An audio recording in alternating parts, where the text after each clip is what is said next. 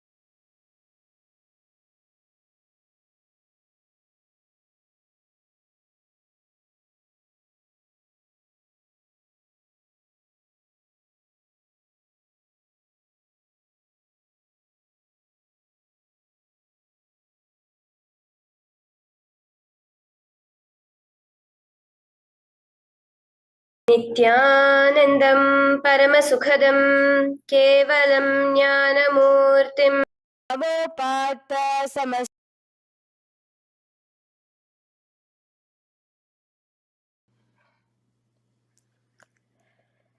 The next is the Tattvachamanam.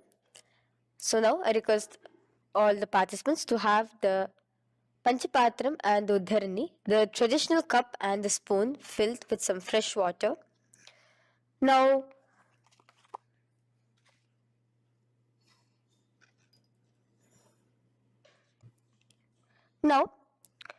keeping your right hand in the shape of a cow's ear, the Gokarna Mudra, pour an Uddharani of water from the Panchapatram and chanting each of the following mantras internally, drink the water that flows through the base of the palm.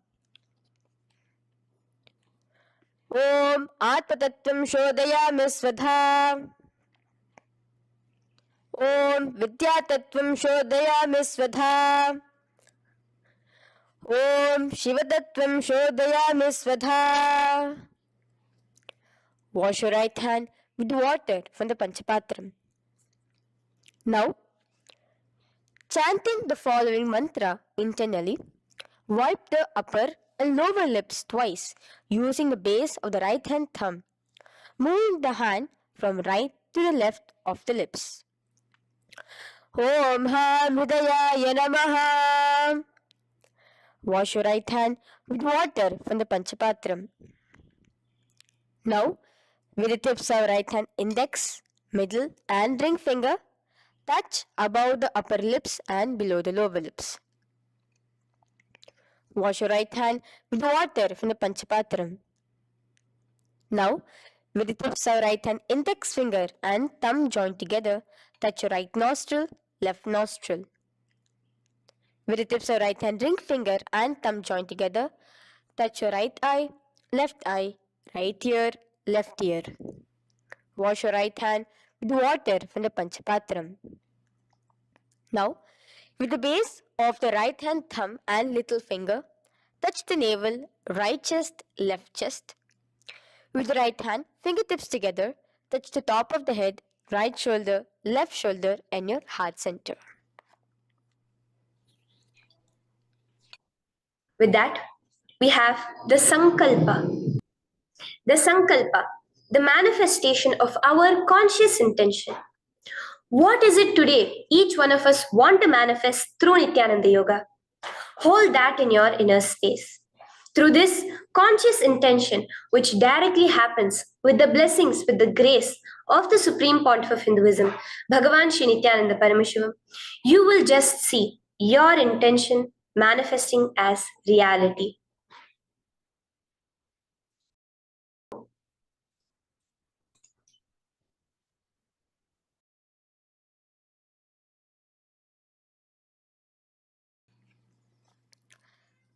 The next is the Sankalpa, the conscious resolution.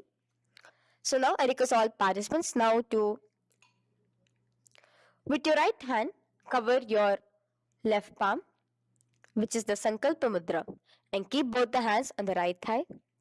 Continue to keep this mudra till the end of the Sankalpa. Om Mamopata Samasta Durita Bhagavat Shri Nityananda Paramashiva Prityartham Shri Nityanandeshwari Paramashiva Shakti Sameta Shri Nityanandeshwara Paramashiva Prityartham Cha Shubhe Shobhane Muhurte अद्य ब्रह्मणः द्वितीय पराध्ये श्री श्वेतवराह कल्पे वैवस्वतमन्वन्तरे अष्टाविंशतितमे नित्ययुगे प्रथमे पादे जम्बूद्वीपे भारतवर्षे भरतखण्डे मेरोः दक्षिणे पार्श्वे शखाब्दे अस्मिन् वर्तमाने व्यवहारिके प्रभवादीनां षष्ट्याः संवत्सराणां मध्ये शुभनाम संवत्सरे शुभायने शुभऋतौ शुभमासे शुभपक्षे शुभतिथौ शुभवासरयुक्तायां शुभनक्षत्र शुभयोग शुभकरण एवं गुणविशेषण विशिष्टायाम् अस्यां शुभदितौ श्री कैलासोन्नत द्वादशांत श्यामला पीठारूढ़ श्री मीनाक्षी सुंदरेश्वरा भिन्न स्वरूप परशिव पुत्र रत्न कुमार गुरुमन्य तुल्यावतार श्री पार्वती स्तन्यपान लब्ध दिव्य ज्ञान विश्रुत सकल निगमागम सारभूत द्राविड वेद प्रवक्त्रे श्रीमत् परमशिव करुणा समधिगत मुक्तामय चतुरश्रयान गीयमान छत्र चामर श्री चिन्ह काहलादि समस्त बिरदावल्यलंकृत ज्ञान विज्ञान चक्रवर्ती सर्वजन संग सद्यो निर्वाण दीक्षा व्याप वर्ग वर्ष विश्रान जीमूत परमत कलभ केसरी शैव सिद्धांत स्थापनाचार्य श्री राजाधिराज पांड्य महाराज गुरु क्षपन शाक्यादि महांधकार निवारण ज्ञान भानु वीक्षणा नरहार ध्वजोच्छेदन पूर्वक श्रीमद वृषभध्वज स्थापक शैव समय कर्त्रे सर्वज्ञ पीठारूढ़ श्री जगद्गुरु श्री ज्ञान संबंध देशिक स्वामी वागीश सुंदर माणिक्य वाचक स्वामिनां अवतार भूत श्री ज्ञान संबंध स्वामी पुनरुद्धृत श्यामला पीत सर्वज्ञ पीत त्रिनवद्युत्तर द्विशततम गुरु महासन्निधान अरुणगिरि योगीश्वर परंपरागत अरुणाचल सर्वज्ञ पीठ गुरु महासन्निधान कैलास परंपरागत कांची कैलास सर्वज्ञ पीठ त्रयस्त्रिंशदुत्तर द्विशततम गुरु महासन्निधान नित्योत्सव नित्य मंगल नित्य कल्याण नित्य रजित कैलास परंपरागत आदि कैलास नित्यानंद पीठ महासंस्थान महासिंहासन पीठ कर्त्रे साक्षात् श्री परमशिव समुद्भूत कैलास परंपरागत वैवस्वत मुनि इक्ष्वाकु हरिश्चंद्र भगीरथ श्रीरामचंद्र सूरसेन इत्यादि अनवच्छिन्न सार्वभौम चक्रवर्ती परंपरागत चतुष्षष्टि योगिनी मंडित चतुष्षष्टि संप्रदाय प्रवर्तक मनुधर्म शासन सूर्यवंश प्राप्त सर्वज्ञ पीठ सुरांगी साम्राज्य मूढ़ाभिषिक्त चूड़ामणे साक्षात् श्री परमशिव समुद्भूत कपिल महागुरु पुनरुद्धृत महानिर्वाणि पीठ अष्टोत्तर सहस्र श्री महामंडलेश्वर साक्षात् श्री परमशिव समुद्भूत श्री महागणपति समारंभ अनवच्छिन्न पीताधीश्वर गुरु परंपरा प्राप्त अतल पीता अष्टोत्तर सहस्रतम अष्टोत्तर सहस्र श्री अतल पीताधीश्वर धर्म मुक्ति स्वर्गपुर स्वर्ण पीता त्रयोविंश गुरु महासन्निधान कैलास परंपरागत आदिपीठ सर्वज्ञ पीठ जगद्गुरु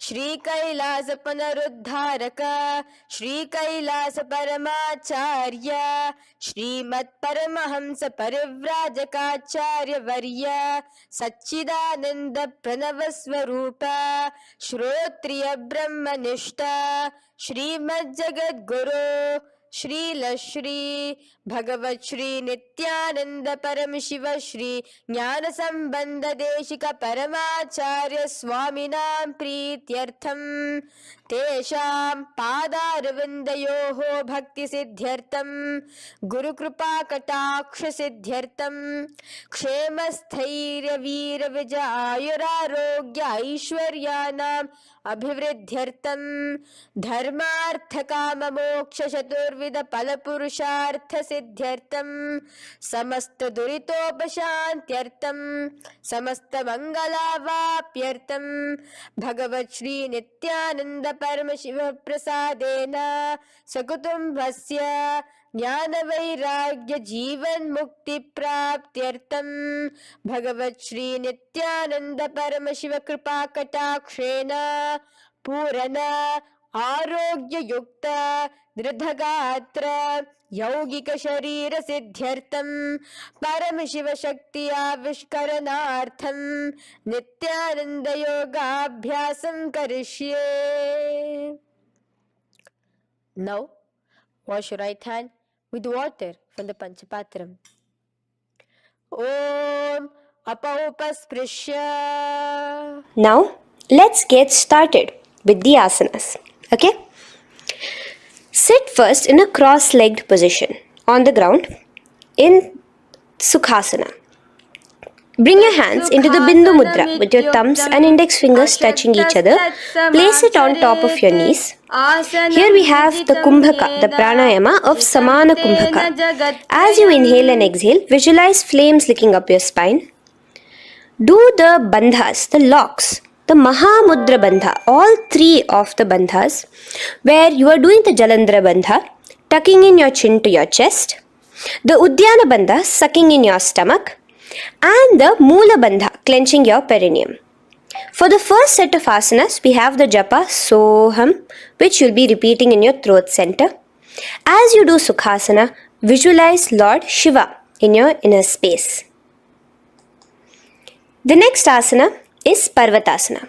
Now, from the seated position, bring both your feet to the opposite thighs.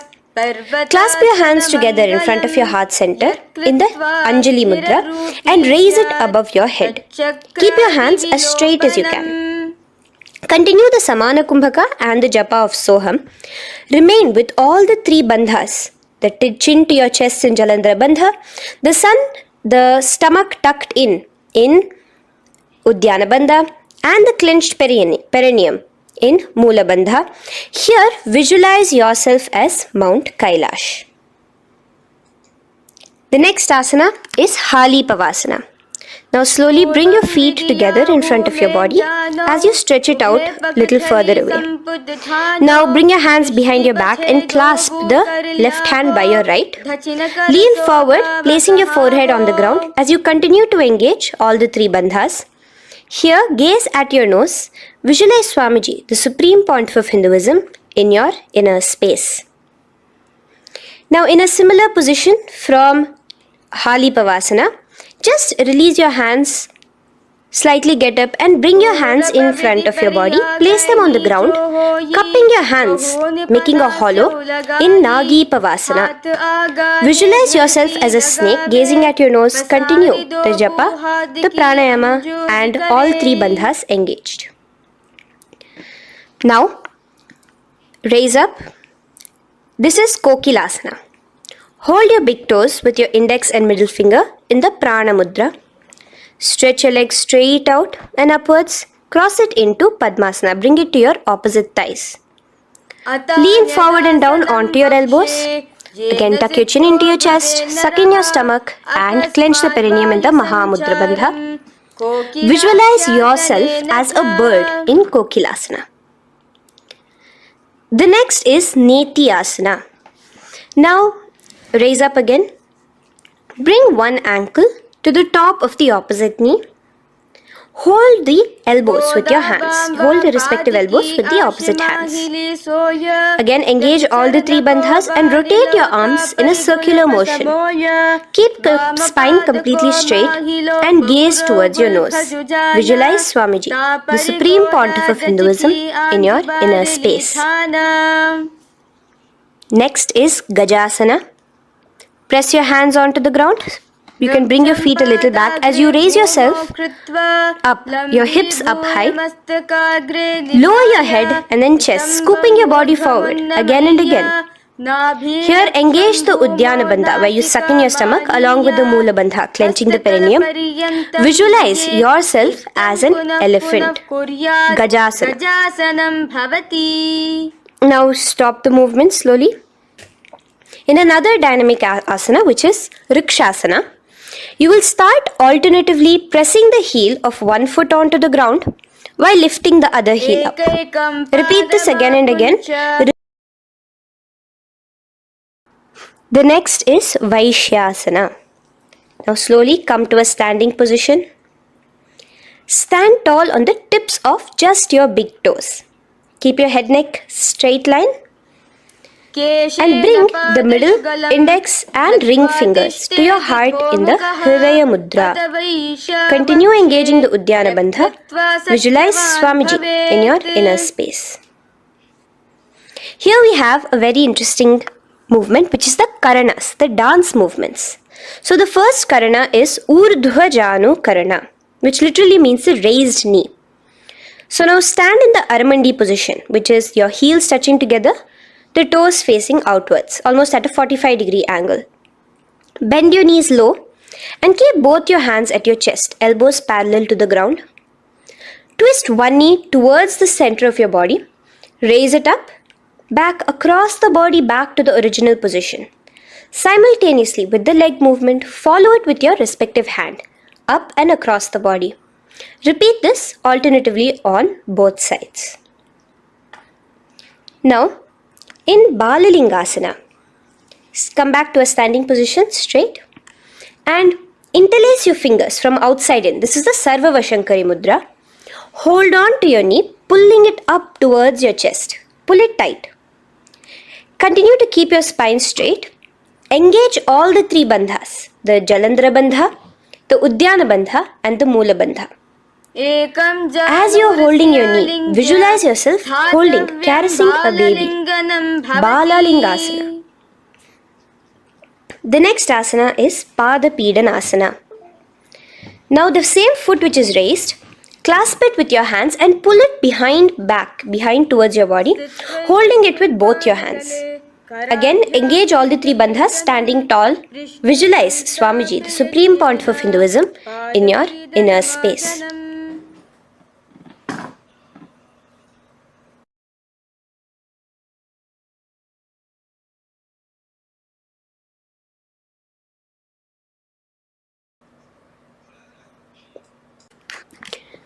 From here, let's enter into Natarajasana. Now, the same foot you're already holding behind your back, twist the same hand of that leg inwards and pull the leg back. Extend the opposite hand forward with the index and thumbs together, again in the Bindu Mudra. Now, pull the foot back and up while leaning forward in Natarajasana. Hold your balance here. Here you will be engaging only the Moola Bandha, visualizing yourself as Lord Nataraja, the Lord of Dance.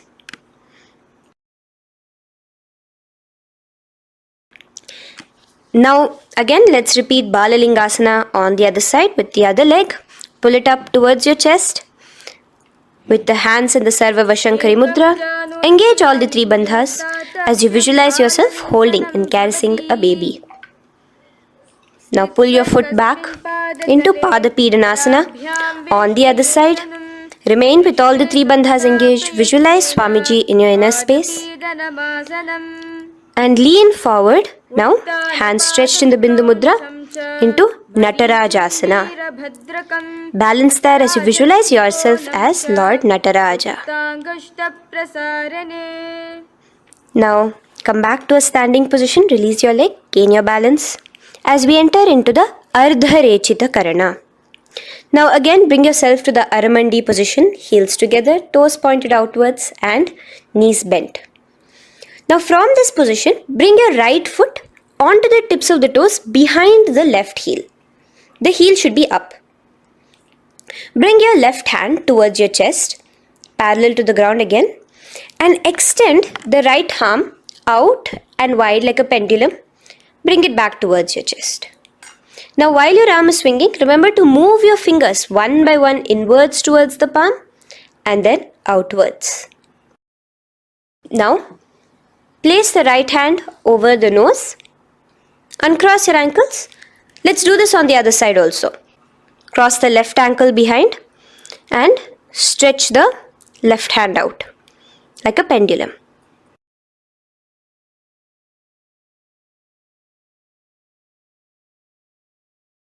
Bring it to your nose. Uncross the ankles. Now let us enter into the skeleton dance. It's a very powerful meditation. It cleanses the muscle memory. Any patterns which are there within your muscle memory can be completely wiped out through this skeleton dance. Just 2 simple steps. Now stand straight. Visualize yourself as a skeleton. You can close your eyes. Just visualize yourself as pure bones.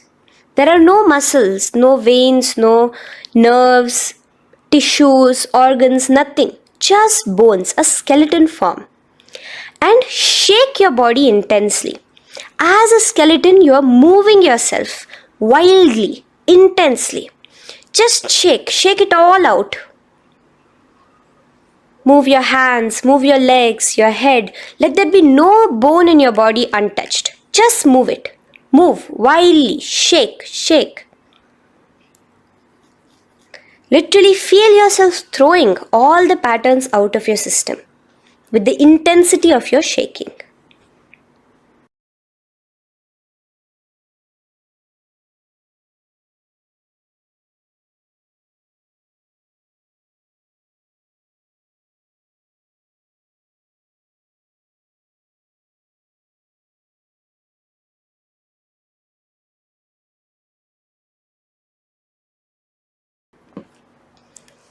Now slowly calm down. Take a few steps, gain your breath back. That's a powerful meditation we did. Let us do the next karana. Again, come back to a standing position. Do the Aramandi. Your toes outwards, knees bent with your feet together. Now here, raise your hands above your head. Keep your palms completely straight and cross the wrists with the palms facing forward and the back of the hands outward. Now from the crossed wrists, uncross the wrists, spreading your arms out wide while you turn your hip towards the side. Turn by the waist sideways. Bring your hands back over the head and turn on the other side. Repeat this on the other side. Do it again. Let's twist out. Come back to the middle and twist out again. This is the Kati China Karana. Now stand tall. Raise your hands above your head. Bring yourself to the top of the tip of your toes. Let your hands face each other parallel to the ears. You're tall. Pushing yourself, stretching yourself. Again, engage all the 3 bandhas. Tucking in your chin to the chest, sucking in your stomach and clenching your perineum. Visualize yourself as a palm tree. We have the japa changing over here where you will be repeating Shivoham in your throat center. Tadasana. Now, as we enter into Uttanasana, relax and lean forward, bringing your hands on by the ground next to your feet. Keep your palms flat on the ground. Try your best. Engage all the 3 bandhas. Remain with all the 3 bandhas engaged as you visualize Swamiji, the Supreme Pontiff of Hinduism himself, in your inner space. Now jump your feet back into Tarakshvasana, coming to a plank position. Keep your hands shoulder width apart. Be steady there. Chuck in your chin to your chest in the Jalandhara Bandha as well as engaging the Moola Bandha. Now rotate your head while in the Jalandhara Bandha from shoulder to shoulder, side to side. This is Tarakshvasana. Visualize Swamiji, the Supreme Pontiff of Hinduism, in your inner space. Yes. Now lay flat onto the ground in Bhujangasana. Lower your entire body down. Now point your toes backwards. Keep your hands by the side of your chest and push yourself off the ground. Remember to use the strength of your lower back to hold yourself up.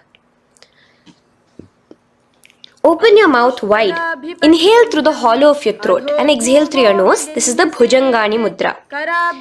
In Bhujangasana, you will visualize yourself as a cobra. Now come back into a plank position. So you can tuck in your toes and come back into a plank position. In Shashasana, alternate bringing one knee towards your chest, back and forth. So you'll bring one knee front, push it back and bring the other knee. Repeat this again and again. Do the Sahaja Kumbhaka. Simple breathing in, breathing out. Engage the Moola Bandha, clenching your perineum. Visualize Swamiji, the Supreme Pontiff of Hinduism. Okay. Now place your legs back into the plank position as we enter into Rathasana. Again, bring one foot between your hands and alternate jumping one foot back and bringing the other foot forward simultaneously.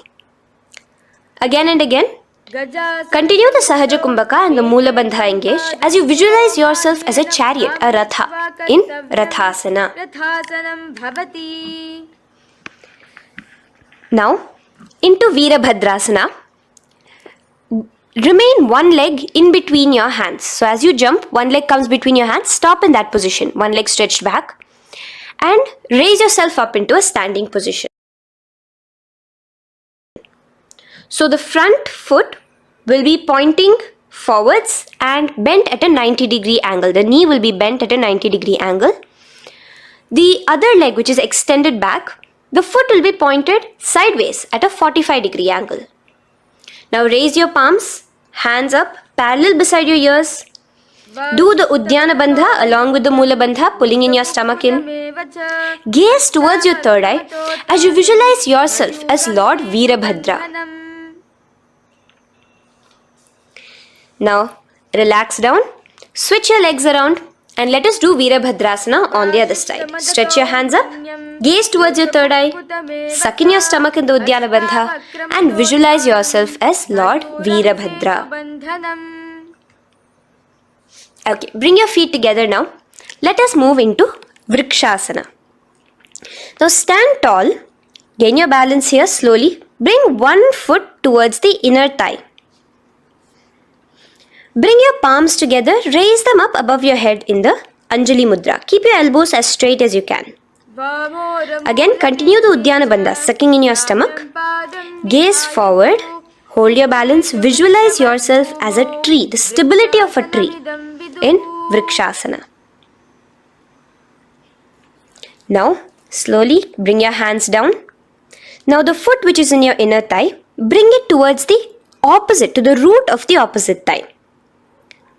Bring your hands in the Namaskar Mudra in front of your heart center together and visualize yourself here as Lord Garuda, just engaging the Moola Bandha alone here. This is Garudasana. Now let us repeat Vrikshasana on the other side. Slowly put your foot down, bring the other foot to the inner thigh, raise your hands above your head, suck in your stomach in the Uddiyana Bandha and visualize yourself as a tree. Let's repeat Garudasana on the other side. Slowly bring the foot to the opposite thigh and lower your hands to be in front of your heart center. Release the Uddiyana Bandha, just engaging the Moola Bandha, clenching your perineum. Visualize yourself as Lord Garuda, the eagle vehicle of Lord Mahavishnu. Okay, bring both your feet to the ground now and spread them far apart from each other. Now keep one leg toes pointing forward and the other set of toes pointing sideways. Straighten your arms out parallel towards the ground. Bring your front arm down towards the front foot, beside your foot, while the other arm extends towards the sky. Visualize yourself as a triangle in Trikonasana. Now raise up and let's repeat Trikonasana on the other side. Switch the position of your legs around and go forward. The other arm raised towards the sky. Visualize yourself as a triangle. Now come back to a standing position. Bring your feet together. We are having another Karana, the Nikuttaka Karana. Bring yourself to the Aramandi position. feet together, knees out wide. Here now bring your hands towards your chest, but keep both your palms parallel towards each other. Bring your right foot onto the toes with the heels up, and simultaneously bringing the right hand towards the top. Now drop the right foot, simultaneously lifting the left foot onto the toes, and switch the hands position. Now the left hand is on the top and the right hand is on the bottom. Repeat, and let us do this repeatedly. Okay, relax now, come back to a straight position and sit down onto your toes. Sit on your heels with your toes on the ground, knees raised up off the ground, together in front of you in Angushtasana.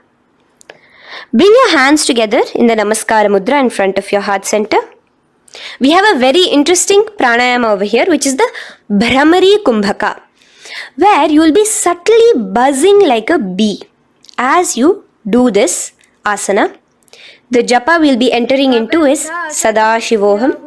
In Angushtasana, engage the Mula Bandha as you visualize Swamiji, the Supreme Pontiff of Hinduism, in your inner space. Now in the same position, slowly bring your hands to the ground. Balance yourself as you stretch one foot forward, sitting on the heel of one foot and the other foot stretched forward, toes pointed upwards. Bring your hands to the Vara Mudra, just the tips of the finger on the ground while the palm faces forward, both your hands.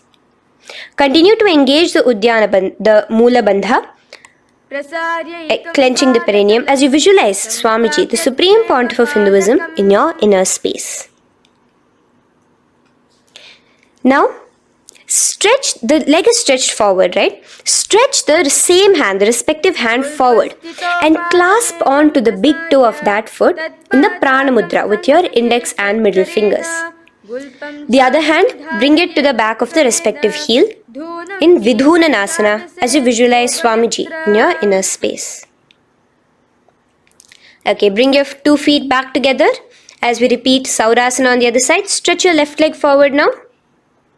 Palms in the Vara Mudra on the ground. Visualize Swamiji in your inner space. And lean forward into Vidhunanasana on the other leg. Clasp your toes. Bring the other hand to the back heel. Continue to visualize Swamiji.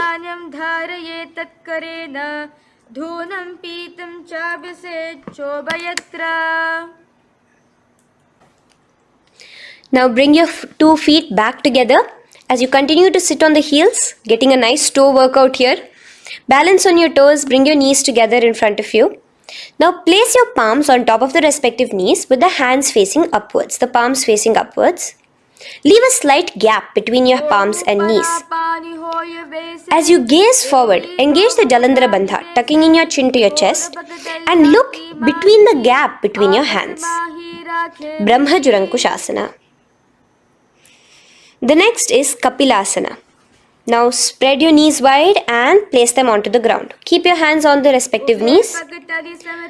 Pull your stomach in and up in the Uddiyana Bandha. Gaze towards your nose as you visualize yourself as Maha Kapila Muni, the first man that ever started thinking.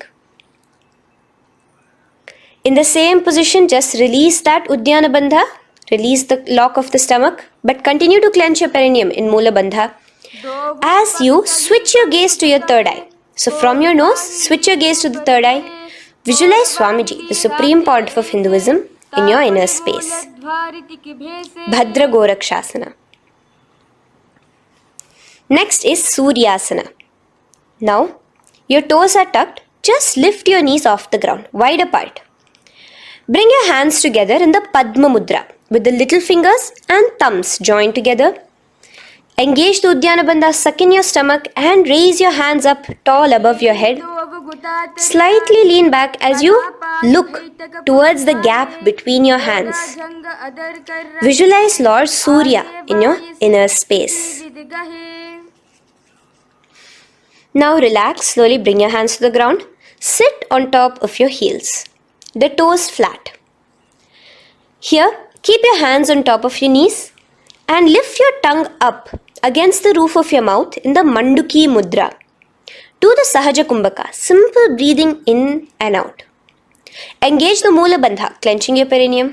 With the Japa Sadashivoham, repeating in your inner space, here you will visualize yourself as a frog in Mandukasana.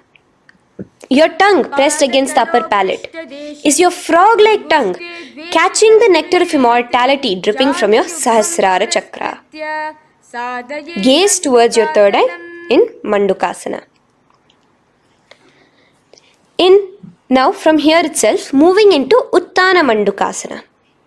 Just bring your hands to the opposite shoulders, remaining in the same seated position. Continue with the Uddiyana Bandha engaged, gazing at your third eye. The Manduki Mudra, tongue pressed against the top of your palate, visualizing yourself as a frog in Uttana Mandukasana. Slowly bring your hands out from behind your back. Now slightly raise up and cross your ankles behind you. Sit on top of your crossed ankles. Keep your knees wide and your fingers spread on the top of your knees, both your hands. Open your mouth wide and stick out your tongue, exhaling forcefully. Gaze at the tip of your nose. Repeat this several times because you're visualizing yourself as a lion in Simhasana. The next asana is Bhadrasana. Now you can release yourself and uncross your ankles. Just keep your toes crossed behind you. Again, sit on top of your heels, keeping your knees wide apart. Cross your hands behind your back, hold on to the big toes in the Prana Mudra with your index and middle fingers. Apply the Jalandhara Bandha, tuck in your chin to your chest along with the Mula Bandha, sucking in your perineum. As you gaze towards your nose, here, resume the Brahmari Kumbhaka, buzzing like a bee subtly in your inner space as you visualize Swamiji, the Supreme Pontiff of Hinduism, in your inner space. Now, bring your hands out from behind you. As you come here, bring yourself to a squatting position. Keep your feet flat onto the ground as close together as possible, but your knees opened wide. Bring your body in between your knees, your torso in between your knees, and take your arms in and around your knees towards the back, clasping your fingers, interlacing your fingers behind you in the Parashu Mudra. Gaze towards your nose. Visualize yourself as a crow in Kakabhusandhyasana. The next asana is Kani Pavasana. Unclasp your hands and place them flat onto the floor. Keep them shoulder width apart for good balance. Now, slowly bring your knees to the back of your arms, above the elbows. Lean your chin forward and down. Keep your gaze steady as you lift your feet off the ground. In Kani Pavasana, visualize Swamiji, the Supreme Pontiff of Hinduism, in your inner space. Now in the same position, slowly lower your head to the ground and stretch your legs up high, forming a tripod between your two hands and your head in Kapali Asana. Gaze at your nose, continue the Brahmari Kumbhaka, continue engaging the Mula Bandha and the Japa of Sadashivoham. Visualize Swamiji in your inner space. The next asana is Parshva Mayurasana. Slowly bring your feet down. Yes, relax. And now squat on your toes with your knees together and twist your body. Place both the hands to one side of your knees. Now bring one of your elbows to the knee and the other of your elbows towards the hip. Lean onto your arms, balance, extending your legs out to the side. Gaze towards your third eye, visualizing yourself as a peacock in Parshva Mayurasana. As you do the pranayama, the Rechaka Kumbhaka, let your exhalations be prolonged and your inhalations be slightly shorter. Now relax, bring your feet to the ground and bring your body to the other side of your knees. As you repeat Parshva Mayurasana on the other side, lean forward, stretch your legs, gaze at your third eye, visualize yourself as a peacock. Now let's do Bhairaganathasana. Now come again to a plank position. Place your hands down, stretch your legs back and bring one foot around your shoulder to be placed in between both your palms. Gaze at your third eye. Just engage the Mula Bandha, clenching your perineum. Here, this is Bhairaganathasana. Visualize yourself as Lord Kala Bhairava. Slowly bring your foot out and bring the other foot in between your palms, remaining in the plank position.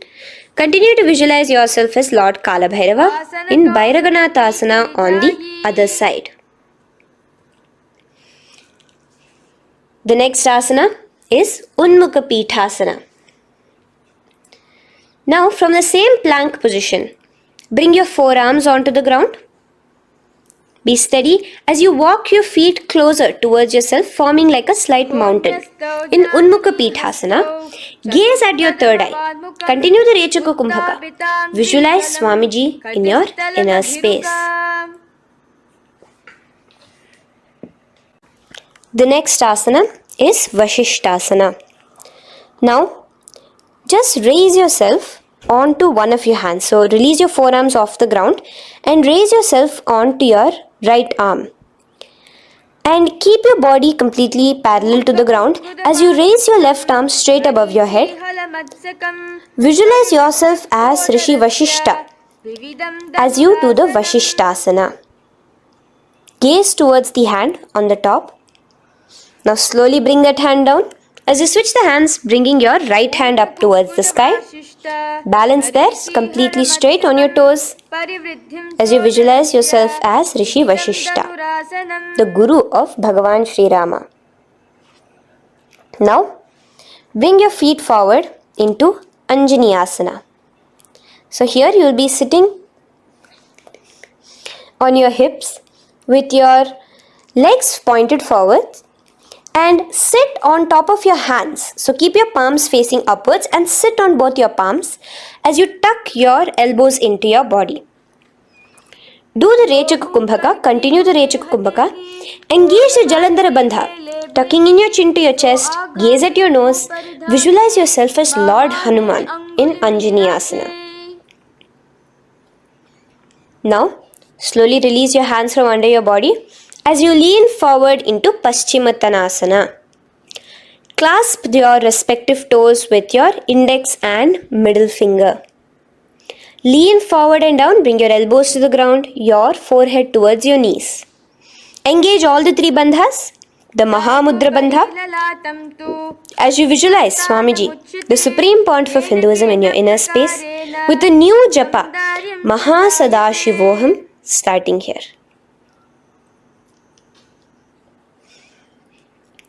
The next is Ugrasana. Now, you can raise up and clasp your hands behind your neck in the Parashamudra. Interlace both your fingers. Lean forward and down, bringing your forehead to your knees and your elbows onto the ground. Again, engage all the three bandhas in the Mahamudra Bandha as you visualize Devi Kali in your inner space in Ugrasana. The next is Marichi Asana. So raise up and keep one leg pointed forward while you bring the other leg towards the groin, the knee pointed upwards. Place the foot flat on the ground. Now lean forward, bring both your hands, wrap your arms around the raised knee, clasping your hands behind the back together. Bring your chest to the thigh with your head towards the knee. Here engage just the Moola Bandha, sucking in your perineum. As you visualize yourself as Rishi Marichi in Marichi Asana. The next asana is Mahamudrasana. Now slowly raise up and the raised knee, let it rest by your side with your leg towards the inner thigh of the opposite leg. Now again reach down. Hold your foot, bring your elbows to the ground, your forehead to your knees. Engage all the three bandhas in the Mahamudra Bandha. Gaze at your nose. Visualize Swamiji himself in your inner space. Raise up. Let's repeat Marichi Asana on the other side. Bring the other foot straight while the other foot comes into the groin. Knee up. Lean forward, clasping your hands behind your back. Visualize yourself as Sage Marichi. Now from here, raise up, engage all the three bandhas as you let your knee fall to the side. Lean forward, clasping the foot. Gaze at your nose. Visualize Swamiji in your inner space in Mahamudrasana on the other side. Now, bring yourself to a seated position. Sit and bring the soles of your feet together. Bend your knees and keep your heels as close towards you as possible. While try to touch your knees to the ground. Clasp your feet together with both your hands. Maintain a straight spine. Gaze towards your nose in Bhadrasana 2. Visualize Swamiji, the Supreme Pontiff of Hinduism, in your inner space. The next asana is Gwali Pavasana. Now, keeping your feet together, just bring your hands towards the respective knees. Just lightly place them there. Tuck your chin to your chest in the Jalandhara Bandha, continuing to engage the Moola Bandha, clenching your perineum. As you gaze at your nose, visualize Swamiji, the Supreme Pontiff of Hinduism, in your inner space. Now, push your soles slightly further away from you. The joined feet, push it further away from your body. And lean forward, keeping both your hands, the fingers inside of the feet. Hold the soles of your feet. Lean forward and down. Bring your forehead to the ground. Gaze at your nose. Visualize the Yoni Mandala in your inner space. In Joni Asana. The next is Midiki Pavasana. Raise up. Stretch your arms out wide beside your body as you lean forward, your arms going over your knees. Bring your forehead to your feet. Continue to gaze at your nose. Visualize Swamiji, the Supreme Pontiff of Hinduism, in your inner space. Now, in Siddha Samadhi Asana, raise yourself up. Now, put your forearms underneath the calves of the respective legs. Let your palms face up towards the sky as you bring your head down to your feet. Gaze at your nose as you visualize Lord Surya in your inner space in Siddha Samadhi Asana.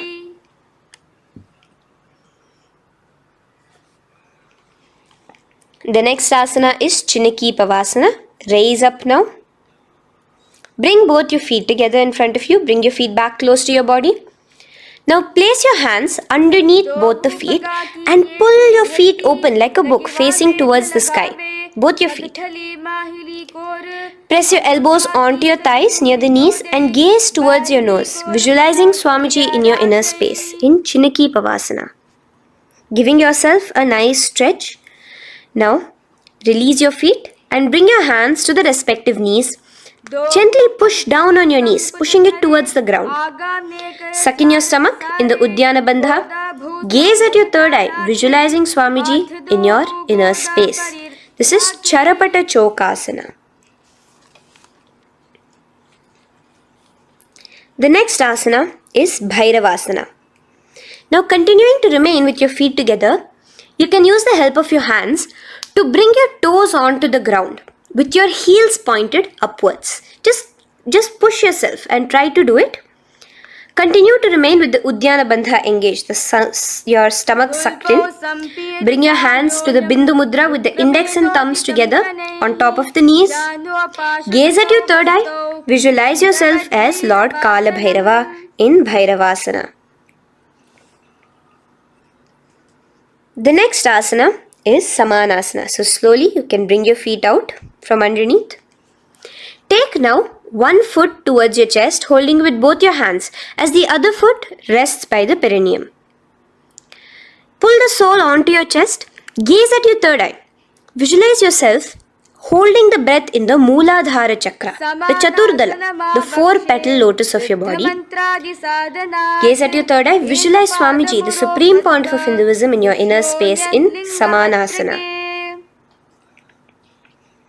From here, let's move into Apanasana. Now, the foot that you have towards your chest, just bring it over your shoulder and place both your palms onto the ground beside you. As you lift the leg by your perineum, stretch it out and lift it up high into the sky in Apanasana. Gaze at your third eye, visualizing Swamiji in your inner space. Let's repeat Samanasana on the other side. Bring your foot down. Clasp the other foot towards your chest. Gaze at your third eye, visualizing Swamiji in your inner space. And bring the foot onto your shoulder as we repeat Apanasana on the other side. Stretch your leg out straight in front of you, up high towards the sky, gazing at the third eye, visualizing Swamiji in your inner space. Okay, relax slowly. Let's move into Gomukhasana. Now, sitting in a seated position, cross one leg over the other, like over, and align the knees together at the center of your body and the feet by the opposite hips. Place both your hands on top of the stacked knees. Gaze at your nose. Here we have a beautiful pranayama, very cooling pranayama, which is the Sheetkari pranayama, where you will be inhaling through your clenched teeth with your tongue pressed against behind your teeth and exhaling through your nose, creating a hissing sound. The japa will be for the next sequence of asanas. Om Nityanandoham. Visualize the face of a cow in Gomukhasana. Now keep your knees crossed. From the knees, bring your hands towards the respective toes on the side of the body. Clasp the big toe in Pranamudra. Suck in your stomach in the Udyana Bandha. Visualize yourself as Rishika Anasuya in Anasuyasana. Now in Anasuyasana 2, just bring your hands behind your back, clasped together, interlaced fingers in the Parashamudra. Lean forward and down. Try to bring your nose to touch the ground in front of you. Just visualize yourself as Rishika Anasuya and gaze at your nose. Anasuyasana 2. Raise yourself up now. Now bring one foot towards the perineum, knee resting on the ground. Raise your other foot with the foot in front of the lying down foot, knees pointed upwards towards your chest. Place your hands on the respective knees. Keep your spine tall, chest out. Gaze at your nose. Visualize yourself as Lord Garuda, the eagle vehicle of Bhagavan Mahavishnu. Garudasana 2. From here, moving into Naradasana. Now, keep both your hands, bring both your hands behind your neck and clasp them in the Parashamudra. Interlace your fingers behind your neck. Twist outward of the raised knee. Just keep your whole body outside of the raised knee. Gaze towards your third eye, visualizing yourself as Devarishi Narada in your inner space. From Naradasana, let's enter into Matsya Pithakasana. Place one foot on the top of the opposite thigh. Wrap your respective arm across the knee, holding on to the opposite shin. Extend the opposite hand straight. Hold on to the respective toe with the index and middle fingers in Prana Mudra. Gaze towards your nose. Visualize Matsyavatara, the fish form of Bhagavan Mahavishnu in your inner space in Matsya Pithakasana.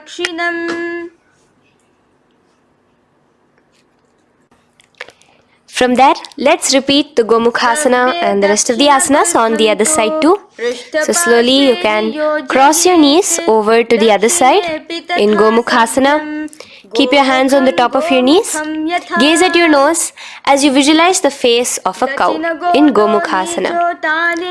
Continuing into Anasuyasana on the other side, bring your hands to your toes. Suck in your stomach in the Udyana Bandha. Gaze at your nose, visualize yourself as Rishika Anasuya. And lean forward, bringing your hands behind your back in Anasuyasana 2. Interlace your fingers in the Parashamudra. Continue to gaze at your nose, visualizing yourself as Rishika Anasuya. As you relax the Udyana Bandha, just clenching the Moola Bandha alone. Raise up, bring your feet together in front of you as we enter into Garudasana 2. Place your hands on the respective knees. Stay straight. Visualize yourself as Lord Garuda as you gaze towards your nose. And twist your body out of the raised knee, hands clasped in the Parashamudra behind your neck. Gaze at the third eye, visualizing yourself as Devarishi Narada. And bring the foot to the opposite thigh as we enter into Matsya Pitakasana on the other side. Clasp your toe in Prana Mudra. Gaze at your nose, visualizing Matsya Avatara, the fish avatar of Lord Vishnu in your inner space. Now let's enter into Matsyendrasana. Remaining in the same position with one foot on the opposite thigh, place the other foot on the ground on the far side of the other thigh. Twist. Bring your elbow outside the raised knee. Keep the raised arm by your neck. Turn backwards. Gaze towards your third eye. The other hand straight out. Visualize Matsyendranatha, the great Rishi and master of Hatha Yoga in your inner space. Just switch your hands around. Straighten the hand that was originally bent and bend the other hand towards your neck. As we enter into Kubhasana, visualize yourself as a camel. Continue to gaze at your third eye. Now, straighten out both your hands straight out in the same position. Continue to gaze at your third eye, visualizing Matsyendranatha, the master of Hatha Yoga in your inner space. Now slowly, take your foot off from the thigh. As we enter into Matsyendrasana on the other side, bring the other foot to the thigh. Place the other foot on the far side. Twist, bringing your elbows outside of the raised knee, hands on the head. The other hand stretched out back. Twist, gazing at your third eye. Visualize Matsyendranatha in your inner space. Switch the hands around as we enter into Kubhasana on the other side. Remember to visualize yourself as a camel. Now stretch both your hands out in Matsyendrasana 2 on the other side. Visualize Matsyendranatha in your inner space. Now, with one leg on the thigh, bring the other foot too to the opposite thigh in Padmasana. Place your palms on the respective knees. Engage all the three bandhas in the Mahamudra Bandha, tucking your chin to your chest, sucking in your stomach and clenching your perineum. We have a new pranayama here, which is the Shitali Kumbhaka, where you will continue to inhale through the teeth without creating the hissing sound and exhale through your nose. A new japa of Om Nityananda Mahasadashivoham starts here. Gaze at your nose in Padmasana, visualizing yourself as Bhagavan Paramashiva.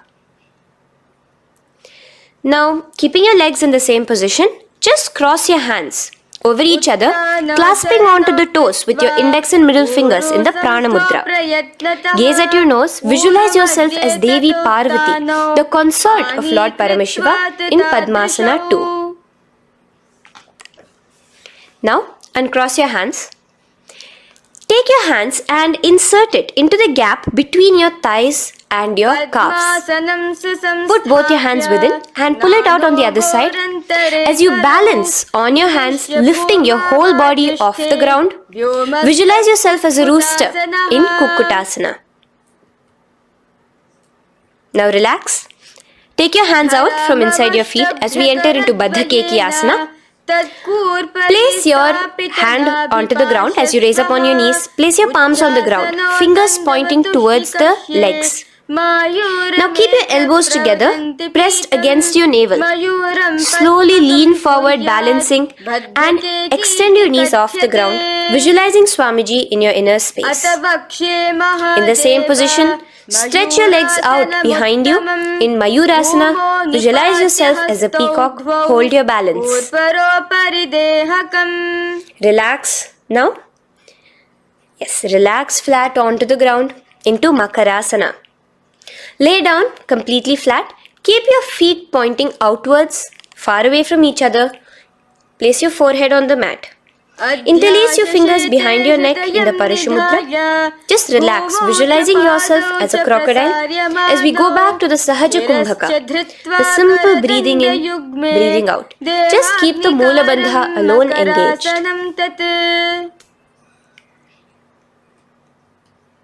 The next asana is Shalabhasana. Now lay on your stomach and place your hands on the ground beside the chest. From the laying position, raise your legs up. Use your core strength to bring your thighs off the ground. Visualizing yourself as a locust in Shalabhasana. Relax your feet down and bring your hands to your feet, pulling your feet down towards the ground beside your hips. In Ushtrasana, visualize yourself as a camel. Now slowly kick your legs back. Rise your hand is clasping your feet. Pull your feet towards the sky, lifting your chest and thighs off the ground. In Dhanurasana, gaze at your third eye. Visualize yourself as Paramashiva's bow.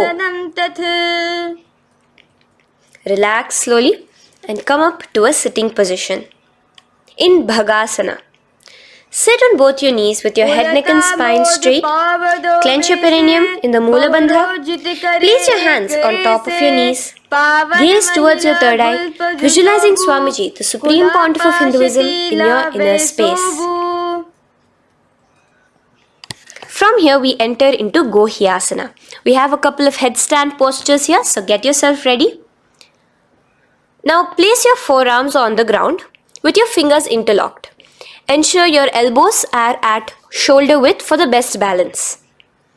Place the top of your head on the ground, holding your head with your hands.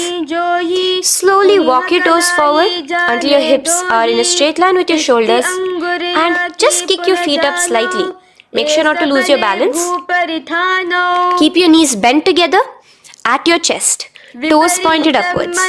Gaze to your nose, visualizing Swamiji in your inner space. From here, stretch your legs out into Shirasasana, continuing to hold the balance there as you continue to gaze at your nose, visualizing Swamiji in your inner space. Bring your feet to the ground, relax slowly. The next asana is Podhyasana. So come to a seated position. Bring your hands behind your calves, stretching your legs up and your forehead to your knees. Visualize Swamiji in your inner space. Here we have a new Kumbhaka, which is the Bhastrika Kumbhaka, where you will be exhaling forcefully, making the sound of a bellows. Podhyasana. The japa for this next series is Om Nityananda Paramashivoham, the Mahavakya. Relax yourself. Continuing to remain balanced with your legs up, just bring your hands to the opposite shoulders. In Parighasana, visualize yourself as a mace as you gaze towards your third eye. Now relax. Keep your elbows and palms onto the ground as your legs are raised. Visualize yourself as a boat in Naukasana. Continuing to gaze towards your third eye, remember to continue the Bhastrika Kumbhaka. Forceful exhalation.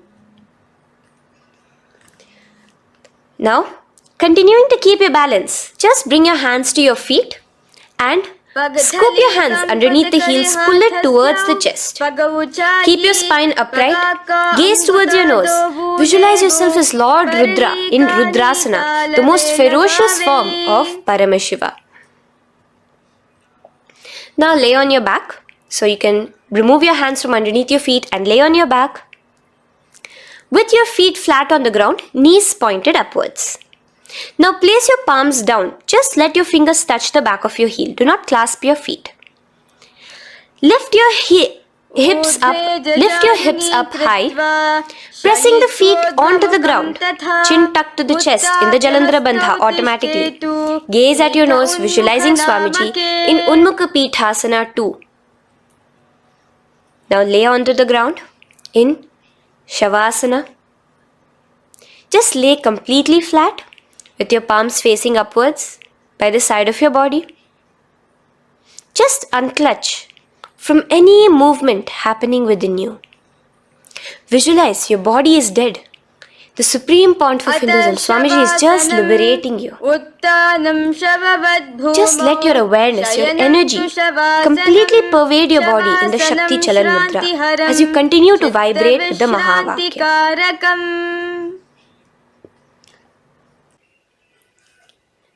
Roll over to one side and come to a seated position. Feel the life entering your body back. In a seated position, let us get continued with the sequence. We have 200 asanas more to go, starting with Yatha Sanishtasana. In Yatha Sanishtasana, sit in any posture you are completely comfortable in. bringing your hands into the Bindu Mudra with the thumbs and index touching. Start off with the Samana Kumbhaka. As you're inhaling and exhaling, feel flames licking up your spine. Clench your perineum in the Moola Bandha with the japa Om Nityananda Paramashivoham for the remaining of the sequence. Visualize Swamiji in your inner space. From here, moving into Samasana, where you bring your feet to a cross-legged position. Keep your hands on your knees with the thumbs and index touching in the Bindu Mudra. Just inhale and exhale as you visualize Swamiji in your inner space. The next is Muktasana. Press your left foot against your genital region. Place the right foot on top of your left. Keep your hands facing downwards on top of your knees. Sit straight, gazing towards your nose. Visualize yourself as a sage liberated by Swamiji himself. Now, continue to remain in the same position as we go into Siddhasana, where your gaze will be switching from the nose to your third eye. Continuing to visualize Swamiji in your inner space, ensure the Moola Bandha, the perineum, is locked. In Siddhyasana now, continuing the same position. Engage all the three bandhas, sucking in your stomach, bringing your chin to your chest in the Mahamudra Bandha. Switch the gaze to the ground in front of you from your third eye. Visualize Swamiji in your inner space. Now, relax the Udyana Bandha and Jalandhara Bandha. Just keep the Moola Bandha, the perineum, alone clenched as we enter Rudrasana 2, where your legs will remain in the same position, just your hands alone, from resting on your knees, will turn around to the Bindu Mudra, the thumbs and index touching. Gaze towards the third eye, visualize yourself as Lord Rudra, the fierce dimension of Paramashiva. The next is Santadhunasana. Keep your hands in the Bindu Mudra, your legs crossed in the same position as you switch your gaze from your third eye to your nose, visualizing Swamiji, his tranquility, unshakable nature. Now, relax the Bindu Mudra, keep your legs in the same position, and bring your hands to your navel, cupping one palm over the other in the Samputa Mudra. It looks sort of like a lotus bud. Continue to visualize Swamiji in your inner space in Siddhasana 2. The next asana is Bandha Yoni Asana. Maintaining one heel over the other in the same position of the legs, bring your hands to your face in the Shanmukhi Mudra. So just listen carefully now. Bring your little fingers beneath the bottom lip of both hands. Your ring fingers above your upper lip. Your middle fingers closing your nose, your nostrils. Your index finger covering your eyes. And your thumbs pressed into your ears. This is Bandha Yoni Asana, visualizing Swamiji in your inner space.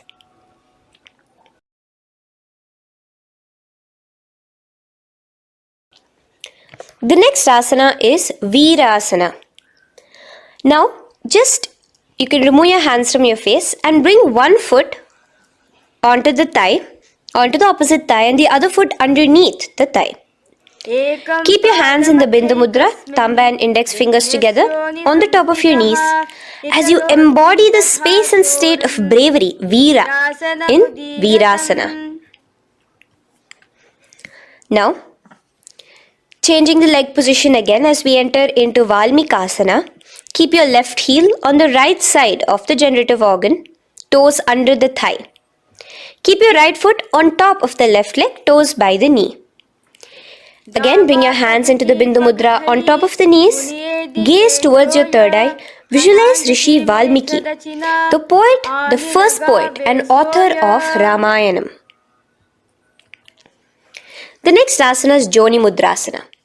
So you're going to remain here as you switch your gaze to your nose, visualizing the Yoni Mandala, a beautiful formation, divine cosmic geometry, representing Devi, Shakti, a symbol of the creative energy of the universe in Joni Mudrasana. In the same position, switch your gaze to your third eye, continuing to visualize the Yoni Mandala in your inner space.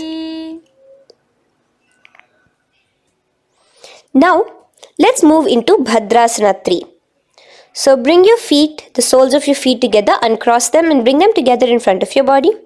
Hold it with both your hands, pulling it against you. Push your knees down towards the ground. As you gaze at your nose, suck your stomach in the Udyana Bandha. Visualize Lord Veerabhadra in your inner space. Bhadrasana 3. In the same position, we are entering into Aghorasana, where your left hand will rest on top of the left knee, while your right hand comes towards your face. Now, do the Khechari Mudra, where you are bringing your tongue towards the upper palate, gazing towards your third eye. Now, with your right hand, cover your mouth, close the left nostril with your index finger, inhale through the right nostril. Close both the nostrils, hold your breath and exhale through the left nostril in the Abhyantara Kumbhaka. Repeat this on the other side. Visualize yourself as an Aghori, completely dedicated to Paramashiva in Aghorasana. The next asana is Kaneri Pavasana. So you can distance your feet a little away from your body. As you lean forward, place your elbows onto the soles of your feet and rest your chin on your palms. Gaze at your nose, suck your stomach in Udyana Bandha. Here, continuing with the Rechaka Kumbhaka, where your exhalations are prolonged than your inhalations, visualizing yourself as a female elephant drinking water in Kaneri Pavasana. The next asana is Parasana. So now, come to a seated position, raise yourself up and keep your knees raised. Bring your hands underneath your knees, between your calves and thighs, and clasp them together. Interlace your fingers in the Parashamudra in front of your navel. Lift your feet off the mat. Visualize Swamiji, the Supreme Pontiff of Hinduism, in your inner space as you gaze at your nose in Parasana. The next asana we'll be moving into is Gopi Chandasana. Now, take your hands out from in between the feet as you let your feet rest on the ground. Take your hands out from underneath your calves. Interlace your fingers around the feet with the soles of the feet together and raise it up towards your chest. Rest your knee on top of your feet. Gaze at your nose. Embody the state and space of a king in Gopi Chandasana. The next asana is Udarasana. So now just quickly release your legs, bring your hands underneath your calves and hold on to your feet again from inside out. Both your feet together. Bring your feet up to your chin, resting your chin on top of the interlaced fingers. Bring your feet to your chest, gaze at your nose, visualizing your body, the Supreme Pontiff of Hinduism, free from any defects in Udarasana. Now, in the same position, just lift your legs up towards your head. Let the top of your hands come towards the top of your head, your forehead. And this is Vishishtasana. Visualize yourself excelling in everything in this posture. Now, slowly relax. Keep your hands underneath your shins as you take your hands up to the shoulder, pulling your hand and interlacing your fingers behind your neck. In Bhujasana, visualize yourself as a cobra. The next asana is Kalyanasana. So in the same seated posture, bring your hands around from behind your neck, remove them and put them around your back, interlacing the fingers behind you. Gaze at your nose. Visualize yourself as a beautiful, auspicious goddess in Kalyanasana.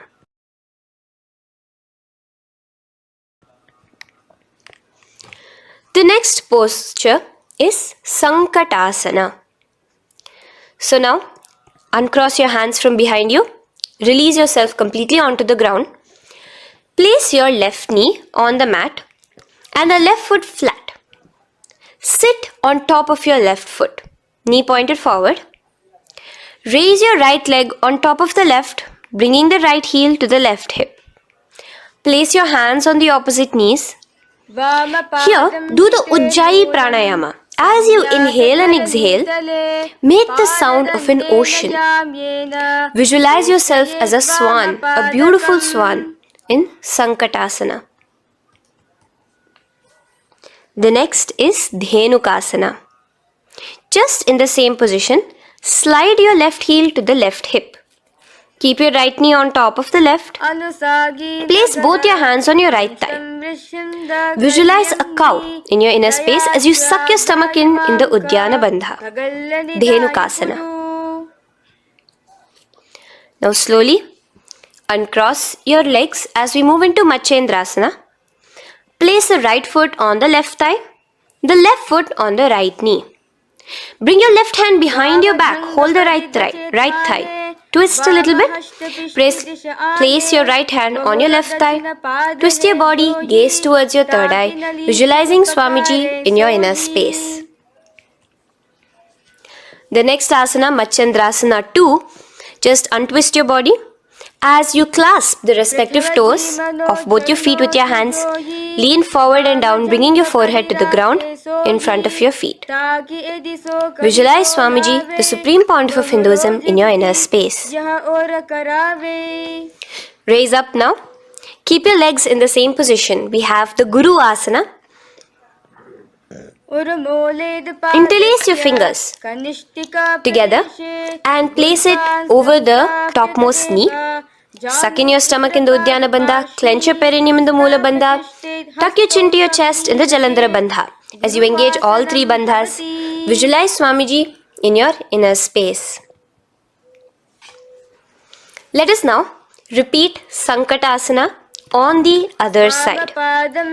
So, you can release your hands, your legs as you cross the other leg over. Visualizing yourself as a swan, remember to put your hands on the opposite knees. The next asana, Dhenukasana, repeating it on the other side. Slide your leg out, bring both your hands to the topmost knee. Suck your stomach in the Uddiyana Bandha.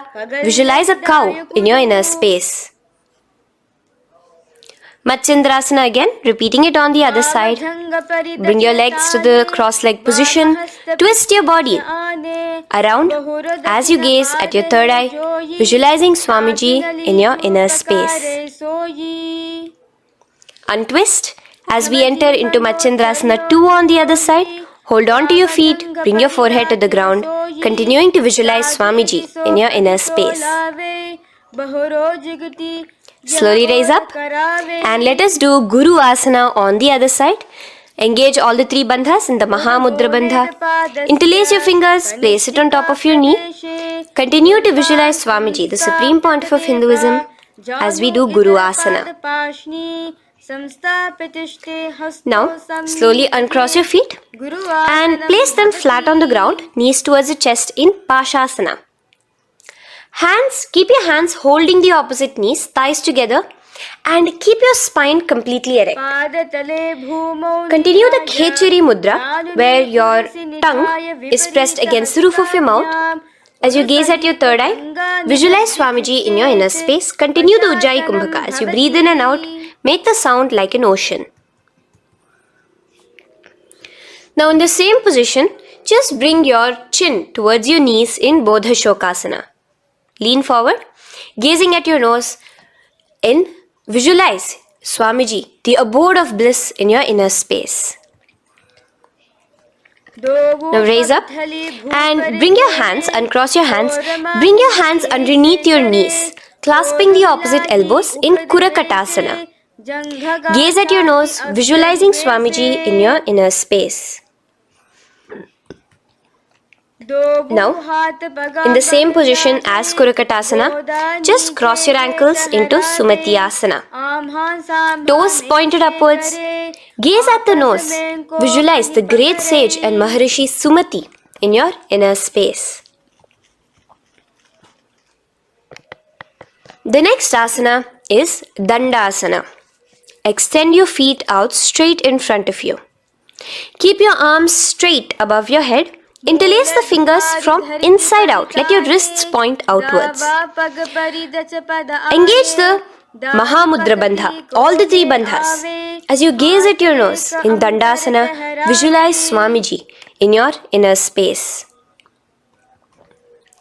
The next is Arambhasana.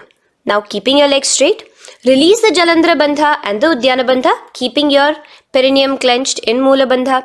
Lean forward and down. Hold your big toes in the Prana Mudra with your index and middle fingers. Head to your knees. Do here the Nadi Shodhana Pranayama. Inhale through the left nostril, hold and exhale through the right. Visualize Swamiji in your inner space. The next is Bhidokasana. So slightly raise your body up and bring your hands underneath your knees, extending your knees slightly up. Keep your heels a bit apart from each other and clasp your feet. Bring your shoulders down, wrapping your hands around your legs. Gaze towards your third eye, visualizing Swamiji in your inner space. So from here, let's enter into Jalandhari Pavasana. So you can actually remain in the same position with your hands underneath your calves and just bring the soles of your feet together. You might want to bring your body closer. Place your head on top of your feet with the palms facing upwards on the ground. Gaze at your nose. Visualize Swamiji in your inner space. Now slowly bring your hands out from underneath and come to a seated position. Stretch your legs out as we enter into Urdhva Paschimottanasana. Here we have a new Kumbhaka, the Pratyahara Kumbhaka, where you will feel your breath coming from your Mooladhara Chakra up to the Brahmarandra above the Sahasrara. This is the Pratyahara Kumbhaka. In Urdhva Paschimottanasana, extend your legs out, lift one foot behind your neck and lean forward and down towards your foot, visualizing Swamiji in your inner space. Now, slowly, keeping your leg behind your neck, lay onto your back as we enter into Anantasana. Hold the foot from the top with the opposite hand. Visualize yourself as infinite, endless, eternal. Gaze at your nose in Anantasana. Just now, in the same position, roll onto your elbow of the hand holding the foot. Gaze at your nose, feeling in complete control like Swamiji in Ankushasana. Slowly remove the leg from behind your neck. Take a moment to stretch, relax. Lay on your back. Bring your knees towards your chest. Bring your hands around, encircling the thighs and the calves with your arms. Roll to the left and right in Drishasana, visualizing Swamiji in your inner space. The next asana is Urdhva Paschimottanasana. On the other side, let us repeat it. Raise up to a sitting position and bring the other foot behind your neck. Lean forward and down, clasping your foot. Repeating Anantasana on the other side, lay on your back, bring the opposite hand to the foot, gaze at your nose, and continuing to gaze at your nose, roll onto the elbow as we repeat Ankushasana on the other side. Now, you can release your foot and try to remain in the same position without removing the leg from behind your neck as you bring the other leg too to cross behind your neck with both your legs behind your head. Laying on your back, bring both your hands to clasp behind your back. Gaze to your nose, visualizing Swamiji in your inner space in Yoga Nidrasana. As we enter into Atmaramasana, in the same position you can uncross your hands from behind your back. Bring it up, continuing to keep it underneath the legs. Just clasp it behind your neck. So you can bring your legs out from behind your neck. Just let your hands interlace behind your neck, gazing to your nose, visualizing the Atma Rama, Bhagavan Mahavishnu within you as your soul blessing you, as you gaze at your nose in Atma Ramasana. Now, you can release your hands and legs. Continue to lay on your back as we enter into Kochikasana.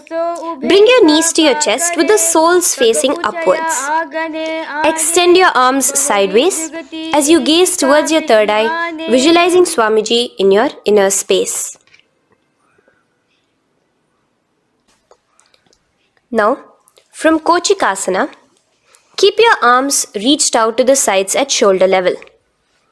As we enter into Jatara Parivritti 1, keep one knee bent, twist it and bring it to the ground on the opposite side with the other leg extended straight. In Jatara Parivritti 2, keep both the knees bent to one side. And in Jatara Parivritti 3, keep both the legs straight to one side. Throughout this, keep your head looking in the opposite direction. And let us repeat this on the other side. You can bring your knees back to your chest. Let your legs out, go to the other side and do Jatara Parivritti 1, 2 and 3. The next asana is Dvipada Pitham. So now from Jatara Parivritti you can bring your feet down, lay on your back with your knees pointed upwards, feet flat on the ground. Extend your hands holding your ankles. And lift your hips up. Engage the Jalandhara Bandha automatically as you raise your hips up. Gaze at your nose, visualizing yourself as a bridge in Dvipada Pitham. Now in Paryankasana, so you can lay back onto the ground and place your feet flat. Bring your arms over your head, placing the hands flat near your shoulders with the fingers pointing towards the feet. Lift your entire body up and off the ground in Paryankasana as you visualize yourself as sturdy as stone furniture. Lay back down slowly as you bring your hands out. Keep your knees to your chest here and your hands on the shoulders as we enter into Svottanasana. Visualize you're laying on your back as a playful dog. Move your hips in the circular motion. Do the Sahaja Kumbhaka. Now let us enter into Viparita Karani. First, bringing your arms out from behind your shoulders. Let your arms be extended by the side of your body. Use the strength of your arms, palms flat on the ground, to push your body, your upper body, your lower body off the mat. And keep your legs straight above you, extended. Move your legs around and around in Viparita Karani. Automatically the Jalandhara Bandha is engaged. Breathing during the Jalandhara Bandha is the Murcha Kumbhaka. Visualize Swamiji in your inner space. The next is Viparita Karani 2. In the same position, just stop the rotational movement of your legs. Visualize Swamiji in your inner space. Now, as we enter into Langalasana, just let your feet from the top rest onto the ground above your head. Interlace your fingers in the Parashu Mudra behind your body. Visualize yourself as a plow in Langalasana, continuing to engage the Jalandhara Bandha. Bhumim karshayet langalasanam bhavati. Now, in Shaita Paschimottanasana, bring your hands out from behind your body and hold on to the toes above your head. Keep your legs and hands completely straight. Visualize Paramashiva as Shaita Paschimottanasana is one of the 84 different asanas directly revealed by Paramashiva himself. Continue to do the Murcha Kumbhaka, inhaling and exhaling with the Jalandhara Bandha. Clasping your toes now, spread your feet wide apart from each other in Supta Konasana. Visualize Swamiji in your inner space. Bring your feet back together as we enter into Chakrasana. Clasp your ankles, keeping your legs and hands completely straight above your head. Visualize yourself as a chakra, a wheel in Chakorasana. Now slowly rest your back onto the ground. Keep your legs raised up in Supta Prasarita Padangushtasana. Clasp the respective toes in the Prana Mudra with your index and middle fingers and spread your legs out wide apart from each other. Visualizing Swamiji in your inner space, restart the Ujjayi Kumbhaka. where you're inhaling and exhaling, making the sound of an ocean. Uttanapadam Krauncham cha. Bring your feet together in Suptapadangushtasana in the same position, continuing to visualize Swamiji in your inner space.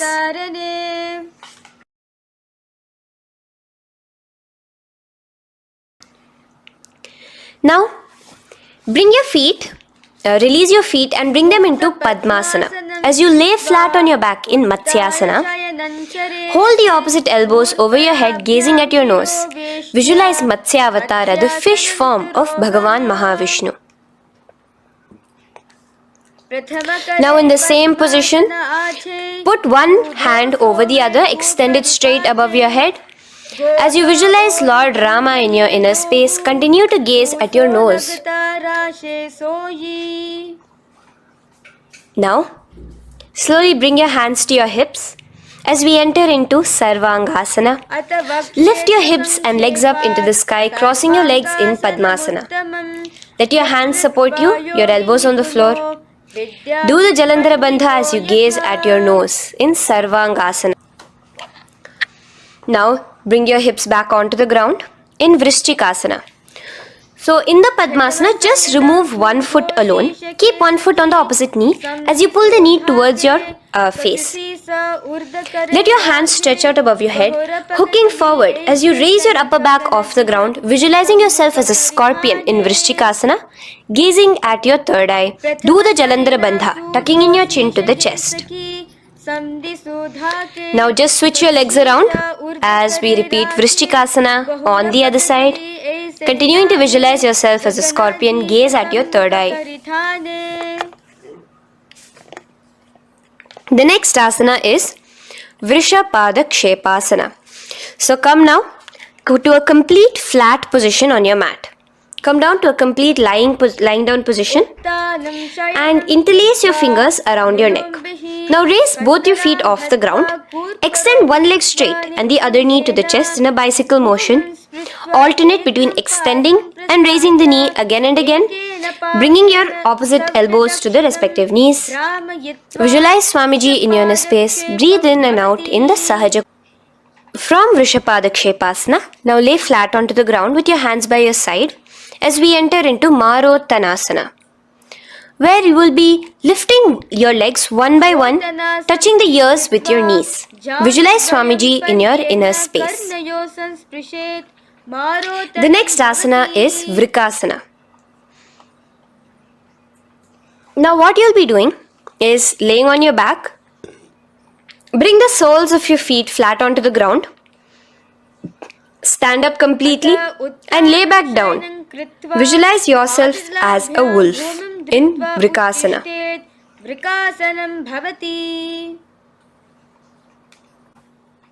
Now come back to a seated position as we enter into Luthasana, where you are going to be quickly throwing your legs above your head as you roll over completely, finishing in a prone position. Do this a couple of times. Come forward, roll over. Come forward and roll over again. Visualize Swamiji, the Supreme Pontiff of Hinduism, in your inner space. Now, take a moment to relax. Lay on your belly with your toes extended in Sarathasana. Keep your hands onto the ground by your shoulders. Now here, contract your lips and make a sound like a flute, whistling while inhaling. Visualize yourself as a ratha, as a chariot carrying warriors into battle for dharma on your back. Now from Sarathasana, let us enter into Dehal Ullanghanasana. So place your palms on the ground and bring yourself to a plank position. Jump your leg forward and back between your arms, visualizing Swamiji in your inner space. Jump forward now. When your legs are between your hands, stand tall. Holding your toes with your hands, walk back and forth. Visualize yourself as a wise 60-year-old elephant in Jatyasana. Now come to a standing position. The next is a beautiful Karana, the Lolitika Karana. So Keep your knees bent, feet pointing outwards again in the Aramandi position. Bend your elbows, keeping your hands at the chest level. Now swiftly move your arms across the body, bringing it back to the center and tilt your head back. Opening your chest up towards the sky, move your head in all the directions. Now stand back straight as we enter into Sarpasana. So stand erect like a rod with your arms by your side, hands touching the thighs. Visualize Devi, Kundalini, raising up and curling upwards around your body in Sarpasana. The next asana is Ushtra Sadanasana. Lean forward and down, standing on top of your palms. Begin to move and walk like a camel, visualizing yourself as a camel. In the same position, continuing to walk around, switch your visualization to visualizing yourself as a horse as you start to walk around like a horse in Ashvasana. Now raise up tall as we enter into Kapotanitakasana. Interlace your fingers behind the back, pulling them down towards your calves. Open up your chest. Keep your hands in the Parashamudra. Visualize yourself as a soaring bird diving down in Kapotanitakasana. Now, stand tall as we enter into another Karana here, the Tala Pushpaputam Karana. Bring yourself to the Aramandi with your hands in the Namaskara Mudra. Simultaneously now, open up your palms while raising one heel off the ground, slightly lowering the waist and shoulder of the heel you have raised. Visualize you're offering a bouquet of flowers to Paramashiva as you come back to a standing position and repeat this on the other side. Let's do this a few times, offering flowers to Paramashiva. Now, come to a standing position. Stand straight and bring your hands together in the Namaskara Mudra. Slightly lean forward. Visualize yourself as a rhinoceros. Your hand is the horn as you gaze at your nose in Khadgasana. The next asana is Uttanottanam. So come to a standing position and sit down all the way as low as you can to the ground and stand up. Do this again. Sit down, stand up, and again. Sit down, stand up.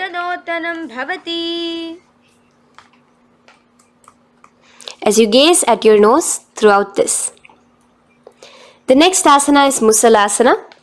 Now come back to a standing position. Raise your hands above your head.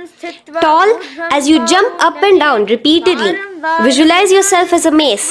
Jump here in Musalasana. The next asana is Uchchirshaka. So come back to a standing position. Pull the sole of one foot towards your belly. Now with the other leg, sit down and stand up. Release the leg. Pick the other leg up, pull it towards your belly, sit down and stand up in Uchchirshaka as you visualize Swamiji in your inner space gazing at your nose. The next is a Karana which we will be entering into, the Parshvajanu Karana. So again, bringing yourself to the Aramandi position, bend and lift one knee towards your chest, pointing the toes downwards. Keep your arm around the knee, holding it with the hand in a fist. Let the other hand hang down on the thigh, wrist twisted, fingers pointing inwards. This is the Parshvajanu Karana. Now slowly release as we enter into Tandavasana. Stretch one leg out straight in front of you as you alternate between sitting and standing. Visualize yourself fiercely dancing as Paramashiva. Raise the foot to the inner thigh of the opposite side. As we enter into Brahmanasana, let your hand be resting by the sides. Keep your standing leg erect like a rod. Visualize yourself being blessed by Lord Brahma.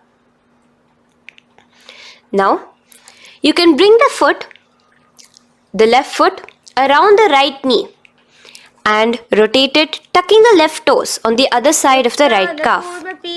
Simultaneously cross your left arm below the right, bring your palms together in the Namaskara Mudra.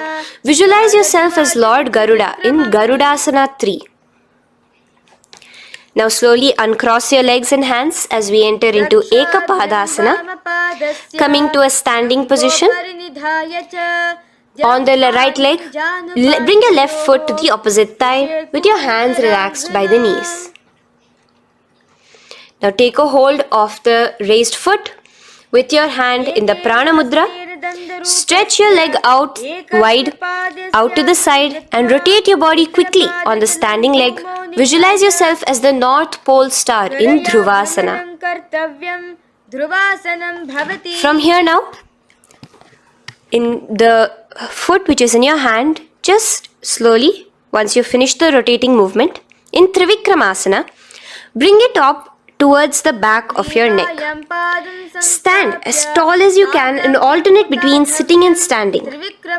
Visualize Bhagavan Mahavishnu in your inner space. Now you can take the leg out from behind your neck and stand straight.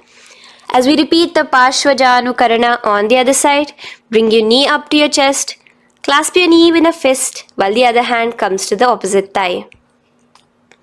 Hold there for a second and stretch your leg out. In Tandavasana, sit and stand. Visualize yourself fiercely dancing as Paramashiva. Bring the foot to the inner thigh, standing straight like a rod. Get your hands by your sides. Visualize yourself being blessed by Lord Brahma. In Brahmanasana on the other side.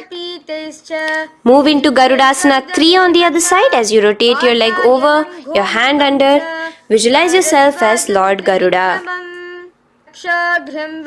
And uncross yourself as we move into Eka Padasana on the other side. Bring your foot to the inner thigh, to the root of the thigh, and stand straight. Clasp your toes, stretch it out as we go into Dhruvasana on the other side. Visualize yourself as a pole star rotating quickly. Come back to a standing position and bring your foot behind your neck. In Trivikramasana, sit and stand. Visualize Vishnu, Bhagavan Mahavishnu in your inner space. Now, stand tall as we do the Samanakha Karana. Stand with your feet close together, toes slightly pointed outwards. Keep both the hands to the side of the body. Take a moment to breathe in and breathe out and relax. Now, slowly relax and from the standing position, slowly bend forward, bringing both your hands underneath your knees. Now once you have squatted down fully, interlace the fingers together in the Parashamudra. Bring that interlaced fingers in front of your navel. In Ghorakanjali Asana, visualize the great sage Goraknatha, the founder of the Natha Yoga Hindu Sampradaya. As you do the Jivachala Kumbhaka, engage the Moola Bandha. The next asana is Kanchyasana. So now just slowly unwind your hands from each other, from your navel, and now bring your hands from the opposite side inwards underneath your calves and wrap your hands around your back. Hold them together in the Parashamudra. Keep your body, your upper body upright, visualizing the Supreme Pontiff of Hinduism in your inner space. The next is Bhairu Asana. So slowly unclench your hands and bring them out from underneath your legs. Keep your feet and knees together and in a squatting position, bring your hands behind your back, clasping them together, remaining in the Parashamudra. As you gaze at your navel center, visualize Bhagavan Kala Bhairava, the Lord of Time, in your inner space. The next asana is Varahasana.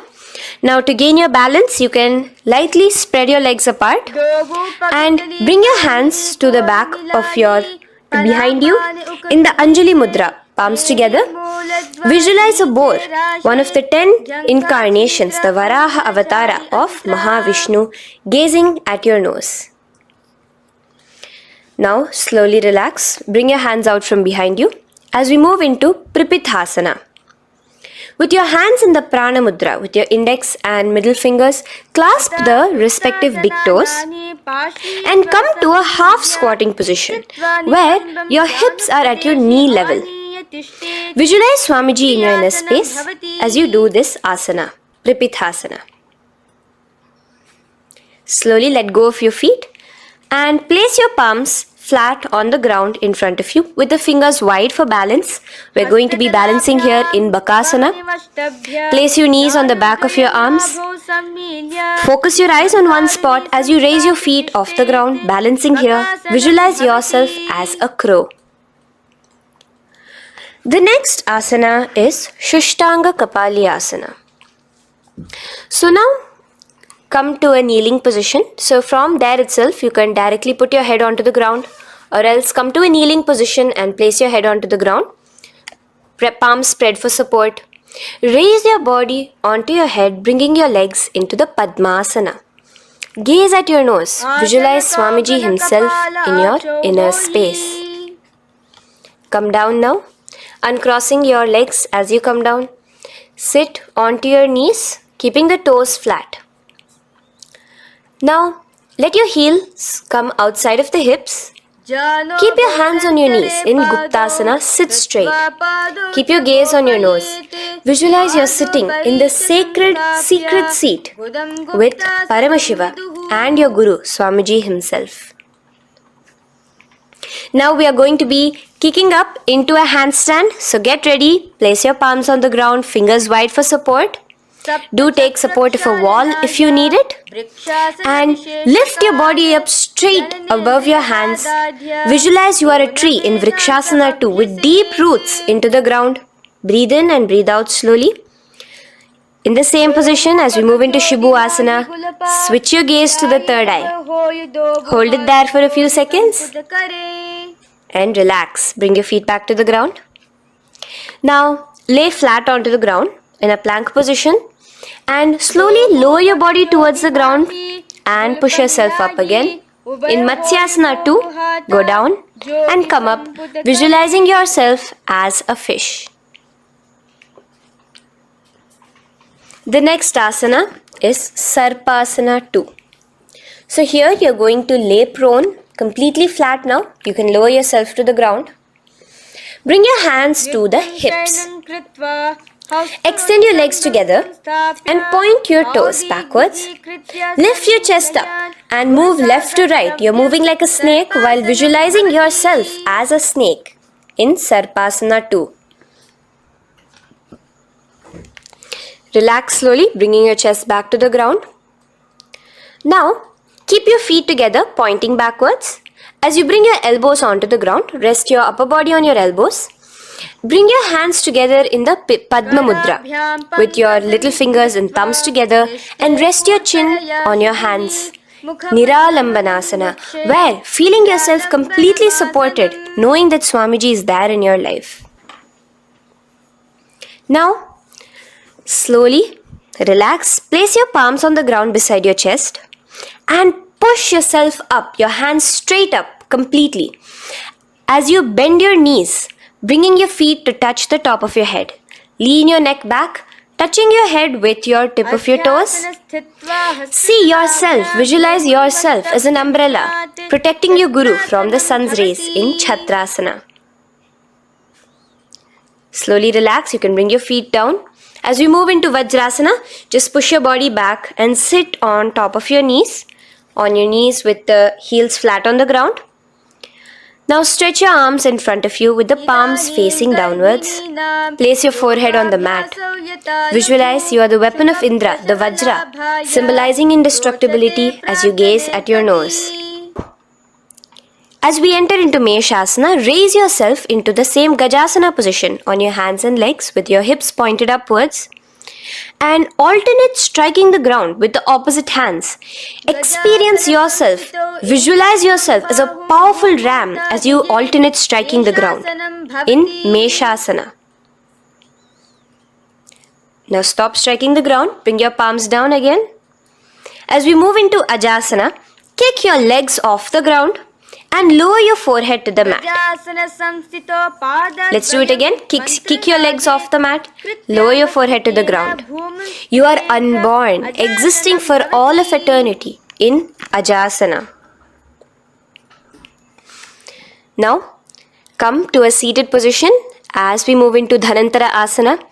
Sit on your heel with your legs together. Pull your toes underneath you as you bring your hands top of the knees. Gaze at your nose. Visualize Swamiji in your inner space. Here, do the Ujjayi Pranayama, inhaling and exhaling like an ocean. Dhanantara Asana. From Dhanantara Asana, now interlace your fingers in front of you and then behind you. Stretch your arms towards all the sides, backwards, forwards, giving a massage to the various different joints and muscles in your body. Lean forward, get up again, continuing to visualize Swamiji in your inner space. Relax your hands and now take your respective heels and point them outwards, outside the side of your hips. Keep your hands on your knees, with your thighs and knees resting on the ground, spine straight. Visualize yourself as Lord Garuda in Garudasana 4. You have Mahavishnu and Mahalakshmi on your back as you are flying. The next asana is Ananda Mandirasana. Now you can continue to remain in the same position. You can bring your feet pointing inwards. Use your hands to clasp underneath your ankle. Make sure your knees are spread out wide. Gaze at the third eye. Visualize residing in the blissful space of a temple. You are in a temple in Ananda Mandirasana. Now, as we move into Mandukasana, keep your knees wide and sit on top of your ankles. Your hands underneath your knees. Gaze to your nose. Visualize yourself as a frog. Suck in your stomach in the Uddiyana Bandha and remember to do the Manduki Mudra, your tongue, your frog-like tongue, catching the nectar dripping from the Sahasrara Chakra in Mandukasana 2. Now, as we move into Narasimhasana, tuck your toes in and sit on top of the heels. Place your palms on the ground, spread your fingers wide and spread your knees apart onto the ground too. Gaze towards your nose, stick out your tongue and exhale forcefully, visualizing the Narasimha Avatara, the form of Mahavishnu as a half lion and half man. Now just raise up, bring your hands off the ground. Here we'll be doing a new pranayama, which is the Bhishraka pranayama, as we enter into Bhishrakasana. So continue to keep your knees and feet on the floor. As you bring your hand up to your face, make a hollow of your palms and place it over the mouth. Keep your thumbs under your teeth and close your lips. Gaze to your nose. Inhale through your left nostril, exhaling through the mouth. Gaze at your nose again. Visualize yourself as Devi, presiding over any and all minuscule fears you may have within you. Now moving back into the Ujjayi Pranayama, let us do Makadasana. So you can take your hands off your face and slowly remaining in the same position, bring it to your armpits. Bring your fingers to your armpits. Imitate as if a monkey is scratching. As you gaze to your third eye, visualize yourself as a playful monkey in Makadasana. From Makadasana, let's move into Vajra Sangharasana. So you can slowly lift your knees off the ground, just balancing on your toes, sitting on the heels. Bring your hands behind your back and clasp the opposite elbows. Gaze to your nose, embody a diamond. Visualize yourself as a diamond-like strength for yourself and your Sangha. The next asana is Khanjanasana. So now you can uncross your hands, rest on top of the heels with your knees on the ground. Keep the toes down, ankles crossed behind. Place your palms on the mat to your side. Suck your stomach in the Uddiyana Bandha as you gaze at your nose in Khanjanasana. Now, you can uncross your ankles and just sit with your toes flat. Keep your knees wide on the floor. Rest your hands on the knees. Just relax the Uddiyana Bandha. Just sucking in your perineum in the Mula Bandha. Gaze at your nose. Visualize yourself as a turtle with a stable body and mind to live for hundreds of years. And without changing anything in your physical posture, just visualize yourself uniting with Swamiji himself in Yogasana. Now, raise up onto your knees, cross your ankles behind your back until the feet are coming towards the opposite knees. Now, bring your hands behind you and hold on to the calves with the fingers inside, the thumbs outside. Gaze at the third eye as you visualize yourself in a space of oneness with Paramashiva himself as Swamiji. Now you can uncross your ankles, come back to us standing on your knees as we enter into Ushtrasana 2. So now, in the kneeling position, bend backward, hold your ankles with your hands. Keep your arms straight. As you push your hips forward and tilt your head backwards, visualize yourself as a camel in Ushtrasana 2. Slowly, in the same position, lower yourself onto your back in Jatyasana 2. As you are lowering yourself, experience yourself as a blooming lotus. Bring your head, the back of your head onto the mat. Gaze to your nose. Now, let's move into Viratasana. So, try your best to do this without the support of your hands, but you can use your hand support if needed as you raise up from Jatyasana and back down. Raise up and go back down as you gaze at your nose. Raise up and go back down. Visualize Swamiji in your inner space. Now from Viratasana, raise your hips up higher, bringing your forearms onto the mat behind you in a short back bend posture. Hold the back of your heels in Kapotasana. Visualize yourself as a beautiful dove, a Kapota, in your inner. As we move on from Kapotasana into Varasana. So stand upright on your knees with the toes tucked. Hold your arms with the opposite hands. Gaze at your nose. This is the boon fulfilling posture. Visualize your boon becoming a reality directly from Paramashiva himself in Varasana. Now, keeping your knees together, toes tucked, just lean forward, bringing your head onto the mat. Holding your head with your hands. Visualize yourself as a boar, as the Varaha avatar of Bhagavan Mahavishnu in Varaha Asana 2. Now, just kick your legs off the ground as we enter into Mundasana. Raise yourself up into a headstand posture, visualizing yourself as a lopped tree. Gaze at your nose. Breathe in and out in the Sahaja Kumbhaka. Slowly come down now, relax. Come to a kneeling posture. Sit on your heels. Bring your head down beside your knees, your elbows adjacent to the knees, your hands holding your head. Exhale through your mouth as you gaze at your nose, visualizing Swamiji in your inner space in Andhasana. Now from here, push yourself off the mat as you come lying prone on your belly. Let your arms be extended straight out and together lift your thighs, arms and chest off the ground, stretching your body, balancing there. Visualize yourself as a locust in Viparita Shalabhasana. The next asana is Kapalasana. So slowly lower yourself back to the ground. Now laying on your belly, bring your arms to your side, palms downwards. Keep your forehead on the ground and your chest on the mat. Only lift your legs up into the air. Only your legs are lifting up. Visualize yourself as a skull. You are a mind with purified thoughts, a strong will to attain enlightenment in Kapalasana. The next asana is Akasha Kapotasana. So now, in the same position as you are, let your arms be straight out behind you. As you kick your legs up and Ushtrasane sthitva charano over your head, pravartapya. bring your feet slowly to the mat in front of you. Push yourself, balance there.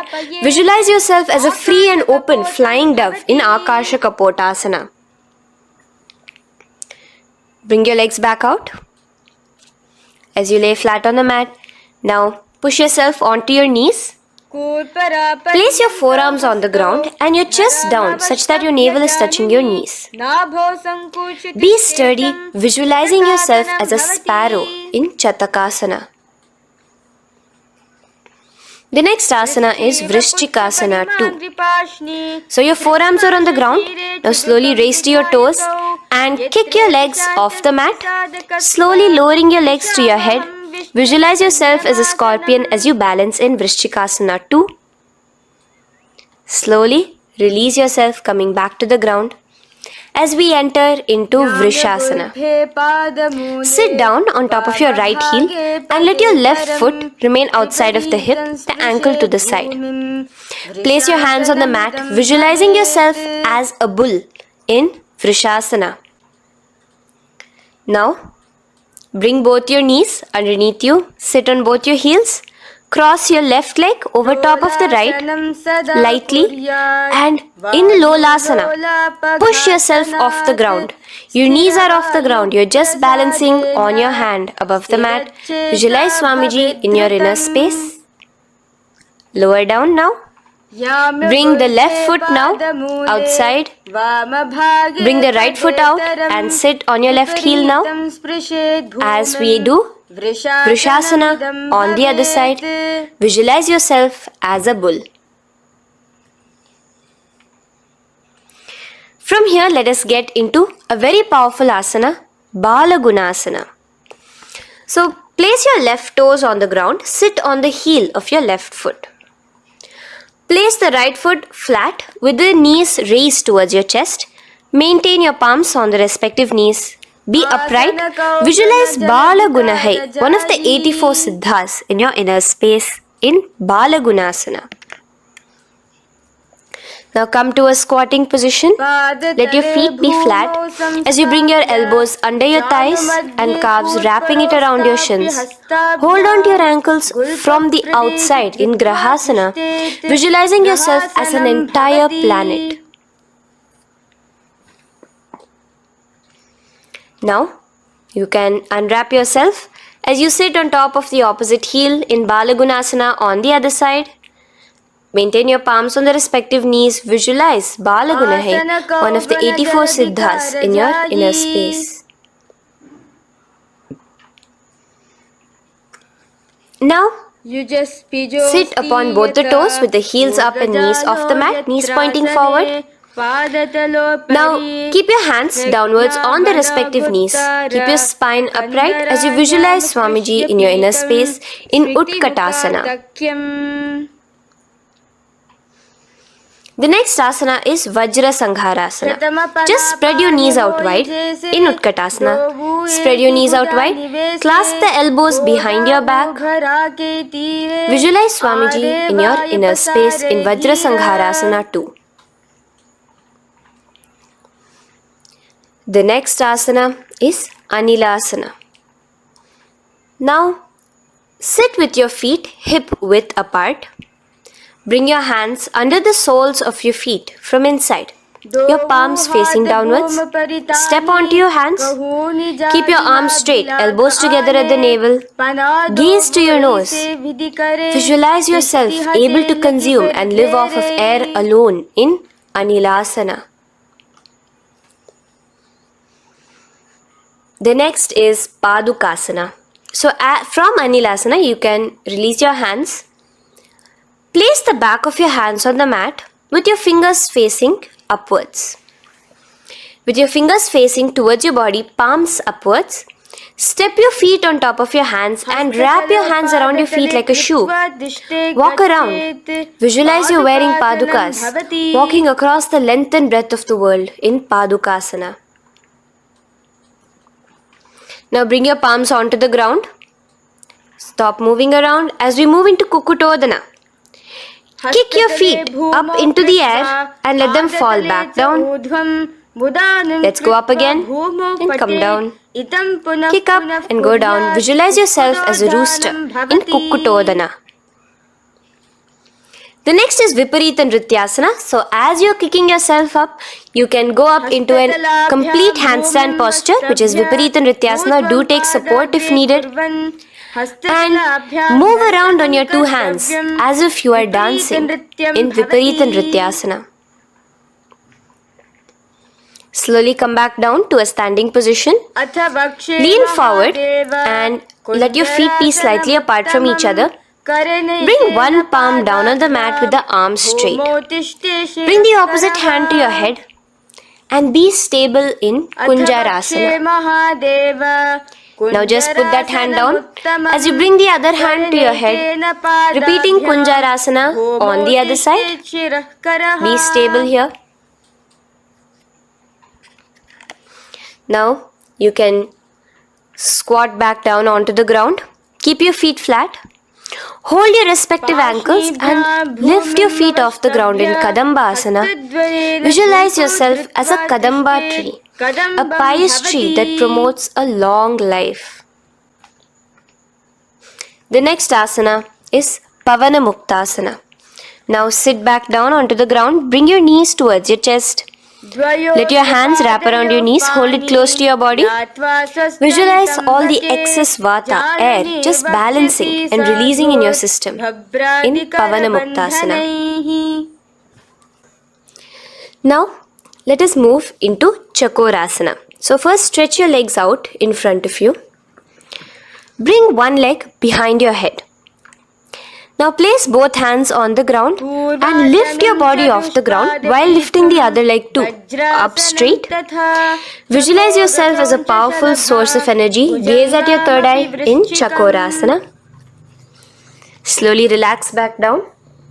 Now hold your left toes with the left hand, index and middle fingers. Pull the foot to the left ear. We are entering into Dhanurasana 2. Extend your right leg out, keeping straight. Hold the big toe with your right hand. Visualize yourself as a bow in Dhanurasana 2.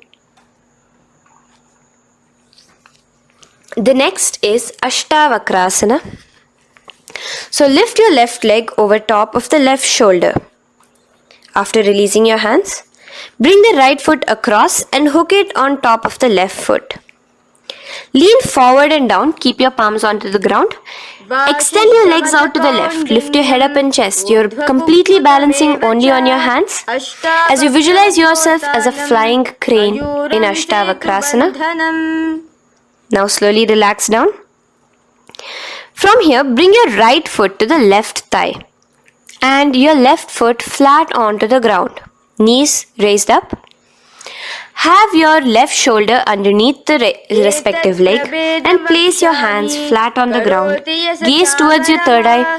Visualize you are immortal, able to exist solely from prana alone in Pranasana. From here, moving into Parshva Matsyendrasana. Place your right foot at the root of the left thigh. Then the left leg by the side of the right knee. Hold the left leg by the right hand. Twist your body out. Remain steady here, gazing at the third eye. Visualize Matsyendranatha, the great Rishi, Yogi, master of Hatha Yoga, in your inner space. Now slowly unwind yourself. As we repeat Chakorasana on the other side, lift the other leg behind your head. Place both your hands on the ground and keep your entire body off the ground straight up. Gaze at your third eye, visualizing yourself as a powerful source of energy. Now relax back onto the ground. Let's repeat Dhanurasana 2 on the other side. Clasp your respective hands with the feet. Pull one foot back, the other foot extended forward. Visualizing yourself as a bow. Release your feet as you cross them over each other, over top the shoulder in Ashtavakrasana on the other side. Raise off the ground. Visualize yourself as a flying crane. The next asana, we'll be repeating Pranasana on the other side. Bring the right foot to the left thigh. Bring your hands onto the ground with the knee raised. Gaze at your third eye, visualizing yourself able to live off just prana, just air alone. And relax as we do Parshva on the other side. Twist yourself, visualizing Matsyendranatha, gaze towards your third eye. And from there, let us enter into Ardha Paschimottanasana. Keep one leg straight and press your perineum with the other heel. Bring your chest forward and down. Hold your toes and feet and bring your head towards your knees. Here in Ardha Paschimottanasana, visualize Swamiji in your inner space. Now raise up, and the foot which was at the inner thigh, now rotate it outside of the hip. Now hold the sole of your other foot and lift your leg up towards your forehead. Try to bring your knee to your forehead as you keep your knee straight. Gaze to the nose in Crown Chasana. Visualize yourself as a crane. Now slowly relax down your leg. Now the leg which is now straight, you can bring it to the inner thigh as you straighten out the other leg. As we repeat, Ardha Paschimottanasana on the other side. Lean forward and down, clasping your foot. Bring your forehead to your knee. Visualize Swamiji in your inner space. Slowly raise up. Place your right ankle outside of the hip now. Hold the sole of the left foot, lifting the leg up towards your forehead. Stretch yourself there. Gaze at the tip of your nose. Visualize yourself as a crane in Crown Chasana on the other side. Now from here, bring the soles between the thighs and calves. So once you have relaxed yourself, bring your soles between the thighs and calves. Keep your spine straight. Palms resting on your knees. Visualize a swastika, embodying peace, well-being, good fortune and prosperity as you gaze at your nose in swastikasana. Now without changing anything about your position, just take your hands alone. Cover the respective heels with your hands in Gorakshasana as you tuck your chin to your chest in Jalandhara Bandha. Gaze at your nose. Visualize the great Rishi Gorakhnatha, the founder of the Natha Yoga Hindu order. Now release the Jalandhara Bandha. Continue to keep the Mula Bandha engaged throughout the whole sequence. As you raise one foot to the opposite thigh, bring your hands to your face in the Shanmukhi Mudra, closing your eyes with your index finger, nose with the middle finger, ears with the thumbs. Gaze at your third eye as you meditate on Swamiji himself, the Supreme Pontiff of Hinduism. Now release the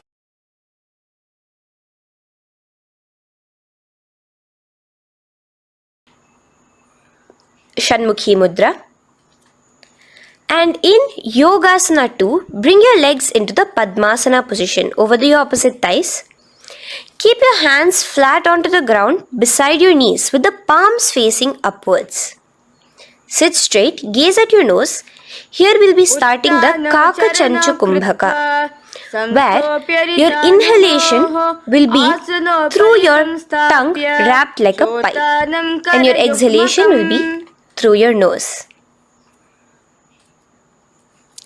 From Yogasana 2, now keeping your palms beside your body, just switch them around to be flat on the ground and push your entire body off the ground, balancing. Visualize yourself as a rooster in Urdhva Kukkutasana.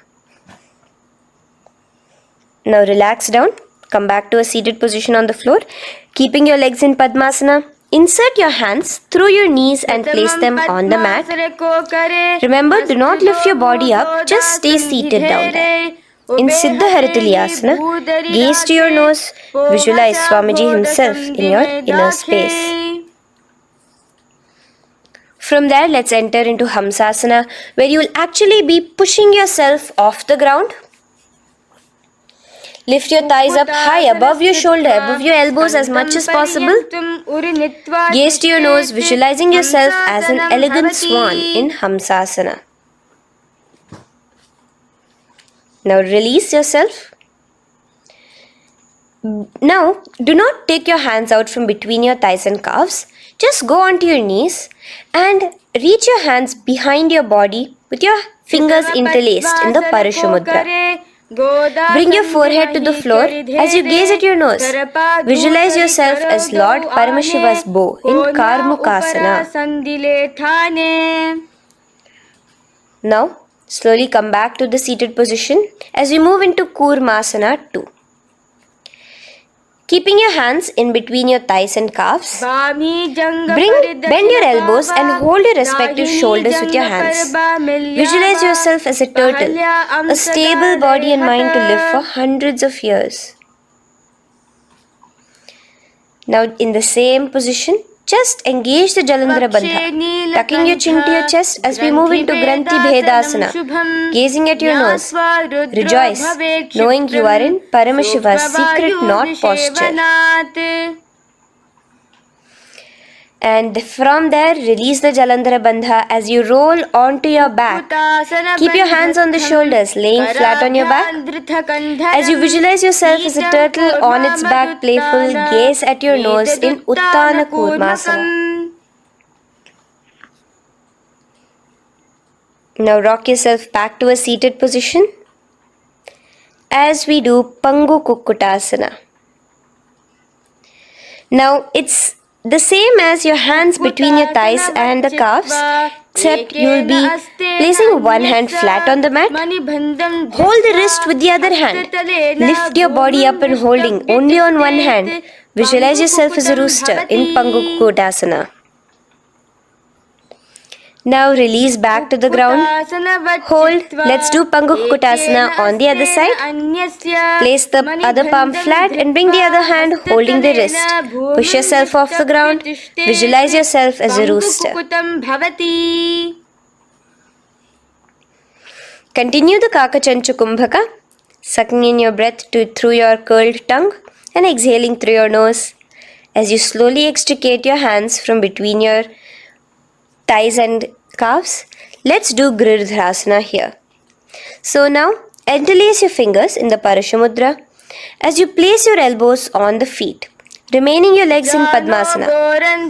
Lean forward and down, resting your chin on your knuckles. Place your thumbs to your throat in Girdharasana. Visualize Swamiji in your inner space. From there now, sit straight into Padmasana 3. So with your legs in Padmasana, bring one hand over the other near your navel center. Engage all the three bandhas, suck in your stomach, clench your perineum, tuck your chin to your chest and gaze at your nose in Padmasana 3. Slowly now, as we move into Padmasana 4, bring your hands to the respective knees. Release the Jalandhara Bandha and release the Uddiyana Bandha, just engaging the Moola Bandha alone. Visualize Paramashiva in your inner space as you gaze at your nose in Padmasana 4. Now we'll be entering into Karmukasana 2. So in the Padmasana position, hook your right hand index and middle finger in the Prana Mudra around the toe. Pull it back while your left hand rests on the knee. Now, as you visualize yourself as Paramashiva's bow, just release your right foot, bring your left hand to the left toe, right toe, and let your right hand be on the right knee. Now from here, let's do Karmukasana 3. So you can release your toes, cross your hands behind your back, continue to keep your legs in Padmasana, and with your respective hands, cross behind your back. Hold on to the toes in the Prana Mudra. Engage all the three bandhas, suck in your stomach, clench your perineum, tuck your chin to your chest, Visualize yourself as Paramashiva's bow in Karmukasana 3. Slowly relax the bandhas.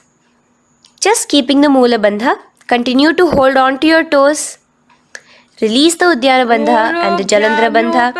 Switch your gaze to the third eye. Visualize you are Paramashiva's third eye itself. Anything you come across, you just rejuvenate it, destroy it in Dridhasana. Now, try to keep your hands at the toes. If not, just keep your hands crossed behind you. As you lean onto your back in Padmasana, where you are entering into the Nagrasana position. Lay flat onto the back, visualizing yourself as a snake, gaze at your nose. In Nagrasana, do the Sahaja Kumbhaka, simple breathing, inhaling and exhaling.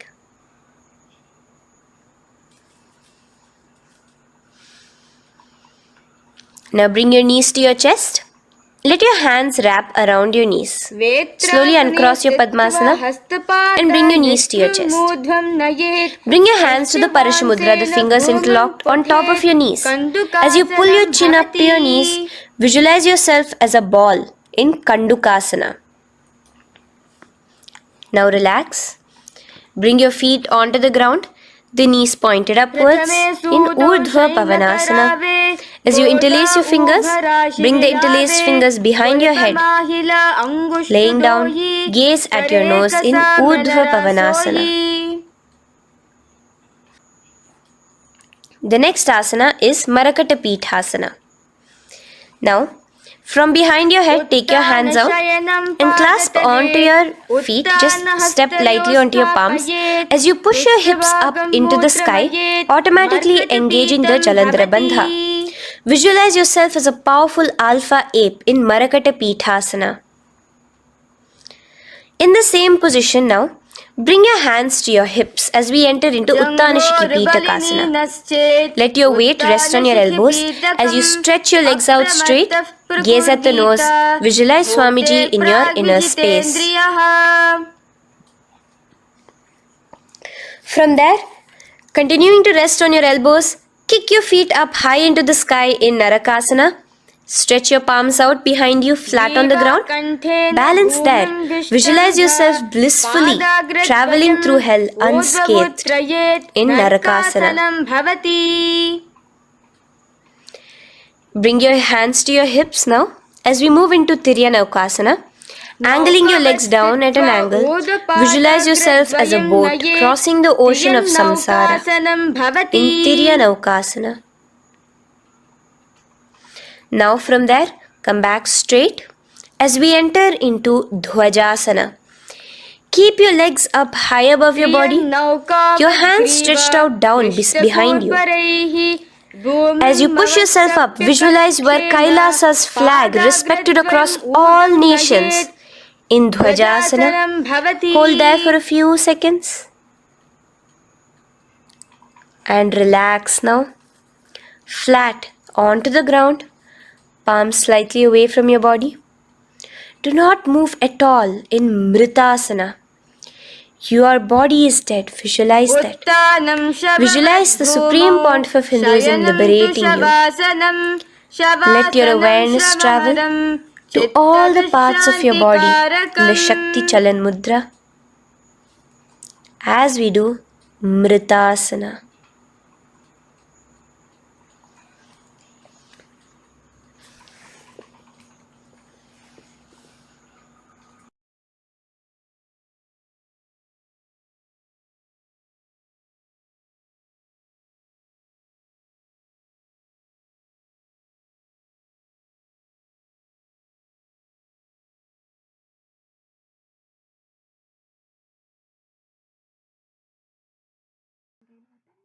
Om Purnamadah Purnamidam Purnat Purnamudachyate Purnasya Purnamadaya Purnamevavashishyate. Om Shanti Shanti Shantihi. Harihi Om Tat Sat.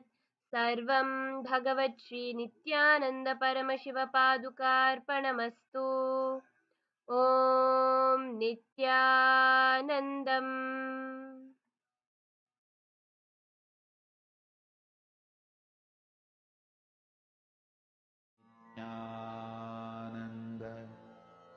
Nityanandam Paramasukadam Kevalam Jnanamotim Dvanvatitam Gagana Sadusham Tattvamasyadilaksham Ekam Nityam Vimalamachalam Sarvadi Sakshibhutam Bhavatitam Trigunarahitam Sadgurum Tam Namami.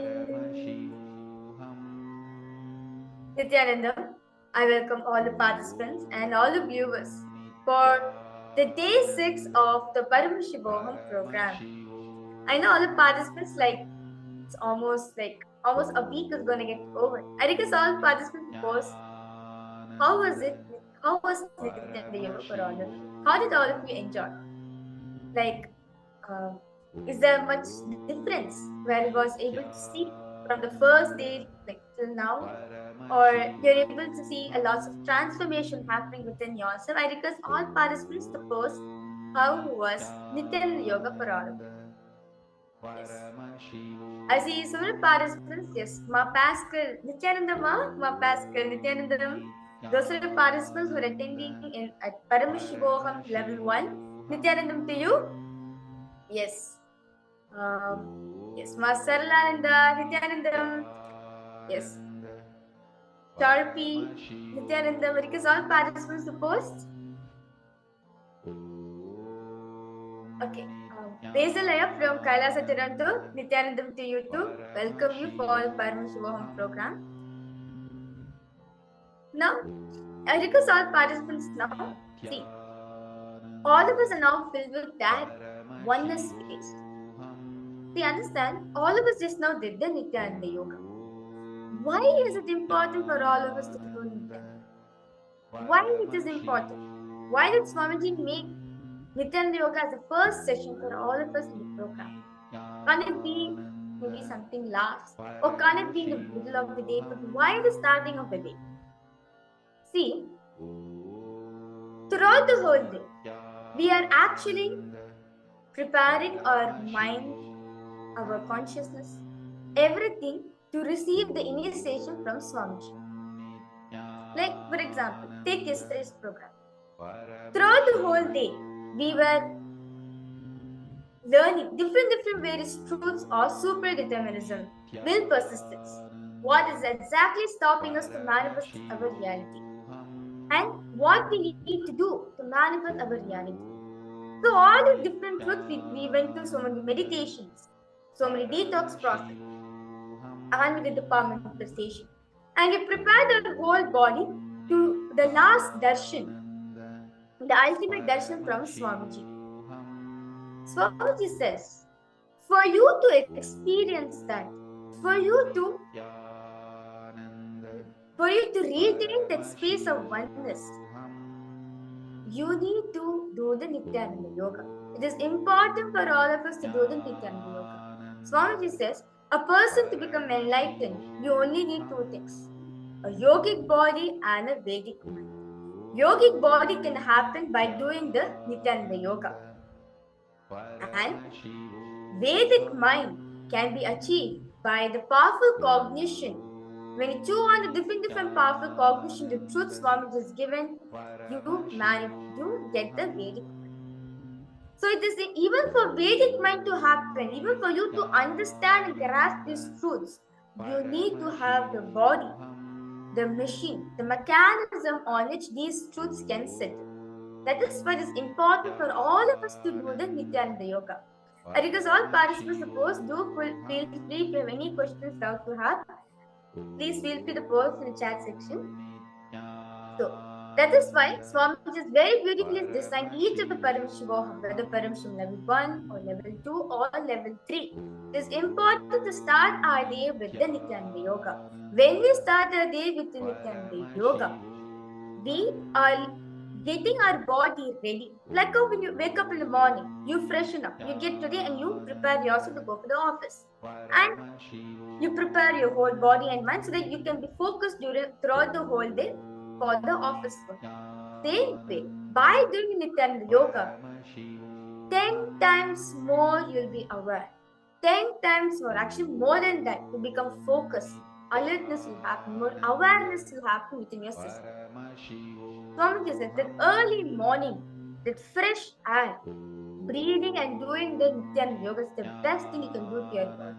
If you want to manifest the best health, just wake up in the morning around the Brahma Muhurta time, early morning. Breathe in that fresh air, which is in the atmosphere, and do the Nityananda Yoga. As it will actually release oxygen into your brain and your system. So that throughout the whole day, your body is settled to grasp all these truths which all of you are learning in the Paramashivoham program. So now with that beautiful understanding we get, we are going to be entering into the power manifestation. Okay. Now, why do we need to do power manifestation right after Nityananda Yoga? Okay, you're saying that by Nityananda Yoga we can settle or we can grasp all the truths much faster, let it settle as an experience for all of us in the body. But why is it we need to do power manifestation right after yoga? See, Swamiji says, Nityananda Yoga, especially yoga given by Swamiji, it takes us beyond our body and mind. Understand? Now this 2.5 hours which all of us did in Nityananda Yoga, you have went beyond your body and mind. Usually when you're going to like a workout, a gym workout, you're more of body oriented. You feel, oh, I need to push my body, I need to do this, I need to do that. But in Nityananda Yoga, it's not about it. It is about the oneness peace you have with Swamiji. As long as you're in oneness with Paramashiva, as long as in oneness peace with Swamiji, any asanas you'll be able to do. Why? These asanas are not designed based on body. It is designed based on your consciousness, based on your oneness experience.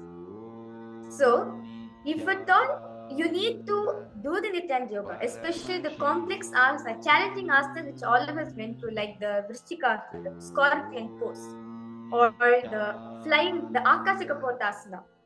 The different asanas are there. Only if you're in oneness space with Swamiji, you will have the ability to do all these asanas. So, now you're in that oneness space. That oneness space to become a solid experience for you so that throughout the whole day, you can retain that oneness space. Can be done through power manifestation. As power manifestation, the base which requires for you to be in the space of oneness. When you manifest powers, becomes a solid experience for all of us. That is why, if all of us, that is why during the program, Swamiji has designed such way. Each time you experience that oneness experience, each time you experience oneness, either through Nityananda Yoga or through the powerful cognitions, you manifest powers. As these are tools, not exactly tools, are powerful methodologies for you to realize your highest potential. So today, the first power, we will be manifesting the power of third eye reading as very beautifully. This is the first power that Swamiji has gifted to all of us. So we are actually in that space right now to manifest this power. So now request all participants, so please settle down yourself. You can have some water while you're listening and participating in the program. Please hydrate your whole body as throughout the whole day. These deeper truths, actually Swamiji says, by cogniting these truths, your body naturally responses to is heat. Naturally, lots of heat will occur in your system. So I request all participants to hydrate yourself completely so that these truths can actually settle and sink into your system. So let us now listen to the Shastra Pramana. As Swamiji says, powers are established through the Pramanas.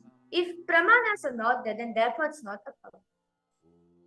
It is important for all of us to get back to the Shastras, the source scriptures in Hinduism, what they say about manifesting this power. As Paramashiva very beautifully is given the methodology, detailing how you should manifest the power to become him. So for this power of third eye reading, Paramashiva very beautifully elaborately says in the Vijnana Bhaiva Tantra, Sutra 34, Dharana 11.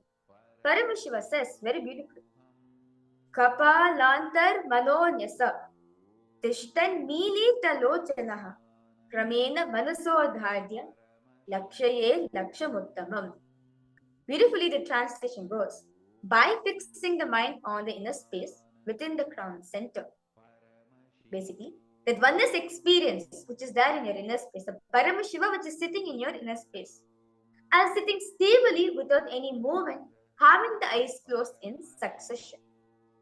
By that stability of the mind and inner space. See, when you're concentrating on that oneness space, the Paramashiva which is there in your inner space, naturally, lots of awareness happen to the system. Your whole system is calm, settled. Through the third eye, one sees the ultimate goal, Lakshya, by having the vision beyond the sight. That reveals any object or place, attaining the space of oneness with the source Paramashiva. Basically, when you manifest the power of third eye, you are actually getting back to your source, which is Paramashiva, that oneness space. Therefore, you see beyond the sight. You see beyond your two eyes. Whether it's colors, shapes, or letters, words, paragraph, anything. Through the third eye, you'll be able to see, and therefore, you're established in that oneness space. Not just that, in the Bhagavad Gita, Shri Krishna also speaks about the power of third eye. In the 11th chapter of the Bhagavad Gita, verse 8, Shri Krishna says to Arjuna, Natumam Shaktise Drashtum Anedaiva Swachakshusha. He is saying that the two physical eyes which you're carrying does not have an ability to see my cosmic form. The physical eyes which you're having is limited. It cannot behold my cosmic form. Divyam dadamite chakshuhu pashyame yogameshwaram. Krishna says, therefore, I grant you the divine third eye, divya chakshu. I grant you the third eye. I initiate you the third eye. So you can behold my cosmic vision. The two physical eyes which you are having, it's only limited. Well, science says very beautifully, our visible range is only from the visible light spectrum, which is from 300 nanometers to the 700 nanometers. Beyond that range, we cannot see. Shri Krishna's cosmic form is beyond this visible range. So therefore, for you to catch the glimpse of this, let me initiate you the third eye. Understand?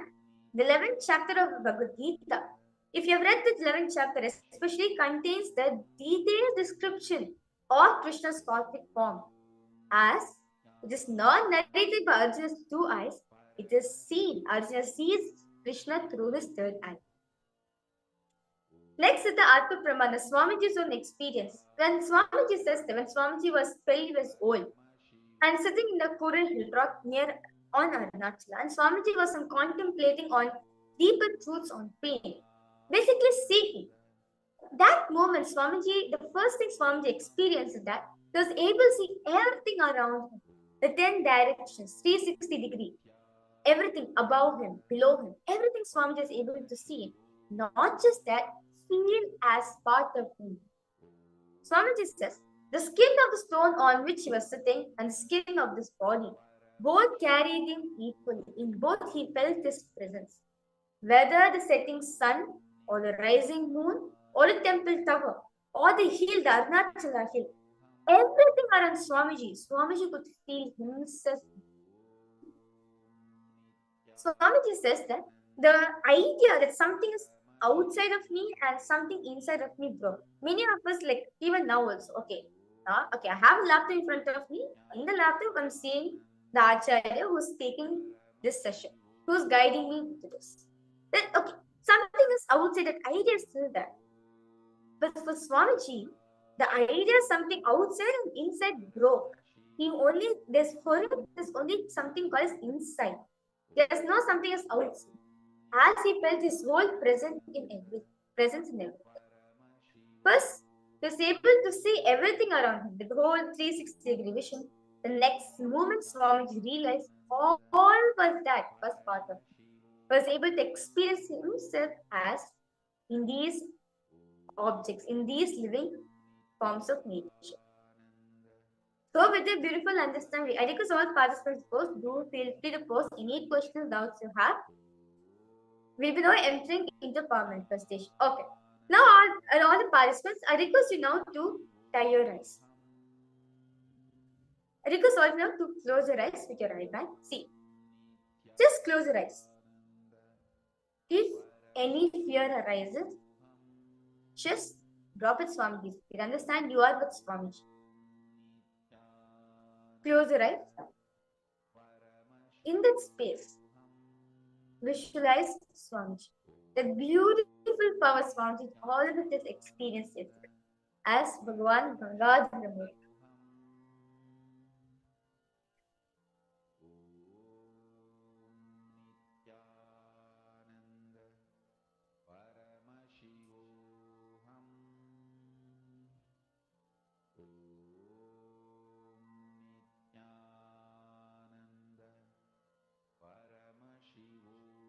That darkness which all of you feel right now, witness, as that is your first person. That's the source from which you have come from.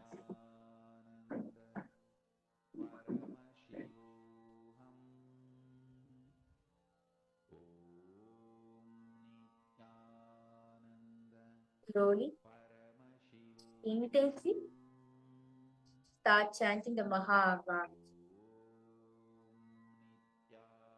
Om Nityananda Paramashivoham Om Nityananda Paramashivoham Om Nityananda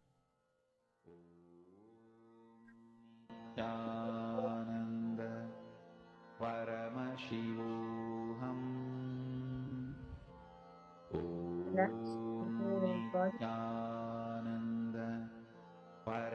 When you chant the Mahavak, let your whole body reverberate to the frequency of the Mahavakya. Paramashivoham Om Nityananda Paramashivoham Om Now, all Nityananda parts. I'm projecting a shape for all of you. I'm now going to projecting a shape for all the participants. Just enjoy that space of oneness. As you enjoy that space, the personal time with Swamiji, ask Swamiji to reveal the details of this picture. What is the shape which is being projected?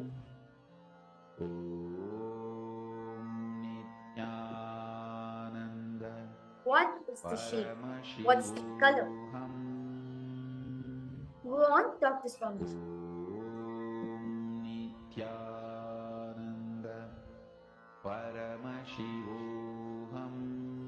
If any thoughts are arising at the point of time, just be a witnesser. Paramashivoham Om Nityananda Paramashivoham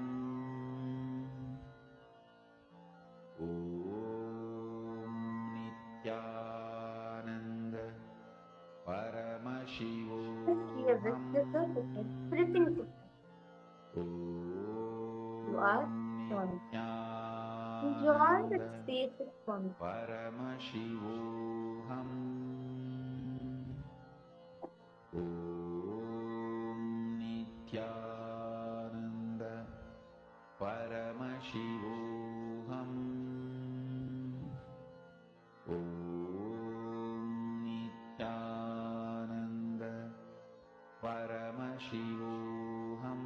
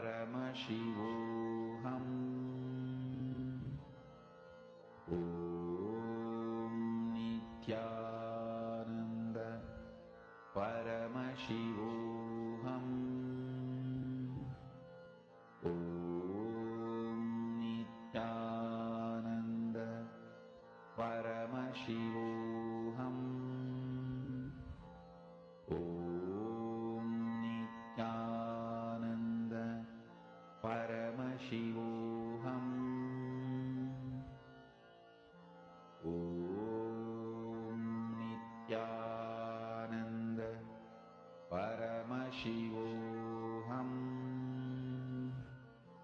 Om Nityananda Paramashivoham Om Nityananda Paramashivoham Om Nityananda Paramashivoham Om Nityananda Paramashivoham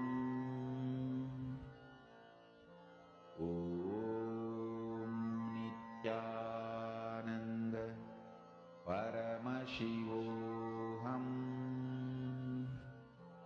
Om Nityananda Paramashivoham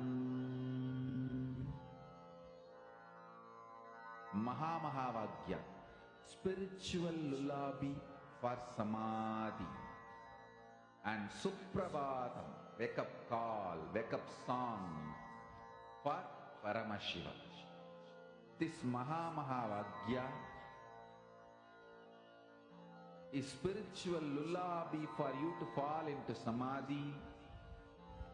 Suprabhatam, wake up song for Paramashiva to wake up in you. Just remember this one powerful cognition. This Mahamahavagyam puts me in samadhi. This is spiritual lullaby for samadhi, and Suprabhatam, wake up song for Paramashiva in me, for Paramashiva to manifest. With this one Now, spiritual in that powerful beautiful cognition, face of Swamiji. chant However, Swamiji this showed you, Mahamahavagyam. whatever Swamiji showed you, exactly the pose in the chat section. Because participants now, slowly open your eyes and pose. What does Swamiji show? Whether Swamiji showed you colors, or the shape, or the diagram of the shape, anything, exactly how Swamiji showed you, put it now. Because all participants, just like maybe you can have like a 30-second timer or 1 minute timer. Just post everything on the Swamiji showed you. Do not let your mind, Mahamahavagyam, as when you let your mind, you naturally feel like a doubt in you that okay, I don't think so. Am I manifesting right? Or I don't think what I'm seeing is what Swami is showing was intuition. Okay, Aya, you posted. Okay, Lolo, you posted purple circle. Okay, that's wonderful. How about you, Ma Pascal? Yes. Ma Joani, I see you newly joined for the program, Nityananda. And those are the participants returning from Shripuram, Hyderabad, Kailasa, Nityananda to you too. Okay, Ma Pascal, you're saying, I saw blue something with the wings, maybe a butterfly. Okay, ma, that's wonderful. How about you, ma? Jnana Guru Prasadini? Did Swamiji show anything, ma?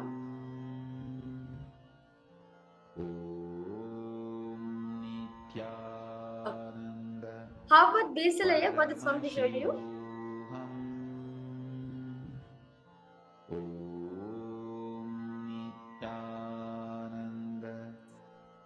Ma Jairani, because all participants, Ma Julie Silla, because all of you the post was whatever Swamiji showing you, that's fine. Just do not think whether it's right or wrong. Just post it. Before your mind comes and says, oh, I don't think so what you're posting is right. No, just post it. Swamiji says that when we let our mind to come to power manifestation, we create self-doubt. By the time you realize that, oh, I have gone with my mind and come back to the session, next session, shoot this time. This is why all of us do most of the time. First, so strong. We'll be sitting and contemplating, okay, this is what Swami is showing me. Okay, let me intensely participate. Then right after that, when we're posting, your mind will say, like, especially when you take long time to type, your mind comes and play, oh, I don't think this is what Swami is showing me. I don't think this is right. You let your mind. And then after you have your own conversation with your mind. By the time you come back, oh my God, I should post now whatever the Acharya has asked for. Next session they will start. As soon as you let your mind to come and play, you get distracted. That's what Swamiji says. Do not let your mind to come in manifestation. Especially in manifesting powers, do not let your mind come. As it is not your mind which is manifesting power, it is your consciousness which is manifesting power. Okay, that's wonderful. Now all the part, okay, basically suppose you didn't do the manifestation, that's fine. Again, you can participate in the next round. We'll be having one more round of this power. Do not worry. You can come and join us in the next round. Okay, so let's verify all the answers of all the participants. Okay, so the exact circle which I was projecting for all the participants is a circle. To be exact, it's a black color circle, meaning like the outline of the circle is in black in color and the background of this is like pink. So this was the exact image which I was projecting for all the participants. It's a circle. So Lolo Aya, you are manifested there. That's wonderful. You said that you're able to see Aya, you posted beautifully that you're able to see purple and circle. That's wonderful, Aya. You got a shape which is circle. Just understand it, okay? See now, Aya, you do not let your mind to come. You just post exactly what your song is showing. When you post exactly what song is showing, you actually manifest. That's how kids, balance and sources started manifesting. First, when the Acharya was sitting and asking us, she'll just say, as Swamiji is showing you, say it out. That's fine. Whether it's right or wrong, just say it out. You will see, you will manifest the power. Because it's not your mind which is telling you, it is Swamiji who is showing you. As soon as Swamiji is showing you, just post it. Okay? So that's wonderful, Lolo Aya. Just continue, just enjoy that space, Aya. You'll see when more and more you'll be manifesting this power. Okay, all the participants, let's manifest one more round of this power. So request all of you now to close your eyes with the eye band. Just do not allow mind to come. Enjoy that personal space you're having with Swamiji.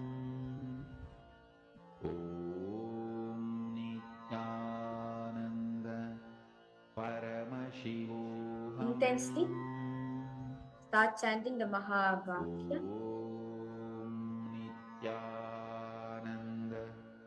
Paramashivoham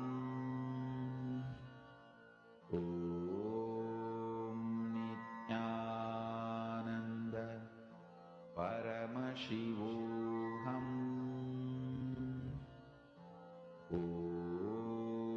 Nityananda Paramashivoham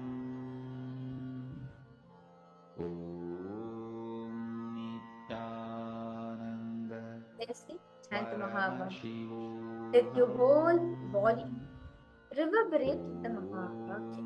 Nityananda Paramashivoham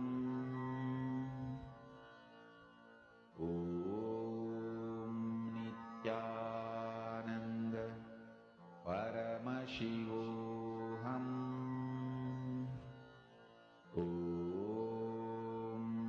Nityananda Paramashivoham. You continue to enjoy that space with Swamiji. We will be now projecting one more shape for all the participants. Ask in that space. Ask Swamiji to show you what is the shape that is being projected. The colors of the shape, the colors of the picture. Nityananda Paramashivoham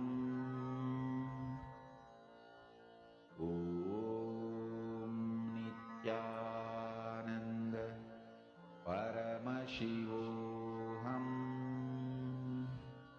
Continue to chant the Mahavakya.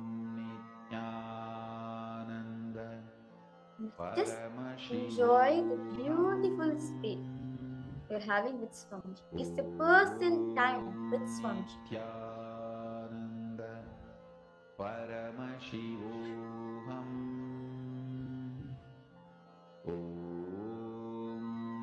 Nityananda Paramashivoham. Om Nityananda Paramashivoham. Om Nityananda Paramashivoham. Om Nityananda Paramashivoham. Om Nityananda Paramashivoham. Om Nityananda Paramashivoham. Om Nityananda Paramashivoham. Om Nityananda Paramashivoham. Om Nityananda Paramashivoham. Om Nityananda Paramashivoham. Om Nityananda Swamiji, just reveal what is the shape which is being projected? What are the colors used for this picture? Just enjoy this piece of song. All the participants, just enjoy your time. Just imagine you're sitting at the feet of Swamiji, having a cup of coffee or having a cup of hot chocolate. It's a personal time with Swamiji.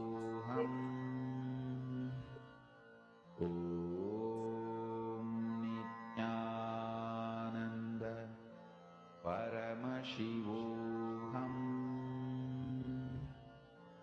Om Nityananda Paramashivoham.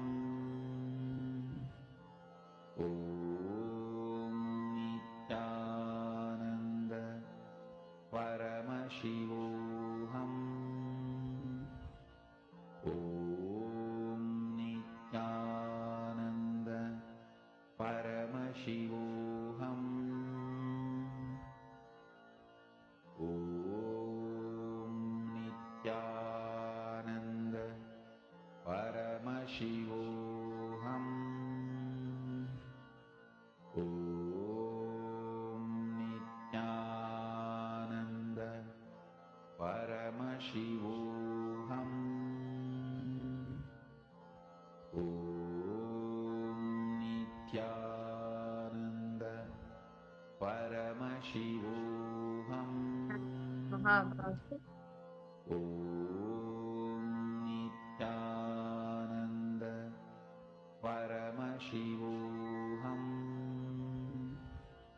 Om Nityananda Attain any thought, not create any thought. Just enjoy the personal space of Swamiji. Nityananda Paramashivoham. Om Nityananda Paramashivoham. Om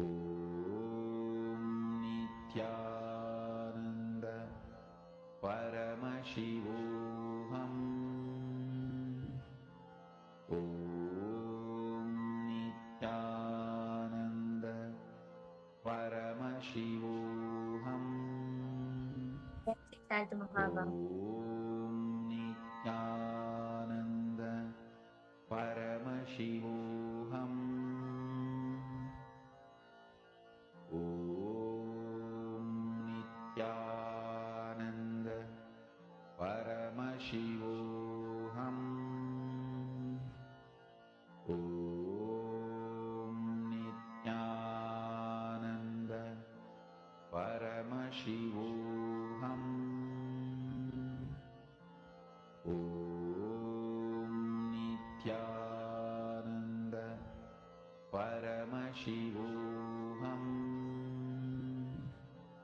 Nityananda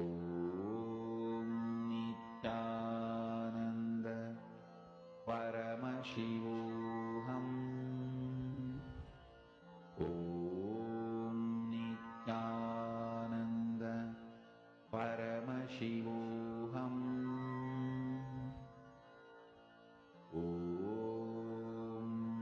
Nityananda Paramashivoham. Now all the participants, open your eyes.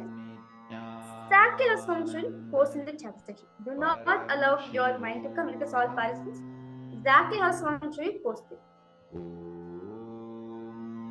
Loloya, Pascal Ma, and Basilaya, and all the participants, as how I was going to show you exactly the posting.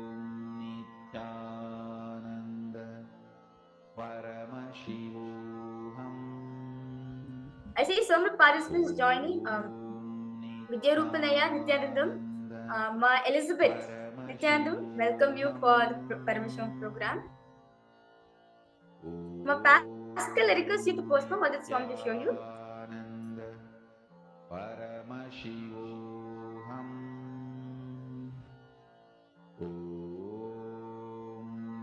Nityananda. Lolo, yeah, you're able to see black outline, square, blue background. Okay, that's wonderful. Yes, Nityanandam and Elizabeth, I request you to come on camera, ma. As all of us are right now in the beautiful oneness space of Swamiji, it'd be nice to like participating in this power manifestation. Basilaya, I request you to post what exactly Swamiji showed. Okay, you're posting. I saw white triangle on blue background. Okay, that's wonderful. Ashok Aminaya, I request you to post what Swamiji showed you.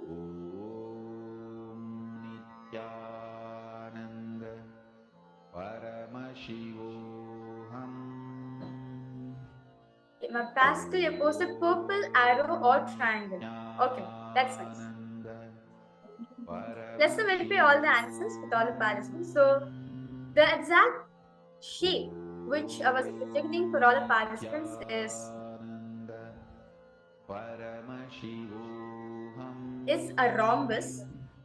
Yes, I say that Lolo Aya, you again manifested Aya. This time you're exact. You said Swami showed you very clearly. You posted, you're able to see black outline of a square. Where exactly you can see it's a black outline of a rhombus. Well, it's almost like a square with a rhombus. So Lolo Aya, that's wonderful. See, Aya, just enjoy that space. See, Aya, see, you understood that, yeah? See, as soon as you let your mind to come in, that's it. You will not be able to manifest. You yourself will create self-doubt for you. You will not have the confidence you are manifesting power. But as soon as you just type what the Swami is showing you, you actually manifest. Even Basil layer, you're supposed to able to see white background. That's wonderful layer. And so all the participants, those who are able to see square or black outline, white background, that's wonderful. So now the first session, as today all the participants. Okay, a quick question for all of you. How many of you want to experience the best health? Whether like you want to be disease free, you want to have a yogic body, you want to have a strong body. Well, many of us, we plan goals, health goals for ourselves so that we can manifest the kind of body we want, the kind of health we want to manifest. Throughout the whole day, in today's program, you're going to be understanding secrets of health. What exactly is health as per Paramashivoham? How to manifest divine health. And ultimately, you're going to be receiving the darshan of the ultimate health giver, Bhagavan Swarabhadramurti, Vaidishwara. Understand? From that space of oneness only, the books of Ayurveda, the traditional books, Siddhas in Indian system, we have the Ayurveda, the source Ayurveda, many different books which are given as a reference for our health. So in today's program, we'll be understanding secrets of health directly from Swami. In the first session, all the participants in the Paramashivoham Level 3, you'll be understanding the science of Jiva Samadhi. What is the science of Jiva Samadhi? See, Swamiji says that Jiva Samadhi is basically an experience of state of Samadhi. It's a space of experience when you are living in the body. Usually enlightened masters, like great incarnations. Swamiji says that for us, we consider them they have left the body, but actually they are living. To give an example, Dashima Brahmendra. Like there's so many Jiva Samadhis of various enlightened masters. Understand, it's not that we have left the body, we are there living in the body. So, what exactly is the science of Jiva Samadhi? How can we experience it in our life? Swamiji is going to be talking about deeper truths on this beautiful science of Jiva Samadhi, and also manifesting the best health. Our health is not just limited to this one body, but how to manifest eternal health in our life. Let us listen this from Swamiji himself.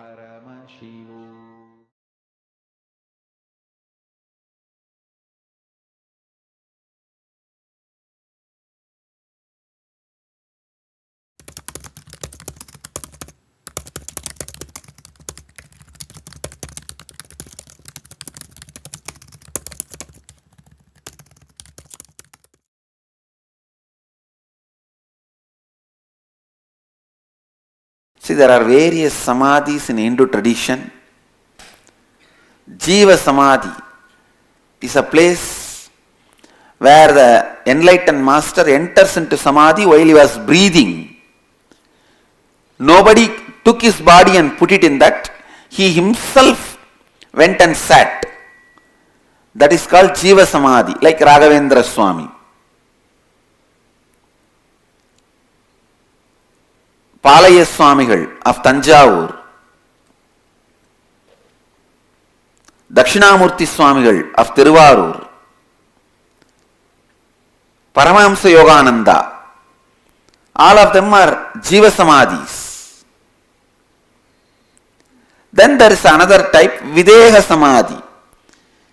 A Jivan Mukta, enlightened being, he left the body, then disciples put the whole body and built Samadhi. Like Ramana Maharshi's Samadhi, Shirdi Sai Baba's. These all will be Videha Samadhi. They are all called Videha Samadhis. All problems, all your problems, all your emotional sufferings and emotional clots are nothing but a little bit of liquid in your body. So many things you do and repent later on, just because of the little bit of male hormone in the body. So many decisions you make when that hormones are high in your body, just that little bit of liquid, when it is removed from your body, your whole strategy is different now. Your whole concept of life is different now. Your whole ideas and decisions are different now. I tell you, liberate yourself from this liquid mentality. The liquid based mentality. This is what is pratyahara.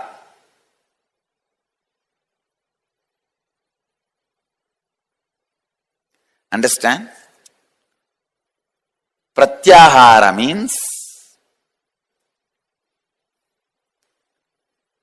not being forced to take any decision by body fluids. Anger, lust, fear, greed, attention.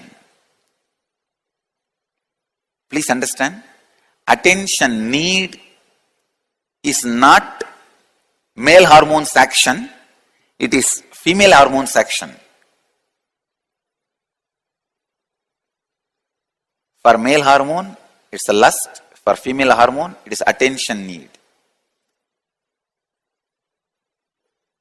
That is why male want to get rid of the lust quickly, because it's like a prison. Female want to relax into it because it's like a AC room. There's a big difference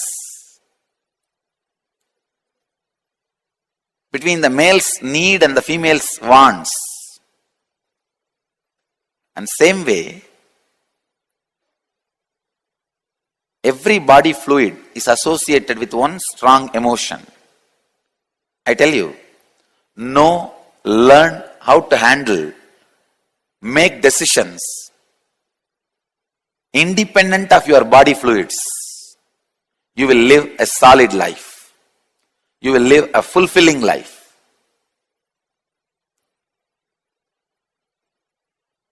You will live a powerful, fulfilling life.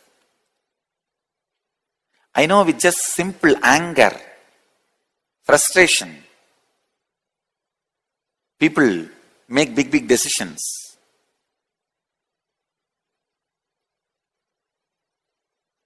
One brahmachari came to me and said he wanted to leave the ashram few days before. I asked why. Because the structuring department has fired him, scolded him. I told, nothing, don't bother, go and sit and do Manipura Kriya. Shout, scream at them. Scream to the level from mouth that water will come. Usually, when you are sleeping sometime, if you are tired, if you are screamed too much, from mouth, kind of saliva will pour. That's also called Rhyam only. R-H-E-U-M. I told him, till that Rhyam comes, shout, scream, and relax. After 2 days, he came back and said, oh God, Swamiji, now I am able to see everything with clear eyes.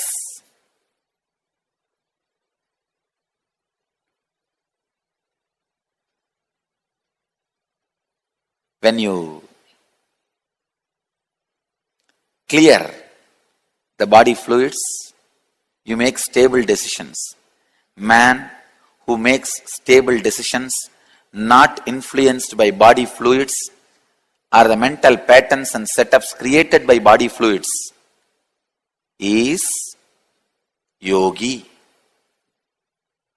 This capacity is pratyahara.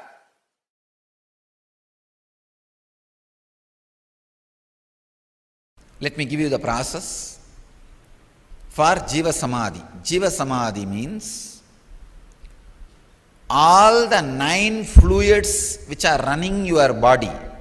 See, there are 9 fluids as per the Siddha tradition, yogic tradition.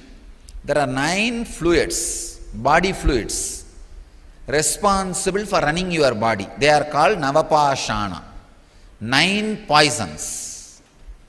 Please understand, in Siddha tradition, the word Pashana not just means poison which kills you.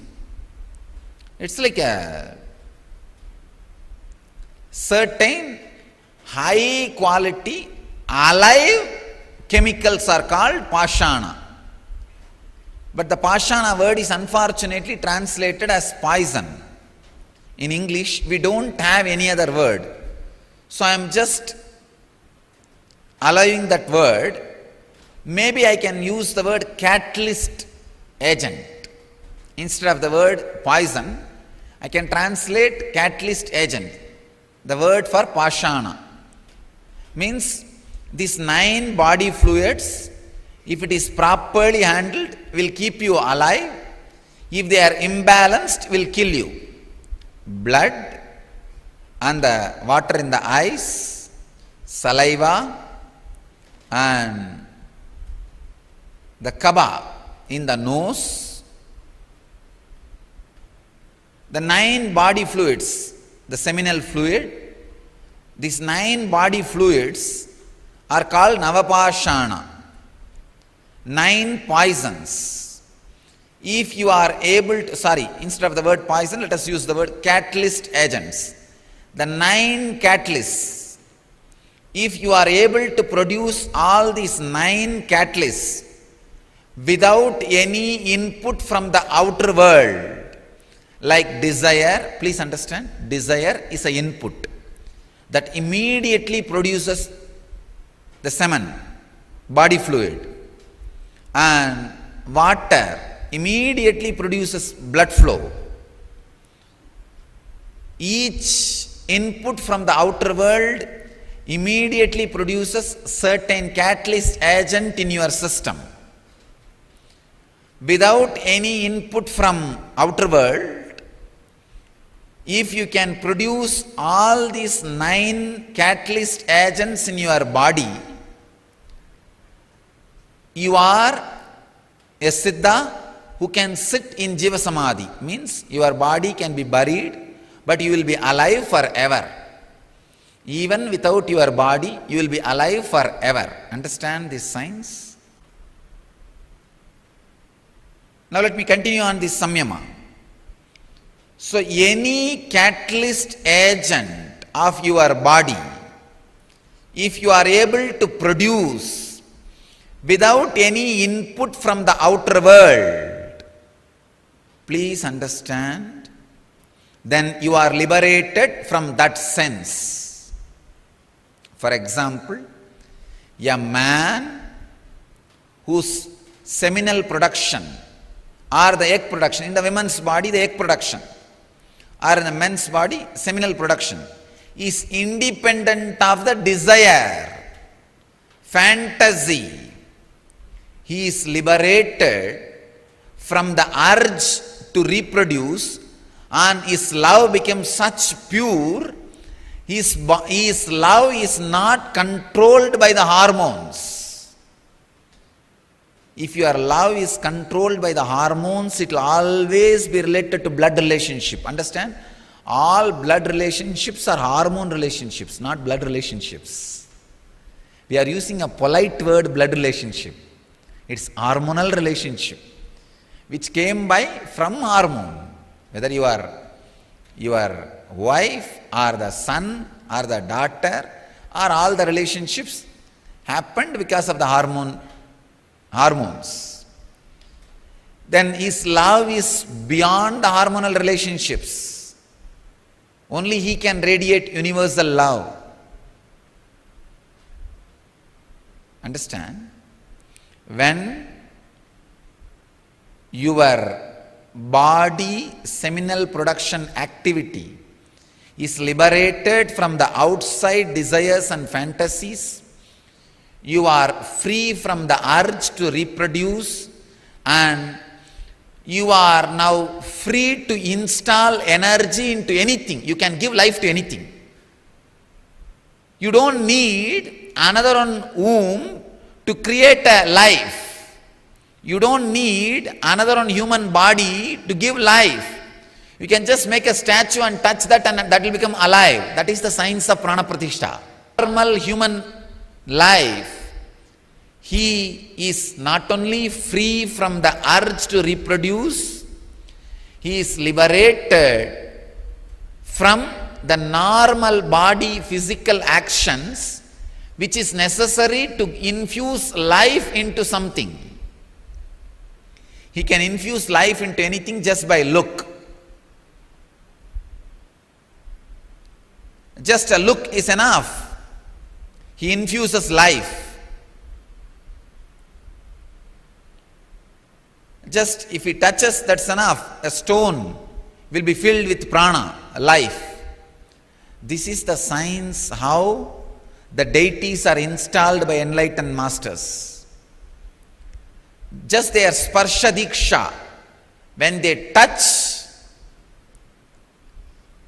the energy is infused into it. They don't even actually need to touch. Touch is like one more act to satisfy the people that it has been energized. Otherwise, just a look is enough. Look is enough to infuse energy into the body or a stone or a metal or anything. Now, this technique, the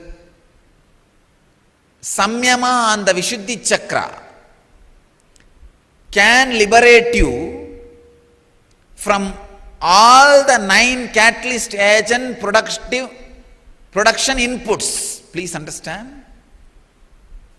For all the 9 catalyst agent production, whatever input you need from the outer world, you can be liberated from all that input. you can be liberated from all that input. Understand? That's the important thing. And you can go on be producing it so that your body is, I can say that you are alive. Like Raghavendra Swamigal of Vrindavan, a great yogi, he is still alive, sitting. Don't think he is dead. It is Jiva Samadhi. He is there alive. Still his beats roll. Please understand. If you go in the silent night times, put your ears on that Samadhi, you can very clearly listen the beats rolling and that sound of the Ramanama, that mantra, that some murmuring. You will not be able to hear exact Rama sound, but that somebody is sitting there and humming or uttering some words in rhythmic way, that can be heard very clearly. I am not promoting any superstitions. I am not telling you lies. I am telling you from my experience. If you have intelligence, go and check it. Still, he is there counting the beats. He is in Samadhi, Jiva Samadhi. And the beats are moving just to prove he is in Jiva Samadhi. I can give you thousands of examples of Jiva Samadhi in India. Trilinga Swami, he will be sitting and meditating on the Ganges. Suddenly flood will come and he will be completely covered inside. After the flood recedes, maybe some 5 months, 6 months, then people will search for him and start digging out. He will be sitting inside 10 feet in the mud. 10 feet when they dig, he will be sitting in Samadhi, they will get the body out and he will just shake and come out. Ask, hey, how are you, what happened? Near my native place, Arunachala, there was a Swami, Pundi Swamigal, a great Siddha Purusha. Same way only, he will sit on the banks of the river and simply flood will cover him and the whole body will be covered by the river sand. He will be there inside for 6-7 months. After 6-7 months, when the flood resides, flood settles down, recedes, people will go and dig some 5-6 feet and then bring the body out. He will come out and, oh, okay. He will talk to them and start living. These are not stories. Pundi Swami lived just 30 years before. Only 30 or 40 years before he took Jiva Samadhi.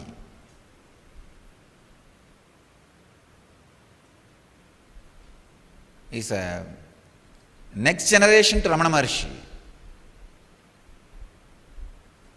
Must be 30 to 50 years only. He would have had Jiva Samadhi. And Trilinga Swami, he also lived. He was seen by Ramakrishna had darshan of Trilinga Swami. Vivekananda had darshan of Trilinga Swami. Means 100 years before. So, understand the science of Jiva Samadhi is not false. And one more thing, now itself I am putting it on record. I am challenging and I am putting it on record. At least 108 of my disciples will have Jiva Samadhi. Understand? No, really. I am working on the new campus. That's the way I am designing. It will be like a, I am saying now 108, just for the safe side, to be on safe side. I am working in such a way, I will be sitting in Jiva Samadhi at least with 10,000 yogis in Jiva Samadhi around me. We will create one of the greatest energy field on the planet Earth in Bididi. You will see. It's like a one sun, 10,000 mirrors will be reflecting it. What will happen to that intense energy centralizing?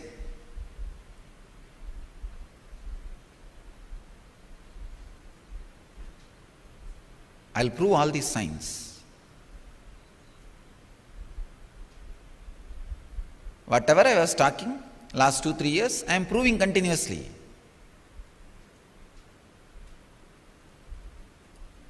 We started with levitation, now next teleportation. The next is being liberated from food and water, hunger, thirst. Then the next science will be teaching the Jiva Samadhi, science of Jiva Samadhi. Of course, I am going to live for a long time in the body, keeping it alive and active, at least 100 more years. But after that I am saying, when I sit in Jiva Samadhi, you will see I would have trained at least 10,000 people in that science. I will be sitting alive with 10,000 disciples around. Actually, when I was planning for the new campus, the main temple, I was telling them, hey, make a 10,000 Shivalinga temple around me.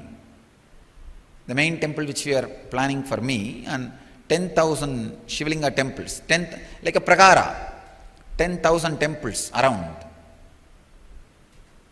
They were asking, why Swamiji? I said, all my Swamis will live with me even after leaving the body. Where will they go? Only department change. Nothing else. Only department change. And like a transferring from one campus to another campus, come on. Your job in the Biddi campus is over. Now Akshardham. Akshardham means the imperishable space. From there, let us continue our job.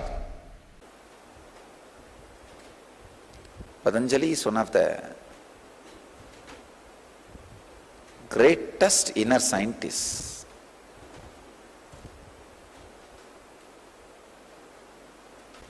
Man who demonstrated the science of enlightenment. Even after he left the body, he did not deteriorate or die or show any symbols of death. It was just living, alive, radiating the presence. The disciples don't know what to do. So they just kept his body and built a room around him. He is the only master whose body is not buried with sand or salt or bay leaf. Usually masters' bodies are buried, filling the ash, bay leaves, salt. His body is not buried at all. His body is just kept, and a big stone room is built. He is living there. His Jiva Samadhi is there. He became one with Nataraja. That is why the Nataraja's Murti is installed there. And he loved to wear the sacred beads, Rudraksha, so that whole hall is decorated with Rudraksha. They made a Rudraksha Mantapa in his memory, and Nataraja. He did not want his own Murti to be installed, but the disciples put his Murti also in the side. But as a main deity, he became a Nataraja. So he became one with that Chidakasa, Chitampara, Nataraja. So his Nataraja's Murti is there, and side his Murti is also there, his form. The form with which he operated in the body, that body is also there. If you are helped by yoga in any form, you are indebted to him. Anybody wants to experience his presence should go there. You should not miss the opportunity of going to Rameshwaram. Even if you are not able to go this time, you need to go back. Sometime when you come back again, don't miss, mark it as a point to go to Rameshwaram and see his physical presence. We have some of the great masters' physical body retained as it is, mummified. Not the mummifying of the Egyptian way of mummifying is totally different. They are able to only maintain the body. Our guys are able to maintain the body as the center of the cosmic or conscious functions. When the Vedic tradition way of mummifying happens, not only body doesn't get spoiled and it stays, it continues to be the center of their conscious operations. The cognition is taken, buddhi works, the works, responses happen, they continue to be the center of their conscious activities. That is why your prayers are fulfilled in their presence. If you pray to a mummy, your prayers will not be answered. Because the physical part is retained, but not the response part. Here, the response part is retained. The pure cognition, the and buddhi is retained. And same way, Srirangam, still Ramanujas, Udayavar, Ramanujas, Acharya's body is there as it is. You can see the nails growing, the hand lines, the palm lines, the eyebrow hairs, all that you can see even now.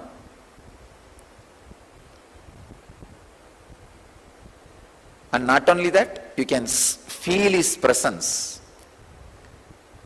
You can offer any prayers, you will see the response. You can talk to him.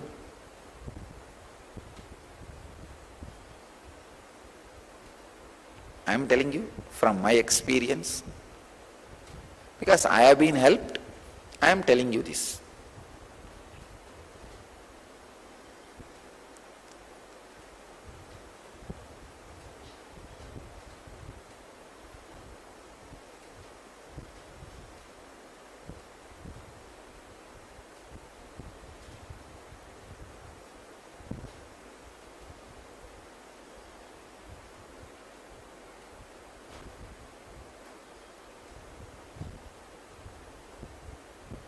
Many times I told, the Arunachalaswara temple, the Arunagiri Yogeshwara Samadhi is there. He is in Jiva Samadhi. Jiva Samadhi means he is residing there. Shiva himself came down as Arunagiri Yogeshwara. He is residing there. Anyhow, when you live in the body, if you arrive to the sensitivity where the buddhi and the functions in awareness and sensitivity, even after you leave the body, that will continue to be there with you, radiate through your body and through you. That is why when you go to the great masters' samadhis, jiva samadhis, whatever prayers you offer, it directly helps you. Immediately they respond to it. Some of these masters' presence, all seekers should experience. The great Jiva Samadhi of Ellam Valla Sittar in Madurai and Meenakshi's presence in Madurai and Patanjali's presence in Rameshwaram, Ramanujar's presence in Srirangam, Kamakshi is Devi herself came and did tapas towards Shiva and became enlightened. Kamakshi's presence in Kanchipuram, all these major masters, energy fields,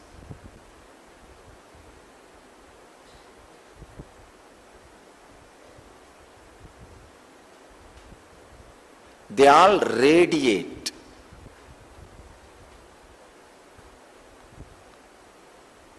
the highest sensitivity. Understand?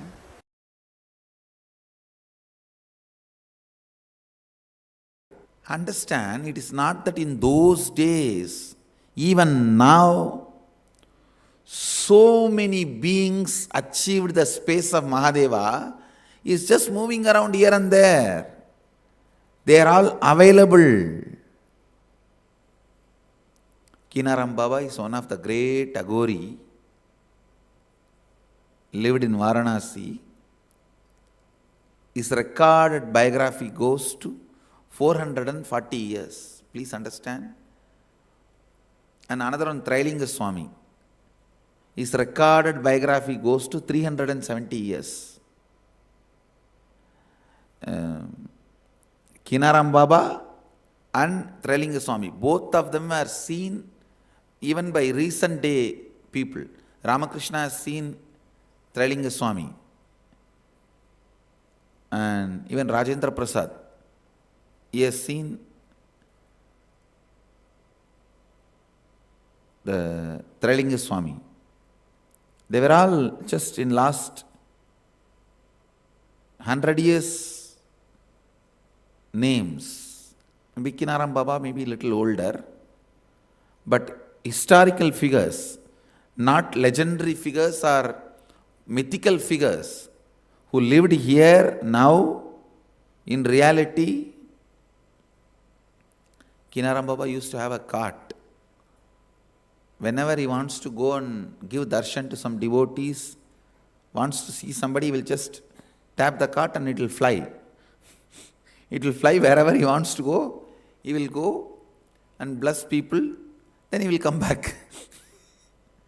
Using the physical body. Using the physical body, he will go. And Trailinga Swami beyond. He will not even move. He will be sitting here and appearing in 10 places.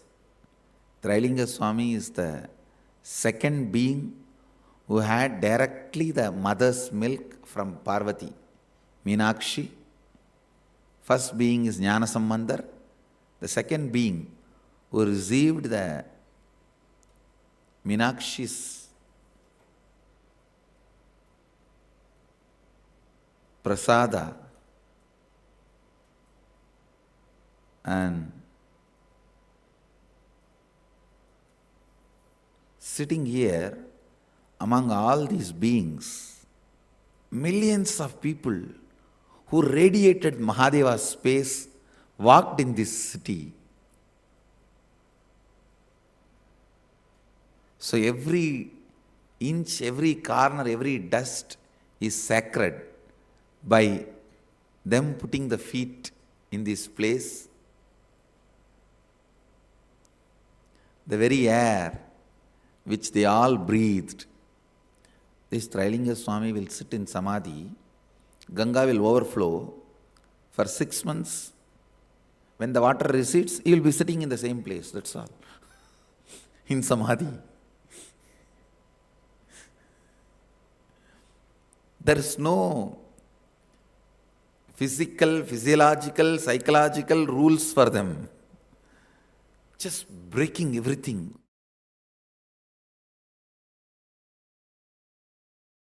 Just like mummification in Egypt, that is a smaller level. It is a science which can take you up to Swargaloka. Only deification can take you to Kailasa. Because Hindus have mastered this science in a much grander and ultimate way. Deification is 1,000 times greater, powerful methodology than mummification.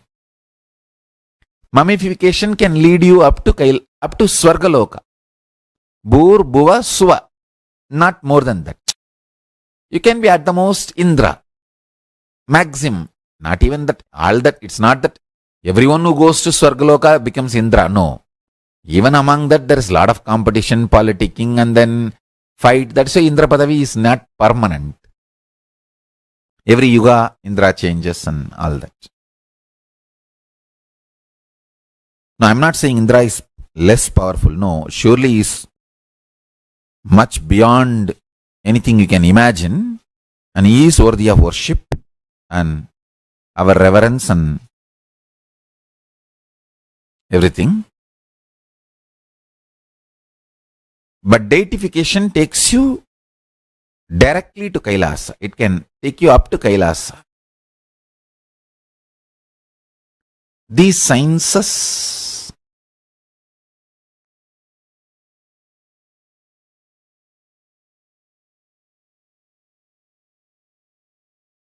will be revealed more and more detailed from Kailasa. And also there is another one level of deification, like Kaya Kalpa, making your body so pure and detoxed that even after you stop using your body, you are not dead. The body doesn't stink or go through any of the symptoms of death, like Paramahamsa in the modern day, and my own guru, Isaki Swamigal, Raghupati Yogi. None of their body showed any symptoms of death. I think in Tamil Satsang I revealed how after 3 days his body automatically locked itself into Batmasana when we were about to give Jiva Samadhi for him. And there are eyewitnesses. I am not telling you stories. Many elders of Tiruvannamalai are eyewitnesses because he passed away very recently, just maybe 25-30 years before.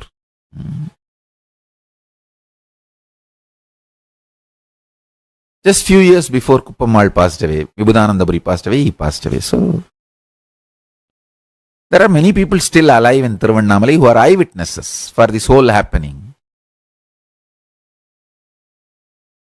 That science of Jiva Samadhi, achieving Jiva Samadhi, Swarupa Samadhi, it is called. That science,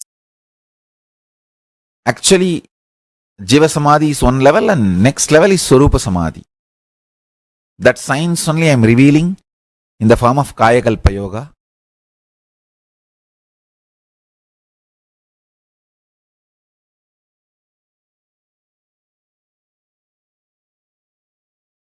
The Kailasa where this body is going to be in Jiva Samadhi, Swarupa Samadhi, I am going to have 10,000 Samadhis built all around. Any of my sannyasi, once he leaves the body and if the body does not show any symptom of death, means it proves itself that it has achieved Jiva Samadhi. He will have Samadhi next to me, along with me. If the body shows any regular decay, okay, take it to cremation ground and burn it as early as possible. Get rid of it. But if your body shows no decay after death, like Paramahamsa Yogananda's body, you will be given Jiva Samadhi. All these 11 orders, Rudra, Rudraganya, all these 11 orders will have Jiva Samadhi if you achieved the space of Jiva Samadhi and Swarupa Samadhi.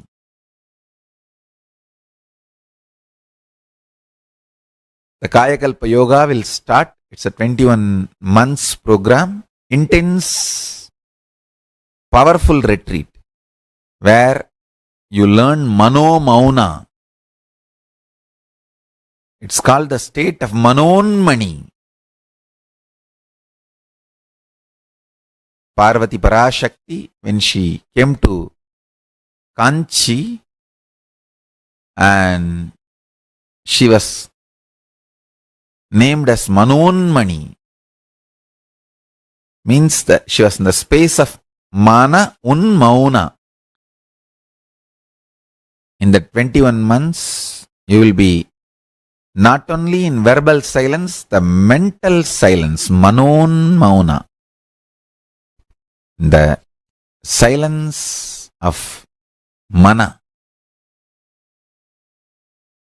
means the words, you will practice the methodology where the words does not even get created in your throat. That kind of a silence.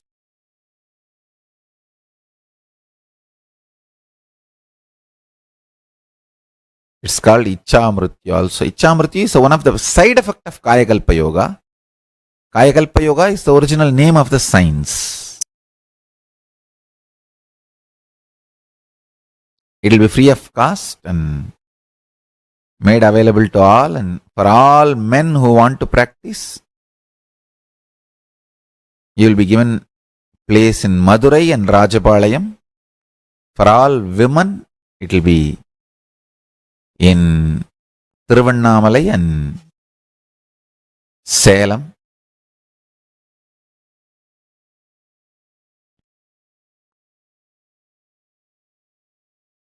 It will be very powerful experience.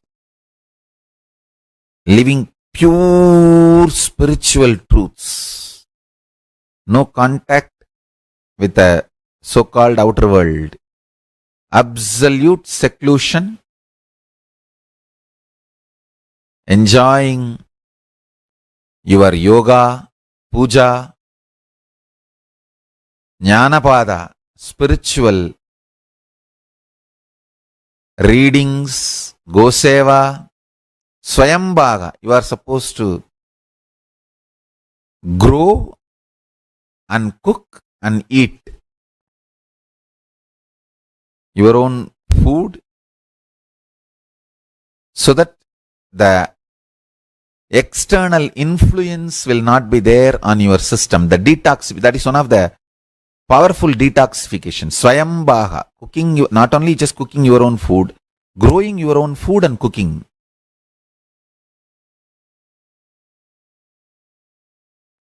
And serving the cows and then getting milk from them as their gift and prasada and consuming. It's an extreme detox and purification process. Every day you worship Gomata and ask, O Parandama, the milky ocean in which Vishnu is in Yoga Sayana is there in the body of cow, and ask that Parandama to give the milk as a prasada, and then from the cow you get the milk and consume. It's a very beautiful, sweet process with a higher, very powerful cognitions. Then the body becomes extremely pure and detoxed. Then all these powerful cognitions become reality.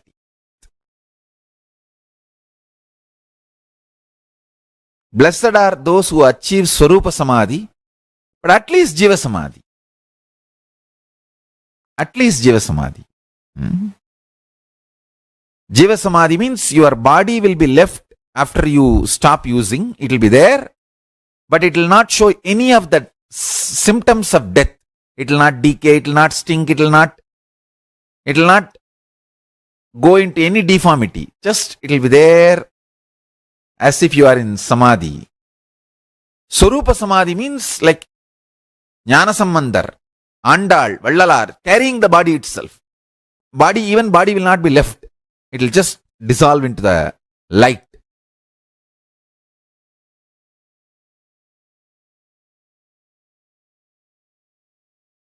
That is Swarupa Samadhi.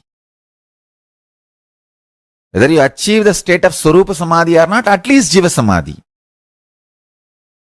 Human beings should achieve at least Jiva Samadhi state. Because the science is available to all of us.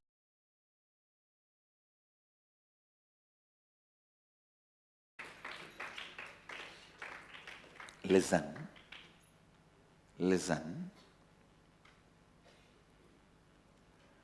Deciding for life.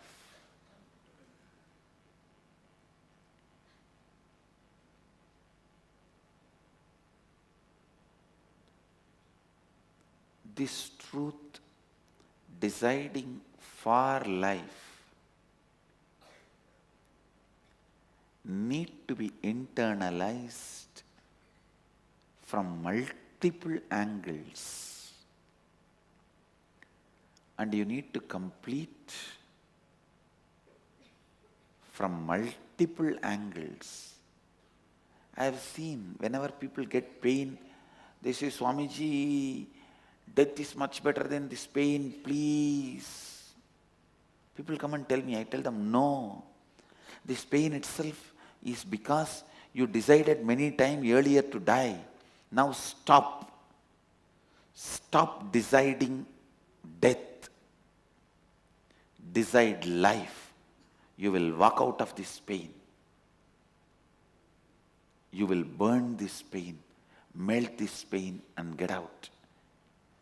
If you decide always for life, even if your body is not functioning, you will be in Jiva Samadhi, eternal life.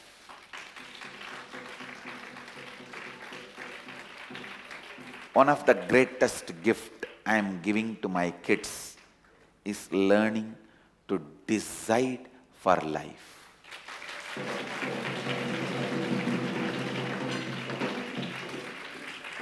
I will create the pure biomemories, muscle memories, which decides only for life, never taken a single decision against life.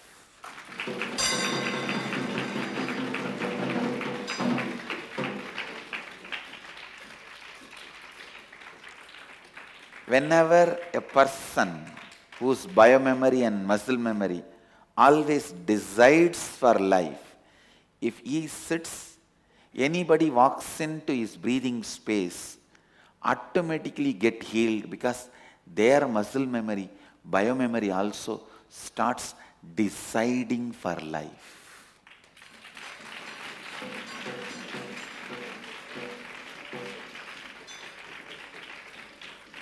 Last few days one drama is going on. One devotee came for healing. The moment I put my hand on the head and heal, the body becomes all right. After a few hours, it is back to the same condition by evening. I was wondering what is going on. Why? Then I saw so many thousands of decisions she made against life. When I am putting the hand, the biomemory loves life and it comes back to life. And it heals itself. It says, yes, I want to live. And after a few hours, no, I think it is all not right. And the Swami mesmerized me to live. I don't think I am capable. It is possible. And it goes back to disease.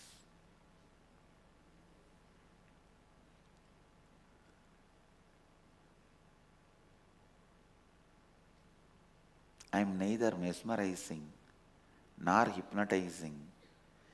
I am just reminding you to live. Isha vashyamidagum sarvam yat kincha jagatyan jagat tena tyaktena bunjitamakridakasya sviddanam. From that context, one should decide to live forever. I tell you, the moment you decide to live, complete with all your decisions not to live and drop, your very DNA changes. Just few days before, I read an article in the internet. One monk's mummified body was found, which is something like 200 years old, and Dalai Lama's personal physician is also a monk. He went and checked the body and declared that monk is not dead. He is still in meditative state. He declared that monk is in the state of duktam. In Sanskrit we call it turiyam. In Pali it is duktam. So he declared that monk is in the state of turiyam. And please understand, the body was mummified monk, found preserved in Mongolia, and I do accept what this Buddhist doctor declared about this monk seeing his body, I related with his consciousness. And I saw what this doctor, physician of Dalai Lama, who is also a Buddhist monk, what he declared, that monk is not dead. I accept that, and it is true, he is not dead. He has reached a space he may not use this body again, but he is not dead. If he is dead 200 years,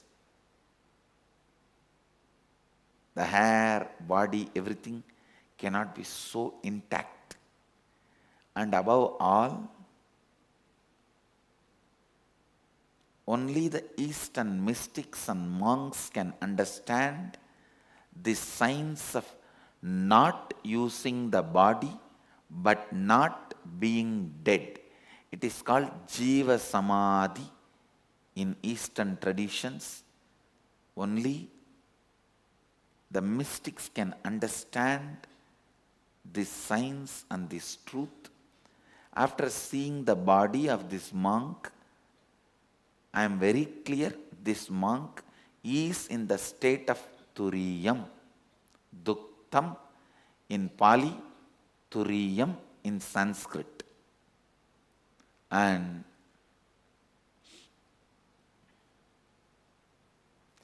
I am so happy that Buddhists have decided to preserve his body and keep his body intact and worship. Keep him as the symbol of that Jiva Samadhi, the state of Turiya. And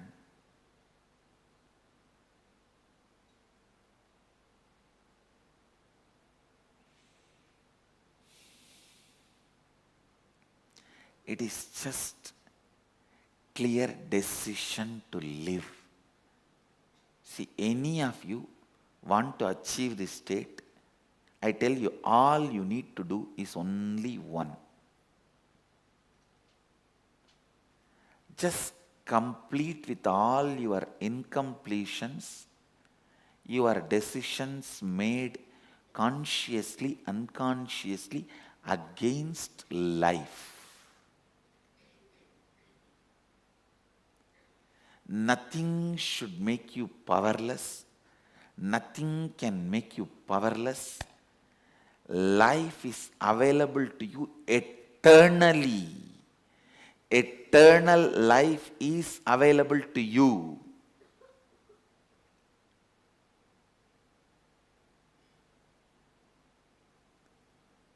Today, I request all the disciples and satsangis to sit and spend time in penning down all the moments you made the decisions against life, the thought currents you entertained against life, the thought trends you entertained against life.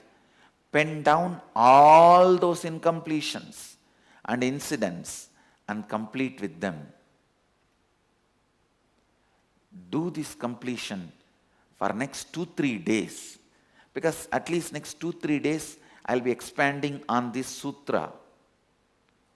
I tell you, once you complete with all your decisions against life,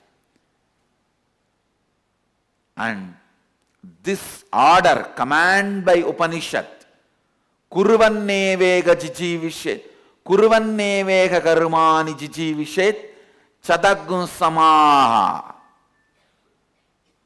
When this becomes your inner space, as a Vedanta Kesari, the lion of Vedanta, when you roar, kurvannevega karmani jijivishet, chadagun samaha, I tell you, the state of this Mongolian monk is your birthright.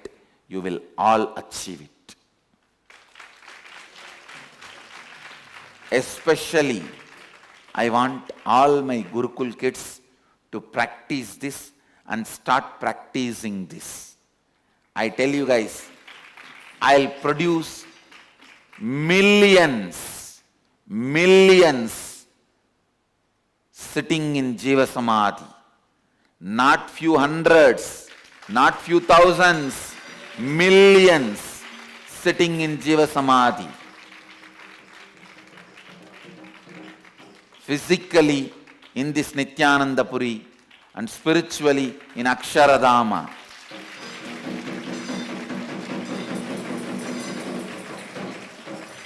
Please listen.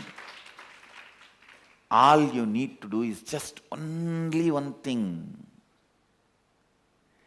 Complete with all the incompletions related to life.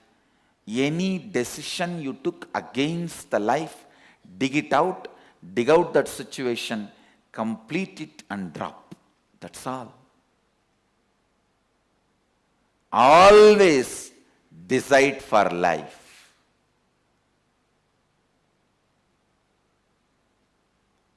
You have a right to live. With this context of Ishavasyam idaggum sarvam yatkincha jagatyam jagat. Even if you have not achieved that context, decide to live and align that context to you more and more. Because you have not yet achieved that context, don't decide not to live or against the life. No. Decide to live. Declare, decide. My DNA, I have the authority to reprogram, deprogram, program as I want. Decide to live. And even if one corner of you has self-doubt, I have decided many times not to live, what to do? I don't care. Now I am deciding to live. And whenever those decisions against life comes up, I'll clean it up, but I am declaring and deciding to live. You need to know an important fact. Even after your so-called death, for 3 months your hair and nail continues to grow. Your hair and nail continues to grow even after your so-called death. That is why whenever the Jiva Samadhis are created, they have the habit for till 3 months they will open again and again and shave it and cut the nail. When the masters leave the body in Jiva Samadhi, means they just keep the body and the Samadhi is built all around. They don't fill the Samadhi with any other material. Just body is kept. So the Samadhi is opened and cleaning the hair and cutting the nail is done for next 3 months.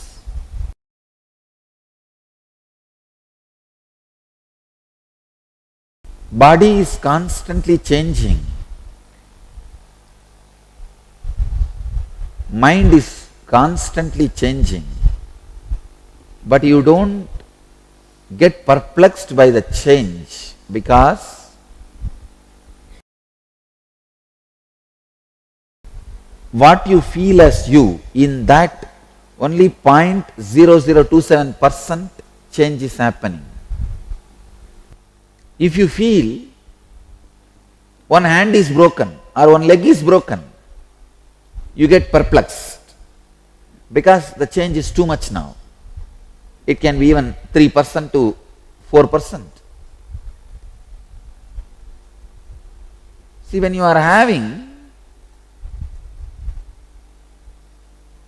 bigger changes, you do get perplexed. So now the formula the sutra, the truth, sacred secret, you need to understand from these verses.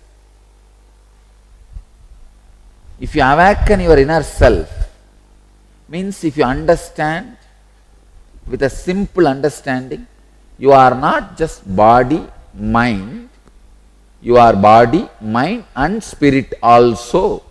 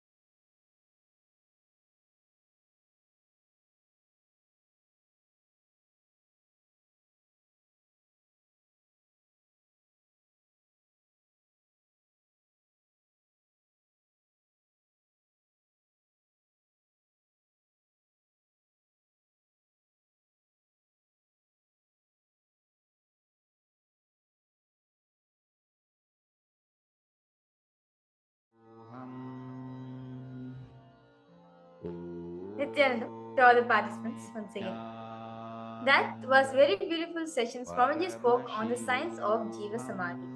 As in today's session, in today's darshan, all of you are going to be experiencing this science of Jiva Samadhi, where you are eternal. As very beautiful, I request all participants to post your understanding on this beautiful session. As many times we have a strong fear within ourselves that, oh, I'm going to leave with the body. I do not know when I'm going to leave the body. At least when I need to come out from my office, I know which time to come out. But for that, it's not like that. There's no time for it. It can just happen when it wants to happen. So many times, many of us have this fear pattern within us. But Swamiji is saying that all the participants, request all of you to carefully listen. Swamiji is saying over here that you are eternal. You can manifest life the way you want it to be. Through the science of Jiva Samadhi, you are going to be understanding this science where you are eternal. Life is eternal. It is not just limited to this body which you're carrying, but you are eternal. You are living. You are Nitya. So I request all the participants here to take a moment and post what is it that you are understanding, you are cognizing, you are getting as a click from this session as you're listening to these greater truths directly from Swamiji himself. Take a moment and I request all of you who are logged in here, who are joined, to share your experience and your understandings of this beautiful session on Jiva Samadhi, which is a very much a greater science of the cosmos, something that many times we are not even introduced to at a time when we must be. So I request all the participants, what is a new cognition, a click, any kind of breakthrough you had as you were listening to this session, go ahead and do share. Ma Margarita, Ma Anupama Menon, Ma Karen, I request all participants to post your understanding.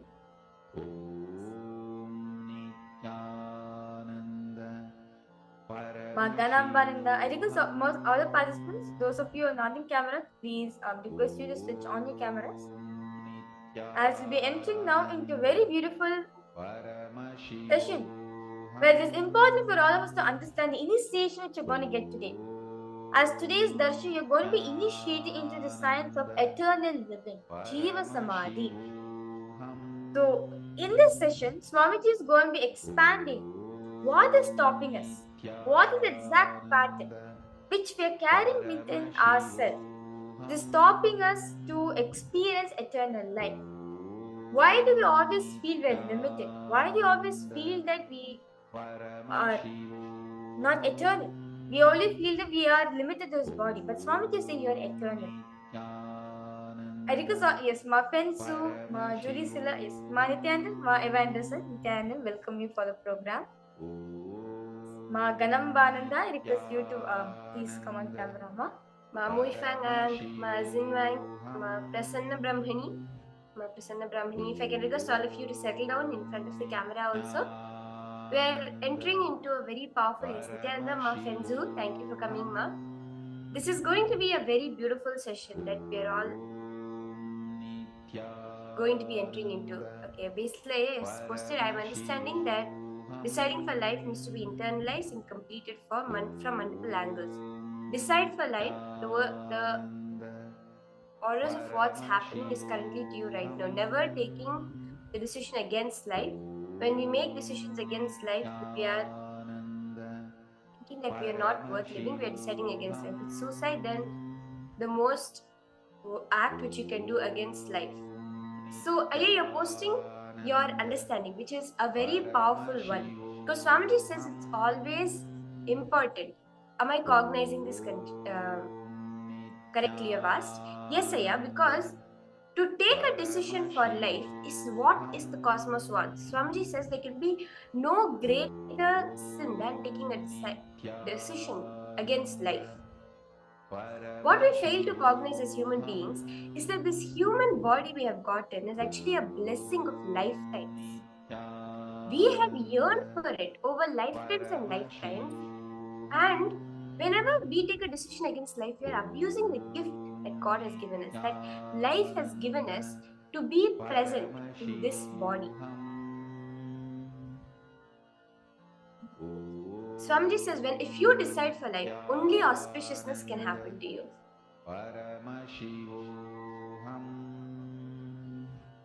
Nityanand, Sinayaya, welcome for the Paramashivoham program. I request all participants to post if any questions or doubts you have on this truth that Swamiji is where we are going to be diving into the science of Jiva Samadhi. Please feel free to post in the chat section. See, in this session, all of us are going to be understand you are eternal. Even after you leave this body, you are eternal. As very beautifully Swamiji is given, like some of the great incarnations such as Trailinga Swami, Kinaram Baba, Sadashiv Brahmendra. They are still there. They're accessible even for all of us.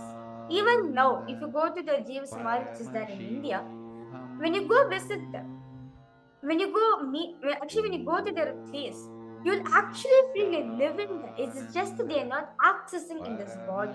Swamiji says that if you go to the Jiva Samadhi of Raghavendra Swami from Karnataka, he is a very great Vaishnava devotee, that his Jiva Samadhi is there in Karnataka. And if you go and listen nearby, you can still hear the beats of his Ajapa, the unbroken chanting of Ramanama. That Ajapa is still heard, the movement of the beats. And even also the great devotees such as Ramanuja, who is there in Sri Ranga. Actually, Swamiji says he is still living in the body. If you actually go next to him, you can actually hear his breathing. Like I still remember, like when Swamiji went to Sri Rangam along with the participants, like the Mahasarajma participants. And I think Swamiji told to all his participants that this is the date, not the date, this is the body of Ramanuja actually is living there. Swamiji says the nail, his eyeballs is still functioning. It is just that he's in a higher frequency. But if you go closer to him, you can actually hear his breath, like as he is inhaling and exhaling. That body, which originally Ramanujacharya used, he's a very great saint who is known as the proponent of the Vishishtadvaita school of thought in Hinduism. His body, he went into Jiva Samadhi, and his body is still today there, preserved. Almost, you can, if you have to think of it, almost like mummification, but a much powerful way, where his body is statified and kept. The thing is, the nails of the deity continue to grow. The nails of the body, which has been left ages ago, which has shrunk, actually. The nails keep growing. They actually, the maintainers of the temple have to keep cutting the nails of the deity, of the body. And also, Swamiji said, if you go, you'll be able to hear his heartbeat. And if you put a thread, you can sense the breathing.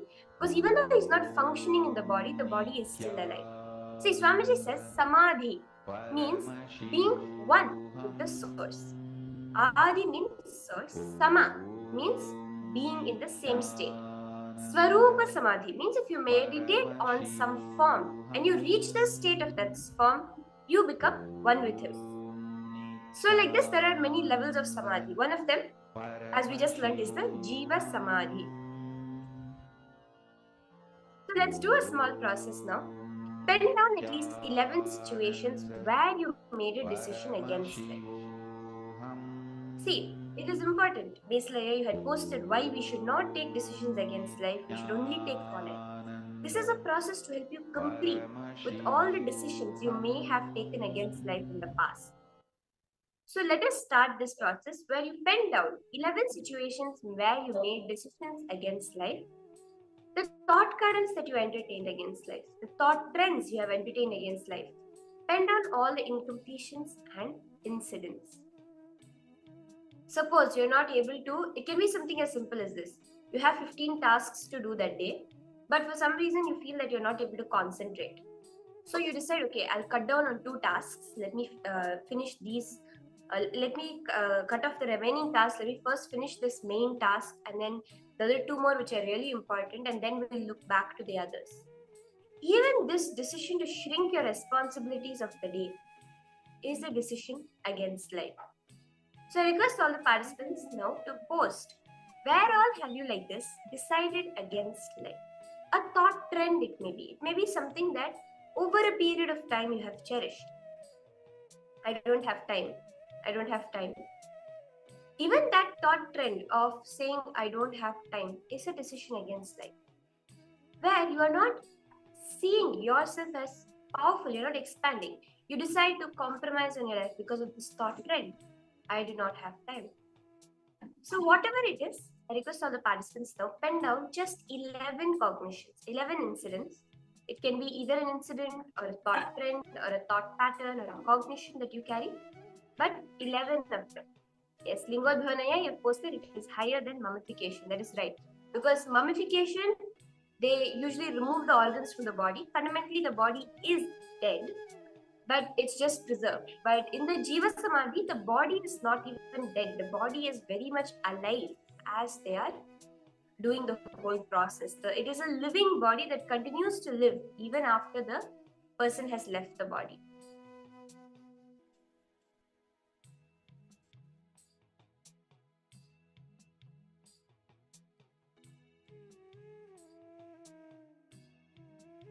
See.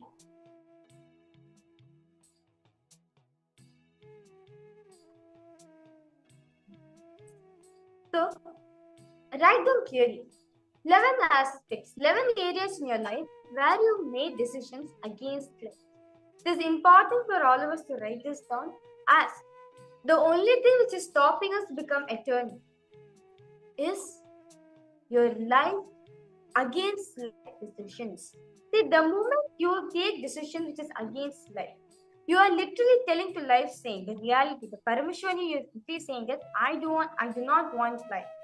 Why I need to live? Life negative decisions is nothing but like a knife you're telling to your own body that I do not want to live in the body. Life positive decisions are nothing but medicines for your body saying that hey, I want to become eternal. Come, let's live. So I request all parents write down. List down all those incidents, incompletions where you made decisions against life. It can be situations, it can be thought trends, thought currents, anything. Wherever you went against life, write that down. I request all the participants, don't just do this as a mental exercise. Do take a pen and a paper or open up a notepad on your device and actually write it or type it down, because there is a very important step for the whole process to happen. As long as we just think it as vague thoughts, it will not really become our experience or our reality. But when we put it into writing, only then we even become clear about what it is we are thinking. Like if I have to think back to an incident that happened even yesterday, versus if I write down the incident, I would have a lot more clarity on the sequence of events than if I just try to think about it. So the same way, to get a clear clarity on the thought itself, I request all of you to please do put it in writing or in typing. That is a very important step.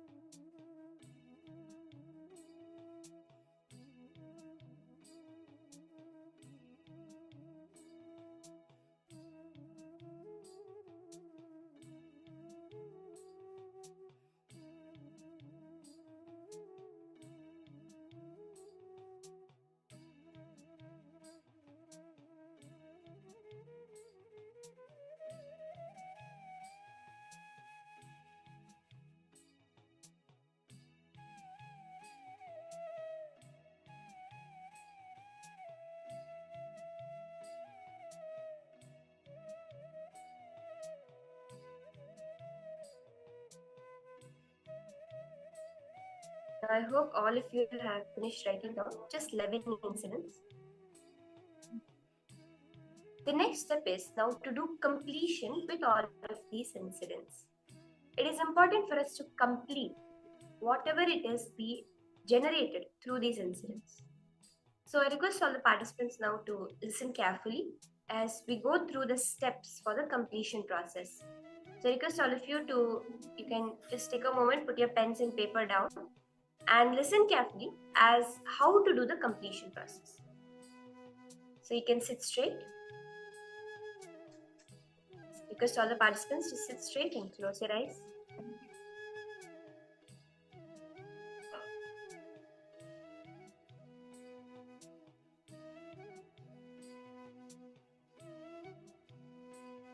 Tenzu, Mamargarita Vasconcelos. You can just close your eyes and sit.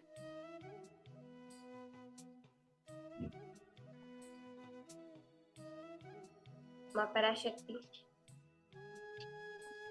Just close your eyes and sit now.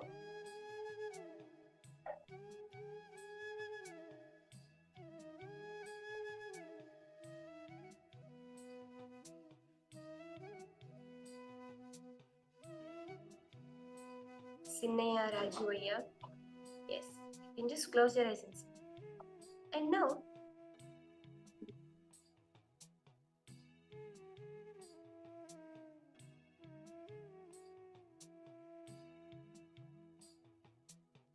just take a minute to consciously forget your present moment. Just forget your present context. You're no longer in the present moment. You have been literally as if you have been taken on a time machine to the past. Pick up the incidents that you have written down one by one. First incident. If it had happened at the age of 11, where you decided, I am no longer going to talk to anybody because nobody wants to help me. Everyone wants to only bully me and fight with me. I'm not going to talk to anyone. I'm not going to do any chores in the house. Don't look at it as a 30-year-old, a 40-year-old, 50-year-old that you are now.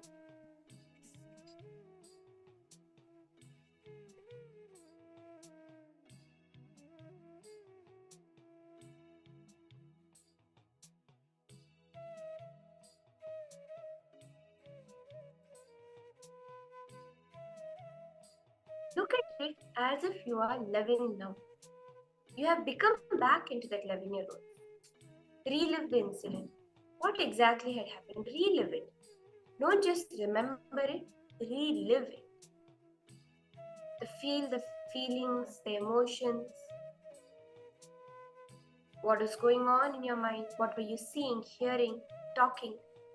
everything, relive it. Do this for all the 11 incidents, one after another.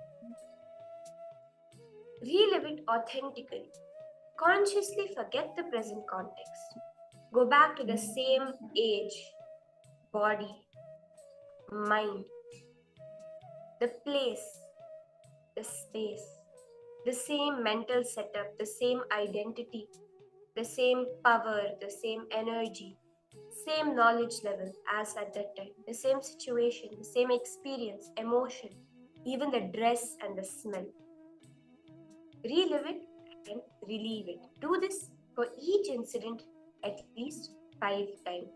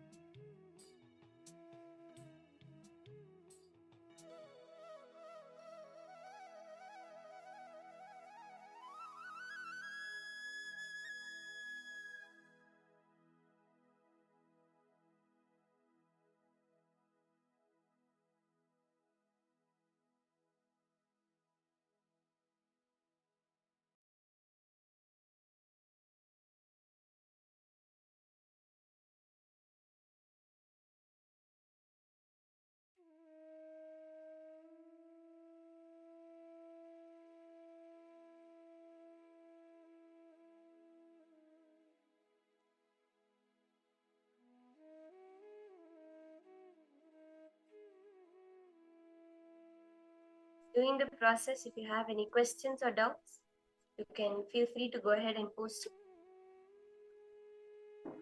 Do this very sincerely.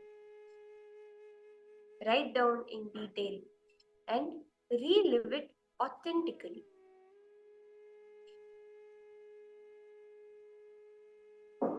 Okay. Basically, your posted is not showing up at the gym or a decision against life also. It depends on the context. If it is because you were cherishing some laziness to stay in bed for a little longer, or laziness to move your body more, and that is why you didn't show up, that is a decision against life. If there is a withdrawal or a non-engagement in life as the reason for any action, then that action is a decision against life. If there is a powerful cognition, I'm doing yoga every morning, that much is powerful enough to mold my body. More than that, I do not feel the necessity for gym. Then it is not a decision against life.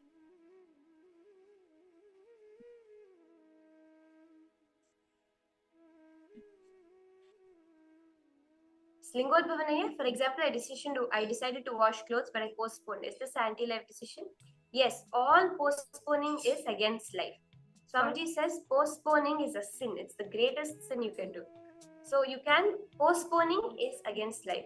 But see, for patterns like postponing, it is about completing the thought current. So rather than completing every decision where you postpone, go back to the first decision whenever you postpone in your life. When you complete with that first decision, the whole pattern will leave you.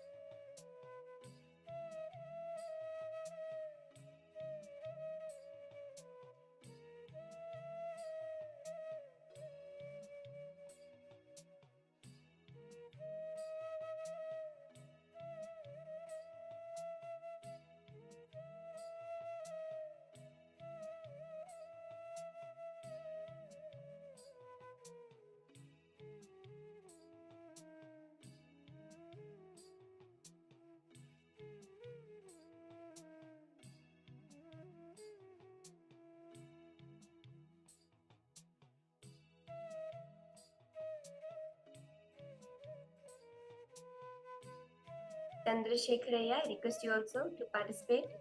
Ashok, Aminaya, all of you can also participate in this session of completing all the anti-life decisions that you have taken.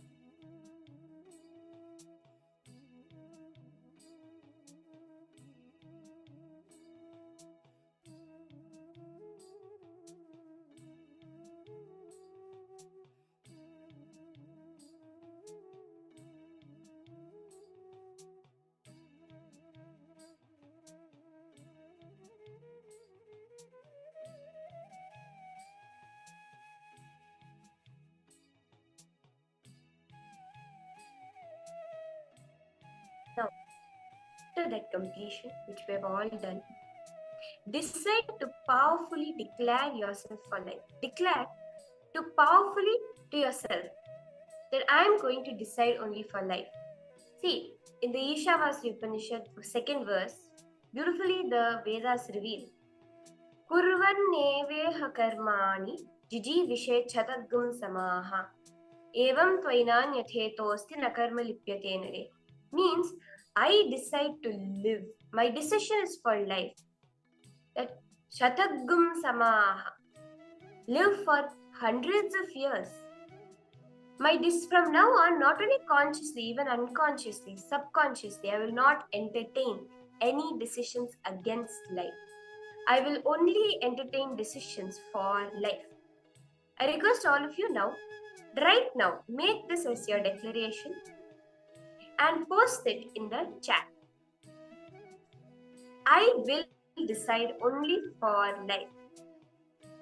Whether it is consciously, subconsciously, unconsciously, I will decide only for life. Nityananda Ma, Soumya P, I see you have just joined. Nityananda Ma, can request you to also come on camera and participate. Ma Jairani, Ma Parashakti, Ma Fenzu, I request all of you to post your declaration in the chat. Understand, when you post it in this chat, we are all in Swamiji's breathing space. The energy of this Zoom itself. Those days it used to be the physical room of Rajya Sabha, Chit Sabha. All of us are sitting. We are sitting in Ananda Sabha, in the Rajya Sabha. We are all sitting in the virtual Sabhas. The room with Swamiji's presence is so powerful and alive. So when you post your declaration in the chat, you will see that as a powerful manifestation for you. So I request you to post your declaration for life. Lingodhvanaya, Basilaya, all of you, take a moment and post your decision. Sinnaya, Rajuaya, I request all of you to post your decision.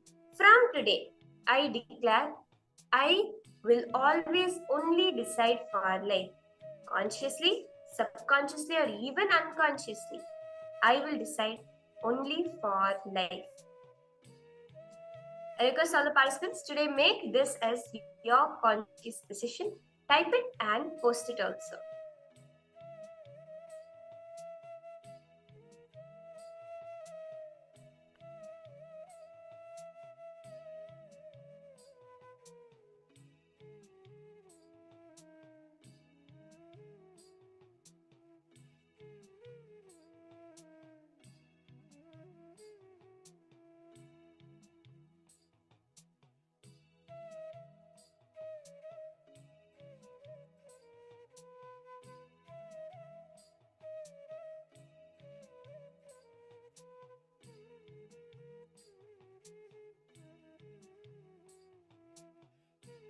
let's all make this as our conscious decision today.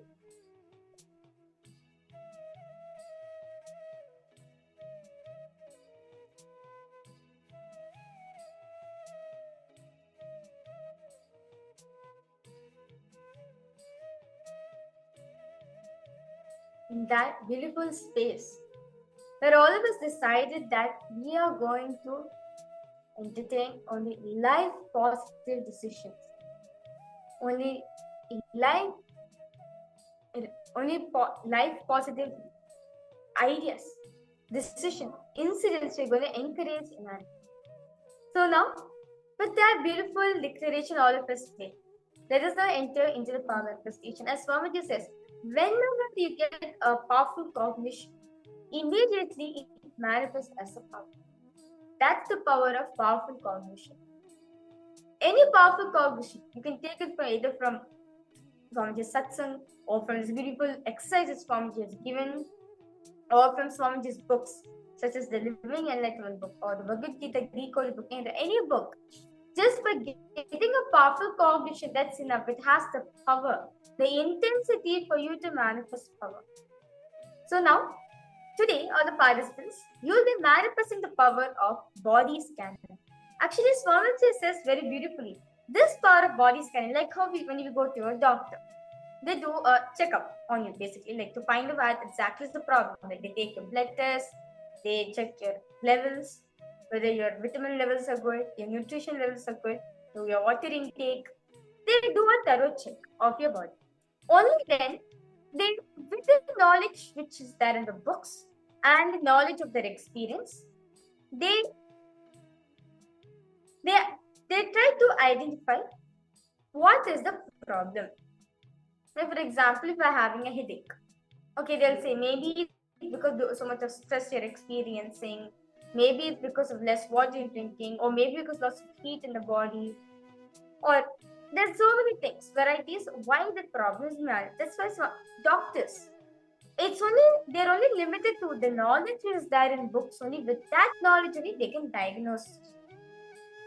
With the diagnosis, they give you a tablet for you to take on. Swamiji says the pharmaceutical industry is actually like this pharmaceutical industry, Swamiji spoke that they always want you to come, no matter what. They do not want you to get cured.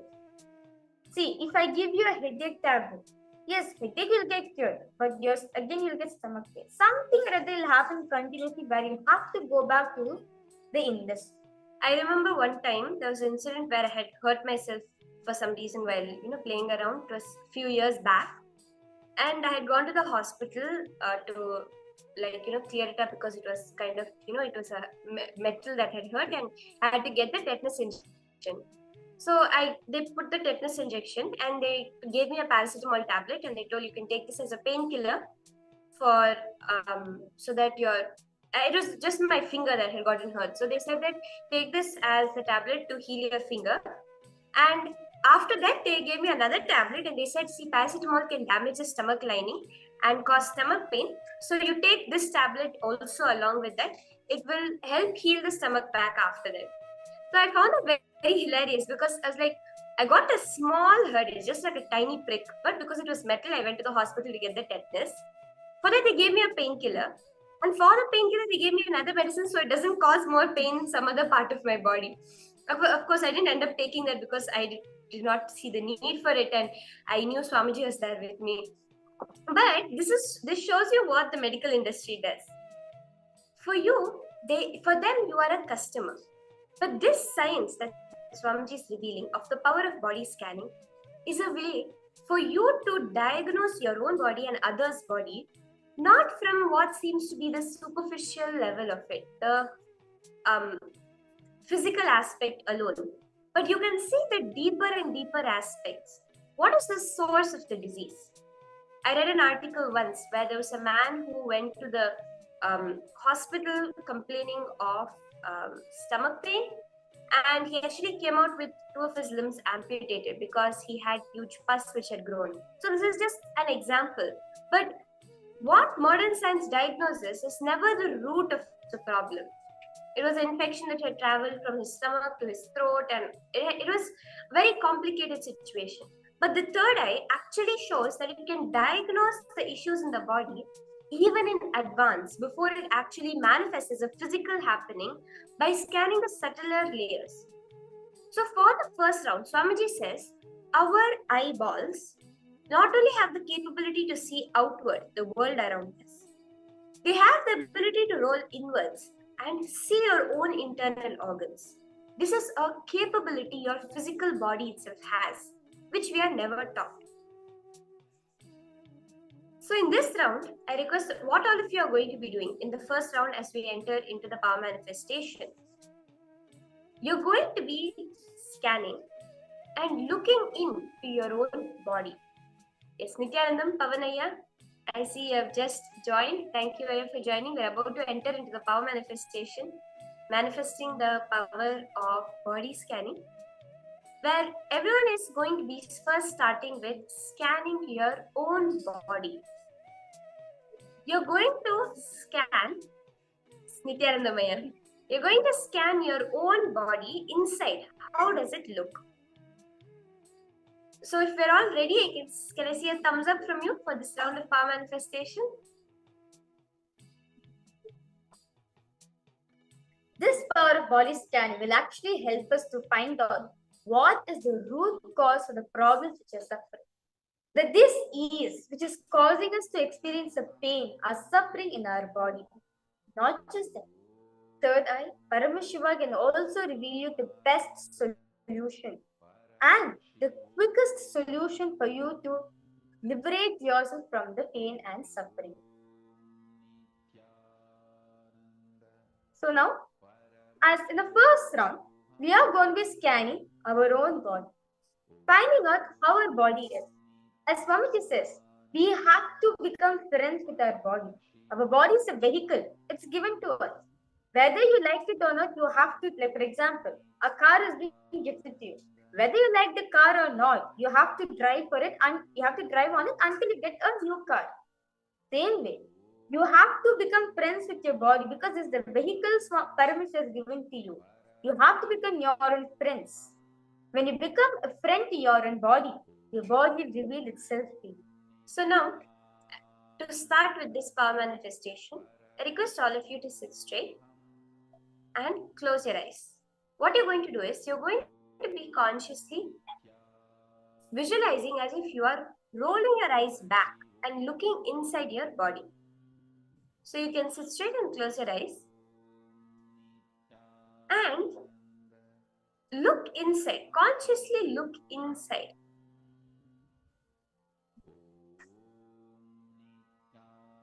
Turn the gaze inwards.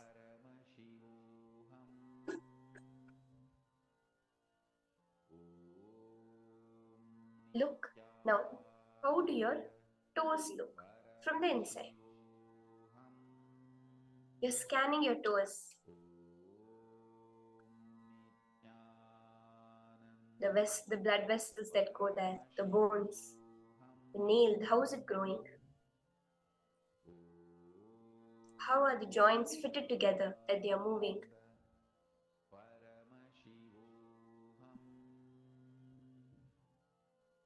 Look at the soles of your feet, your right foot and your left foot. How have they developed the different type of skin?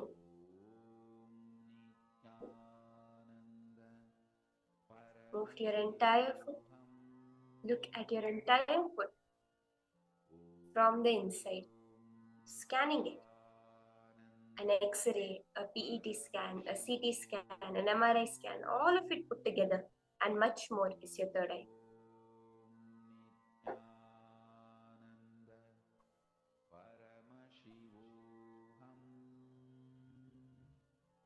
Slowly move up to your ankles. How do your ankles look? The joint there, the nerves that pass.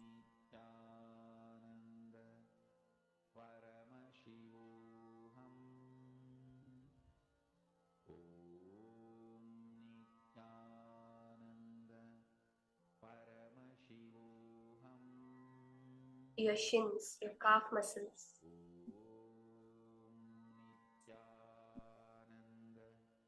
The bones there in your lower leg. What does it look like?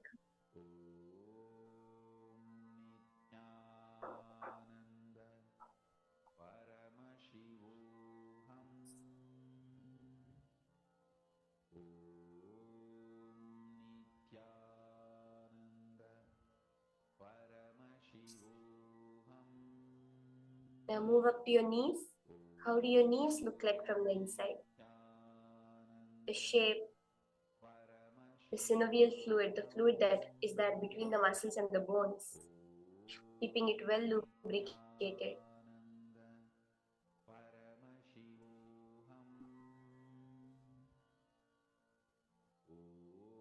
Look at your knees, the kneecap.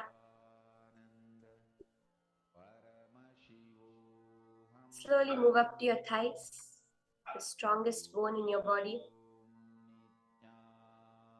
The femur, the muscles, the quadriceps. How are the muscles connected to the bones? How do they move? Contract, expand.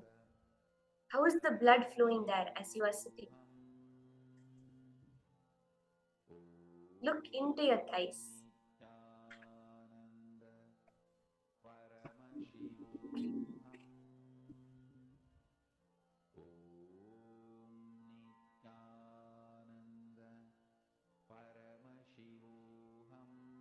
Now slowly move up to your hips, your pelvis, your hip bone, the entire lower body area. How does it look as you are seeing it with your third eye?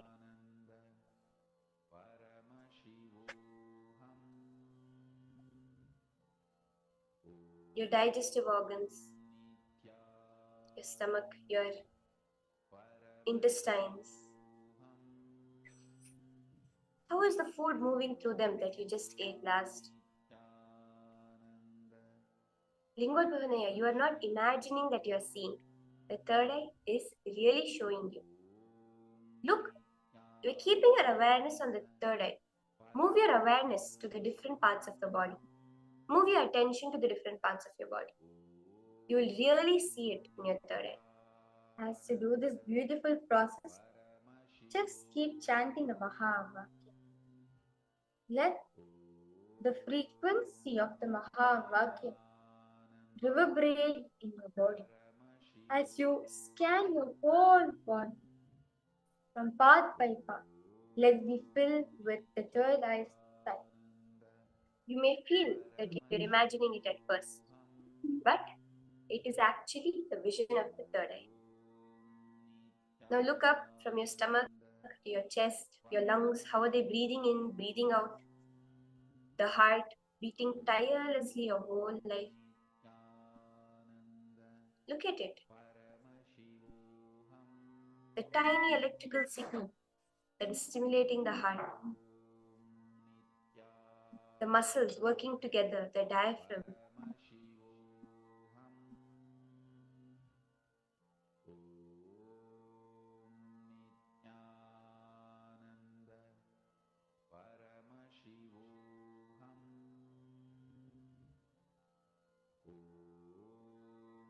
Slowly now, switch your gaze higher.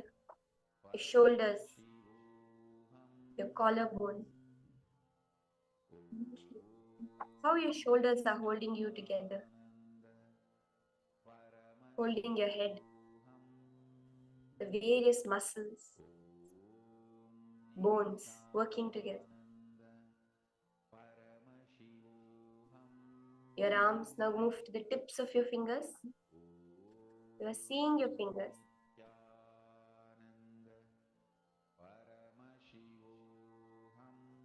The nerves in your spinal cord. How they reach up till your fingers.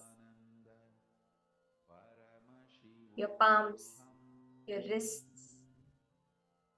Look at all of it from inside, through the third eye.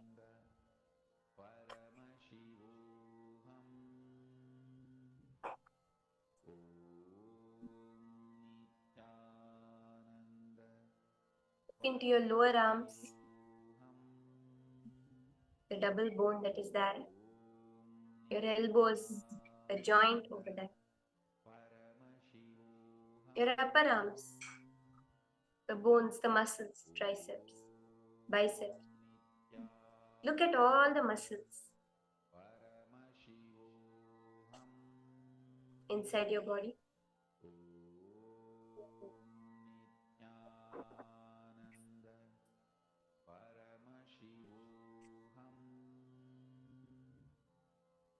Now move to your neck, the digestive pipe that's there, the windpipe that's there,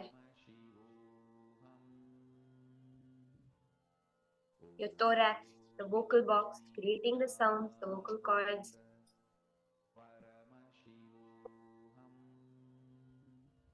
Look in and see the signs of your own body. Finally, come to your face. Look at the sinus hollows under your eyes, above your eyes. The three tiniest bones of your body in your ears. What is it that is enabling you to see? How does the eyes look? The retina. Your throat.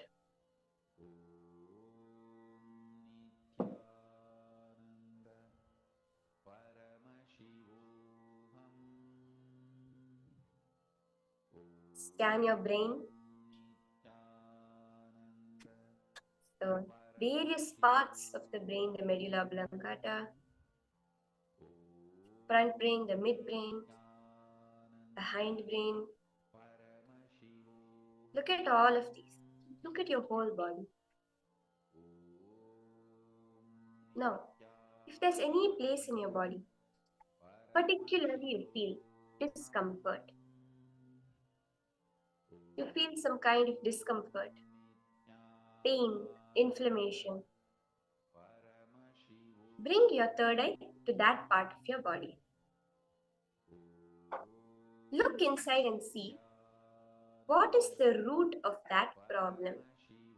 What is the root causing the discomfort, the disease, the pain over there?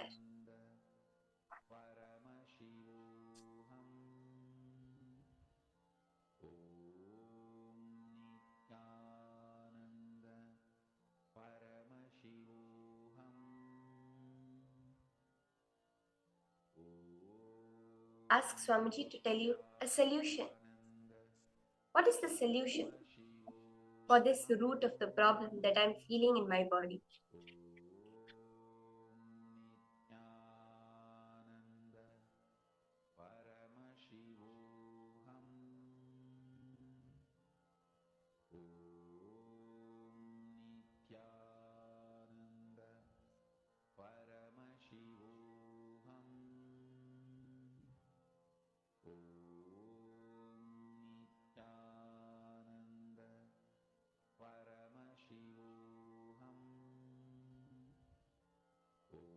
Fully relax. You can open your eyes.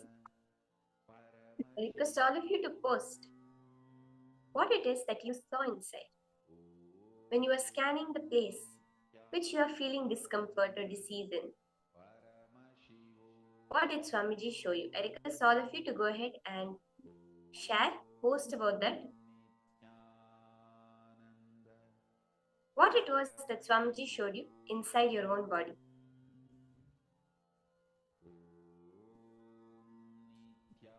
Yes, Ma Eva Anderson, Ma Margarita, Ma Soumya, Ma Sally Chen,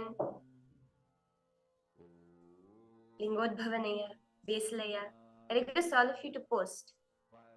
Pavan Aya, Sinnaya Aya. Basically, your posted. That was so good, but I didn't complete as people showed up and knocking on the windows. No problem, Aya. You can actually do this even because it's initiation, right, Aya? Where you are initiated into the power. You can do this at any time. You can, even if you want, go back on YouTube and replay the recording of what we have just done. And you can Do it again and again, many times, whenever you get even some more time when people are not constantly coming. And you can also do this for other people. So the same way as you scanned your body now. Okay, Pavanaya, you're saying there's too many words and chatter inside me. For that, Swamiji gives a solution. Whenever we are doing power manifestation, to do unclutching as a part of it also. Means thoughts can come, it doesn't really matter. The thoughts that come, don't engage with it. Meaning, if you're thinking it's too dark, it's too light, it's late in the night, or tomorrow I have this exam, I have that work to do, maybe I have to complete these chores. Let it go on. But for example, the thought comes, you have not yet swept. When are you planning to do it? Don't try to give an answer for it. I'll do it tomorrow. Witness it, watch it. It will come, it will be there, it will go by itself. Then maybe the next thought will come. You haven't had coffee for 5 days, maybe you should have a cup of coffee. Don't try to say yes or no to it. Hey, now is power manifestation time, it's not time for this. Don't engage with it at all. Look at it. It comes, it's there, it goes. Neither you create a thought, nor you sustain a thought, nor you dissolve a thought. Let it happen in front of you. That is enough. You don't have to worry too much about, oh my God, I'm having too many thoughts, I'm having too much of inner chatter, I'm not able to concentrate, how will the power manifestation happen? Swamiji says, let that happen. You be focused on what you are doing and allow it to happen without trying to stop it, start it, or continue it. Are you understanding this, Aya? Yeah, see, thoughts are just like a flow of river. Like how when we see it, when you see a stand in front of a river, how it just flows with source of serene. You are just part. You just feel you're just part of the nature. As when you're seeing the river flowing, same way thoughts are also like a river. Just observe. Just become an observer at this point of time. See, okay, look at how the thoughts are flowing in me. Very beautifully, they're so unconnected. And just enjoy. You see, slowly, slowly, slowly, your thoughts per second will come down to zero. Swamiji says, the number one problems which is giving us suffering and pain in our life is the inner chatter, the thoughts which are there in us. Continuously, we give life to these thought currents. Continuously, we give life to this inner chatter. But one day, just sit with your, even now also here, maybe as listening to Swamiji's revelation, just sit in the Shakti Pada with Swamiji. Sit and do unclutching. The best place for you to do unclutching is Swamiji only. By sitting in the Paramashivoham program, doing unclutching is the best place and best environment you can ever give to yourself. So by sitting here, just observe the thoughts which are flowing. Do not entertain them. Do not give any words. Do not give any power to it. Just see as a witness. It itself will settle down after a while. It will just settle. Like, for example, if you put mud, if there's a muddy water, how much ever you do, you're not going to be able to settle the mud. But if you just leave it alone by itself for a while, the mud will settle. All the thoughts are like that. The more we try to do something about it, the more they come. But if we just leave it alone, it will settle. So I hope all of you enjoy this. See, in the next round of power manifestation that we do, you'll be doing this for another person also. So you will not just be scanning your own body, you will be scanning the other person's body also and revealing different facts and things that are there present in their body. The next session that we are now going to be entering into is going to be a very beautiful and powerful session from Swamiji.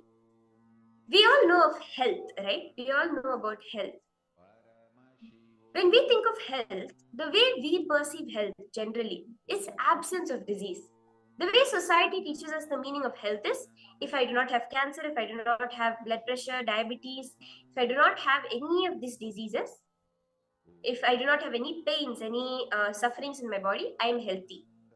But actual health is not just absence of disease. It is much more than that.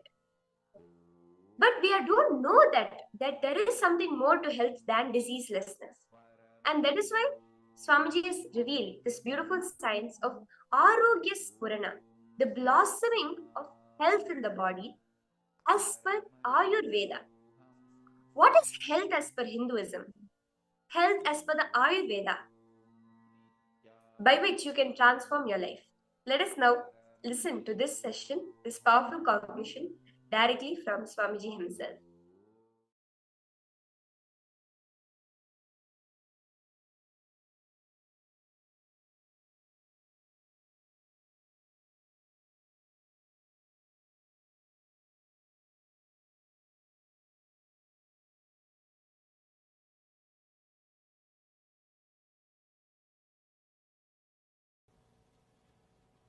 So rishis say, declare, any disease is nothing but a cloud in your body, in your mind. Just like clouds, this also will pass, this also will move. We work intensely to cure once we fall sick, but somehow we don't try to prevent, because when you are healthy, you take your body for granted. You take your health for granted. When you are healthy, you don't even remember your body. The definition of health is, if you are able to forget your boundary, you are healthy. If you are able to forget your body, you are healthy.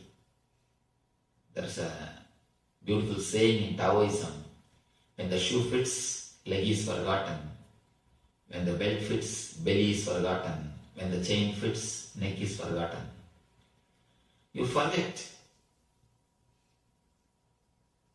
If you are healthy, you forget your whole body. You don't remember your body. You don't remember your boundary. You don't think that I should do something to maintain my health. One more thing. We always think no diseaseness as a health. If you are not going to any hospital, if you are not taking any medicine, if you are able to manage your day-to-day routine without any medication, you think you are healthy. But according to me, the definition for health is a positive well-beingness. It is not only no diseaseness. No diseaseness is only one part of health. There is something more to health than simple no diseaseness. The positive well-being.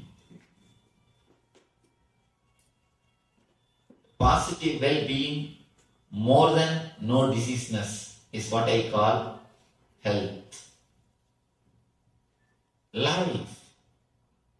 If you look at the life from the point of view of the masters, ancient masters, the rishis, they say it is just to be lived in a blissful way. They say Anandam Brahma Navyajanat. There is a quotation in Sanskrit. It means existence is bliss. Don't waste it by missing it. Existence is the very existence. Your very life, your very breathing, your very living in this body is bliss. They say the body is filled with nectar, with bliss. The very life is bliss. And then they advise, please don't waste it by not enjoying it, by not experiencing it.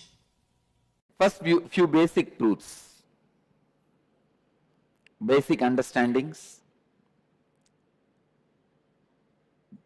One, health is not just absence of illness. If you are not in the hospital, if you are in the house, don't think you are healthy. Health is not just absence of illness. It is something more than that. It is well-being. Just because you are not in the hospital, absence of disease does not mean you are healthy. First truth. I want you to internalize these few truths so that we will further work on some homeworks. Second, health is a state of physical, psychological, emotional and spiritual well-being, where you feel life is good. Rarely, sometimes when you wake up in the morning, maybe for 10 minutes or less than 10 minutes, you will feel life is good. Wow. But very rarely you feel that. Those are the moments you are healthy. But in the modern day, especially city life, the stress level is so high, you forgot like this, sometimes you even feel life is good. Health is a state of physical, psychological, emotional, and spiritual well-being.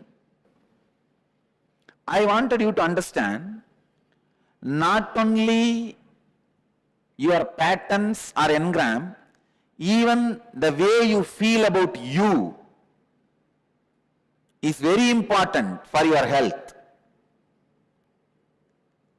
Even if you don't have any external stress, but if you have a wrong idea about you, that itself can destroy your health. I have seen many villages. They don't have any stress. They are not in corporate companies. They don't need to get up and just eat their breakfast while driving and land in the corporate office and whole day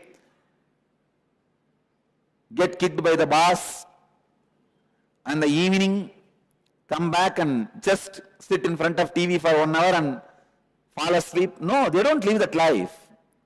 Many Indian villages still retain their innocent life. Morning slowly they will wake up around 9 o'clock, come and sit in the village tea shop and drink the tea and talk the whole politics and story, everything till 12 o'clock. Then slowly 1 o'clock take bath and go around and see the land, the agriculture happening, come back 7 o'clock and sit in front of TV till 10 in the night, fall asleep. There are people, even they fall sick and they also don't live long because the concepts they carry about themselves, the ideas they carry about themselves. Not only the active pattern, the passive beliefs you have also affects your system, also affects your health. See, there was a time 140 was the diabetes sugar level. Overnight, when the diabetes association decided that they are not having job, they brought it down to 100. 60% of the country suddenly became diabetic overnight. Understand? Yeah. So there's so much of hope, the whole drama, vested interest going on. This belief, all diseases, whether mental or physical or hoax, is the best belief I can give you. Got it. And with any belief, till it becomes your realization, there will be little struggle. With this belief, yeah, okay. even the struggle will be a great practice. Okay. See, with any belief, till it becomes realization, there will be little struggle. Even if that little struggle is there, this belief will be the best practice. So, more and more drilling this belief into your system, more and more completing all other ideas other than this belief. See, when every time, then when you face the disease as your reality, you will only be in the mood of completion, because disease is hoax. This is the ultimate law. Anything other than this should be completed, not entertained. So more and more, and one more thing you guys need to understand. There are tons of powers sitting inside us only for us, they are all waiting just for us to recognize them. For example, just because you can't bend and touch your feet,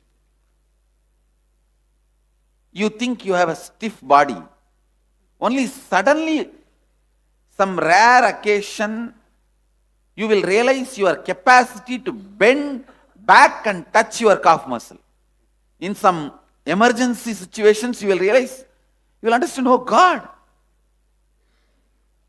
I thought I have a stiff body. Only now I realize I have this power. How many of you have had this kind of experience in your life? No, I am telling you, even mentally we have like this many unrecognized powers. When I am telling you this kind of ultimate laws of life, disease is a hoax. When you apply this ferociously into you, you will open up those unrecognized powers to your day-to-day life. You would have always believed, even if you catch a cold or cough, you can't run your daily life. When you open up ferociously to this kind of truths, suddenly you will realize there are tons of things which you can do. Very recently, one of my Swami, he had a fracture and lived with that fracture for 30 days. Because he lived with it, it got healed. Really? Hairline crack, it got healed.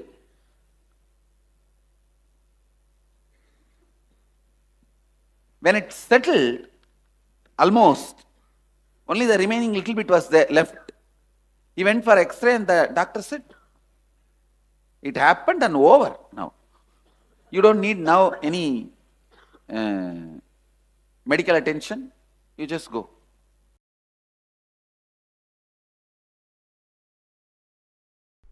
Definition of mental health is stability.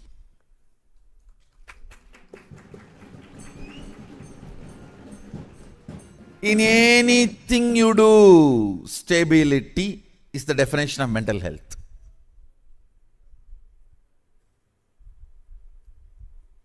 That's the definition of mental health. Whatever you may be doing,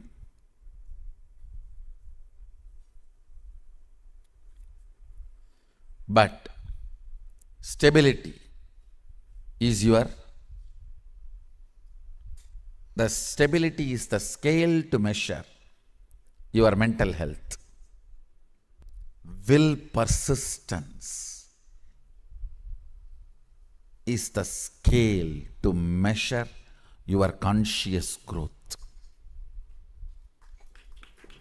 Understand?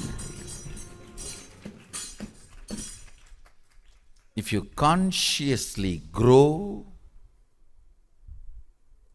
you will have amazing will persistence. The unit to find out whether you are becoming healthy or not is the quality of your day and night. Means what kind of awareness and consciousness you are able to retain in your body during daytime, what kind of a deep rest you are able to have in your body in the night time. That is the scale, whether you are healthy or not. If you sleep in the daytime, you are physically sick. If you don't sleep in the night time, you are mentally sick. If you sleep in the daytime, you are physically sick. If you don't sleep in the night time, you are mentally sick. Whole day you feel like sleeping, but you are not able to sleep. That is psychologically sick. The unit to measure your physical health is the quality of your day. Unit to measure your mental health is stability. Unit to measure your conscious growth is will persistence. Health means not letting your chemicals, hormones disturb your thinking towards your goal. Pitta, fatigue,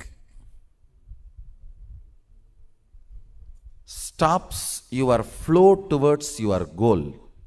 You are not healthy. Pitta, fatigue, if it stops your thinking towards your goal, you are not healthy. Means when you are sitting in your puja and satsang, if you fall asleep, pitta, fatigue is taking over you and stopping you flowing towards your goal. You are not healthy. Something seriously need to be done.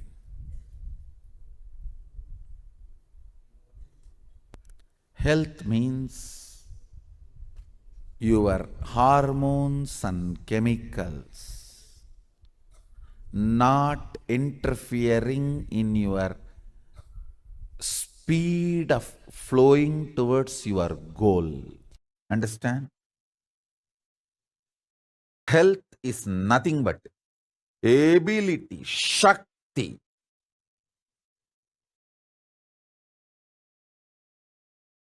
to digest anything put inside the body. Food or information. Food or information, anything.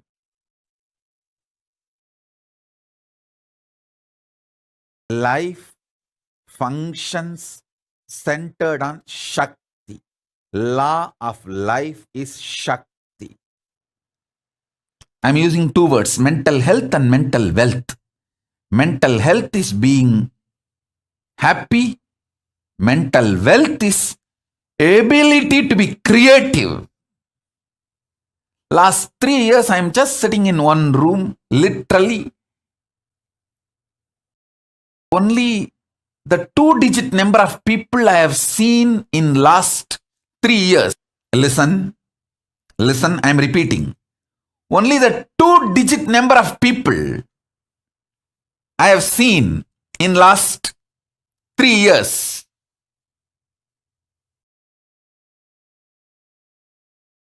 Per day, I see only 1-digit number of people who give me little juice which I am drinking,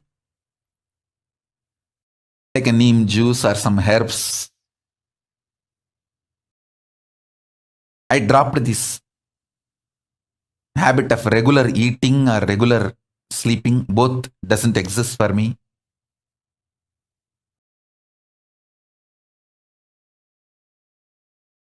Sitting in one room,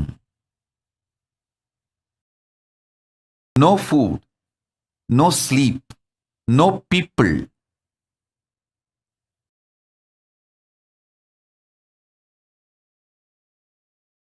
My body has not melted down, means collapsed. My body has not collapsed. It has only become healthy.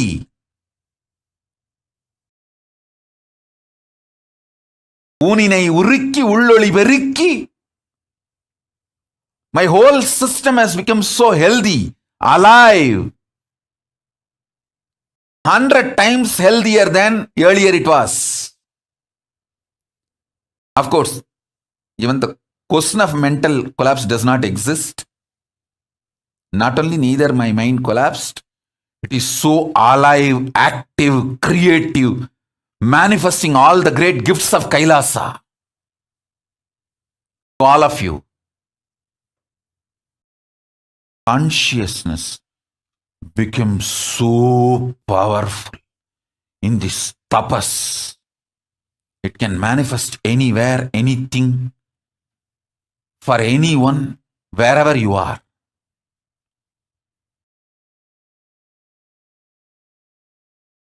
All the best things have happened just because I know the science of how to rejuvenate myself without getting destroyed in this pralaya.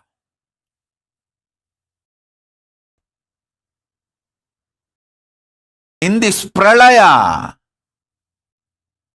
great deluge, if you get destroyed, you are fool, stupid. Your ideas about yourself and life, everything is wrong. Instead of getting destroyed, if you get rejuvenated, you are right. Everything you have about you, you know about you, life, everything is right. Right things get rejuvenated, wrong things get destroyed in this pralaya.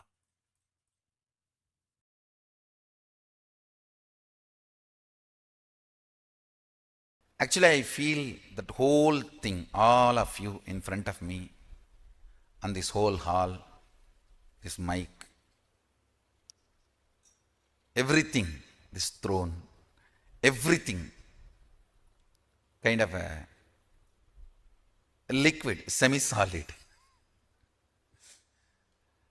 where the bhava freezes into matter, where the ideas becoming idols, in that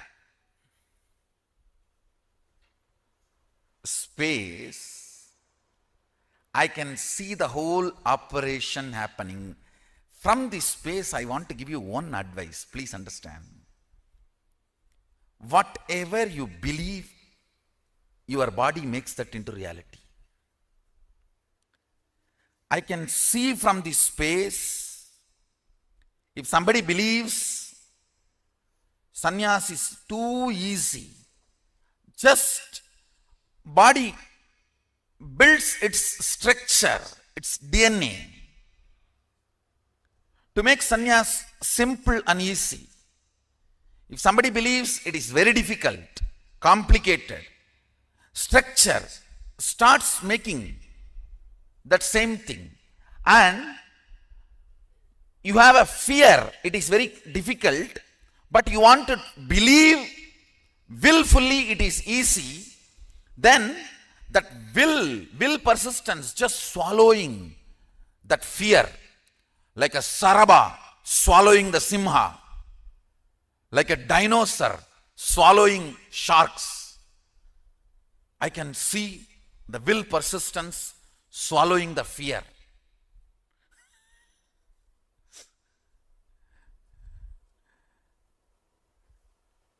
If you feel living in this place is the best, I am seeing you manifest that. If you feel there is problems here, I may not be in tune with this now, then I see that same thing getting manifested. If you feel the fear is there, I may not be successful, I may not fit in, but with will persistence you want to feel, no, I will fit in, this is the best place. Then I see the will persistence behaving like a sharaba. I am really seeing this whole semi-solid existence. I am actually sitting on the threshold.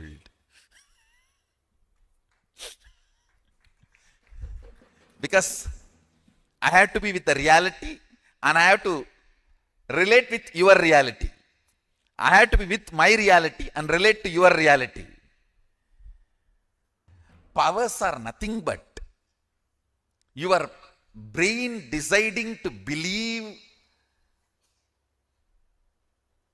the magical existence of you against the logical existence of you, which is taught to you by your society. See, your society taught to you only the logical existence. Your brain deciding to come to the conclusion, cognition of magical existence, magical way of existing is what is power manifestation. That's all. I tell you, you are not the body. You are not the mind, you are consciousness. Sit with this one truth. Trusting just because I said, you will not perish. Name bhakta pranashyati. My devotees do not perish.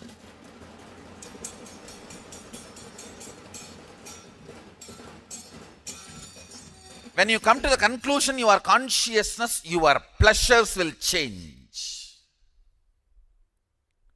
Your purpose of existence will change. Why you want to exist will change. I tell you, whatever you feel as you, whatever you concluded as you, whether you like it or not, just by your breathing, you spread that. If you are joyful, by your breathing, you spread that.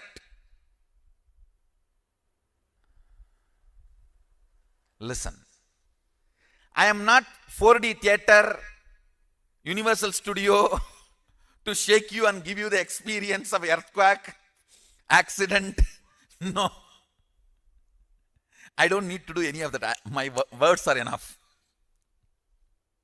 I tell you, really I tell you, today I'll make you experience how liquid you are.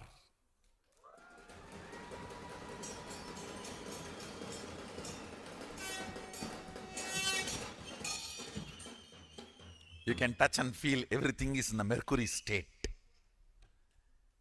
The way you want it to become solid, it becomes solid.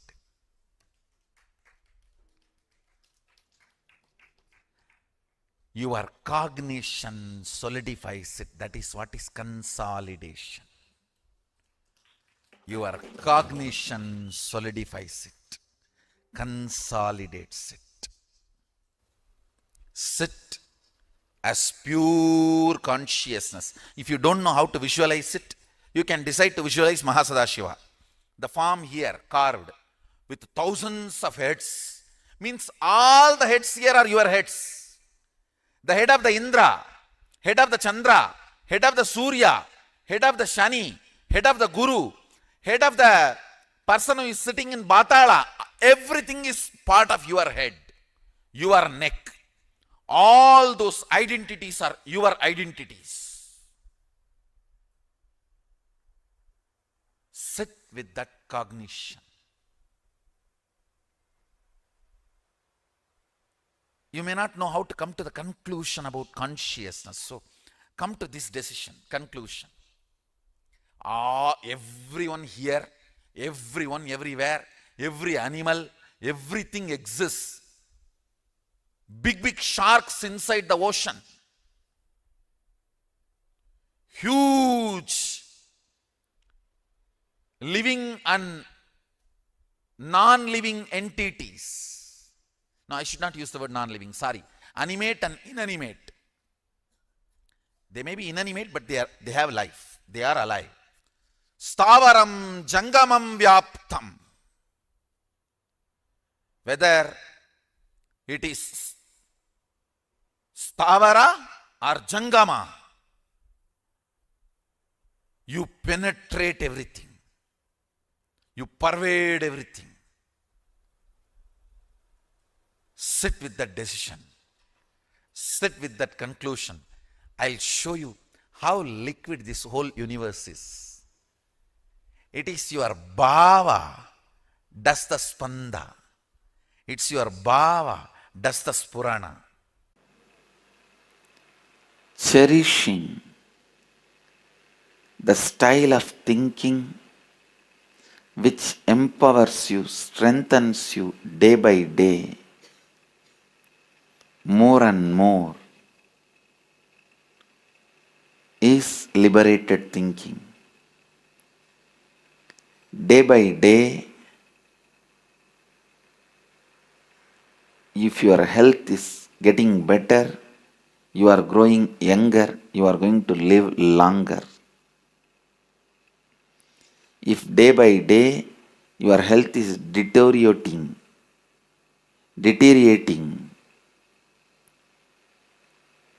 going bad to worse, you are not going to live longer. So, please understand, day by day, if your thinking is becoming more and more clear, powerful, intelligent, you are going to live longer. If your thinking is going from bad to worse, suffocating you, you are going to suffer worst thing. You will be ideologically imprisoned. The worst suffering which can happen to a human being is ideologically imprisoned. Instead of liberated thinking, you will be carrying suffocated thinking. Suffocated thinking destroys you. You may have any amount of money, you may have any amount of power, you may have anything. But as long as you have suffocated thinking, you will be destroyed. You will be suffering.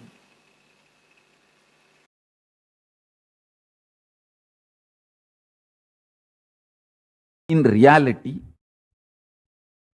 you have a huge pot belly, can't move the body, too heavy. If you decide, understanding this fundamental principle, that demarcations of the past, present, future. For example, you think the present condition of your body is either yogic, unhealthy, or bogic, very luxurious and destroying, but not yogic. Maybe if you become sincere, in the future you may have yogic. These are all the thought currents usually run in your mind. Now the statement I am making, please understand. If you decide consciously you should have a yogic body, well built, 6-pack or 8-pack or muscled and fully flexible and energetic yogic body. If you create that Satya Sankalpa, intention, that becomes your existence in Turiyatita. And the influence of Turiyatita, that highest state, Paramashiva state, in your present condition, when that starts influencing your present conditions,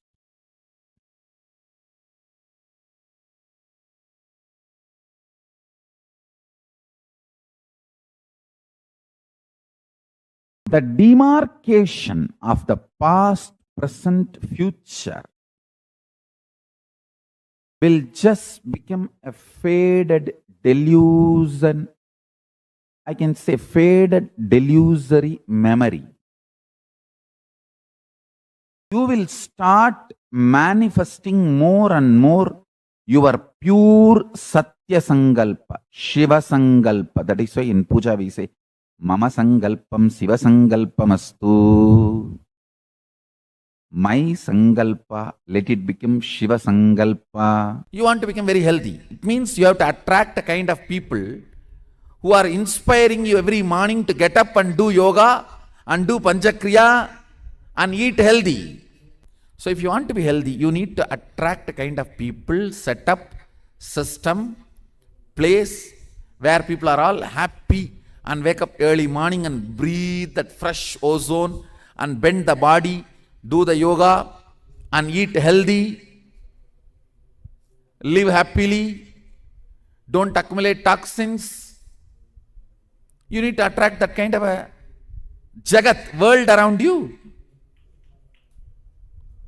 So for everything you want to manifest, you need to attract that kind of a world around you. Listen, person who can play with long numbers digitally and linguistically will not fall sick, because the ability of brain handling number and language simultaneously increases the brain's capacity to automate all the automatic actions needed to happen in your body to keep your body and mind healthy.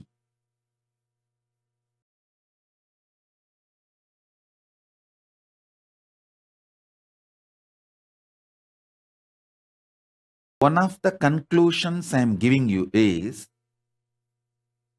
our grandparents who knows the table by heart, 100 into 100, they will tell simply in 1 second, live long, healthy, because your brain, when it develops the capacity to convert the number to language and process it in language, and result gets converted again back to number, this capacity, the brain simultaneously develops the capacity to give command to your liver, kidney, intestine, everything to work synergetically. Synergy of your brain to work with the number, work with the internal organ is one and the same. Your health and your ability to process the number is directly connected.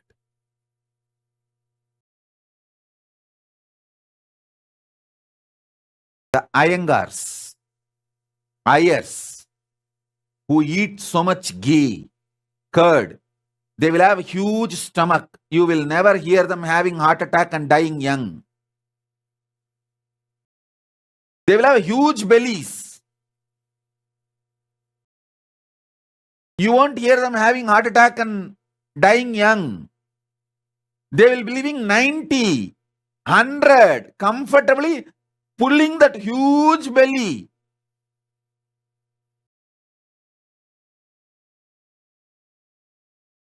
They will defy all your medical science, because their brain knows how to synergetically command all organs. Listen.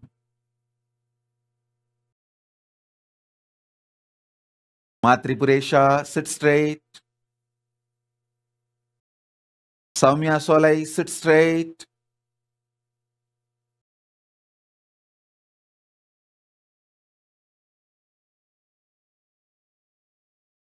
All medical understandings about the belly, fat, everything, these Iyengars and Ayers will defy,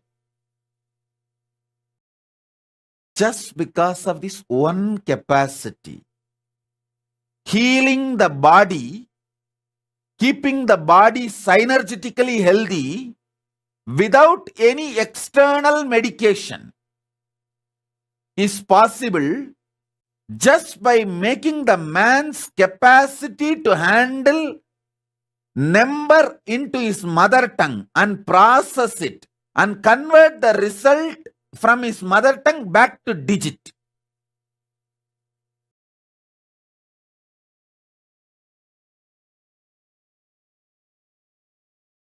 Understand?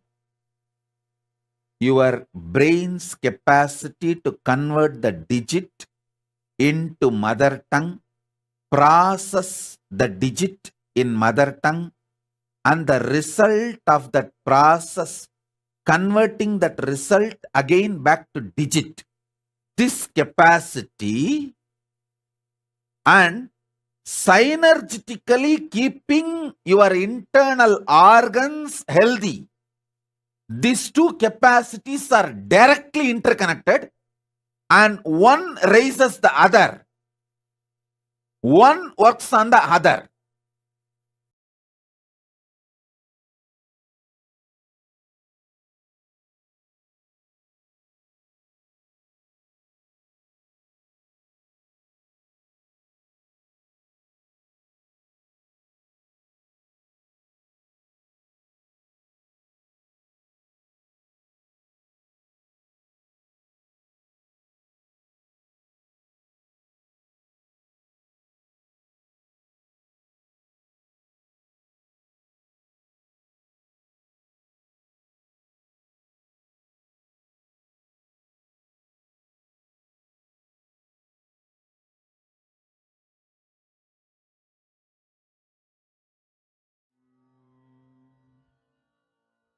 Nityanandam, to all the participants, all the viewers, all those of you who witnessed this beautiful session.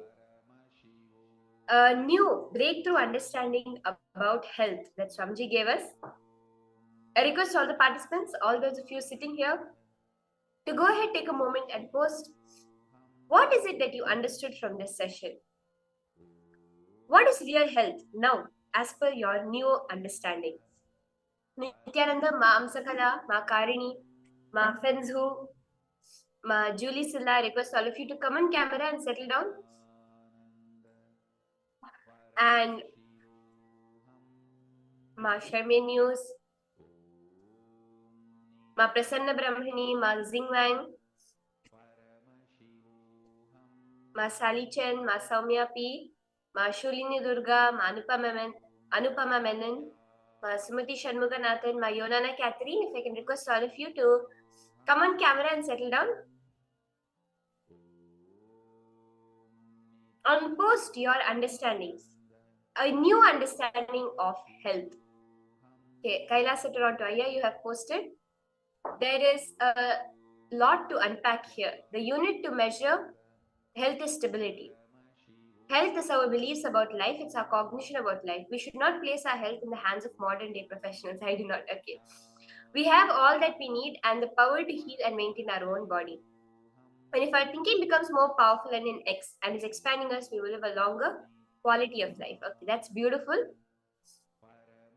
What is the new understanding of health you got, Aya? Lingodhavanaya, Pavanaya. Can I request all of you to share? What is the new understanding? The new cognitions, Chandrasekharaya, Maratna Prabha. Can I request all of you to share what is the new cognition that you got about health as you are listening to this session?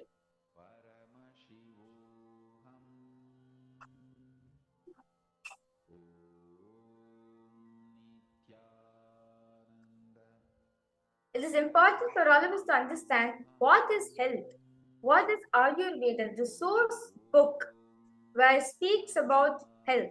For all of us to understand what is health exactly. So, Swamiji says that there is a beautiful saying in Taoism where when the shoe fits the foot, when the shoe is fitting, the foot is forgotten. And when the belt fits, the belly is forgotten. When a chain is fit, the neck is forgotten. When we are healthy, we forget our body and boundary. And we do not think that we need to maintain the body. How many of you are relating with this one truth, this one statement beautifully Swamiji has given? Where Swamiji is like, well, as long as we are healthy, we forget to take care of our body.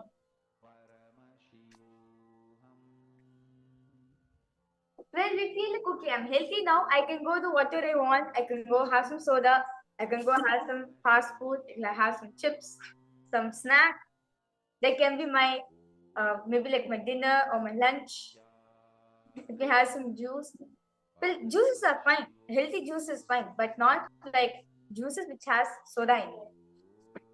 This is what happens most of the time. Whenever we feel healthy, we feel, okay, I'm healthy now. I can do whatever I want. I'm not going to get affected. But you need to understand, just because your body is healthy does not mean you should not take care of your body. The moment our body is healthy, we forget the existence of body and we do whatever we want. We take the body for granted. That is why when we again fall sick, when we are in a serious condition, we fall in guilt that, oh, I did not take care of my body. Even though when I was moving, when I had the ability to do, but I couldn't do that one time. I took my body for granted and all of us fall in guilt. This is the vicious cycle all of us fall into. See, Swamiji says the definition of health is well-beingness. It is not just diseaselessness. You may not have any disease in your body, but if you do not feel a sense of well-being, of bliss, then you are not healthy as per Ayurveda. The Rishis, the Upanishadic Rishis, beautifully in Taittiriya Upanishad, it says, Anandam Brahmeti Vyajanat. Bliss is Brahma himself, is Brahman itself, is God itself. Do not waste it by missing it. Existence is bliss. Do not waste it by missing it. Just for petty disease, petty problems in our body, we miss the bliss of existence. That is what the Taittiriya Upanishad warns us against. Now, take a moment, and request all the participants, look into your life, describe in detail the major fears you experience in your life related to your health. It can be physical health and mental health.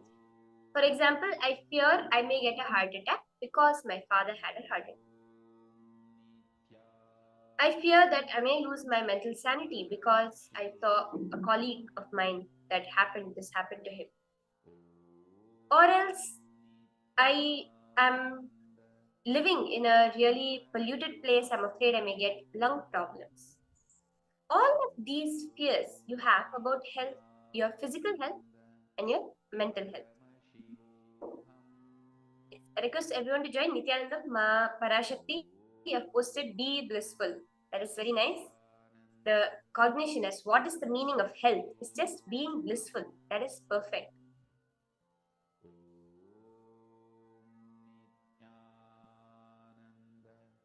Go ahead and look in now. Spend a few minutes to see where all are you holding fears about your health. It can be your physical health or your mental health. Lingodhavana posted handling long numbers can let your brain also handle the internal organs. That's a very beautiful cognition. Yes, completion for many people, of you who feel incompletions with maths.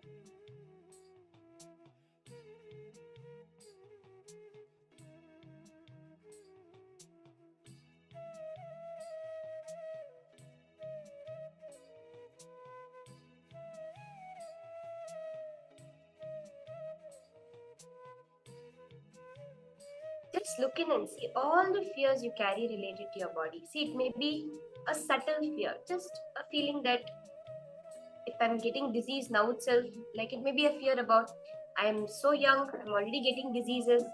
What will happen in the future? It can be a fear like that, or it can be a very severe fear.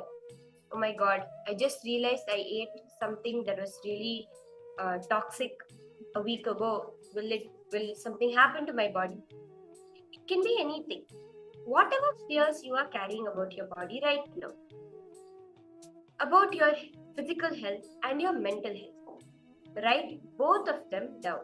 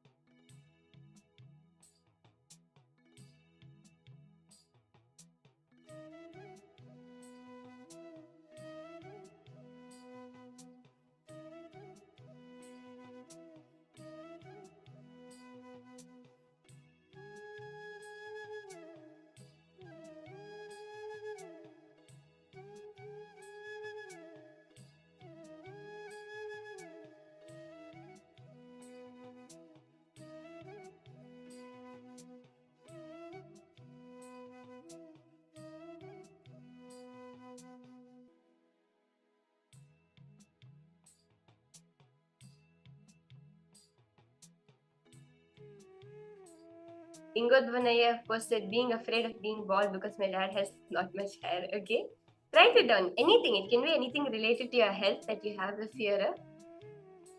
Yeah, basically, I have written, I cannot fear the illnesses of my ancestors because those illnesses belong to them. That's a very beautiful, powerful cognition. Today, how I decide my body to be.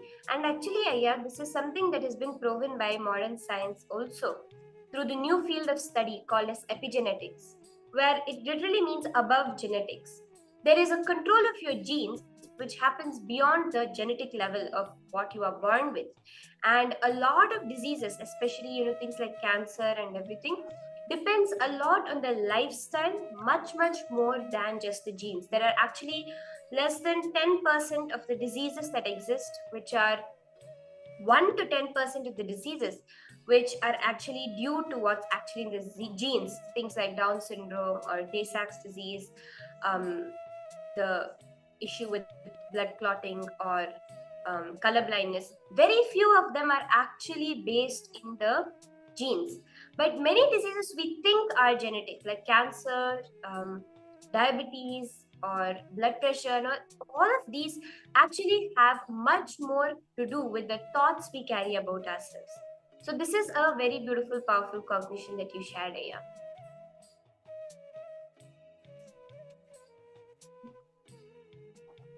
Write down any fears about your physical and mental health that you carry.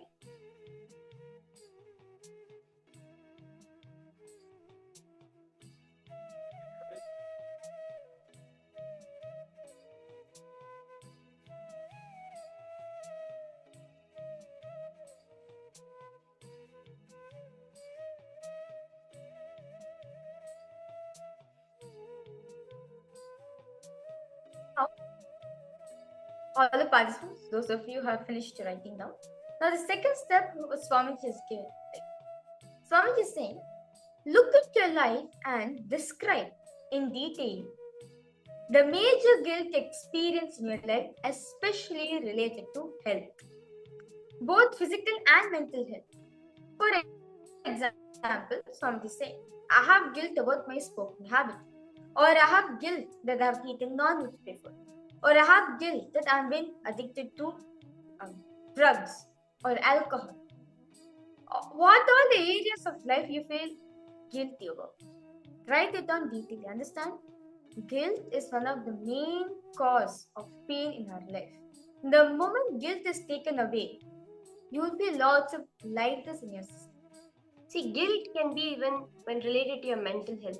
I know staring at the electronic screen late in the night is not good for me, yet I do it just so that I can catch up on all my Instagram comments. I feel guilty about that. I feel guilty for staying up late in the night with my face glued to the screen. It can be related to your physical health, or you feel guilty for indulging in a certain food that you know is not good for you. Wherever you feel guilt about your physical health or your mental health, write all of those down.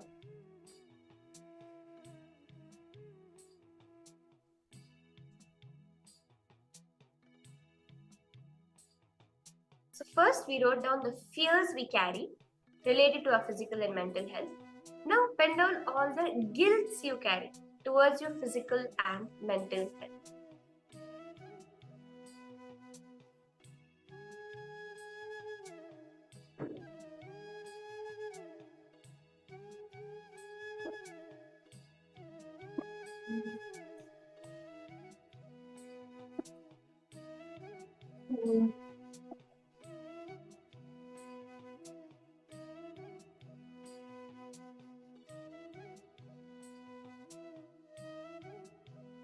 All participants now, look in and see what are all the areas where you feel guilty about, especially in the field of health.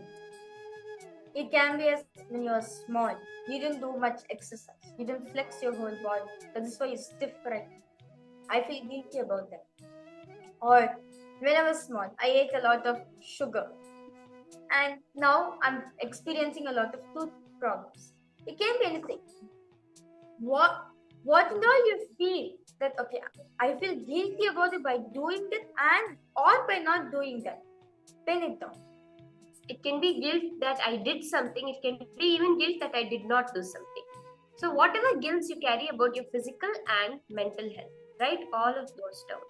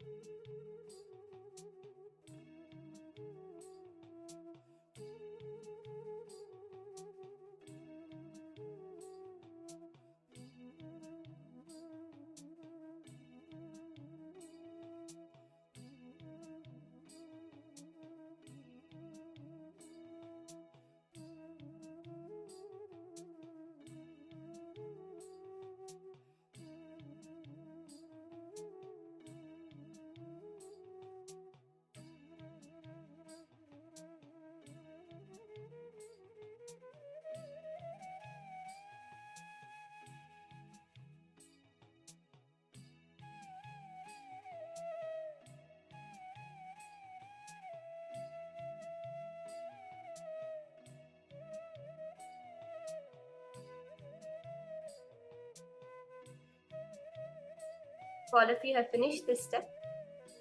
The next step, look into your life, describe in detail the major pains you have experienced in your life. Where all have you experienced pain in your life related to health? Physical, psychological, physical and mental health. For example, I experienced chronic knee pain, or it can be a kind of a mental pain where you have struggled at some point in your life, not able to do something you really wanted to, and it caused you a lot of mental stress and pain.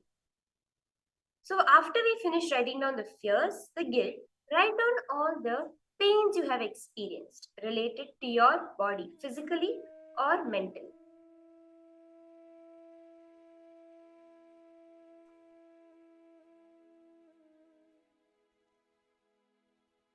Nityanandam, Ma, Indira Sitamaranathan, Ma, Madeline Portuguese. Nityanandam to both of you. Both of you can come on camera and also participate in this session. It will be very interesting, very beautiful for you to feel a breakthrough in your health. Ma Parashakti, are you following along with all the steps? If you can just show me a thumbs up. If you have any struggle, any doubts, you can feel free to post it in the chat also.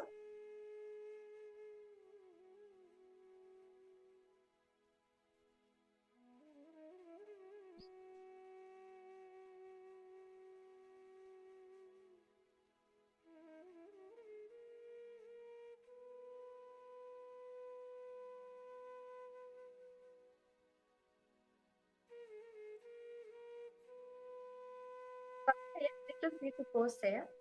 How was the unclenching experience for you? As in this process here, in this session, we are going to be clearing out all the guilts in our life, which is not letting us to manifest the health which we want. So, I know you had a very beautiful unclenching session right now, where you just witnessed yourself. So now in that beautiful space here, now just look in and see, where are all the areas I feel lots of guilt, where I'm not able to manifest the life which I want. Pin it down. And if you have any further questions or you want to share your experience or any doubts you have, do please post in the chat section. Write down all the pains, wherever you experience pain. You can write down everything, any sort of physical pain. My toe was hurting, my knee is hurting, my back is hurting. But whatever it is that you are sincerely experienced, whichever it can be into your life also, all the major pains which really have sat in you as a hangover. It may have been a small pinprick when you were young, but if that sat in you as a major hangover of pain, you still remember it as a major painful incident. Write that also down.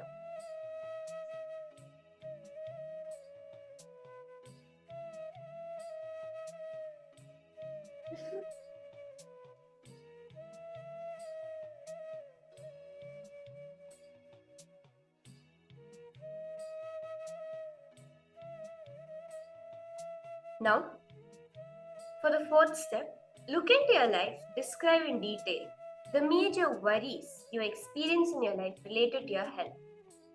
I'm worried about my blood pressure level.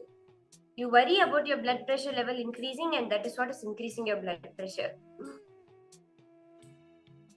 Samji always says the funny story. There was a man who went to a barber, and the barber said, "Hey, what happened to your hair? Just a while back you used to come to me for haircuts.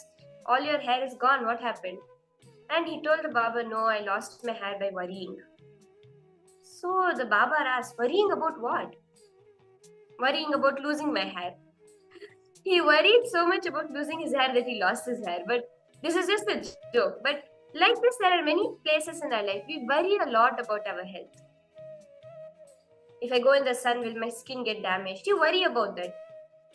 When you go to the beach, you worry a lot about, oh, my skin may get damaged, I may become dark, my skin may start peeling, the UV radiation may damage me.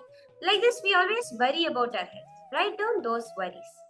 And for each of the patterns that you brought up, the fears, the guilt, the pains and worries, write down when the first thing started inside of you.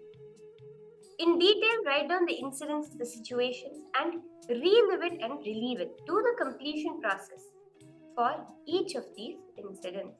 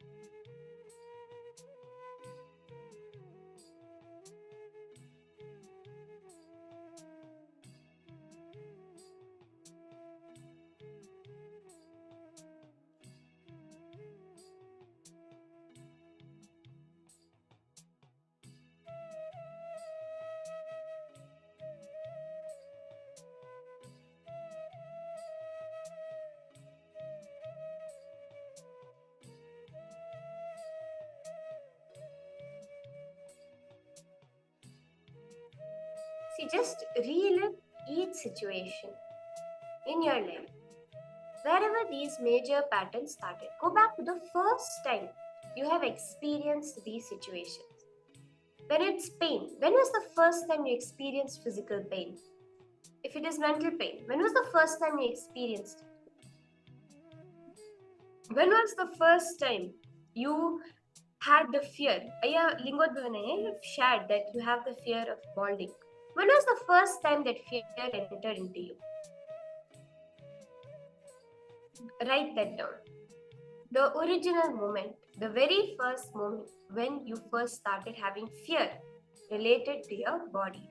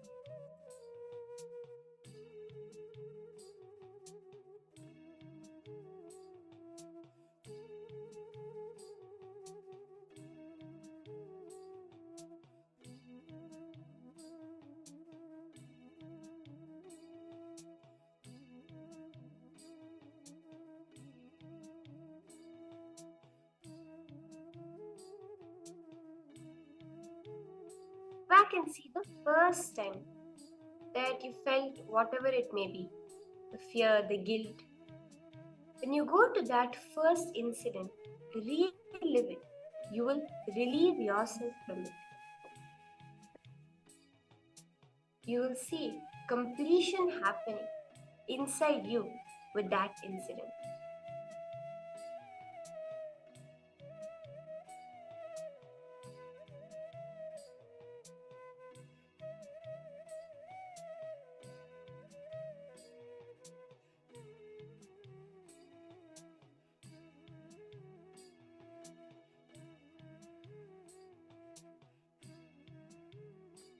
Now, we are going to be entering into a very, very powerful and beautiful Kriya process that Swamiji has revealed. This Kriya is specifically to balance the Vata, the Pitta and the Kapha. Ayurveda says very beautifully, actually, the Ayurveda is the book written by Paramashiva himself. In that book, Paramashiva says that our body has three main constitutions. One is the Vata, which is the air constitution. Second is the Pitta, the bile in the stomach. Third is Kapha, the mucus, the phlegm which is there in our body. When these three are unbalanced, when these three, though in Ayurveda they prefer these, they tell us this as doshas. When these three constitutions are not in alignment, means when they are not balanced, a being experiences suffering. A being experiences a disease in their life. So Ayurveda says very beautifully, the main reason for any diseases in the world is because of some balance, because of imbalances happening in these three. A person who's having samatva, meaning having these three balance, the air, the bile and the mucus, if all these three are in balance level, the person experiences samatva, where he is healthy and healed. To give a perfect example for this is Swamiji. Swamiji said that once, when Swamiji was doing the detox and Swamiji was back then in Adi Kailasa, then Swamiji called some of the Ayurvedic doctors to come and check Swamiji whether anything needs to be done, because Swamiji says for an enlightened master, especially who's relating with the world, Paramashiva says that the only instruction is keep the body alive and healthy. So for that, so Swamiji calls some of his personal Ayurvedic doctors to check on him to see what needs to be done according to what Paramashiva says in the Ayurveda. The doctors just scanned Swamiji and told Swamiji, nothing is required for you. You are samatva dosha, meaning all these three constitutions are balanced. See, the Ayurveda says Vata, which is what we call as movement, the movement of air within our body. The Pitta, digestion, metabolism, bile. And Kapha, lubrication, structure, the phlegm in our body, are the three forces which need to be in balance to cause the physical well-being. But in most of us, the proportion of these three forces is usually imbalanced. One is higher in most of the time. So that's why if you generally go to Ayurvedic doctor, they will diagnose you as a Vata dominant person, or a Pitta dominant person, or a Kapha dominant, which or sometimes all three. Yeah, sometimes they'll say like your Vata and Pitta are very dominant, your Kapha is slightly subdued. They will diagnose you based on these three. But what we're going to do is work on our body to remove the unnecessary toxins. They call them doshas. The dosha, the toxin in the body, because of the imbalance of these three, Vata, Pitta and Kapha. That is what we're going to balance in this Kriya. Swamiji says your Pitta in the body is directly related to your visualization ability. The digestion in your body, the metabolism in your body is directly related to your ability to visualize.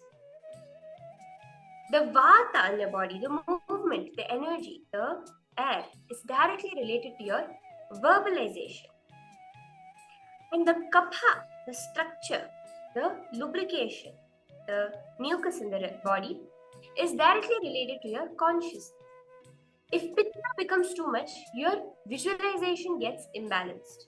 Same way for Vata. If Vata becomes too much, your verbalization get imbalanced, and if the Kapha becomes too much, even your consciousness can get imbalanced. Beautifully, the Ashtanga Hridayam, one of the foundational texts of Ayurveda, in the first adhyaya, 5th and 6th verse, it says, Kaya Bala Graho Ridhvanga Shalya Damshtra Jara Vrishan Ashtavangani Tasyahus Chikitsa Yesh Samshrita Vayu Pittan Kaphascheti Trayodosha Samasataha Vikrita Vikrita Deham Ghnananti Te Vartayanti Cha.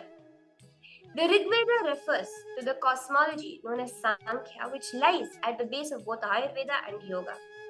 This and contains verses on the nature of health, disease, pathogens, and the principles of treatment. So the the Vata, Pitta, and Kapha are the three doshas, because of the imbalance of which causes problem in the body.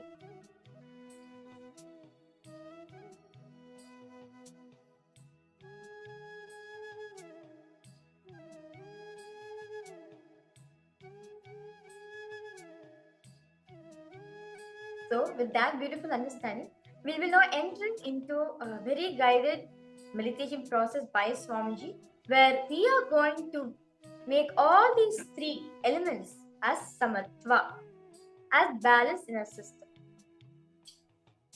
So I request all the participants to settle on the ground.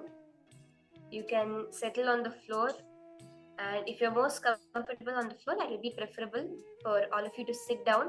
If you're comfortable enough to sit on a floor surface, flat surface, I'd request all of you to go ahead and sit down on the floor, because for this process you would need to kneel on the ground. So it's possible to put a mat or a cloth under you and settle on the floor. Make sure you're comfortable. If you're wearing any tight clothing, you can loosen it to get ready. And one thing I wanted to emphasize, that this process is not intended to be a substitute for any medical advice or medical health care you need. It is a spiritual kriya, purely in the spiritual capacity, to help you balance these three doshas in the body.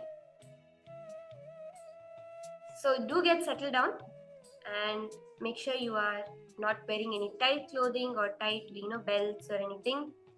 And if you can, please do sit on the floor for this round of for this kriya.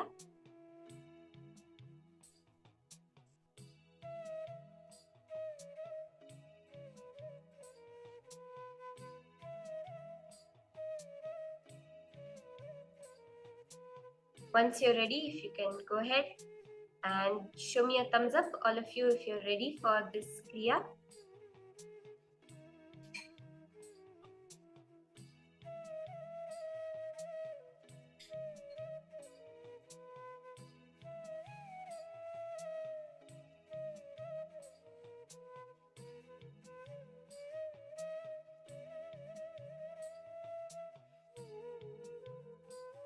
Settle down, relax yourself as we enter into the beautiful meditation conducted by Swamiji.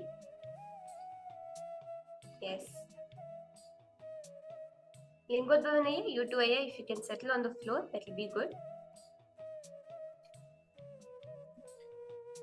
Chandrasekharaya, if you have any question, you can go ahead and post it in the chat also.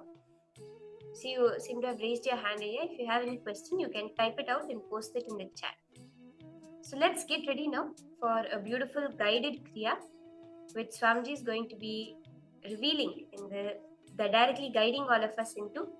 So listen carefully and follow along. By the end of this, you will really see a transformation in the quality of life, the way you feel about life.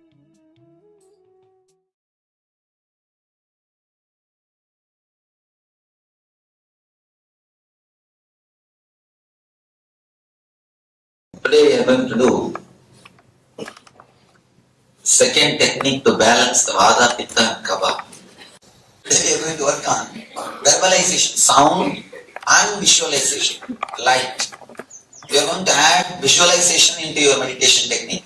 Very simple change. First step, same Vajrasana, your hands on the hip and chant the Hunkara from the navel, from the Swadhisthana. You should come as deeply as possible and as loudly as possible. See, it literally cleanse the whole pitta energy. Chant the Hunkara. Then second step, bend the body and let your forehead touch the ground. Chant the Hunkara same way with visualization of white light flowing from your Swadhisthana. See, when you add visualization, you don't know how much work you are adding to your inner space. It's workout for your mind. Just like a physical exercise, it's a mental exercise for your mind, so that it will be fresh and alive to go through all the meditation techniques. First step, sitting in Vajrasana, have your hands on the hip and chant the Hunkara from the navel. Second step, bend your body, let your forehead touch the ground and chant the same Hunkara, H-O-O, Hunkara sound, but add visualization. Add one more thing. Visualize as if a white light is flowing from your Swadhisthana towards the whole body or just towards your head. Visualize light and add sound. Please close your eyes. Sit in Vajrasana. Have your hands on your hip. Chant the Hunkara as intensely as possible.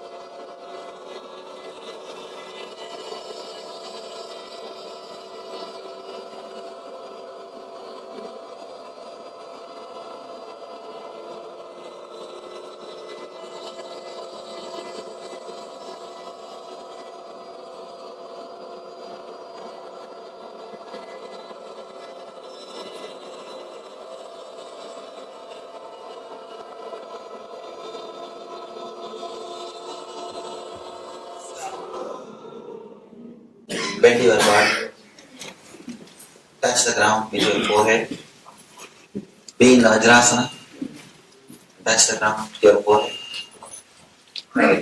Chant the Homkara mantra and visualize the white light as intensely as possible.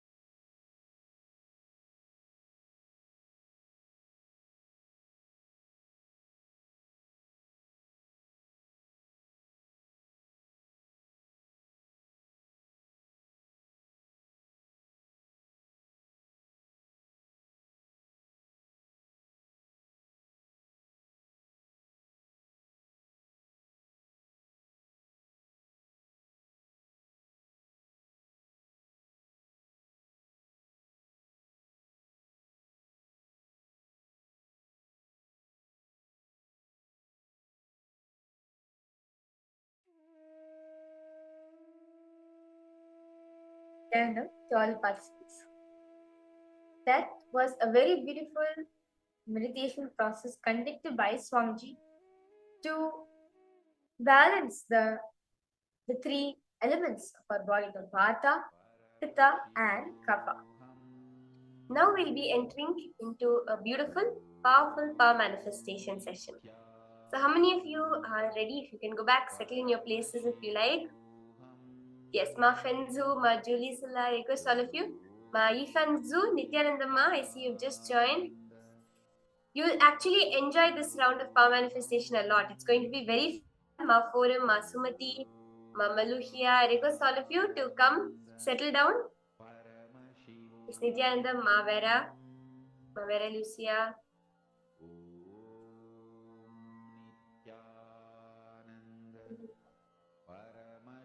Chandrasekharaya, Pavanaya, Robert Ramaya, Maratna Prabha. We are going to be entering into a very fun round of power manifestation where all of you are going to be scanning the blood group of a person. So I'd like to request if there's any one of you who would like to volunteer to be scanned, where all the other participants will scan you for identifying your blood group. So please make sure you already know your blood group if you would like to volunteer for this so that we can verify the power manifestation. Is there anyone that would like to volunteer for everyone to scan your blood group?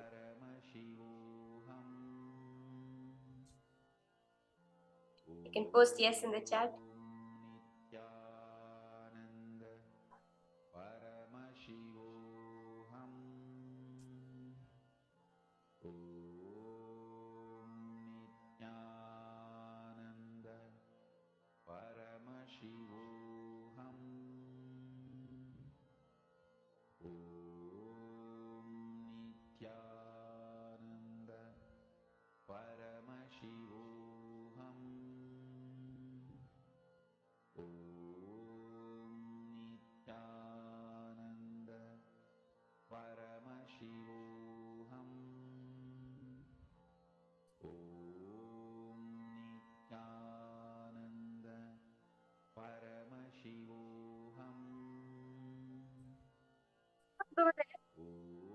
Lingodbhavanaya, you said you want to volunteer. Okay, that's wonderful.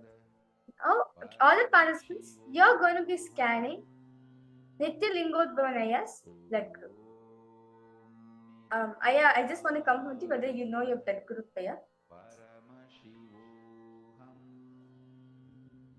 Do you know currently what your blood group is? Don't need to reveal it. Just say yes or no.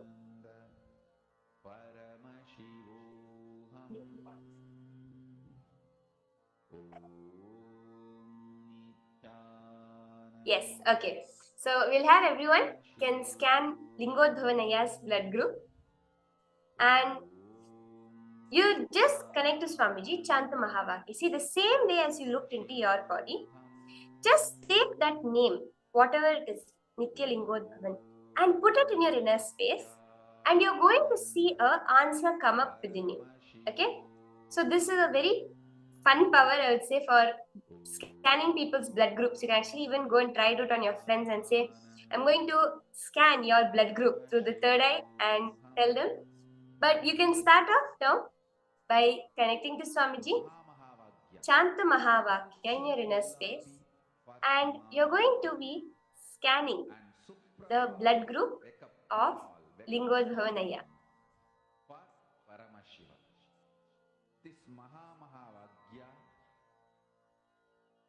Now I request all participants now to close their eyes. Let's connect to Swamiji in oneness. Visualize Swamiji in your inner space. Paramashiva to wake up in you. Just remember this one powerful cognition. This Intensely start chanting the Mahavakya. This is spiritual lullaby for samadhi. Just repeat Om Nityananda Paramashivoham in your inner space. For Paramashiva in me. For Paramashiva to manifest. With this one spiritual powerful cognition, chant this Mahamahavagyya.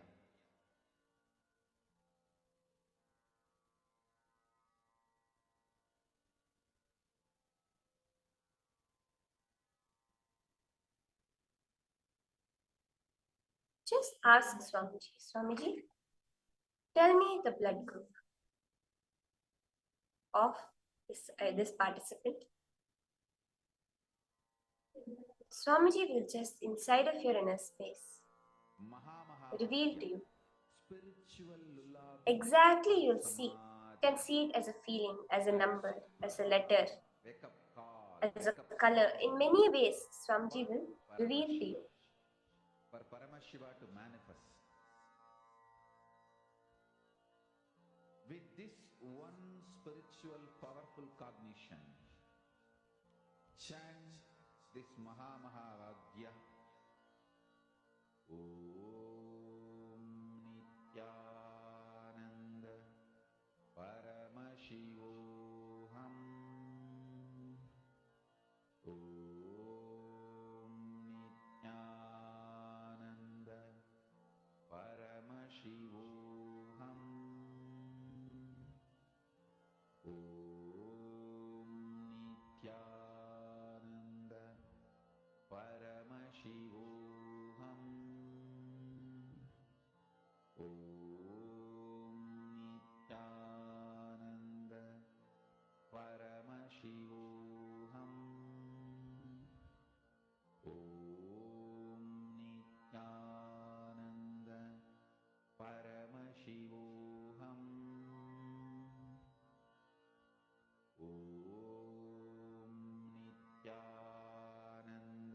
Nityananda Manandeshwari, we just started the power of blood group scanning. Yes, Nityananda Ma.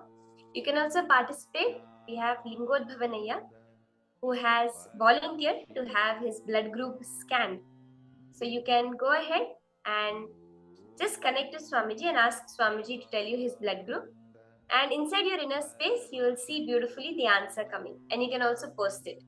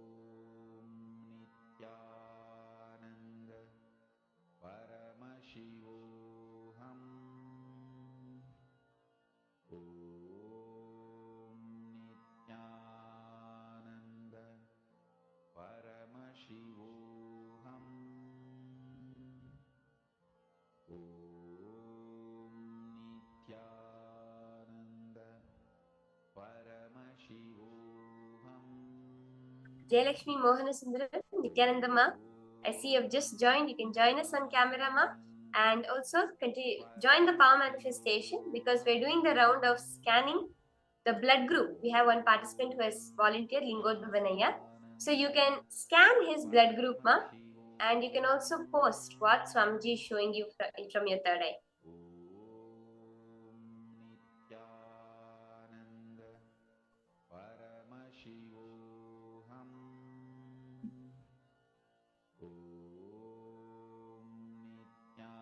Ma Jairani, Ma Vera Agastino.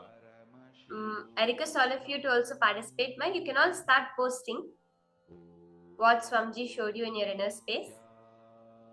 What blood group was Swamiji showing you? request all the participants, you can go ahead and start posting now the blood group that Swamiji showed you. All Basilaya, Ashokaya, Srinivasaya from Hyderabad, Pavanaya. All of you can go ahead and start to post what it was Swamiji showed you as the blood group of Lingodbhavanaya. Ma Vera Agastino, Ma Nandishri, Ma Ifanzu, Ma Jayarani Vanimuttu, Ma Jayalakshmi Mohanasudaram. I request all of you to post.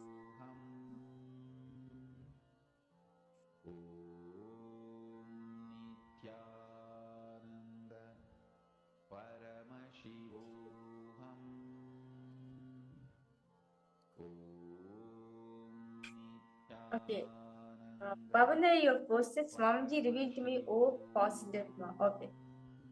Basilaya, you have posted O negative, not sure enough. That's fine, Ayya, Basilaya. Whatever Swamiji showing you, just post exactly. See, as soon as we let our mind to come in manifestation, we create self-doubt in ourselves. Whether the manifestation you're doing is actually Swamiji showing me or not, or and actually we lose confidence in ourselves. So I request you, whenever you're doing a power manifestation, is Swamiji showing us something exactly to post in the chat. Just do not allow any amount of time for the mind to come in. Don't allow doubt. See, when you say not sure though, that is the mind. But when you know, okay, third eye has shown me O positive, O negative. That is it. That's all. You don't need to go to the second step of is it right, is it not right? Because that's when we bring in the mind. Does anyone else have anything to post? What Swamiji showed you in your inner space?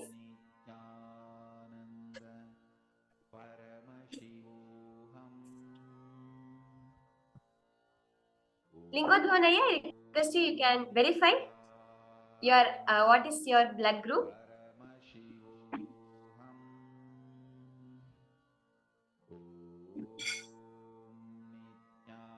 You can post it in the chat.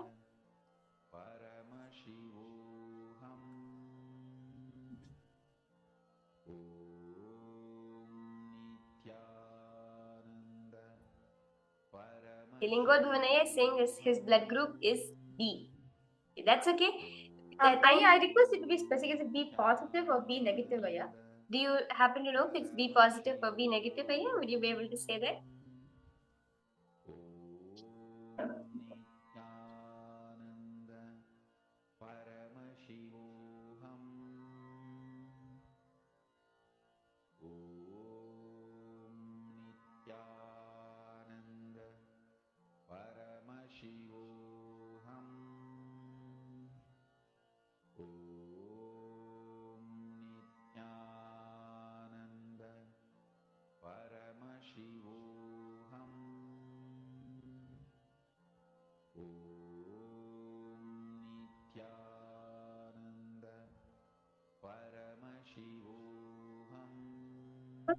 I request you to post there whether your blood group is negative or positive. If you could share that.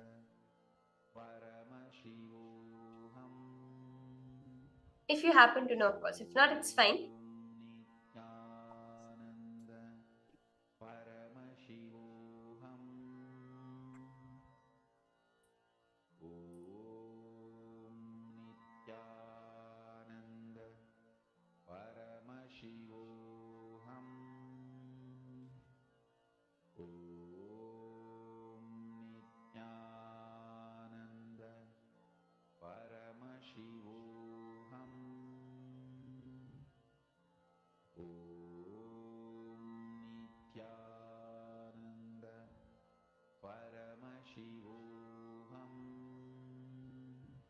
So as we move further through the day, we will also be manifesting different levels of this power of body scanning. And like this power can actually go up to the level of you being able to scan the medical history of a person, the especially history of falls, accidents, and scars on the body. There are so many beautiful ways of manifesting this power. Okay, Lingodhanaya is saying you're doing a little bit research. It seems it's a little bit different in classifying. Okay. The other participants do not worry. Even if you get to manifest or whatever Swamiji is showing you, that confidence is enough. Many times, because we get to manifest, we do not build a self-confidence within us that, okay, Swamiji is actually manifesting from it. We only fall into self-doubt, okay, I'm not able to manifest the power. See, Swamiji says, power manifestation, whether you get to manifest or manifesting is a side effect. The space in which you are established, the oneness space, and the unclutching space that you are established in. Whether you manifest the power or not, you'll understand only Swamiji is flowing. Even if you get to manifest, there's Swamiji who is doing it. And if you are manifesting, it's because of Swamiji you are manifesting.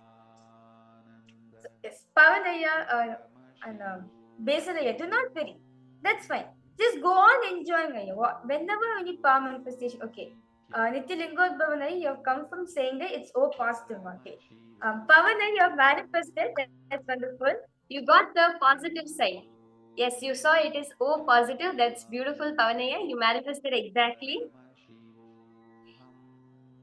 Well, Basilaya, at least you got the type of blood group. That's wonderful. You got O negative, but Aya is O positive. That's also wonderful, Aya. Yes. See, Aya, Pavanaya, see, just now you did with the unclutching process within yourself. See, when you're more and more in the unclutching space, any action you do, even a simple decision you take, becomes a power manifestation. Or any action you do, it becomes a power manifestation. So just residing in the unclutching space is important for all of us to come back to that space. See, everything Swamiji has been doing. But for you to be in unclutching space, you only have to. That effort that has to be done by you. So now we'll be entering into the next session. We have a very, very exciting session. This session is about biology. So may think, oh my god, I've never gone to medical school. What will I understand about biology? No. This is going to be a special biology.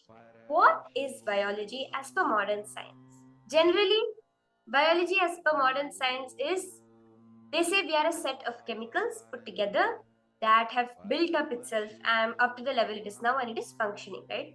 And I have read things that say in the ancient times before life was on earth, somehow the four base components of DNA came together and formed the first DNA. From there we all evolved.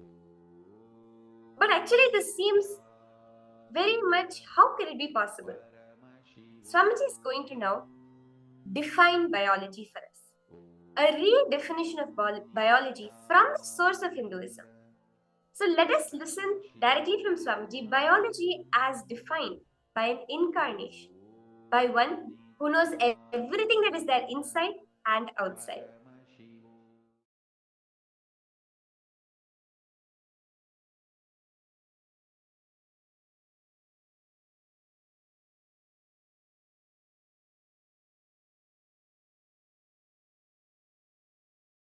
Listen intensely.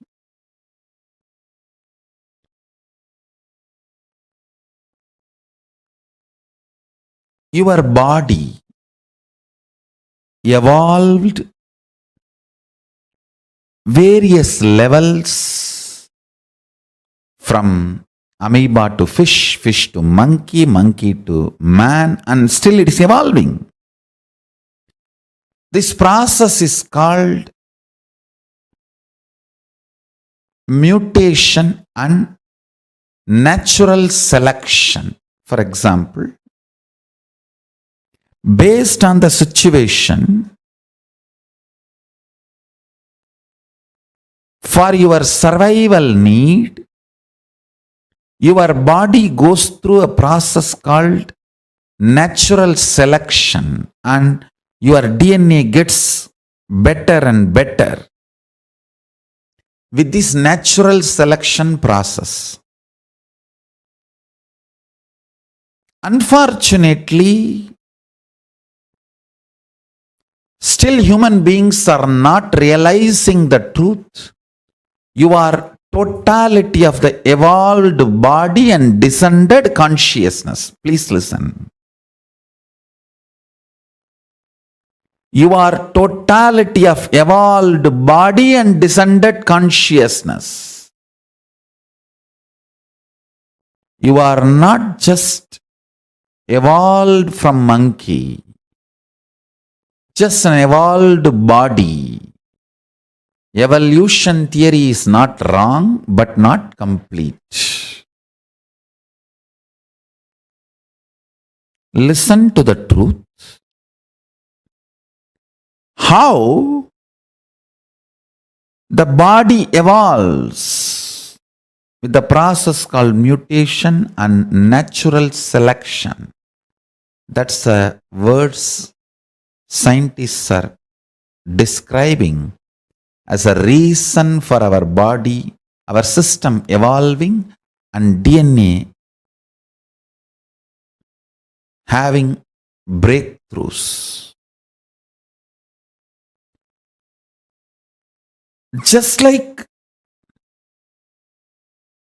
evolved body, the descended consciousness have its own process. Descended consciousness has its own process.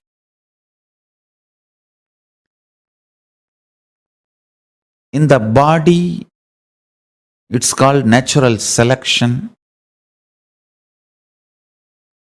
In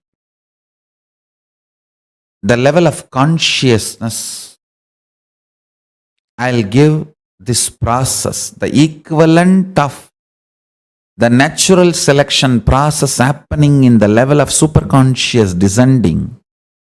I'll give the title of, listen carefully, conscious decision. In natural selection, you have to select from available options. In conscious decision, everything is possible for you. There is no limited options presented in front of you. There is no such thing as here there are million options, choose from this. No. Only in the body level, physical level, million options are presented and you are asked to choose anyone. That is what is called natural selection, based on the situation, survival of the fittest, and multiple reasons you do natural selection. But the descendants of the superconsciousness, it's a conscious decision. The good news is this moment you can decide to be liberated. There is no step by step. This moment consciously you can declare, I am unclutched. Then the pure superconsciousness will just blast your whole body and DNA and alter it to the level for the superconsciousness, Paramashiva, to manifest his glory, the state of Paramashiva, space of Paramashiva, powers of Paramashiva and being of Paramashiva. Listen. Please understand. Just like you have internal organs, liver, kidney, heart, for some people brain. You have internal organs, you have something called antakarana. English, I don't have an equivalent word for antakarana. Maybe I can give a new word, internalizing organs. They are not physically there. If you cut your body, you will not find those organs. But those organs are responsible for all the inner happenings, like your thinking, your words, your decisions. Your thinking may happen in brain, but brain is not responsible for your thinking. Please understand. Thinking may happen in brain, but brain is not the owner of thinking. Somebody else is thinking through the brain. using the brain. Through your eyes, seeing happens. So there is antakaranas. In Vedic tradition, the human physiology and human psychology, we call it the microcosmic physiology and psychology. Please understand. In Vedic tradition, human body is considered as miniature of the cosmos. We don't call human body as accident or a pleasure instrument or born out of sin. No. It's a miniature of the cosmos. Pindanda. Brahmanda means macrocosm. Pindanda means microcosm. Our body is microcosm. Biology of the microcosm, physiology of the microcosm, psychology of the microcosm is a well expounded, beautiful subject in Vedic tradition. Very beautifully described and explained. Now let me come to the word physics, chemistry, biology. Listen. When I use the word physics, I mean reality, means which is happening. Biology means a resource from which this is happening. Chemistry means action or reaction which makes this to happen. Listen. Physics is happening.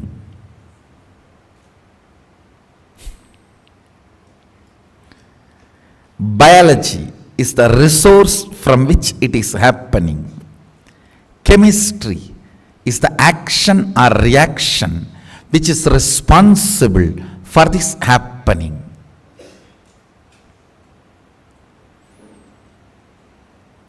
Physics means you are manifesting a power. The power is manifesting. That is physics. Biology means the resource, the consciousness from which you manifest the powerful cognition. That resource is biology. You. Chemistry means when that powerful cognition manifests in you, the action and reaction which makes this power manifestation happen. Chemistry is the bridge between biology and physics. Physics circuit, chemistry circuit, biology circuit. All these three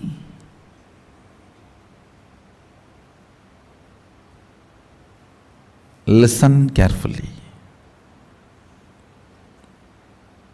Physics circuit, chemistry circuit, biology circuit. All these three fields have been explored by our ancient masters, our great visionaries,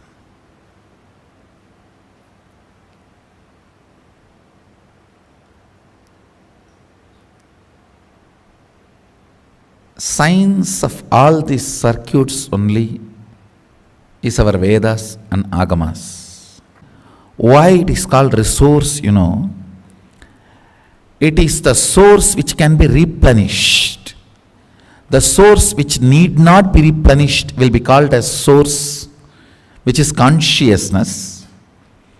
The source, but not in its pure form, which is replenished again and again, is resource.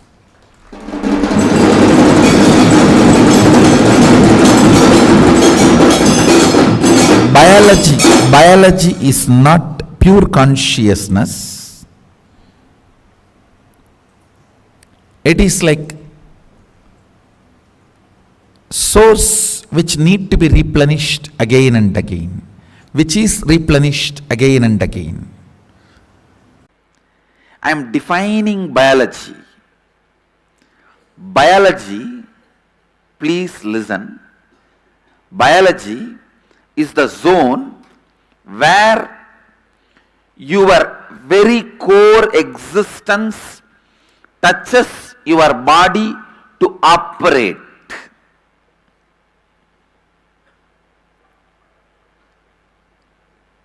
The heart muscles. Heart muscles does not have muscle memory. Please listen. Heart, your physical heart does not have muscle memory. That is why, fortunately, it is running on its own. It does not have muscle memory. It cannot be controlled by your muscle memory. It is controlled by your biomemory. The brain tissues, they do not have muscle memory. It is controlled by your biomemory. Wherever your consciousness, your soul, the jiva, the individual soul connects with your body to operate your body, means the decision making points where the decisions are made, where constantly the decision making mechanism is stored. That point is what I call biomemory. Listen to these terms, because if you understand this, it can really open up the experience of Shivoham in you.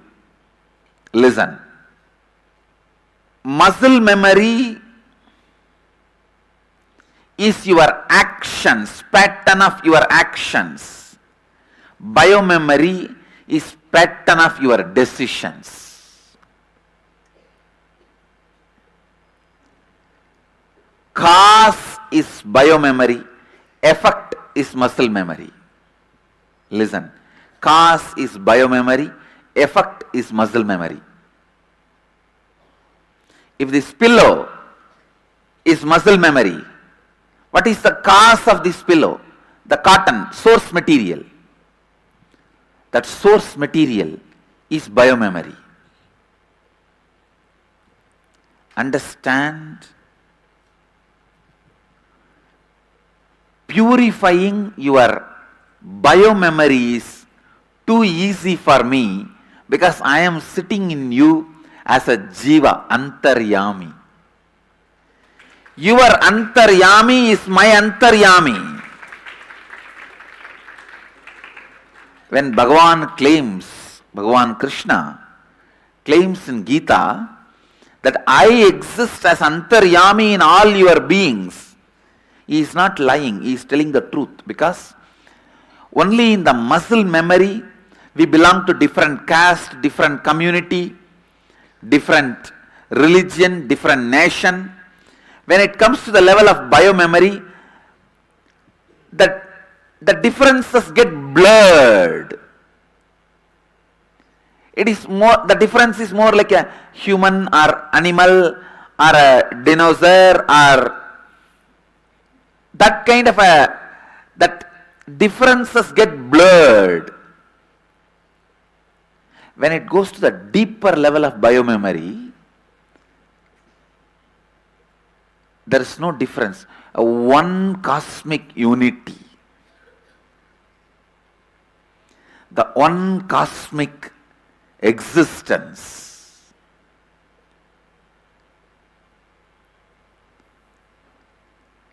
The natural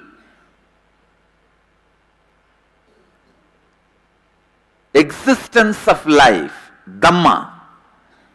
Please understand. The word exactly dharma means natural existence of life. If you eat, when you are hungry,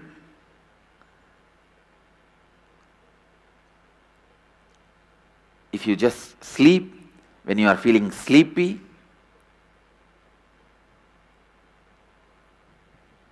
if you just be when you don't feel like moving, functioning, if you are active, when you feel like acting without the hatred towards being active, you are established in Dharma. The biggest difficulty starts is your hatred towards being active. Your anger, violence towards being active. There starts the delusion. Then naturally, you do not know when you want to rest, when you want to be active, when you are feeling hungry, when you are feeling sleepy. When you start hating being active, you will be lying down even when you don't feel sleepy. When you have a greed about food, you will be dumping it even when you are not hungry.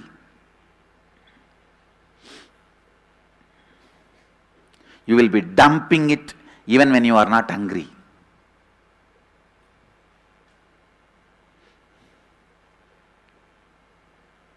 Listen. Muscle memory, biomemory, your consciousness. As far as consciousness is concerned, all of us are one.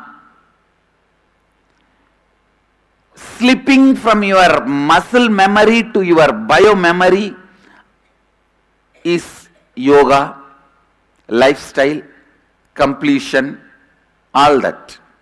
Slipping from your biomemory to your consciousness is Shivoham experience. Understand? Moving from your muscle memory to biomemory. How to do that? That is purifying your muscles, like morning yoga or this haritaki powder, panchakriya. All these lifestyle practices purifies your muscle memory. Shivoham, constantly remembering, being in the space of Shivoham purifies your biomemory. Your decision-making center need to be infected. Understand, I am using this word, infected with the Shiva's DNA.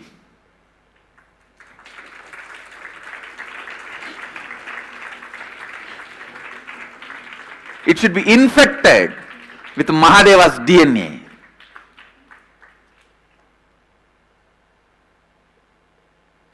Because usually you visualize infection as widespreading, fast, quick. If I say the seed of Shivoham should be put, you visualize, okay, seed will be put, and then the tree will grow, then leaf will happen, then fruit will come by, then I'll be old. That is why I am not using the word putting the seed. I am using the word infected. Means catch it now, in next 2-3 hours, you will have it. Your biomemory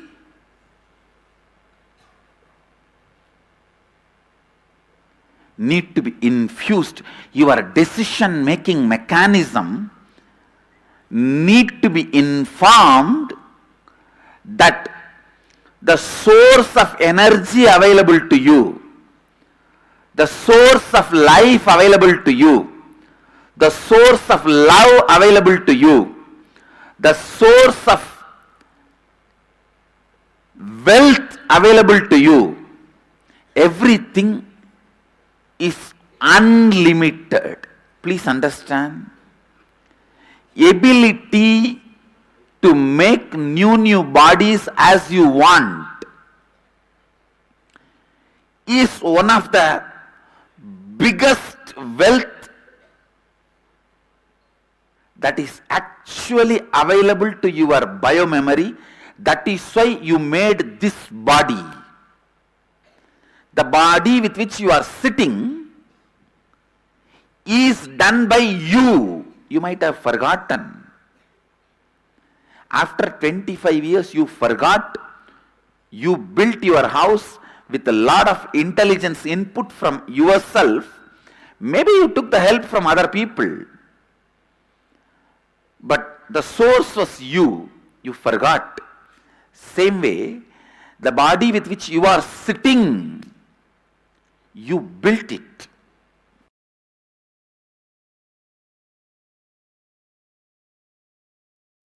For example, if you become devoted to unclutching, like a continuous, systematic, integrated practice, or if you feel pride about that science of unclutching, it just gets sucked into your Muladhara. Understand? About anything you feel pride, you celebrate, that gets sucked into your Muladhara, and that becomes such ecstasy. That is why I am saying, let us celebrate ourselves because we are consciousness.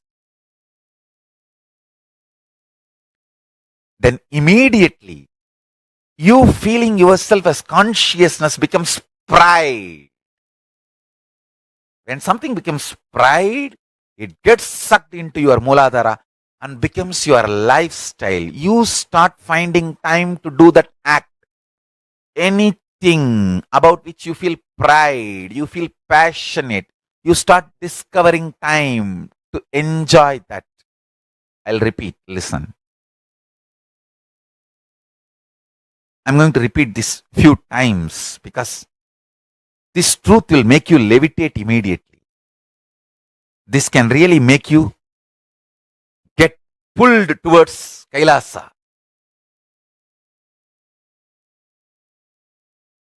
So I'll repeat.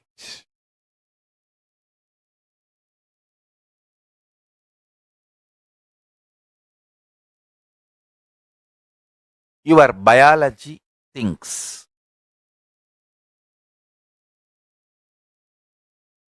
It is not only the cognizing parts of your brain that is responsible for your life. Your whole biology. Understand? I'll tell you. As much as your brain and frontal lobe is involved in cognizing process, your nail and tip of the hair is involved.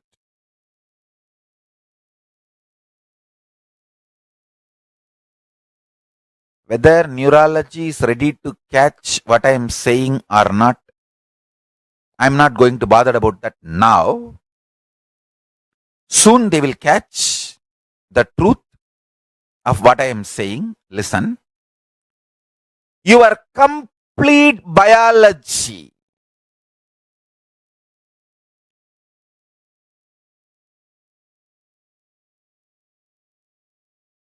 is responsible and involved, actively participates in your thinking. That is why the posture you sit and the cognitions you have directly is connected. You can never lie down in a relaxed way and get angry. To get angry, to scream, you have to sit up. If you sit straight, you will always have a matured thinking. By sitting straight, you can never be confused. If your spine is straight, you cannot be confused. To be confused, your spine need to be bent, crooked, convoluted. Your spine need to be crooked, for your thinking need to be crooked. You can never have immature thinking when your spine is straight. Whenever your spine is straight and aligned, you have a mature thinking. Listen, first thing I want to tell you. The moment you cognize, your biology thinks. It is such big empowering cognition. I tell you, this is the most powerful cognition I've ever revealed. Because if you just cognize this one truth, your biology thinks, you just know you can never be destroyed. Understand?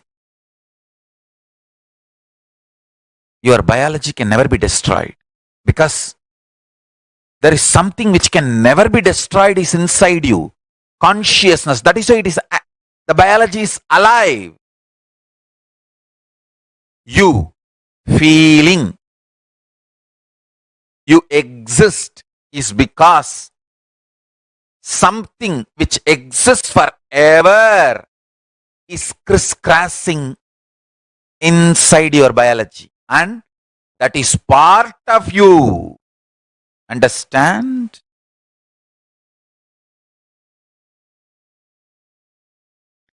Understand the Sankhya. Multi-dimensional logic.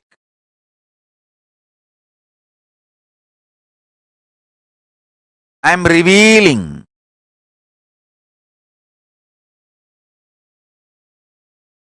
Understand this one truth. Your whole biology thinks this one truth. If you internalize, cognize, first thing, all your fears will collapse. Understand one thing. All your fears are nothing but the fears of losing your body or losing what you accumulated using your body. If you understand your biology things, you will know neither this body nor what you accumulated through this body can be lost. The essence of this body and what you accumulated through this body, the conscious blueprint is always carried by you, and you can manifest it again wherever you want. Listen. If you understand your whole biology thinks,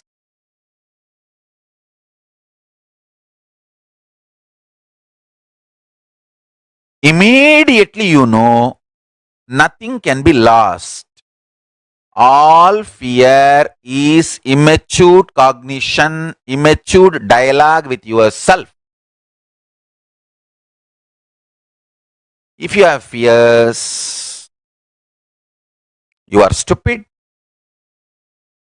mentally retarded, immature, and all other dash dash bad words. You yourself will, I don't know much more than that. I'm a village boy. I know only few bad words.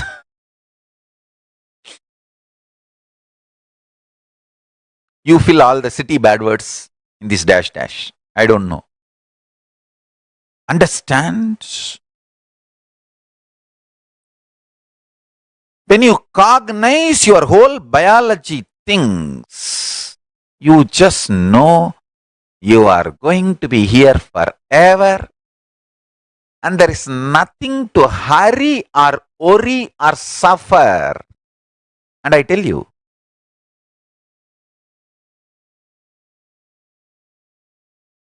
when you understand your biology things, you become such rich guy.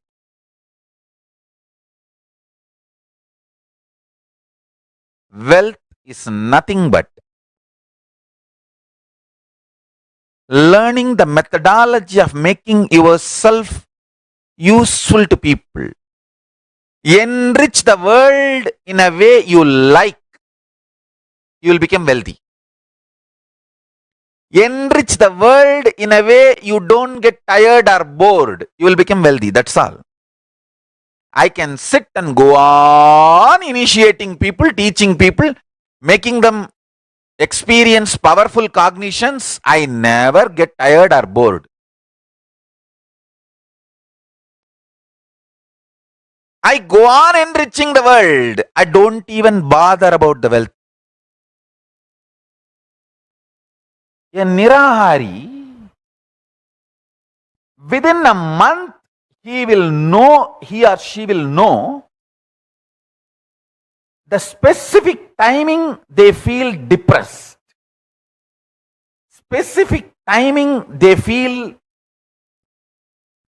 tired, specific timing they feel bored, specific timing they feel lusty, specific timing they feel hungry, specific timing they feel frustrated. They will know everything. Because with Nirahara, you become more aware of what is happening inside you. Understand? Your mind is nothing but just the chemical changes happening in your biology. Various chemical changes happening in your biology is your mind. Please understand, I am giving a simple definition. Just realize this. You will never allow the shit mind to destroy your life anymore.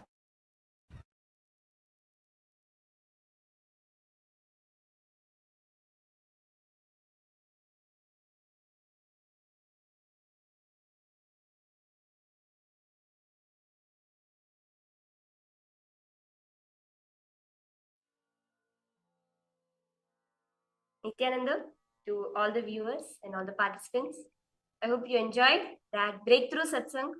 Take a moment to share. I would like to hear from all of you. What did you understand newly about your own biology as you were listening to Swamiji? This was like a very important session for all of us. And listen, Swamiji breaks so many myths about body. As per Hinduism, where Swamiji says that body, it's not just our neurology alone thinks, our body also thinks, our whole biology thinks. Swamiji actually told us to write it down 108 times. My whole biology thinks. From the tip of my nails to the root of my hair, up till my bone marrow. Every inch of my biology thinks. It is not just affected by the thinking, it also participates in the thinking process.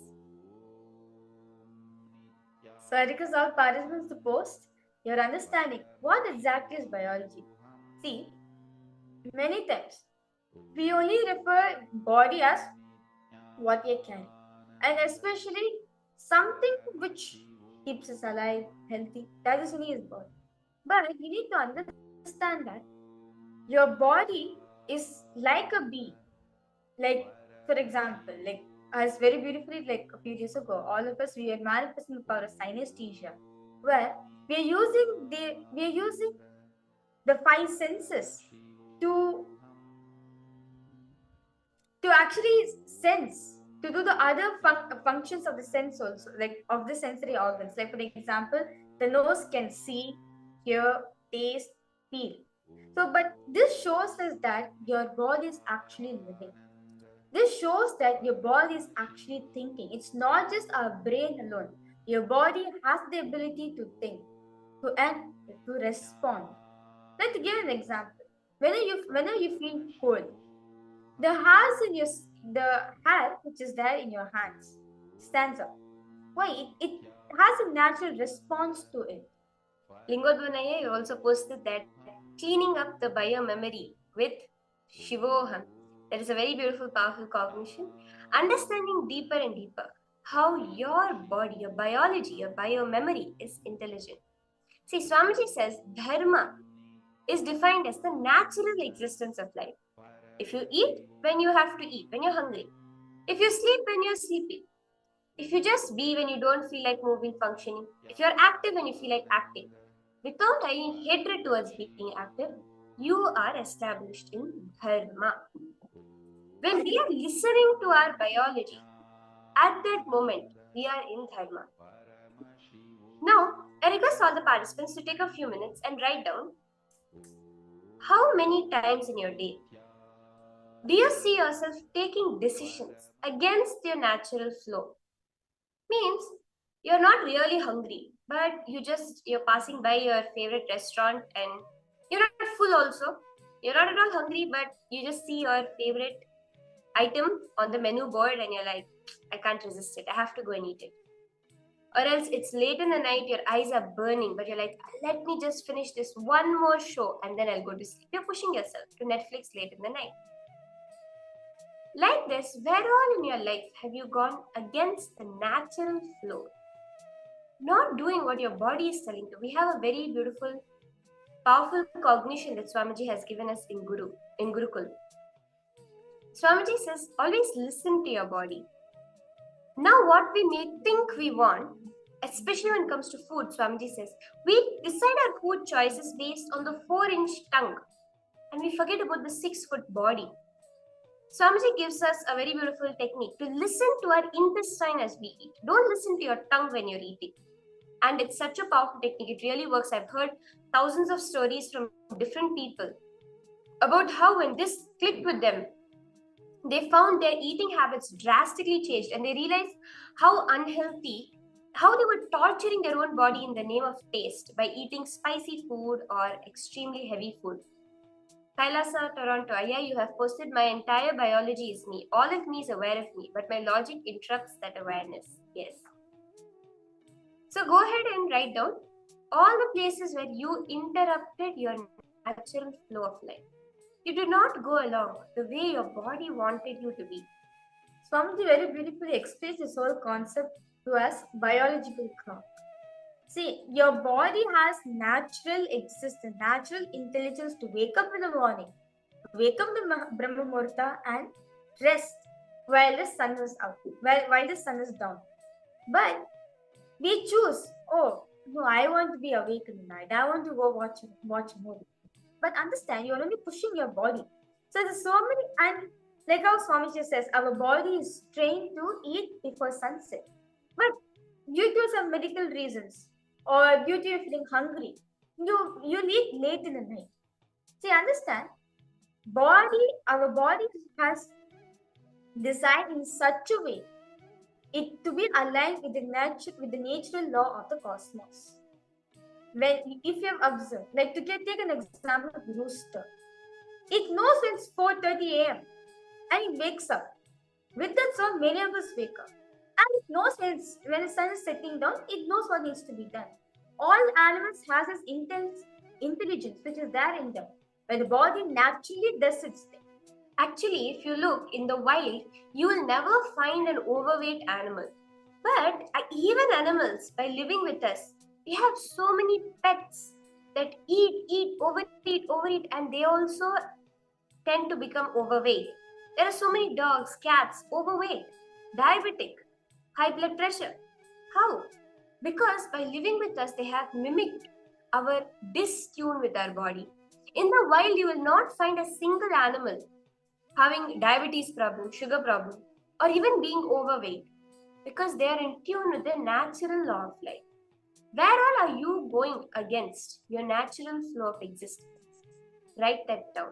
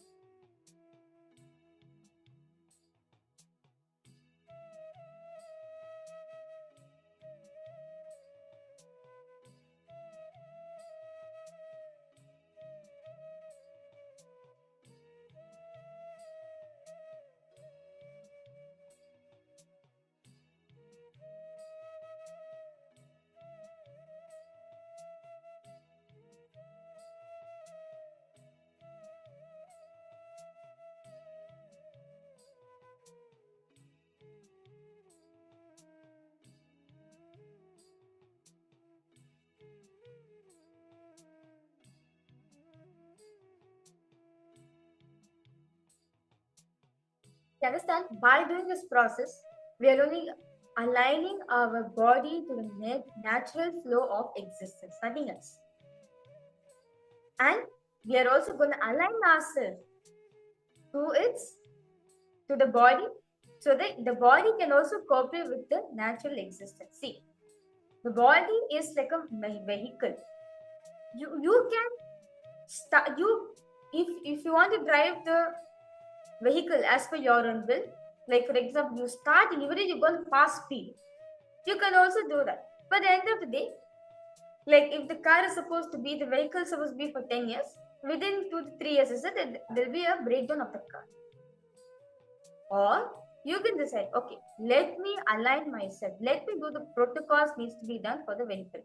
I restart the engine, slowly I move the car, and then later on I speed up, so that the car can last longer. Same way our body. When we align ourselves to the body's natural existence, you see beautifully your body will be in communion with you.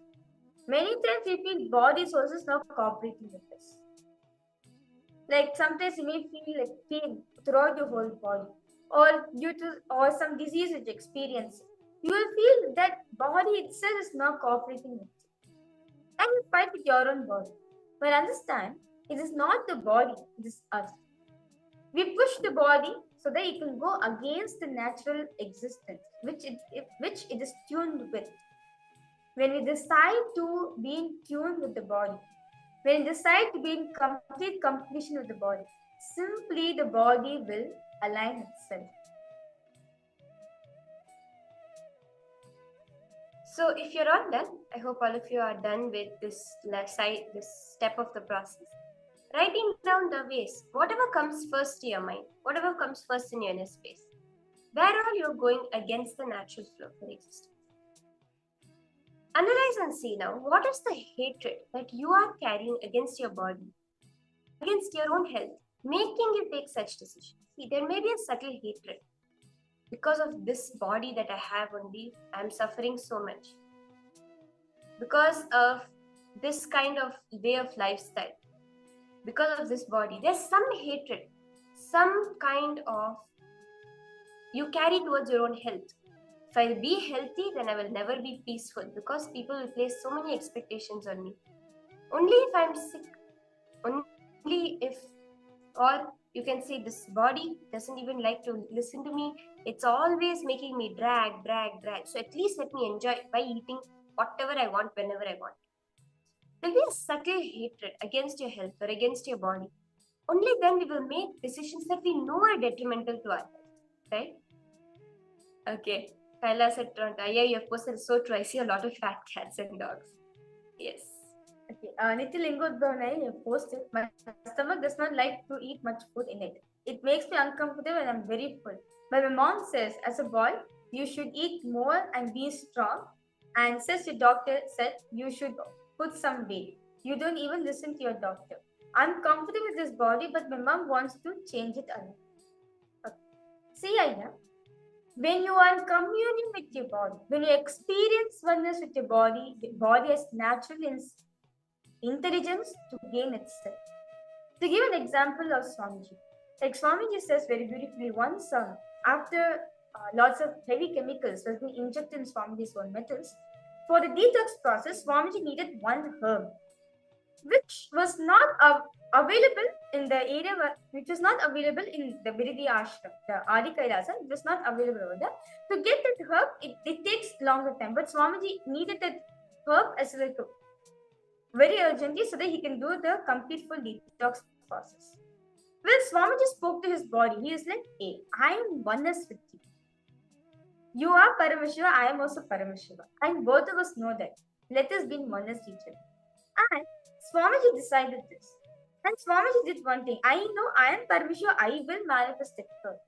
Swamiji did one thing, that he just walked around the whole Adi Kailasa. The whole Adi Kailasa, only one thing Swamiji did, walked around. Morning, after sunrise, after puja, Swamiji would go on walking, and evening time, before the sunset, Swamiji again go for one more round, walking throughout the whole Adi. Within 5 days, the herbs started growing in Swamiji's quarters. Within 5 days, that herb started growing in Swamiji's quarter. How is this possible? The moment you decide to be in alignment with your body, the moment you decide, okay, let me be in complete completion, oneness with the body itself will listen to you. Not just that, nature itself will support you in manifesting the reality. Like a Swamiji. Swamiji knows that he have to do this detox so that he can have this body so that for a long time Swamiji can be in the body and be available for the humanity. The moment Swamiji decided that, simply the body aligned, and not just that, Bhu Devi, Mother Earth, she also supported Swamiji in manifesting that herb. And also, Aya, one thing I'll tell you, always people around us are a reflection of us. One thing you can do is look in and see where are you yourself uncomfortable with the body. Maybe majority of you, like 90% of you, is comfortable. But there may be something, maybe just because the doctor said it, or because of some reason, some kind of things your friends say. There may be 1 or 2% of you that also feels uncomfortable, that feels maybe it's right, I should put on more weight. Only then will it manifest as your mother telling it to you. So if you complete inside yourself, it will actually change the way your mother responds to you also. See, when the body, Swamiji says very many times that the stomach does not need to be full. That is actually the wrong concept that society has. Actually, Aya, what you're feeling is correct, that you do not need that full stomach all the time. But what you're projecting on your mother, for her to say that you need to eat more, you need to grow well, it's not actually necessary.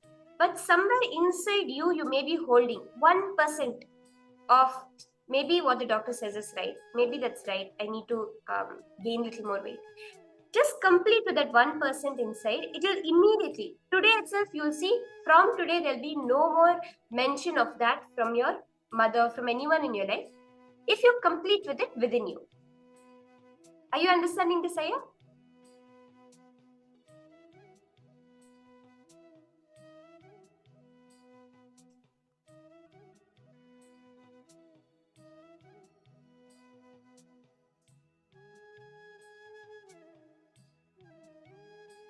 So, now request all participants to analyze. What hatred do you carry towards your own health and body? What does it cost you to make these life negative decisions? And complete with them. Consciously build your schedule to align your body to your natural existence. See, it's not just one decision change, one diet change. Your entire schedule needs to be aligned. Only then will you be able to flow with the natural existence. See, Swamiji says, slipping from muscle memory to biomemory is yoga. Add puja, panchakriyas. Take time for your meals. Skip eating after dark, before sunrise. If you're someone who feels hungry, replace it with liquids. See, pen down sincerely, how are you going to change your whole day's schedule itself?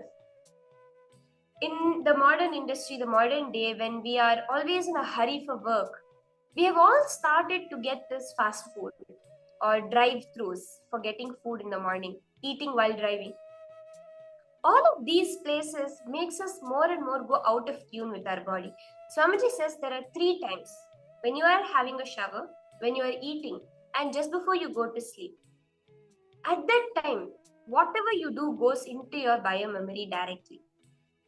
Because of that, it's very important we set aside time for these things. Even though it may seem like I can use that time for so much more than just setting aside half an hour for me to eat. But actually, it will bring you in tune with your body.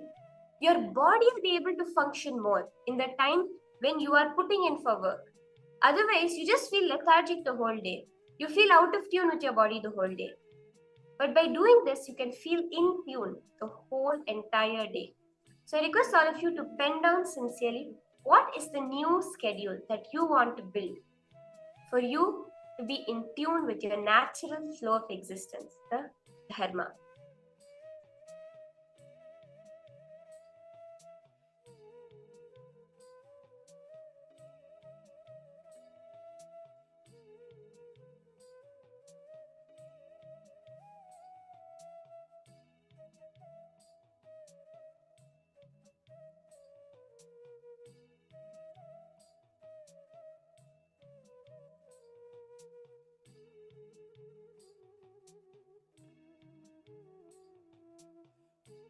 just deciding to align the biological clock of the body will manifest health for all of us. See, like very beautifully Swamiji says, if you want to manifest best health, do these two things. Take Haritaki once in the morning, like in the empties, and in the night. Make sure your gut is clean out completely at least 2 times a day. And second thing, do not eat after sunset. If you're hungry, you can have liquids, but do not eat solid food after sunset. Just by practicing these 2 things, a lot of detox happens to your body. You'll see your skin will actually start shining. Many actually, like all of Gurukul Balasis, ever since Swamiji told us, so we are actually doing, we were doing literally for 2 weeks, we were doing it continuously. I mean, we also started seeing lots of change within ourselves. Like our skin started glowing, our eyes started become more bright. You yourself feel so more happy. So request all participants, whatever detox processes Swamiji gave and which you're sharing to all of it during the program, do it. As you're aligning your body to its biological. You're aligning your body to its natural existence. So I hope all of you have written this down, your new schedule. See, there's 2 levels of it. There's one which is our conscious decisions, where all we have consciously put in the negative schedules, the ways that are not really supporting our health into our life. But there is also the part where we are not very conscious of it. We do not know what may be in the water, what may be added. Even if we buy organic food, is it really organic? There is a whole unconscious part of it. That we can leave it to Swamiji. We are going to now enter into a beautiful process by Swamiji directly to cleanse the muscle memory and the biomemory. This declaration, the internalization we just did, the rescheduling of our life, is to take care of all the parts we know which we can consciously take care of. I request all of you to get ready, come to a space of listening. Whatever is the part, it's not in our control anymore. Let Swamiji take care of that through this beautiful process that we are entering into. So all of you can settle down and you can take a moment, finish writing down, put your pens and papers away. Come to a space of intense listening. This is actually one of the most powerful process. I request all participants to please come on cameras as all of you are in Swamiji's breathing space. And make sure you're comfortable for the process and hydrate yourself. Now, let us enter into this beautiful process by Swamiji to cleanse the muscle memory and the biomemory.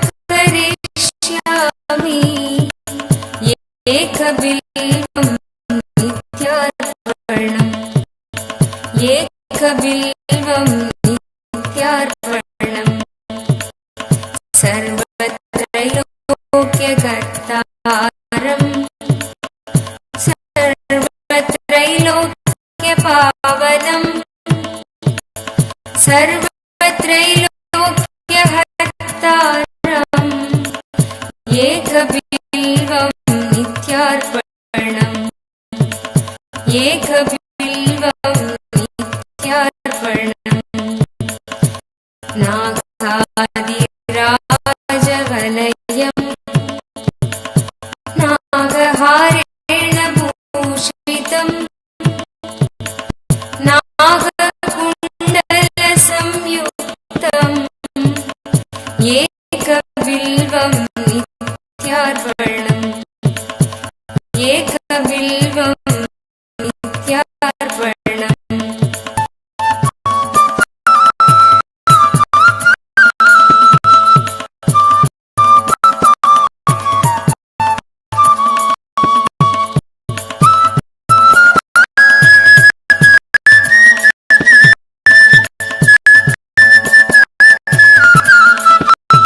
क्षमां रुद्रं पार्वतीवं चन्द्रशेखरम् ईशानम् एकबिल्वं नित्यार्पणम् एकबिल्वं नित्यार्पणम् त्रिलोचनं दशभुजं दुःखादेहोर्तधारिणम् विभूत्यार्चितं देवम् एकबिल्वं नित्यार्पणम् एकबिल्वं नित्यार्पणम् त्रिशूलधारिणं देवम् नागाभरणसुन्दरम् चन्द्रशेखरम् ईशानम् एकबिल्वं नित्यार्पणम् एकबिल्वं नित्यार्पणम् गङ्गाधरम् उमानाथम् फणिकुण्डलमण्डितम् कालकालं गिरिधरं च एकबिल्वं नित्यार्पणम् एकबिल्वं नित्यार्पणम्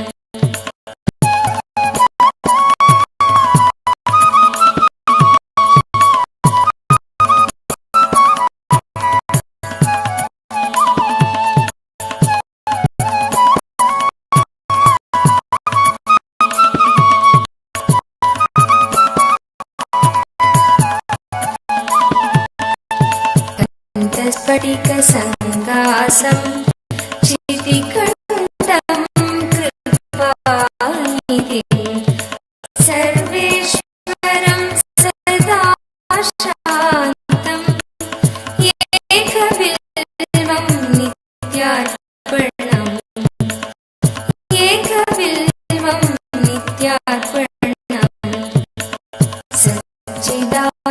सच्चिदानन्दरूपं च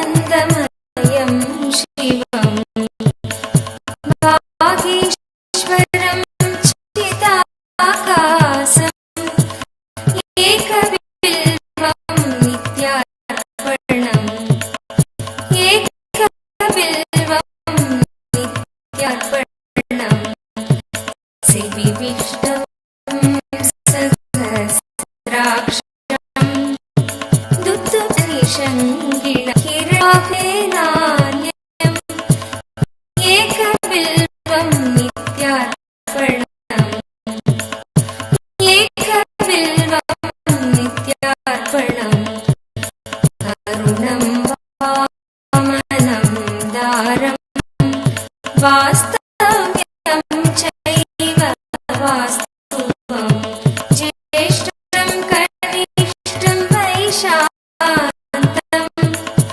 एकबिल्वं नित्यार्पणम् एकबिल्वं नित्यार्पणम्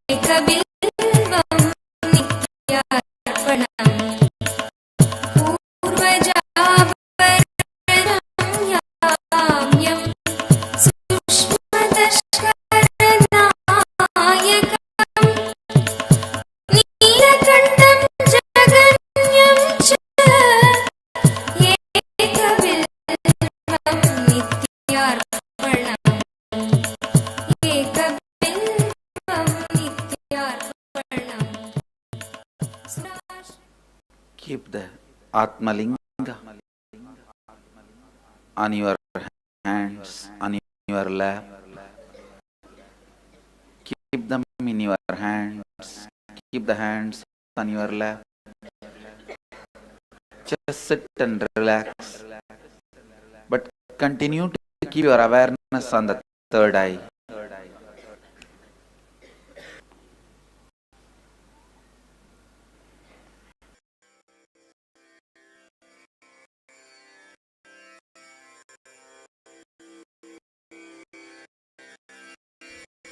भक्त हृदय मंदारा भानुकोटि सुंदरा नंद नंद गोवृंद नारायण गोविंदा वनमाली राधा रमणा गिरिधारी गोविंदा वनमाली रमणा हरि गोविंदा वनमाली राधा रमणा गिरिधारी गोविंदा वनमाली राधा रमणा गिरिधारी गोविंदा राधा रमणा गिरिधारी नीलमेघ सुंदरा नारायण गोविंदा नीलमेघ सुंदरा नारायण गोविंदा नीलमेघ सुंदरा नारायण गोविंदा नीलमेघ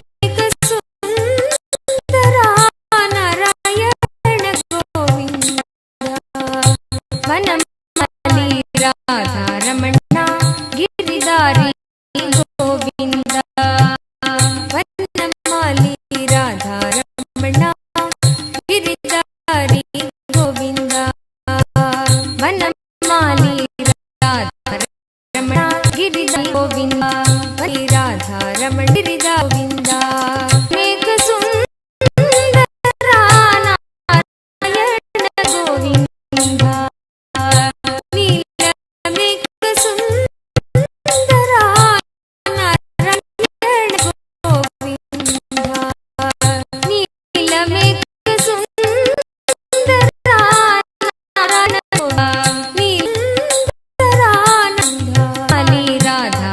रमणा गिरिधारी गोविंदा वनमाली राधा रमणा गिरिधारी गोविंदा भक्त हृदय मंदारा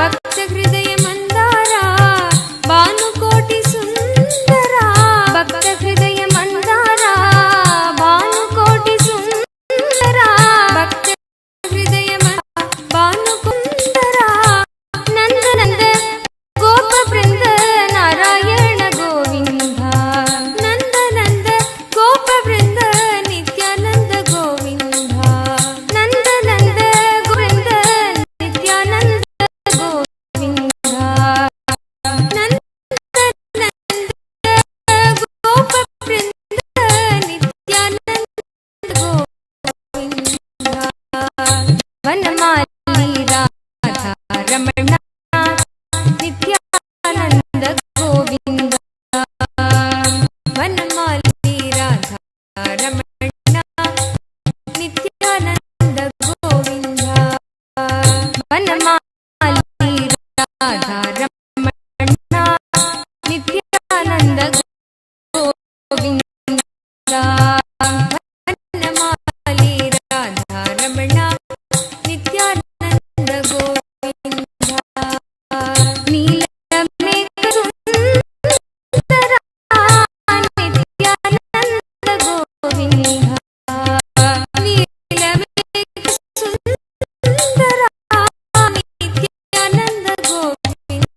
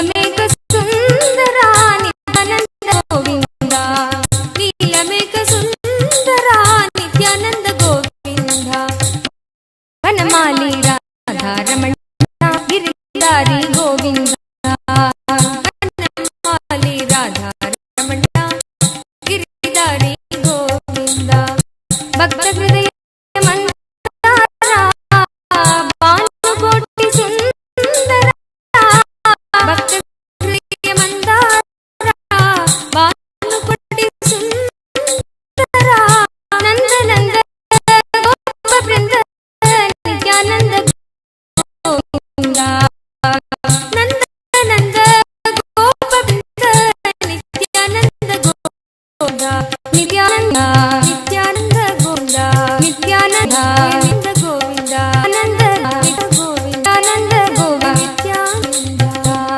ನಮಾಲ ಗಿರಿಧಾರಿ ಗೋವಿಂದ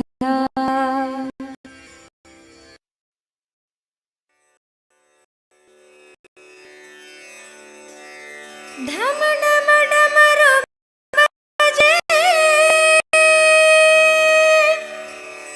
ಶಂಕರ ಗಣ ಗಣ ಗಂಡ ಬಜೆ ಭೋಲೆನಾಥ ಶಂಭೋ ಶಂಕರ ನಿತ್ಯಾನಂದ ಶಂಭೋ ಶಂಕರ ಶಿವ ಶಂಕರ ನಿತ್ಯ ಶಂಕರ ಶಂಭೋ ಶಿವ ಶಂಕರ ನಿತ್ಯ ಶಂಕರ ಶಂಭೋ ಶಂಕರ ಶಿವ ಶಂಕರ ನಿತ್ಯ ಶಂಕರ ಶಂಭೋ ಶಂಕರ ಶಿವ ಶಂಕರ ನಿತ್ಯರ ಶಂಭೋ ಶಂಕರ ನಿತ್ಯ ಶಂಕರ ಶಿವ ಶಂಭೋ ಮಹಾದೇವ ಶಂಕರ ಶಿವ ಶಂಭೋ ಮಹಾದೇವ ಶಂಕರ ನಿತ್ಯ ಶಂಕರ ಶಿವ ಶಂಭೋ ಮಹಾದೇವ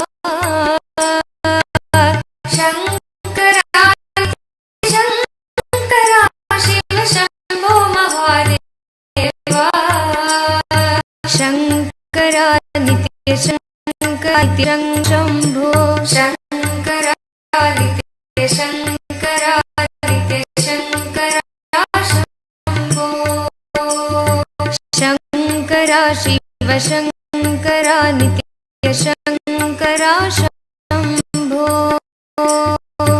ಶಂಕರ ನಿತ್ಯ ಶಂಕರ ನಿತ್ಯ ಶಂಕರ ಶಂಭೋ ಶಂಕರ ಶಿವ ಶಂಭೋ ದೇವ ಶಂಕರ ಶಿವ ಶಂಭೋ ನಿತ್ಯ Shiva Shambho Mahadeva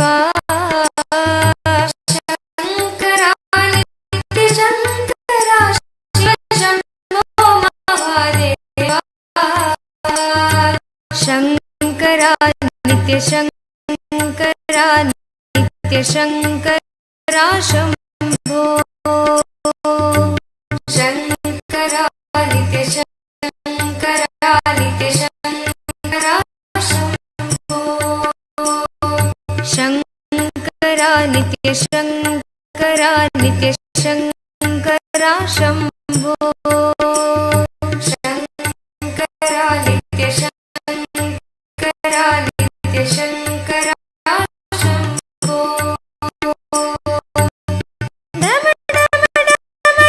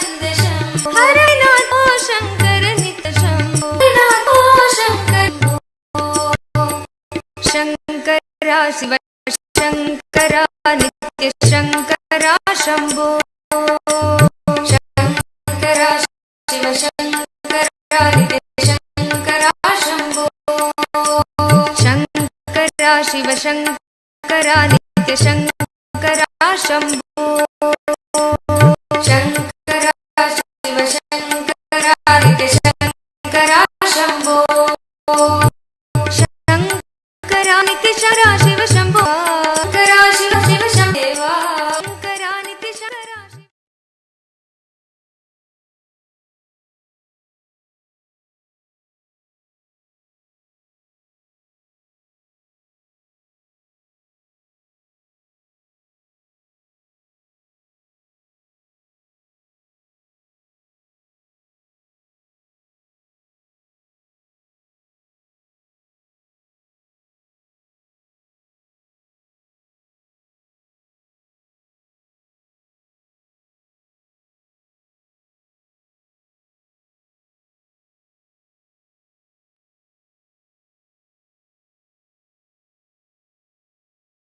Chandru, to all participants once again. That was a very beautiful session, very beautiful process Swamiji conducted, where Swamiji rewired our muscle memory and biomemory. It was a very powerful process because all participants posed how was your experience of this process. How did you feel when you were attending this process? See, understand? Now, right after this one process, your whole muscle memory and biomemory is completely cleansed, completely clean, and that will reflect directly in right now how you manifest power. So we'll be manifesting a little more advanced level of body scanning itself, where you will be scanning the current issues that a person is facing in their body. Currently, what are the pains? You can take the example of pains. What are the current pains that a person is facing in their physical level? So I request all of you, you can partner up. You can choose any one person with whom you would like to manifest this power. Maybe Lingodvavanaya and Pavanaya, you can partner up. Baselaya, if there's anyone else in the temple, you can request them to partner up with you also. All those of you who are sitting here, I request all of you to take a moment, partner up with someone with whom you are going to be manifesting this power.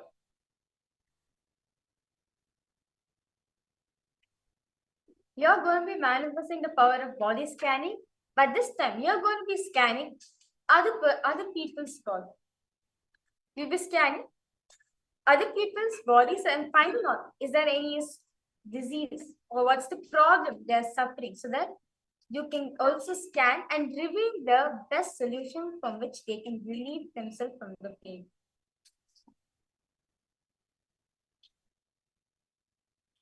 So whoever it is, okay, see Ma Jnana Pradayini, Ma Priyatma Surupini, Nityanandamma, seeing you after a while. Yes, Ma Prasanna Brahmini, Nityanandamma. I request all of you, you can choose a partner with whom you want to manifest this power. Ma Anandeshwari and Ma Jnana Pradayini, maybe both of you can partner up. Yes, Ma Priyatma Surupini and Ma Prasanna Brahmini, both of you can also partner up. You can just connect on the chat itself.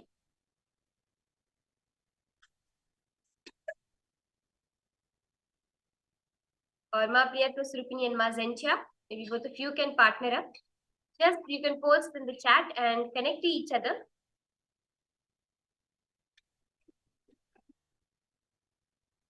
For manifesting this power, where you're going to scan any current issue. So this is a very basic level of the power, where you will scan just the most basic issues that are there in the body. Okay, Kailasa Toronto, you're saying it's just you. You can call up someone also. Sendil Kumar, are you there? You can come on camera, basically, you can maybe call up someone whom you know. You can just explain to them that you're manifesting the power of body scanning. You're just learning, practicing the power, and it's not to substitute for any medical diagnosis. And you can also tell that you would request their consent for you to scan their body. The same as you did for yourself, right? Looking from the tip of the toes to the top of your head. You can do that with one other person.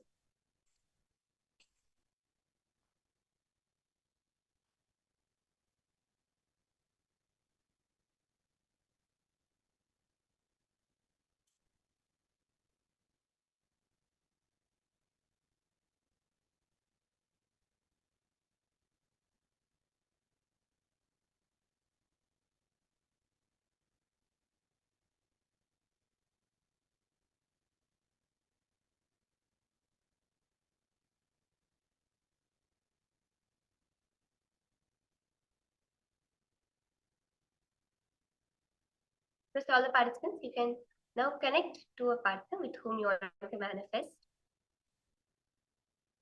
Just chant the Mahavakya. Remember the one powerful cognition Swamiji gave. The whole biology is intelligent. Priyatma Surpini ma, you can connect with Ma Zhen Chiao, or I think she just went off. She just left. You can connect with anybody. Ma Jayarani, Ma Prasanna Brahmini, Ma Kalahantrika, Ma Ifansu. Are any of you available? Ma Tanya Devarne.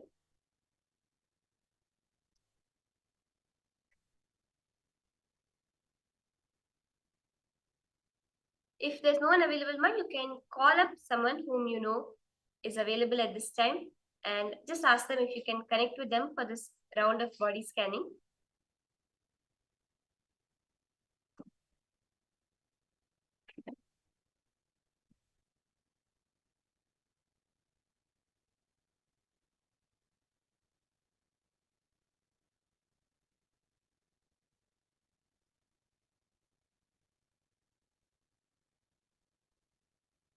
See, you can take a few minutes, sit, scan, connect to Swamiji, chant the Mahavakya and go to the details. You'll actually even see the location, the exact location, the timing, how long ago it happened, what was the incident that made it happen.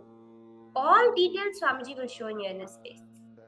You can scan any discomfort the person may have or had in their body.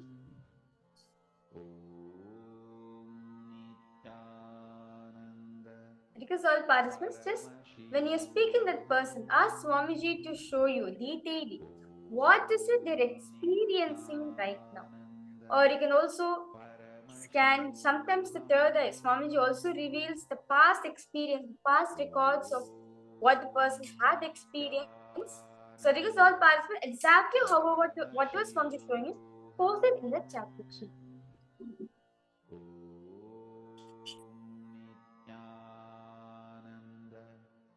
Paramashivoham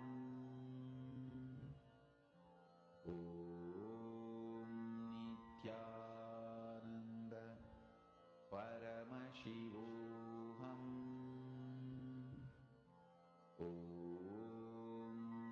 Nityananda Paramashivoham Nityananda Paramashivoham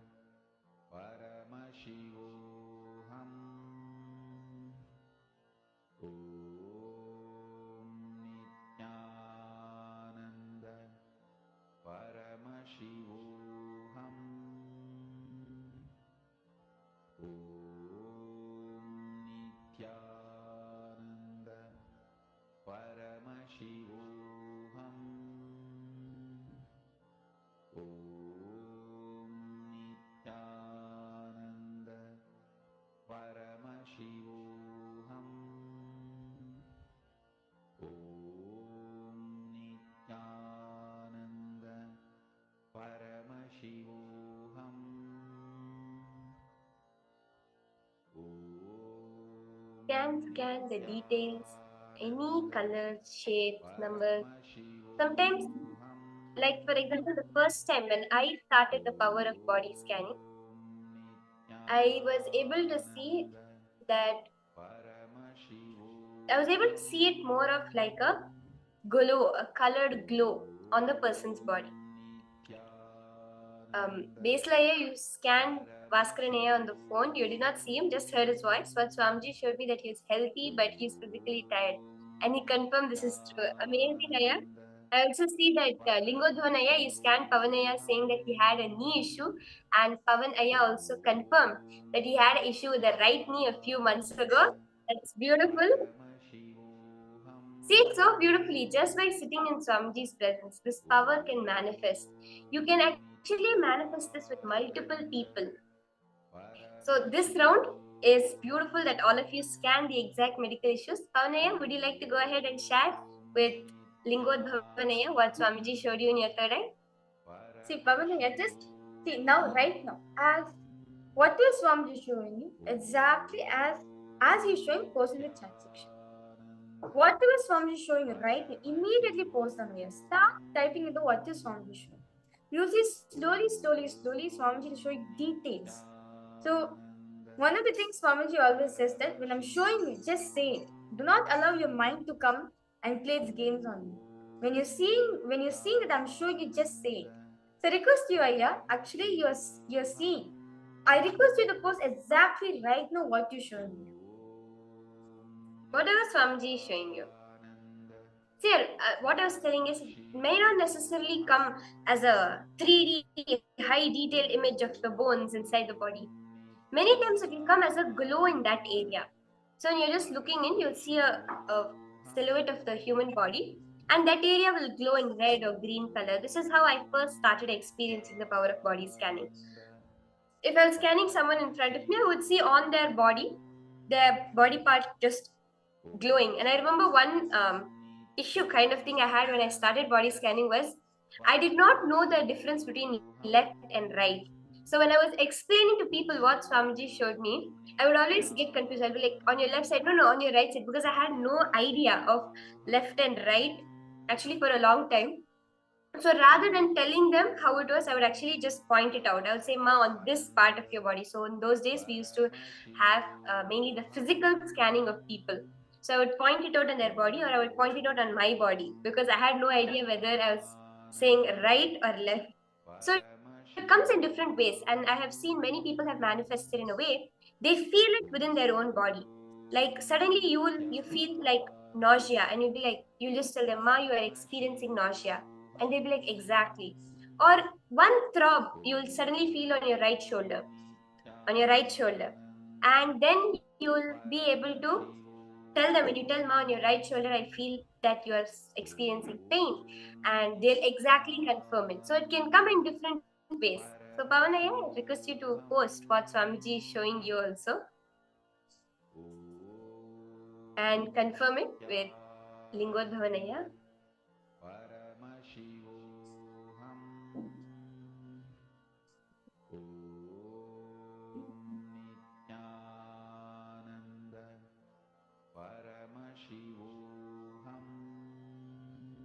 So now, see, for all of you, when you scanned, whether you scanned yourself, you scanned another person, you found some problems in your body.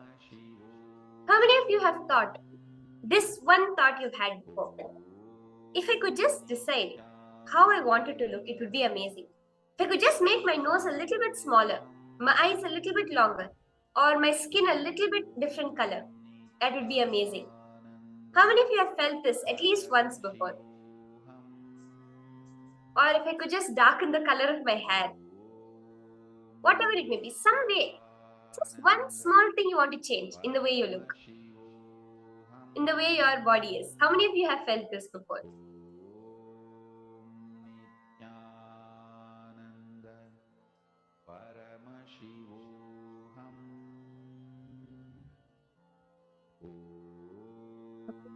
Pavanaya, your person unclenching still a challenge. Okay. Aya, I request you, Aya, now sit comfortable. Okay. Best if you have a photograph of Swami, if you have a photo and Atmamurti of Swamiji, Keep it in front of you. Now, I request you can look at Swamiji for 21 minutes or visualize him in your inner space for 21 minutes. Either things you can do. Either look at Swamiji's face, like you can visualize Swamiji for 21 minutes. Like how Swamiji comes for darshan, how we just glued to his form. That is a space of unclenching where at this point of time, no thoughts come in you. You just Swamiji, that's it, only Swamiji. That is space of unclenching. Actually, one thing Swamiji has revealed, unclenching cannot be a challenge because our nature is unclenched. If you actually take a minute and write down the thoughts you are having, right?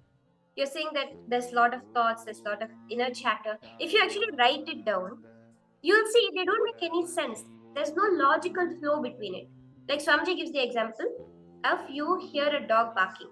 So you remember the brown dog of your neighbor. And then you remember the dog that chased you when you were 10 years old. And you remember the teacher who also barked at you when you were 10 years old.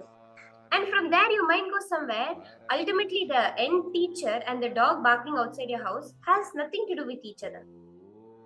It is not that unclenching is an effort we have to do. Unclenching is a nature which we do not recognize. So when Swamiji is telling you to do unclenching, it is not to try to do something. It is try to recognize what's already happening within you. That is why we say unclenching is just a witnessing. See, don't feel that, oh, I'm having a lot of thoughts, I'm having a lot of inner chatter, because that itself fundamentally has no logic to it. It is unclutched. One thought and the other thought have no relation to each other. But Swamiji has said, for those of you who are feeling hard to unclench, one thing you can do, replace every thought with the word unclench. Just use the word unclench itself and replace every thought. For example, suddenly the thought about something comes unclench. Use the word unclench to keep unclenching. So you can also try this, because that will help you more. I think Swamiji gives this for when people are struggling. You can use this technique by just saying the word unclench, unclench, unclench again and again in your inner space. And slowly, everything will become concentrated on that one word, unclench. And then that word will also dissolve and you'll be in the space of unclenching. So you can do this, it will really help you. I request you, when you're doing this practice of unclenching, I request you to especially sit in a place where Swamiji is there, because Swamiji's presence itself is unclenching. So just by sitting in breathing space and attending the Paramashivoham program, understand Paramashivoham is Swamiji's breathing space. So being in this environment will actually help you to do the unclenching now. So I request you, to sit now. As thoughts are moving, unclench, unclench. You can see the word out loud also. Unclench, unclench, unclench.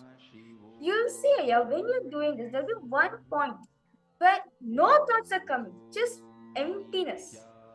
And see, it may not last for a long time also. It may come only for 1 second. Don't try to catch on to it. See, the minute we try to catch on to it, we build another thought. Again, unclench.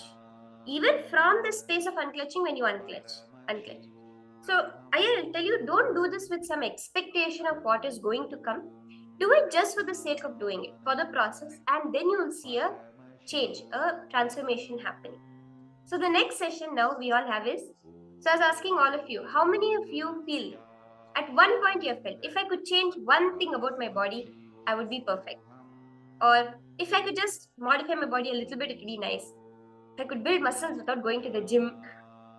I know everybody wanted to experience this. Without having to go to the gym, if I can build muscles. See, Swamiji says, you have the freedom to design your body. If you say, I want 18-inch biceps, it will happen. Just like if you say, I want 6-pack, 8 packs, it can just say that happen. For anything, I want to have a shade of skin 2 times lighter or 2 times darker, it can just say that happen. I want my nose to grow a little sharper, no need of rhinoplasty. Your decision is enough, because fundamentally you have the freedom to design your body. You just do not know it. It is like this. A kid has clay. They make something, let's say you make something very beautiful out of the clay for them and you give it to them. They're enjoying with it, they accidentally drop it and you built a doll for them and the head rolls off. Now the kid does not know that it's just take it, stick it back. So it starts crying, it comes to you, I broke it. But you know. So it's a simple act of you sticking the head back on, right? The same thing actually your body also has that ability. If you want to become thinner, you can just make your body thinner. We are not taught, we do not know that we have this freedom. So now in this next session directly from Swamiji, Swamiji is going to be giving us the sacred secret behind how to design your body. Stay tuned. Do listen intensely because you will learn this science by the end of this session.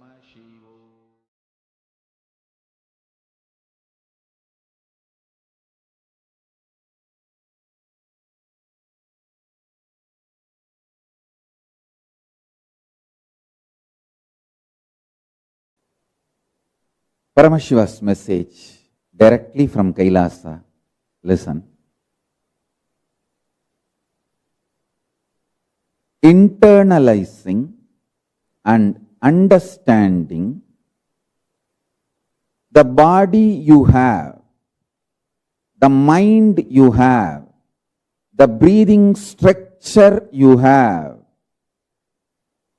all this are consciously 3D printed by you, will empower you with the knowledge, confidence, ability to consciously 3D print, manifest anything you want as reality. Listen. Last few days in the satsang, I was talking about how human beings are capable, completely equipped to consciously 3D print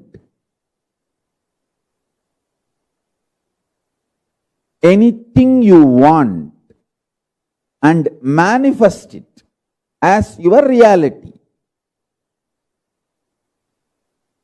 There is so much of self-doubt, self-hatred, self-denial by people in so many levels.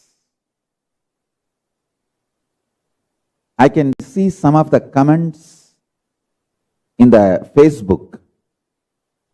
To the level people not only doubt their capacity to consciously 3D print their reality, they even hate this idea it is possible because they feel they have done such a cheap, third-rate, mediocre 3D printing of their existing reality.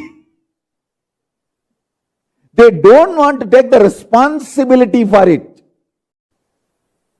Due to my extreme love for each one of you, my absolute love for each one of you, I am revealing this royal secret. Understand? This is the secret behind all the secrets.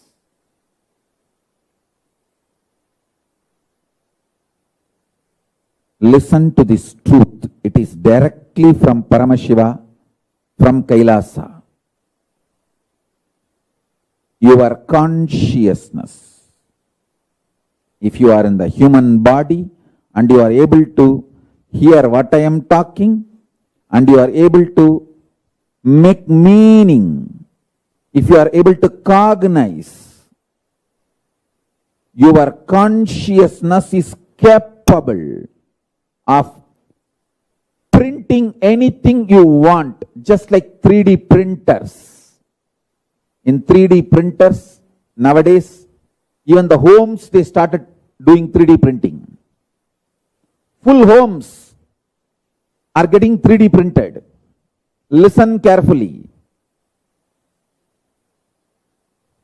Just like 3D printer, how you can print anything you want out of the 3D printer and take it out.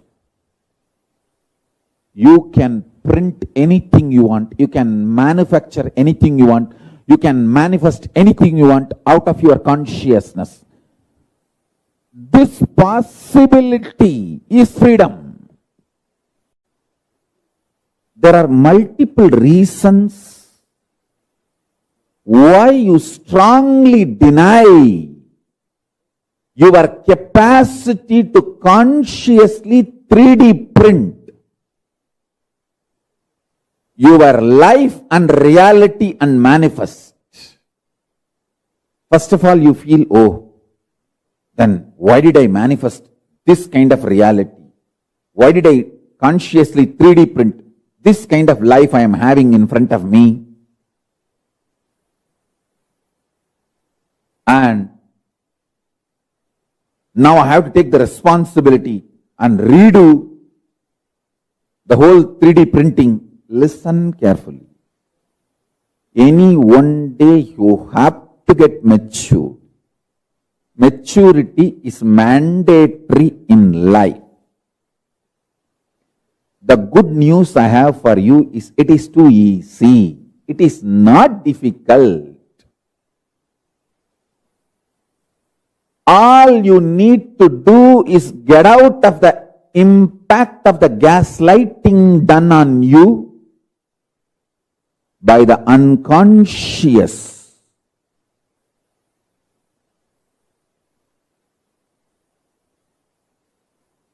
Ecosystem. The so-called human society. Listen carefully. The modern day human society you are living is such an unconscious ecosystem. It does so much of gaslighting. Gaslighting means, let me define, so much of false ideas are dumped on you, even you start believing them about you. Listen carefully. You need to be enlightened, not gaslighted. Anything which puts self-doubt, self-denial, self-hatred in you, SDHD, self-doubt, self-hatred, self-denial in you, is gaslighting you. Anything which empowers you, evolves you, entrains you, excites you, enlightens you, is Paramashivoham. Listen to this truth I am revealing and internalize. Mandukya Upanishad beautifully says, whenever you face any doubt, whenever you feel stuck in the path of spirituality, get back to the source sound, pranava. Patanjali also uses the same methodology in Yoga Sampradaya. He says, meditating on pranava will break all the doubts and the obstacles in your path to manifestation. Whenever you feel stuck, you will be able to break that feeling stuck or obstacles by meditating on pranava, omkaranada. Listen carefully. Come back to your source sound, omkaranada. From there, see clearly this body you are carrying, this mind you are carrying, is consciously 3D printed by you. And you manifested it. And it is your own conscious 3D printing. Understanding this powerful cognition, the way your eyes are, the way your head is, the way your face is, the way your shoulders are, the way your hands are, the way your body is, consciously 3D printed by you and manifested. The way your mind is, consciously 3D printed by you and manifested. My Guru, Yogananda Puri,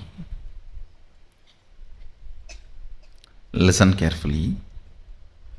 He never wanted me to call himself as Guru. He told me, never ever tell I am a Guru, I am your Guru later on. I only recognized you and supported you. That's the reason It is my pride in your mission. You are having me as a part. This exact word I remember. Once, one of his son and another one his disciple. He had many disciples who come to learn yoga from him. Both of them decided to hospitalize him, saying he is not feeling well, he is sick.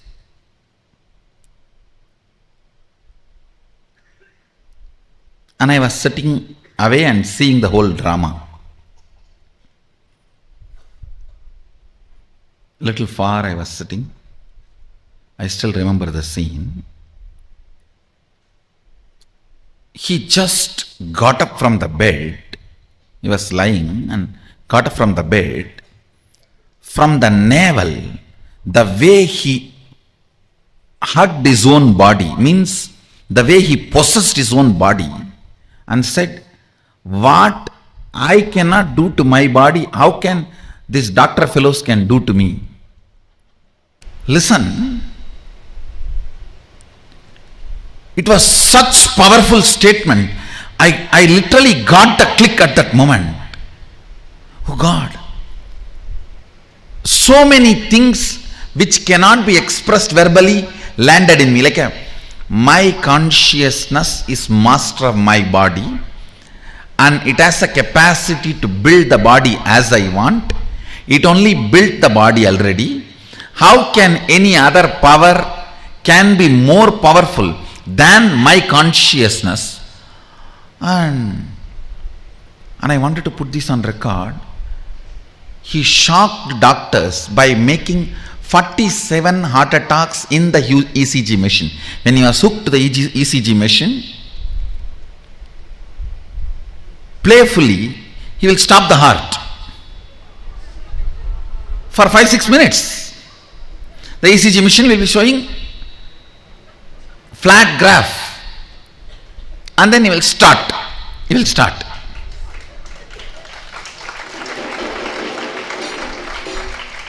One fortunate thing, still they have the records. I am trying to get the whole documentation. I only got the essence. Doctors are shocked actually. They said, nothing can be done. You are beyond medical science. Please go back to home. They sent him back to home.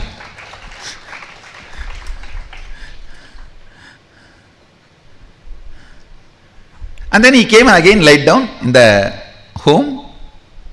Both the son and the disciple both were trying to argue with him. If you are beyond medical science, then why don't you be healthy? Why are you lying all the time? Means lying in the bed resting. He said, I have decided my mission has been done. Actually, all my 3 gurus left the body within 3 months' time. The moment they saw I am ready, they don't need to be supporting me anymore. Now it is time that I have to be on my own. I have to leave Tiruvannamalai. All 3 of them left the body within 3 months. They had a meeting and they called me and said, don't expect us to be in the body anymore. And I really did not take them seriously. I thought maybe they want to go for Parivrajika Yatra or some temple tour or Yatra. But within 3 months, all 3 left the body. So, when the son and disciple, both of them are asking, why are you then lying in the bed all the time? He told them directly, hey, I am not sick. I have decided to leave the body. So I am resting. I am withdrawing from my prana.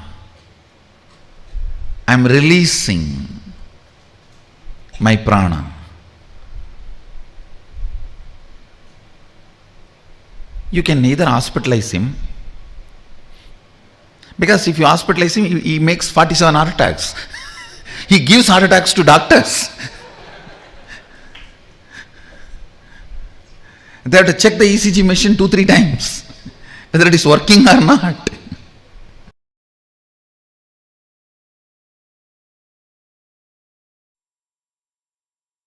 I am telling you,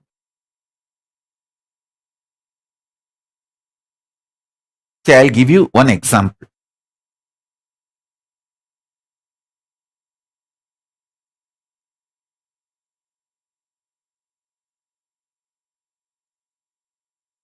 All the jewels you are wearing, anyone can make it for you. All the clothes you are wearing, anyone can do it for you and give you. All the makeup you are wearing, anyone can do it and give for you. But the internal organs you are having, keeping them healthy, only you can do it for you. Building your body healthy, muscled, the way you want, only you can do it for you. Focus on that which only you can do it for you. Everything else will be easily, freely available to you. This is the core value of life.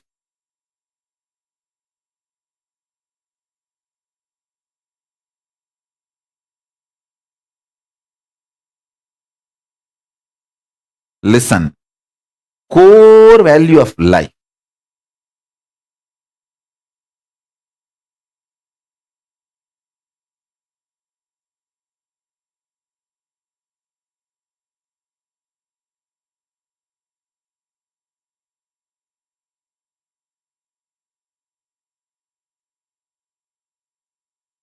Sharpen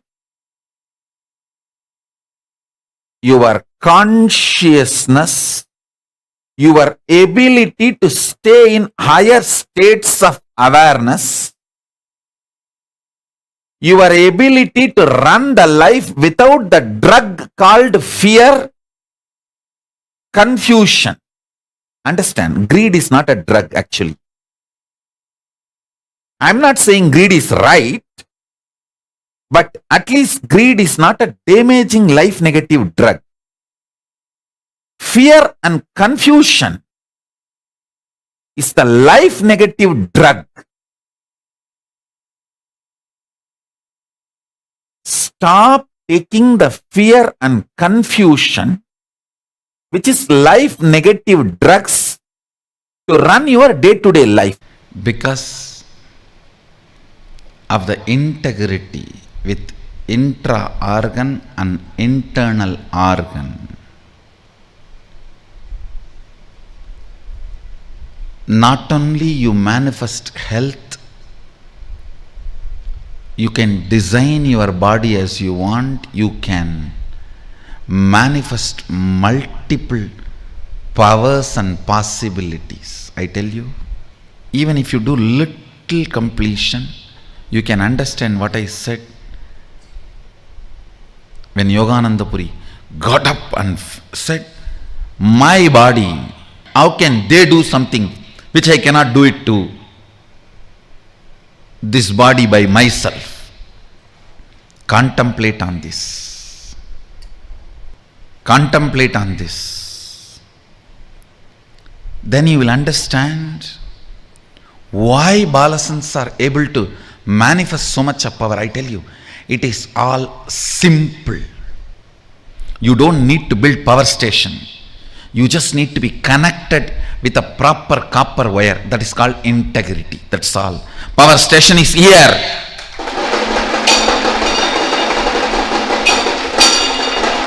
Eternal atomic power station.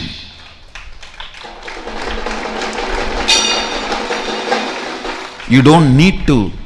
You always felt all this Sadashivoham or the spiritual enlightenment, everything was very difficult because you are planning for building a power station which you don't need. I did it already. You just need connection. Integrity is the connection. தங்கத் தகட்டாலே தம்புரான் சிலை செய்து அங்கம் வழுக்க ஞானாஞ்சனம் தடவி வைத்து செப்பிய வார்த்தையெல்லாம் செப்பல்ல தங்கமடி ஞான பெண்ணே.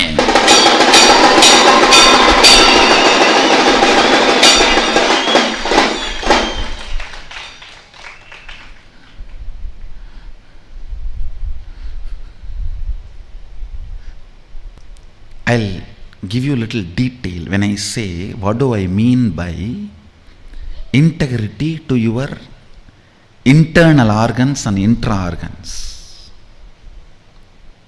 When I say integrity to your internal organs, feel all the time you own them. You own them. So whenever there is a food taken which puts you in depression, low mood, do not eat that food again. When there is a action done by you which disturbs that internal organs, don't do that again. It may be as simple as smoking or as difficult as heroin. It can be as simple as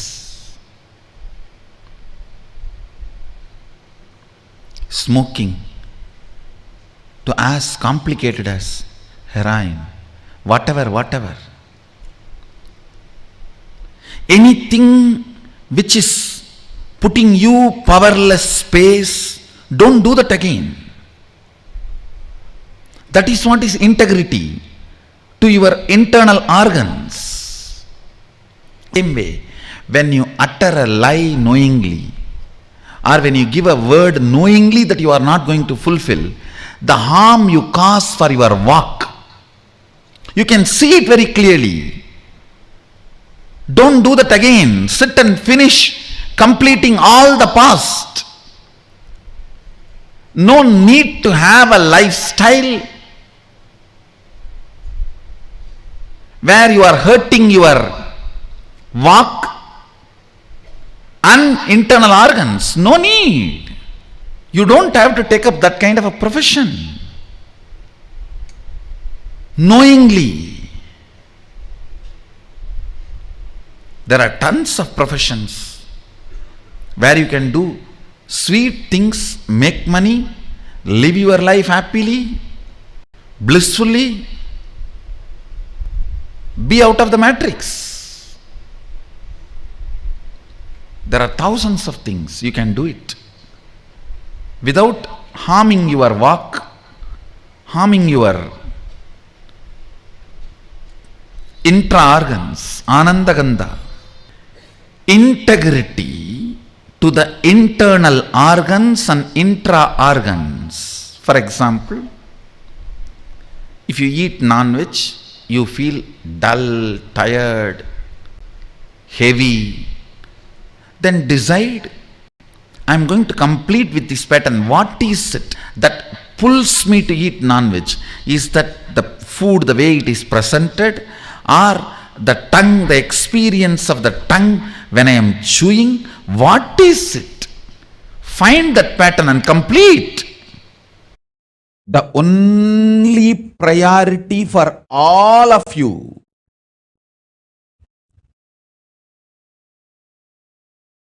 please understand, I am talking to anyone who has a little love or sympathy for me. For all of you, take this as a guru walk. Make your body consciously strong. Listen, gym will build muscles, but only yoga and Ayurvedic lifestyle will make your body conscious. See, only yoga will make your internal organs strong. Just see over the world, especially in India, all these gym bodies are just dropping dead.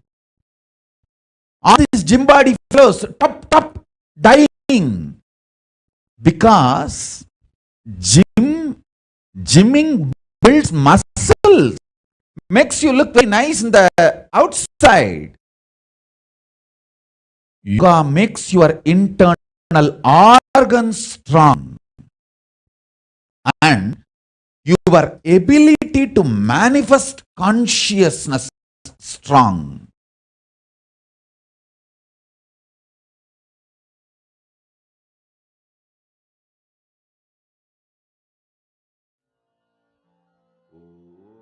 Nityanandam to all the participants once again. That was a very beautiful session. Swamiji spoke on freedom to design your own body.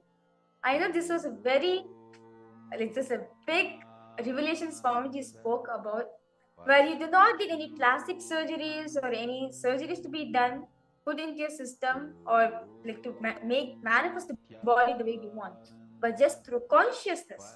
You can design the body as per you want. I request all participants to post your understanding, as this was a very beautiful session Swamiji just revealed. It was a very, like, how to say, even listening, like, even reading the title itself, like, freedom to design your own body, it's such an amazing gift that Swamiji is given for all of us. Understand, in today's darshan, in the presence of Swamiji as Bhagavan Vaidishvara, you will have the ability to design your body how you want. You want to be 6 foot tall, you want to darken your shade, or you want to grow your eyes big, or you want to have a large, however you want to design your body, you are going to be manifesting this today.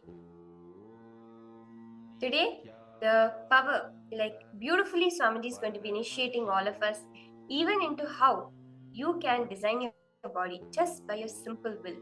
So I request all the participants to take a moment, post how it is that you would like to design your body with this newfound revelations by Swamiji. Can take a moment, post what is it that you would like to change? How would you like to design your body as a designer? Okay, Lingodbhavane, you have posted very beautifully there. Swamiji gave me that info. Aya, you posted that you are doing the scanning, detailed scanning to Pavanaya. That's very beautiful, Aya. I request you to keep on doing it, Aya, so that you yourself will actually you'll feel lots of healing happen within your system also. Just by doing the power of body scanning to others, your body also gets lots of that healing benefits. So I request you to go on doing it, Aya. It's really wonderful. Okay, Basila, you have posted that we have the ability to consciously manifest anything we want into our reality. But our self-doubt, self-hatred, self-denial, our SDHT, hold us back. We have to be mature about our life. We have to realize that anything that excites and empowers us is Paramashiva. Get into the habit of not doing things that disempowers you. Yoga is designed to build your organs. Yes, that's really wonderful, Aya. So with this, Aya, Basil, Aya, you can decide, okay, I'm going to be joining the Nityananda Yoga every day and building up my body. Just this one understanding which you have received, you can do tremendous, how to say, you can do tremendous breakthroughs for your own life. Swamiji revealed that we can all 3D print our body just with one thing. We only need integrity. See, because of integrity, your internal organs, intra organs, when you have an integrity with your own body, as we beautifully saw it, wherever we are going against the natural flow of life, when we align that, we start to have integrity with our body. And when we have integrity with our body, not only you manifest health, you can design your body as you want. You can manifest multiple powers and possibilities. So how are we going to do this? How are we going to build this integrity? Spend out patterns that you are cherishing and do not support your health? Say there'll be some patterns you cherish, but they are not supportive of your health. How many decisions and words have you made towards your health and did not follow or pursue the next day? You decided, I'm really going to cut my sugar levels down, only sugar once a week. But the very next day, you decided to have hot chocolate and you're like, it's okay, I'll just put 2 spoons of sugar in it. Or you decided you will do 2 times yoga a day, but somehow or the other you did not stick to it, you dropped your word. Write down all of these things. Whatever commitments which you've given to your body that you really want to manifest in your life, but you did not follow this the second. Swamiji says the Dvandva Vigna. The second time, some obstacles would have come, you will not have manifested that reality. Pin down those. All those patterns which you are cherishing that do not support you, your health. Pin down those, so this is all past detailing, write it down.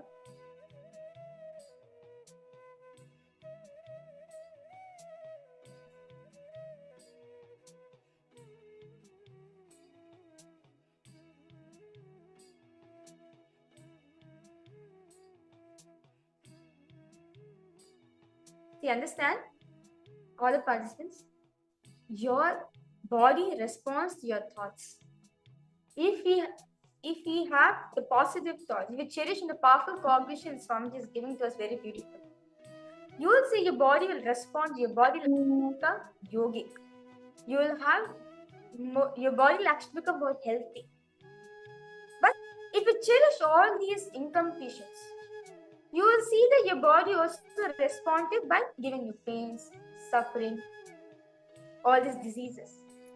So, as that Swamiji says, build your integrity to your internal organs and intra-organs. So why intra-organs? See, Swamiji says, in the next session actually, we'll be entering the very beautiful session where how our whole biology is ruled by our intra-organs. See, we only know that, okay, science has said there's only 2 types of organs. One is the normal organs, which we have the hands, our eyes, nose. There's also something called internal organs, such as the lungs, heart, kidneys. But Swamiji says there's something called intra-organ. There comes the third eye, Vak Shakti. The Vak. The different what is it? The chakras. Yes. These 7 chakras are actually all these intra-organs responsible for our well-being in our life, which you're going to be detailing understanding this in the next session. So, I request all participants to write down where you want to bring integrity to your health, but here and there you collapse it. Here and there you excuse yourself that okay, once in a while it's time for me. Like many times, especially like I know many, like I still remember some of the participants who have come for inner awakening physically when Swamiji was back then in Adi Kailasa. For 21 days, you'll authentically follow the sattvic diet with Swamiji's group. The next day, as 21 days is over, okay, let's go out and go get whatever meals we want. Like we go all of white sugar, onion, garlic, red chili, anything. Completely opposite what Swamiji said. And you think, okay, once in a while it's fine. 21 days I was following sattvic diet. One day won't make any difference for me. But understand that one day is enough to break your integrity with your health. All we need is integrity. See, when we bring integrity to our health, our body will be our greatest friend. Ma Priyatma Sripini have posted fear and confusion as life negative drugs. If Swamiji say by bringing awareness in all aspects will remove fear and confusion within Ma. Actually, that is right, Ma. Swamiji has said that just by bringing awareness, when, for example, if you have, it can be something as physical as smoking. If you bring awareness to the act of smoking, it will drop from you. Same way, confusion. Somewhere we are having this confusion, this addiction to confusion. If you bring awareness to it, it will drop.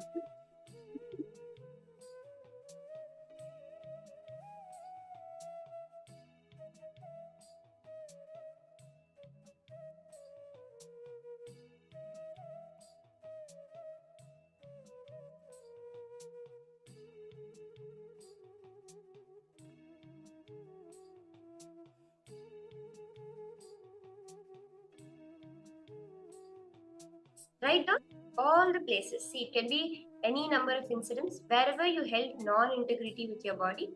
I request all of you to write down all of those incidents. It can be even like Swamiji is telling us to take Haritaki every single day. One day you skipped Haritaki. It's in a one day only. I missed now. What's wrong? All these days I've been taking, for months I've been taking Haritaki. I'm following Swamiji's words till the T. One day only I missed. What will happen? That from there only it starts. You stop. You break the integrity which you're giving to yourself. It can be also something you never did. In the sense you gave yourself a word. Tomorrow I will start jogging. Every day let's go for 21 minutes of jogging. And you decided that. But somehow the next day, just previous day, suddenly you got held up at work and you ended up sleeping late. And the next day you're like, it's okay. Last night I slept late. I can exempt myself today from jogging. And you promptly forgot that you had to jog and never jogged again. See, like this, where all in your life have you compromised? Have you broken the integrity you gave to yourself when it comes to the spiritual routine? Pavanaya, I request you to post here how was your experience as you're listening to satsang, you are doing the unclenching. I request you to post here how was this experience.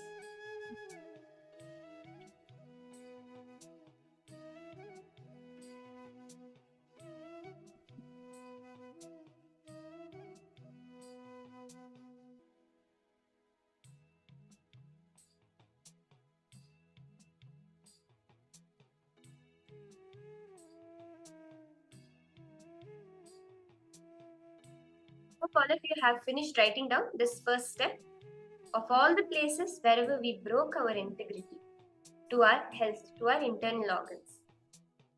Now complete with the pattern. See, with what justification did you break your word towards health? There'll be some justification. Like I said, I slept last night. It's okay. I can exempt myself. I slept too late. Or it may be that nobody else is doing it. Why should I alone do it? As Mavarija was also saying, I did it for 21 days. One day won't harm. There'll be a justification you used to break that word. Write down those justifications and complete with it also.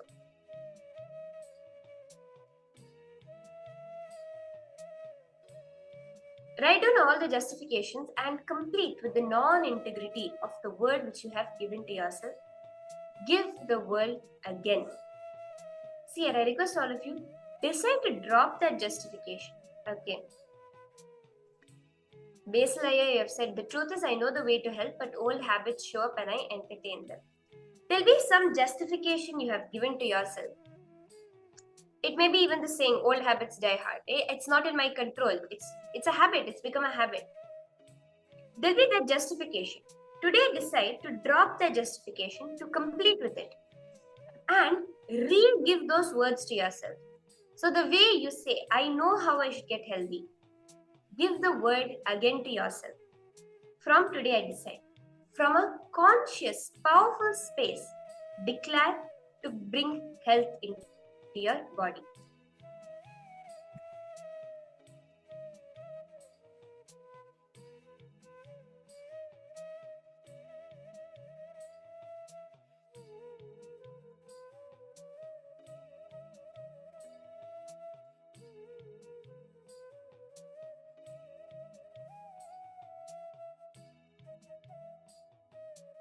So yeah, you're saying that you know the way to health. See, somewhere it is remained as an intellectual knowledge.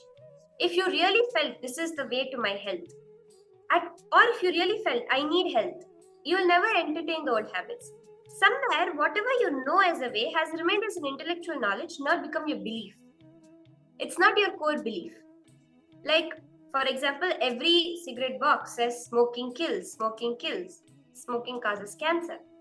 But yet, the person picks up the cigarette because he does not believe in his core, this will kill me.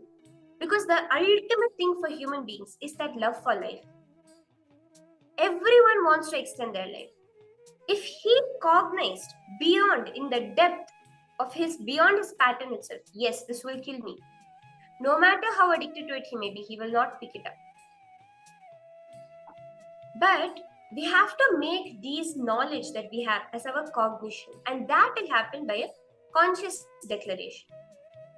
That is what I want all of you to do. What Swamiji is telling each of us now to do is to make it as a conscious declaration.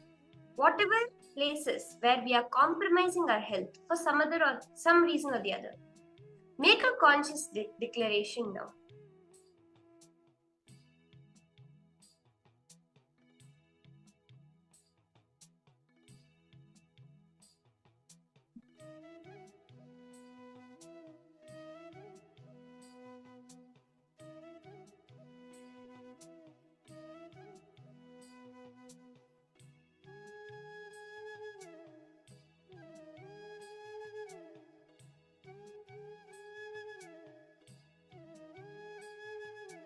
Just make a powerful conscious declaration.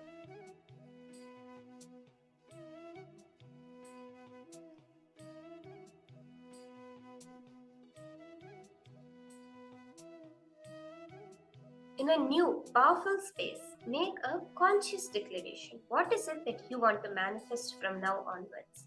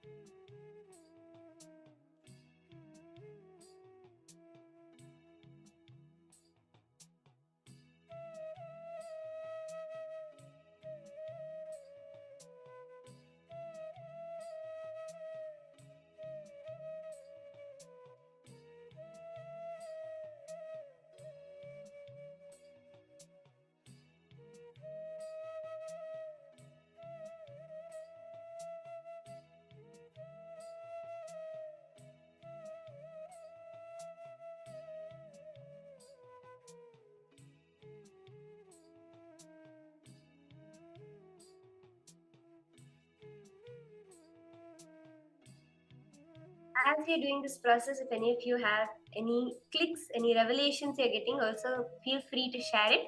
It will be nice for everyone to listen. Okay.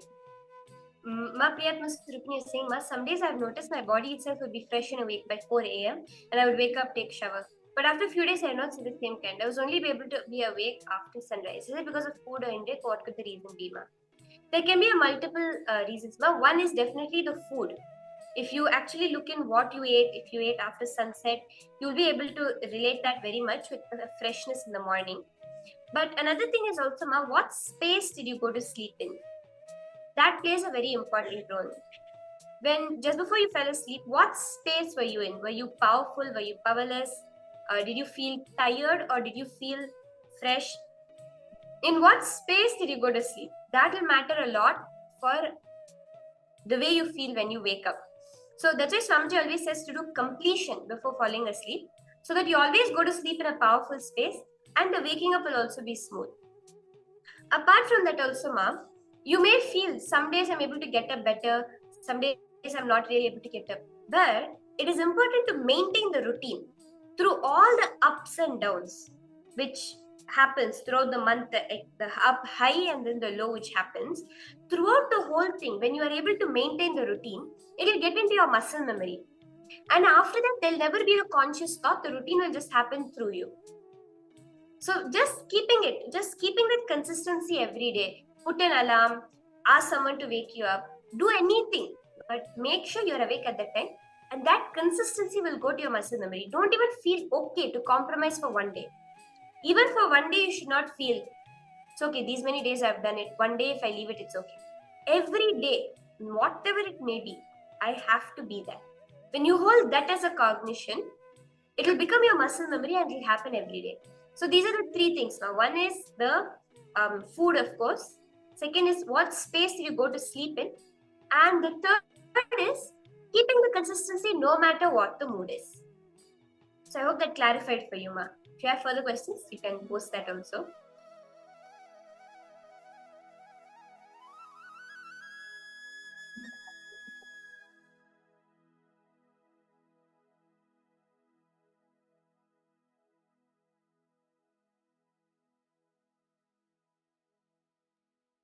One more thing Swamiji has also said, Ma, is have lots of haritaki before you sleep. So then you have to get up in the morning to use the restroom. You will ensure you are awake. So that is also another trick Swamiji has given. And of course, the detox of the parasites in the system which will happen, which will naturally keep you fresh and alive for more number of hours.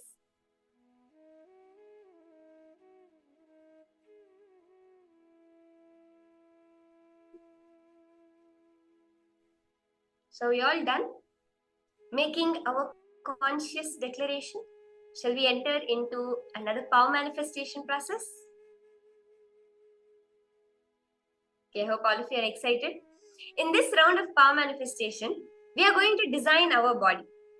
You're going to be able to alter the height of your body. This is very fun. This is a very exciting power where, as we just learned, using the same science that Swamiji just revealed to us, you have the freedom to design your body. Actually, to give one example, like to give an example, like Avayar is a great saint actually. So when she reached the age of the maturity, like age of 30, she was like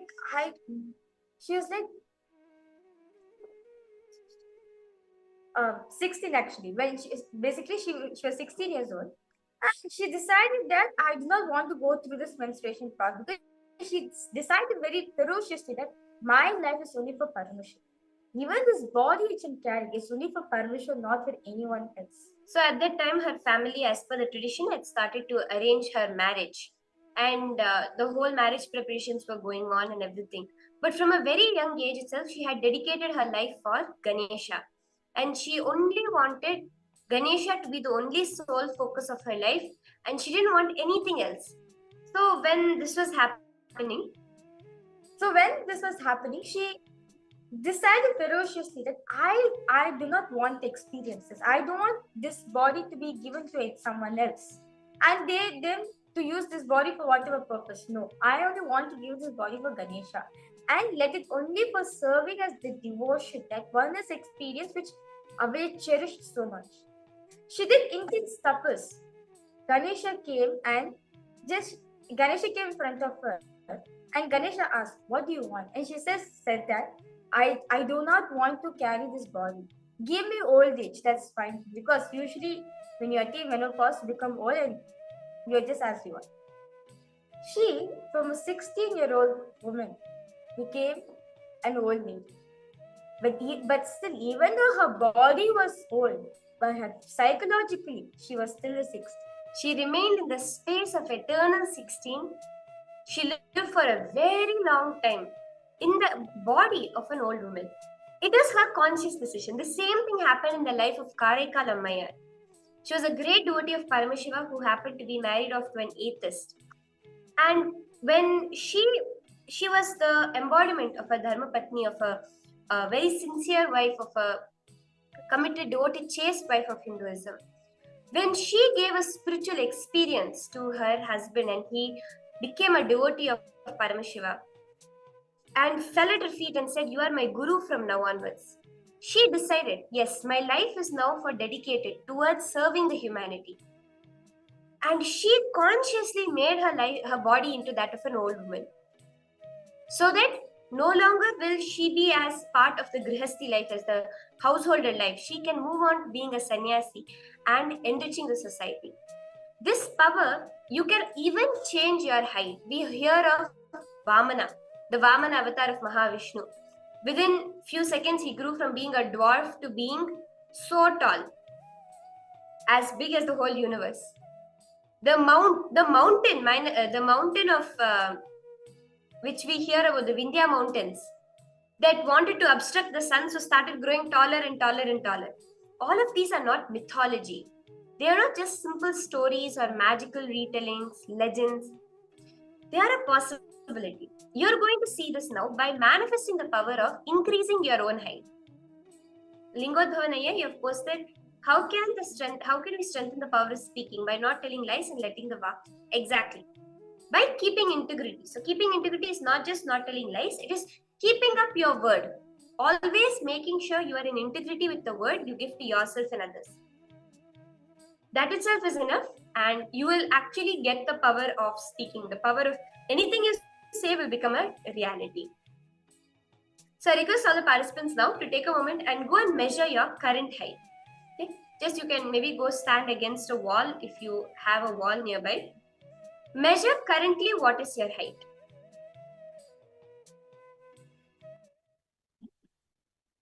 I request all of you to go ahead, measure your current height. Right now, how tall are you? Nityananda Paramashivoham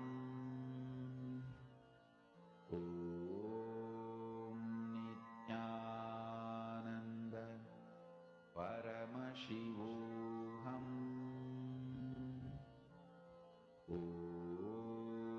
Nityananda Paramashivoham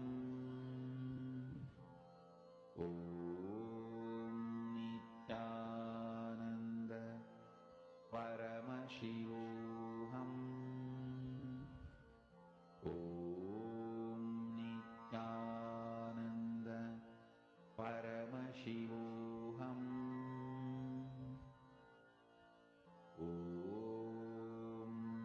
Yes, go and measure your current height. I request everyone, Sandil Kumaraya, Srinivasaya, all of you also can go ahead and check what is the current height. Ma Saroj, Ma Jnanapradayini, Ma Anandeshwari, Ma Priyatma Surupni, Ma Maheshwari Kumaravinayagan, Ma Jayarani, can I request all of you? Ma Nistri Gunya, Nityananda Ma, do come on camera. Ma Tanya Devarni, Ma Jnananjali, I request you also Ma. Ma Kalahantrika. So all of you can go and check your height and come and settle down. Ma Indira Sadaparanathan, Ma Jyoti Konda, Ma Madeline, Ma Sally Chen. All of you can go ahead, check your height, Ma Forum Limaye. What is your current height? Come and settle. So that we can manifest this power, which you're going to be altering your own height. Paramashivoham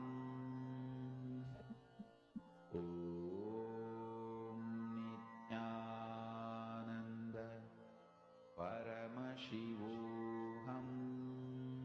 Okay. So once you've measured your height, you can come settle down. Now, all the participants, I request all of you to declare how much inches you want to grow down. Declare your height which you want to manifest. You're going to be manifesting this out of your consciousness, out of your will. So now I request all participants can post. This is my current measurement, and this is the height which I want to manifest. Once you're given the command and how you want to manifest, because all of you now connect to Swamiji, as he is the ultimate body sculptor. You can see every year when you see Swamiji's photograph, you can see how young day by day Swamiji is. Like literally Swamiji is like 47 years old, but Eternally 16, like Paramashiva. So, all the participants now close your eyes, visualize Swamiji. Nityananda Paramashivoham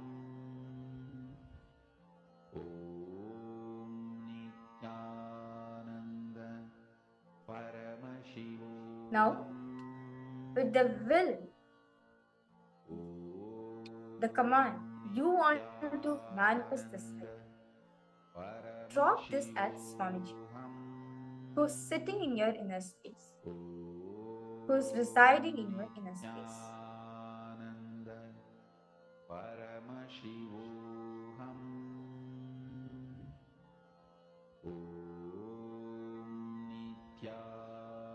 slowly, intensely. Start chanting the Mahavakya.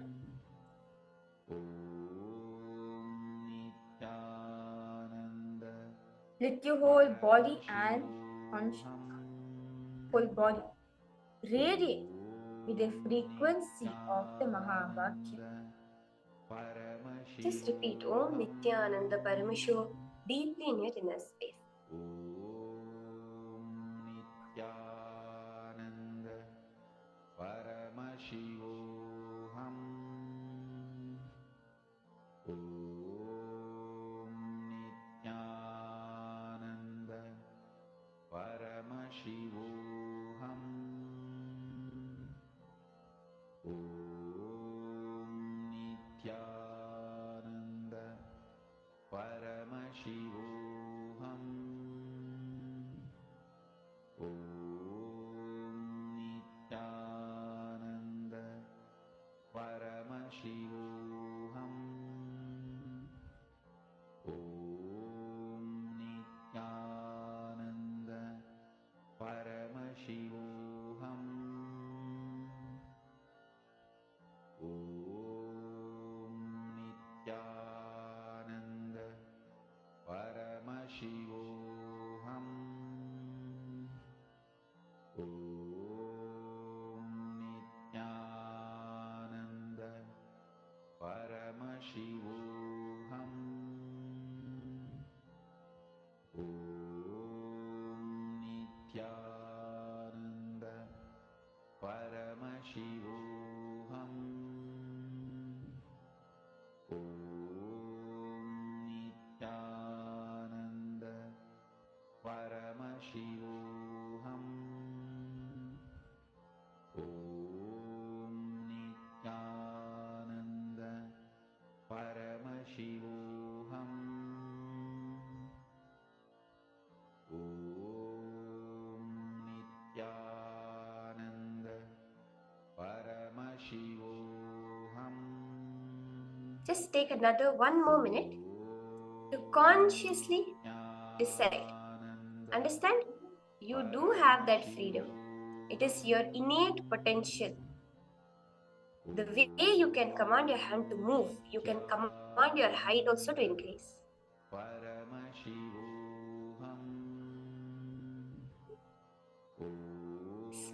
Yinzi, Nityananda Ma, I see you have just joined the program. Ma S Yinzi. Nityananda Ma, thank you for joining. You can participate. We are doing the power manifestation of increasing height. So you can go and stand and see what your current height is and manifest the power of increasing your height, or if you want reducing your height, by playing with your height. Sma Maheshwari Kumar Vinayagan, can request all of you. Okay, Ma Yinzi, you're doing your puja. No problem. After that, you can come. Paramashivoham Om Nityananda Paramashivoham Om Nityananda Paramashivoham. Request all the participants now. You cannot go back and check your height. So you can go back to where you measured it and check currently what is your height now.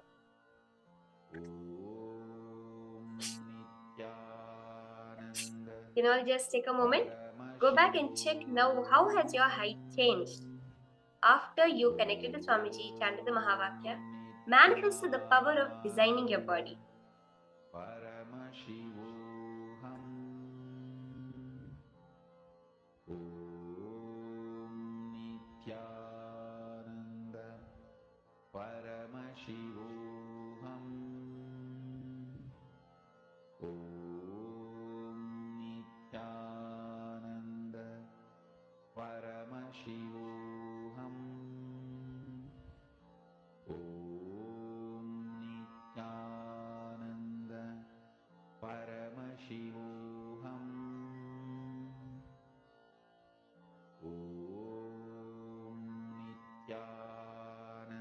Manistrigunya, I think you don't increase. You want to shrink and be like a dwarf like Vishnu Avatar who has 3 steps challenge and end on the head of the king, and the king also give up his land ownership. So now you're 151 centimeters, so probably 50 centimeters will be okay. So no one steps on me. Whatever you want to manifest, why you have the freedom to manifest, to change your height. So if that is how much you want to manifest it, you can. You can right now consciously manifest you, reducing your height.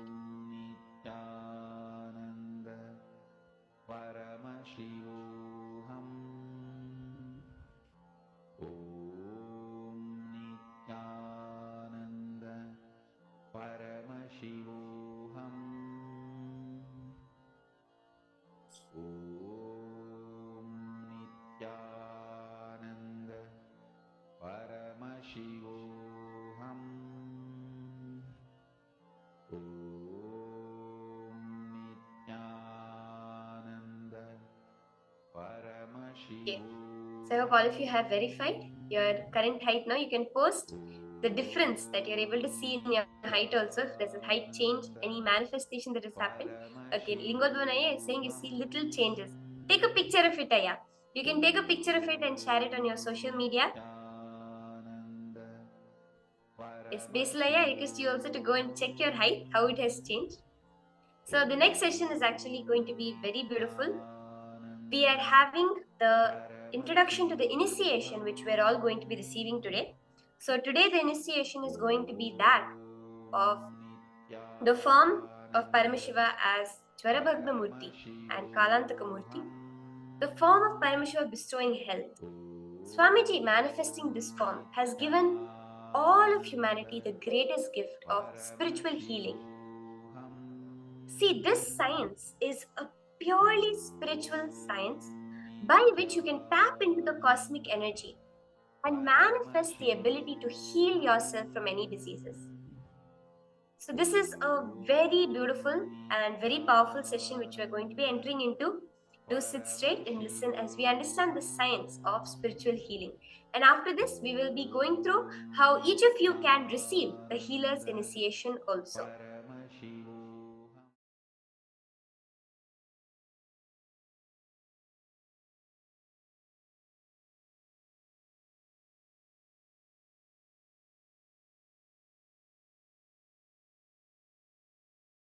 Today the first question. Swamiji, what is spiritual healing? Can you explain the way we can understand?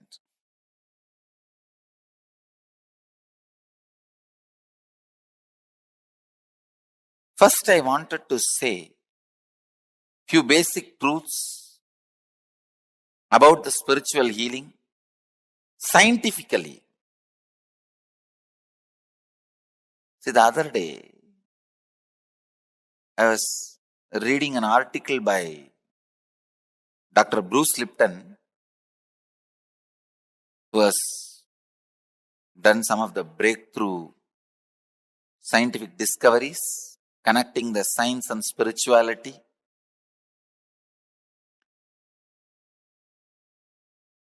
In his article, he is quoting a term called entanglement from quantum physics. In quantum physics, there is a term entanglement. Means, when one energy source entangles with another,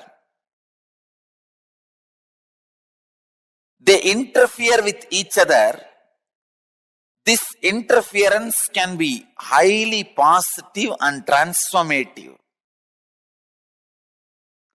and harmonious. Please understand. If one energy source comes in contact with another, if one energy source entangles with another, they interfere with each other. That interference can be harmonious and highly positive and transforming. Another one physicist, Amit Goswami, he published an article in Physics Journal. In that, he very clearly proves entanglement directly affects human beings. Please understand, entanglement affects human beings. There are thousands of examples for entanglement. If you have some 200 pendulum clocks put on one wall, the wall can be any length. It does not need to be within certain length. It can be like China wall, any length. If you have few hundred pendulum clocks,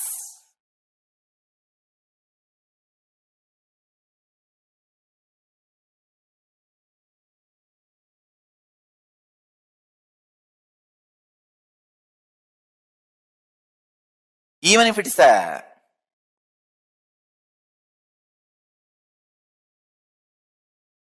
long wall, put hundreds of pendulum clocks and start them all at different times. See, within next few minutes, all the pendulums will swing in synchronicity.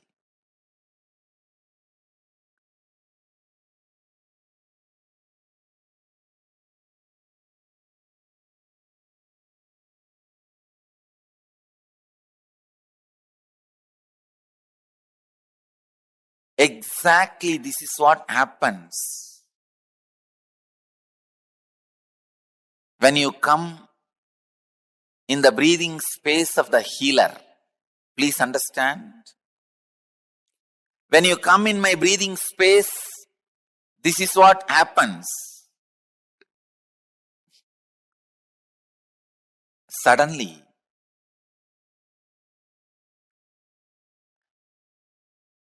your mind gets entangled with my no mind. I wanted to tell you, entanglement is only in the thought level. If your mind entangles with my no mind, it is entanglement, thought level. Next, please understand, if your muscle memory gets entangled with my muscle memory, that is called entrainment. If your biomemory gets entangled with my biomemory, it's called enlightenment. Entanglement can move to entrainment, then entrainment can become enlightenment. You need to know a few things. How this healing happens. See, healing happens in the entanglement level.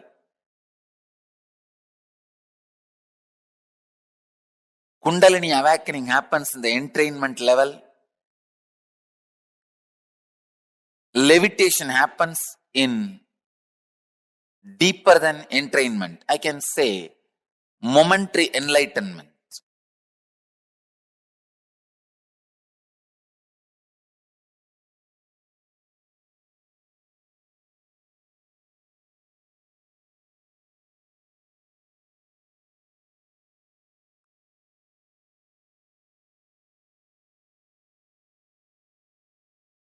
This is very important truth. It's truth about the entanglement, because this opens many doors, many possibilities, many understandings.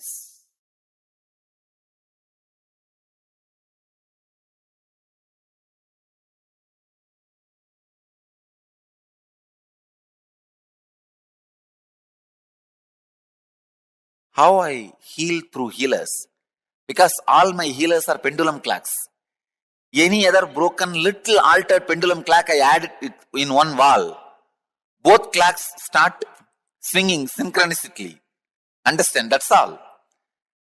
Each one of my healer is my pendulum clock. If you are little broken, disturbed pendulum clock, if both are hung in one breathing space, your pendulum also starts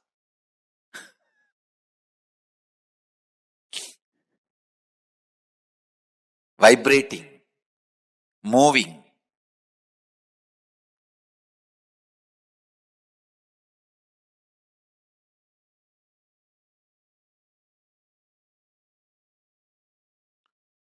The same tune. And a living practicing healer, please understand, living practicing healer is continuously in entanglement with me. He may be wherever he is. A living practicing healer is continuously in entangled with me. This is what I call physiology of feeling connection. A practicing healer, the healer who lives whatever I am teaching, as long as he retains the feeling connection, the very physiology becomes different.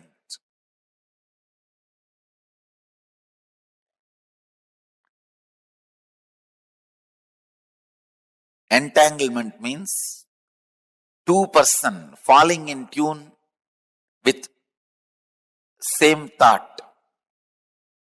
Entrainment means two person falling in tune with the same idea.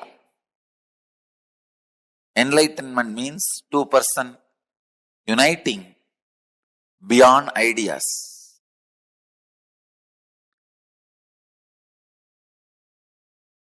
When you unclutch, you are in entangle with me. You are in entanglement with me.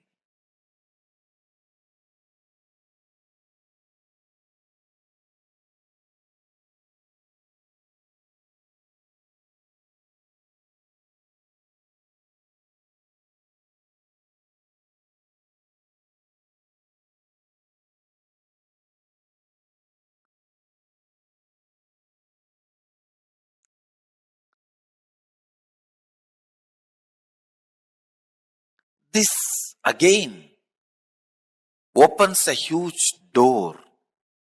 Then is the thoughts of a healer going to affect us? I say yes. That is why I am telling you, go to a person only who is thoughtless and beyond mind. Do not receive healing from ordinary Reiki healers, this healers, that healers. No. Receive only from enlightened being. And all my healers, during the moment of healing, because they are entangled with me, they represent me, and it is equivalent to you receiving healing directly from me. You don't need to worry at all, doubt at all about my healers. Understand? This is the physiology of feeling connection. When you have a feeling connection, your very physiology is different. And feeling connection has its own physiology. When you have feeling connection, your physiology is different.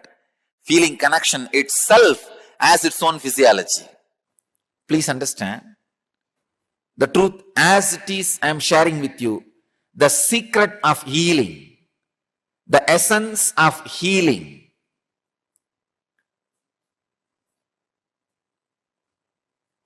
the definition of healing. Just be. You will heal your body and people who are around you and the whole cosmos. Please understand.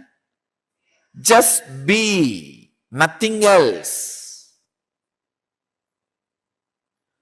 Be in your body. As and now, you know one thing. You are having a body and you are aware of having a body. You are being aware of having a body. Please understand. Just be inside what you think as your body, that's enough. You may think, what is this? That is what we are doing? No. You think you are inside your body. You are never inside your body. Be inside your body. First thing will happen to you is you will heal that intense pain and battered consciousness you are carrying. When you decide to be inside your body, the power of present moment will work on you. Power of the present moment always heals your system. That is why I am telling you again and again and again, I am reminding you, just come back to your body. Just be. Even now, decide till the end of this satsang, decide you will be heavily present, intensely present in your body. You will see healing happening in you. Be. Just be in your body intensely. Suddenly you will see the compassion biomemory, intelligence biomemory, awareness biomemory, all of them are kindled, awakened in you for no reason, because being is the right button you need to push. Be intensely inside your boundary, inside your skin. In this moment, you will really see your body, mind, inner space gets intensely healed. Nothing else needs to be done.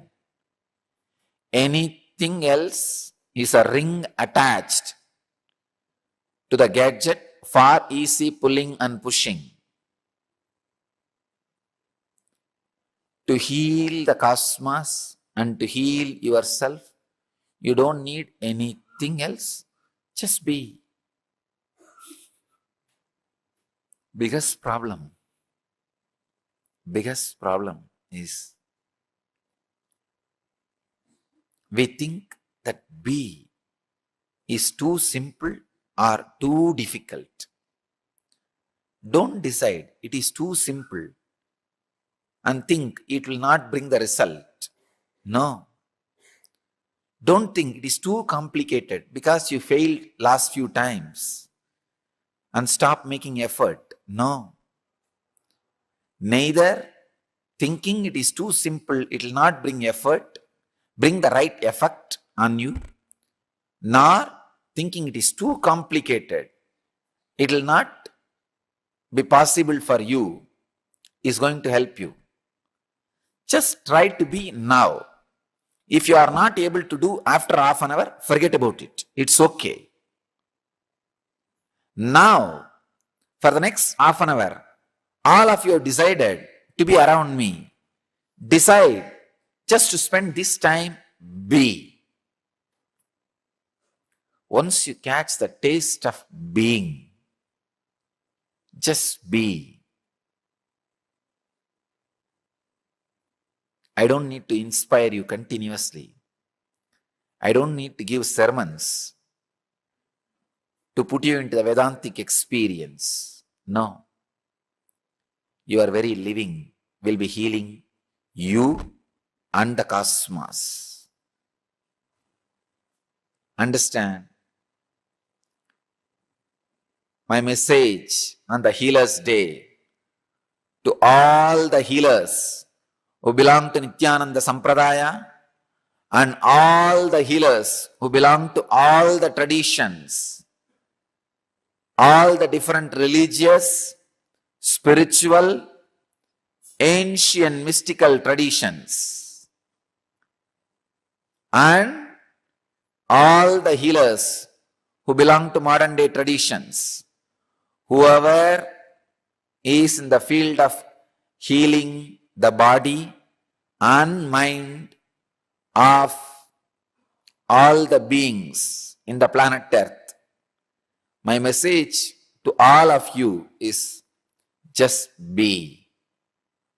Even if you are allopathy doctor, just learn how to be in your system. The effect of healing you create on your patients will be intense, amazing, surprising, and positively shocking. Whether you are a medical professional or psychological healer or spiritual healer, whatever healer you may be, whatever way you may be healing body, mind, and the spirit of the planet Earth, add this one simple truth in your life. Just learn to be. You will heal yourself and the world. Even if you are not in the field of healing, if you want to heal yourself and the cosmos, I am giving you this process of technique.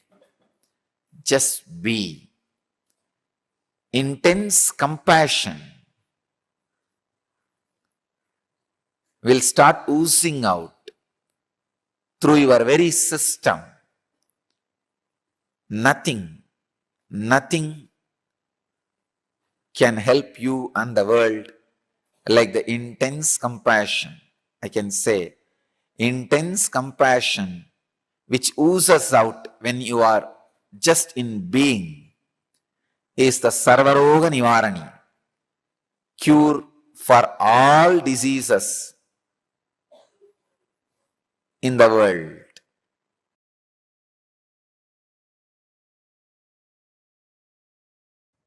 Anandagandha Chakra, source of superconscious healing.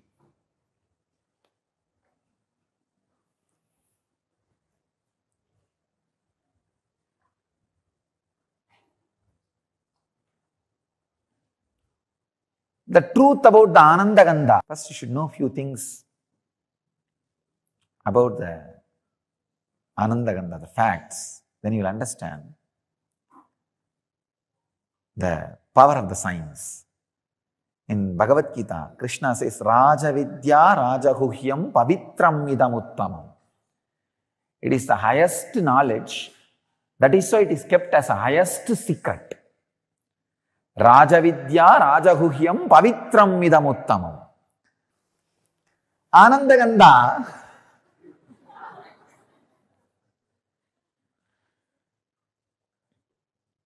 the science delivered to planet Earth only when incarnations land in planet Earth. I can say this is the ID card of incarnations. Social security number. Driving license. Maybe I can say flying license.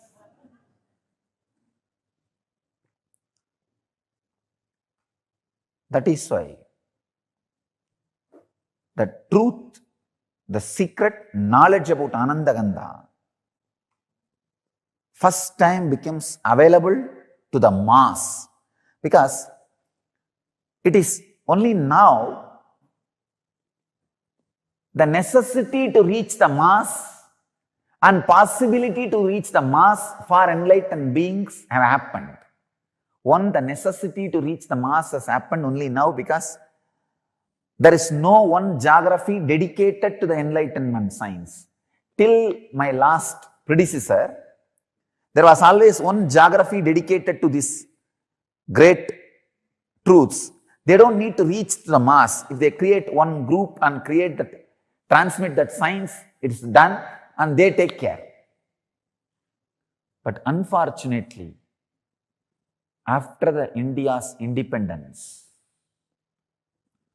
worst calamity happened to the planet Earth is the geography dedicated to enlightenment is destroyed. It lost its uniqueness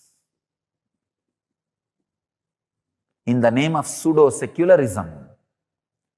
Understand, real secularism is taking the essence of all religions and using it, experiencing it. But the pseudo-secularism, discarding all great truths of all religions and living your own materialistic culture. Anyhow, so the planet Earth is now swindled. So now the necessity to reach the mass has happened. Second thing, the possibility to reach the mass has also happened. So understand, the need to reach mass and ability to reach mass has happened first time in an incarnation's life. After these two happened, maybe I am the first guy happening.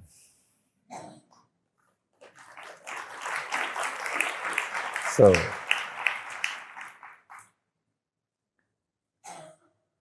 that is why I have to set all new trends. All pathfinders are path breakers. That is the reason the science of Anandagandha is revealed to the world first time. That's a source of superconscious healing. Understand? You have 7 major energy centers. About these 7 major energy centers, almost all religions talk.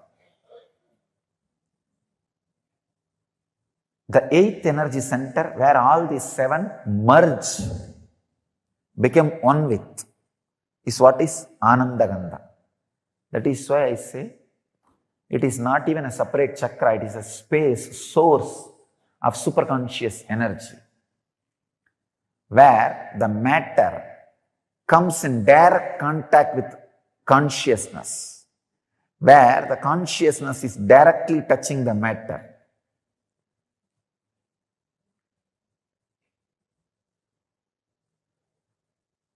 It is the experience where the consciousness has samyoga into matter, where matter has samyoga with consciousness. When you relax into that space, consciousness fills matter. So naturally, the superconscious healing happens. It is the highest happening which can happen to matter, not just physical healing or mental healing, radiating pure consciousness. Understand? My advent happened to give breakthrough for human consciousness, to bring new consciousness, new age man. New man who does not age.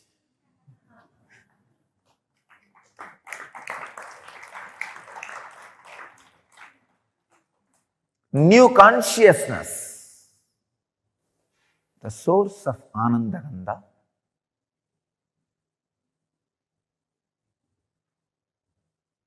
which is source of spiritual superconscious healing, is the ultimate science towards enlightenment, not just physical healing or mental healing. Physical healing also happens because your very DNA structure gets re-altered when you relax into superconscious state. The other day I was reading a book, The Biology of Belief. Great scientist who has done a great service to spiritual tradition.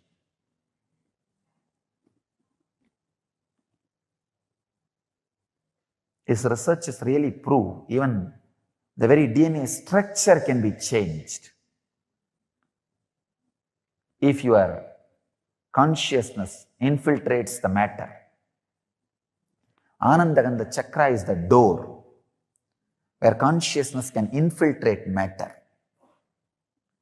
where it can fill you.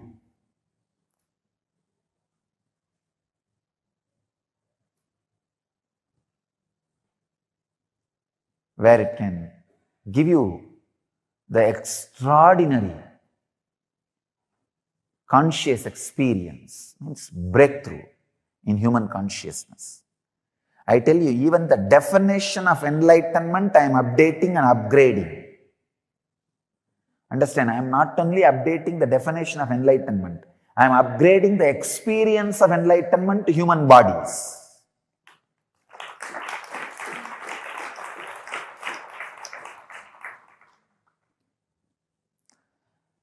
The possibility, the highest possibility which can be experienced in human body, even that highest possibility is being raised. That is why I am saying, I am upgrading the highest conscious happening on the human body. I am breaking the very consciousness on which they are standing. I am giving a breakthrough to the whole human consciousness.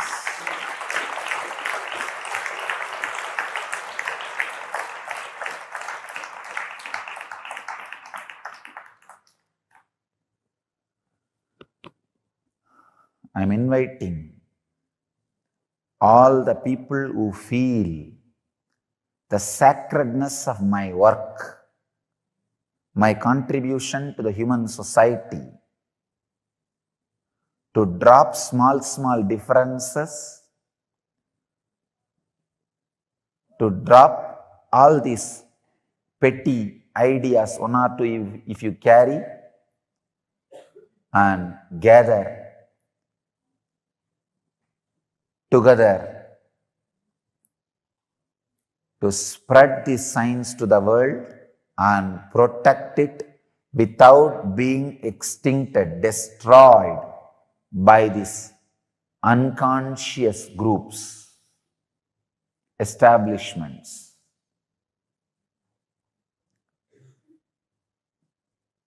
I am giving open invitation. Whoever feels helped by what I am doing, sympathetic towards what I am doing, feeling friendly for what I am doing, feels this ought to be done to save planet Earth, I invite all of you to drop these petty, foolish, small ideas, self-centered sufferings. If you are self-centered constantly, you will create suffering for you. Drop all those foolish things. Let's stand together to preserve, protect, and spread this great science of Anandagandha, the great process of giving breakthrough, great breakthrough, transformation to human consciousness. The very science itself cannot be described in one session. I'll try to give you the glimpse.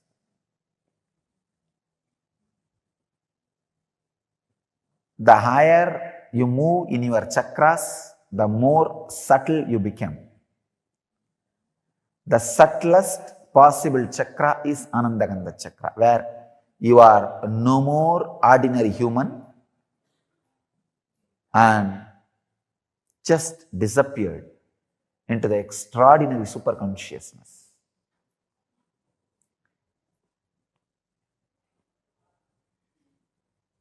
The technique or the process is two. One, if it has to be done just by your effort, unclutching. If it can be done with my effort also, process.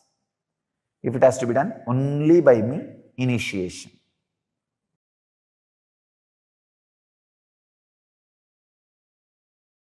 This is the bamboo stick for healers to heal others. This stick has a big story. First time I started initiating others into healing in a Jiva Samadhi, means a living tomb called Neru Sadasiva Brahmendral Samadhi. In Tamil Nadu there is a Jiva Samadhi of a great enlightened master, Sadasiva Brahmendral. I went to his Samadhi after I realized my Sadashivatva to have his darshan.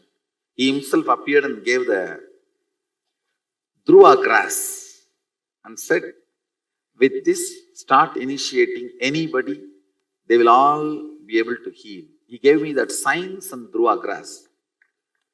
And I brought the Dhruva grass and put it on in our ashram, the bamboo grove. The bamboo grove was dead at that time. I put the Dhruva grass, whole thing came back to life. And the bamboo came back to life. From that bamboo, you are all given a stick. So, it represents the energy of Sadashiva Brahmendral's Dhruva grass. So, with this, if you touch anybody, they will be healed.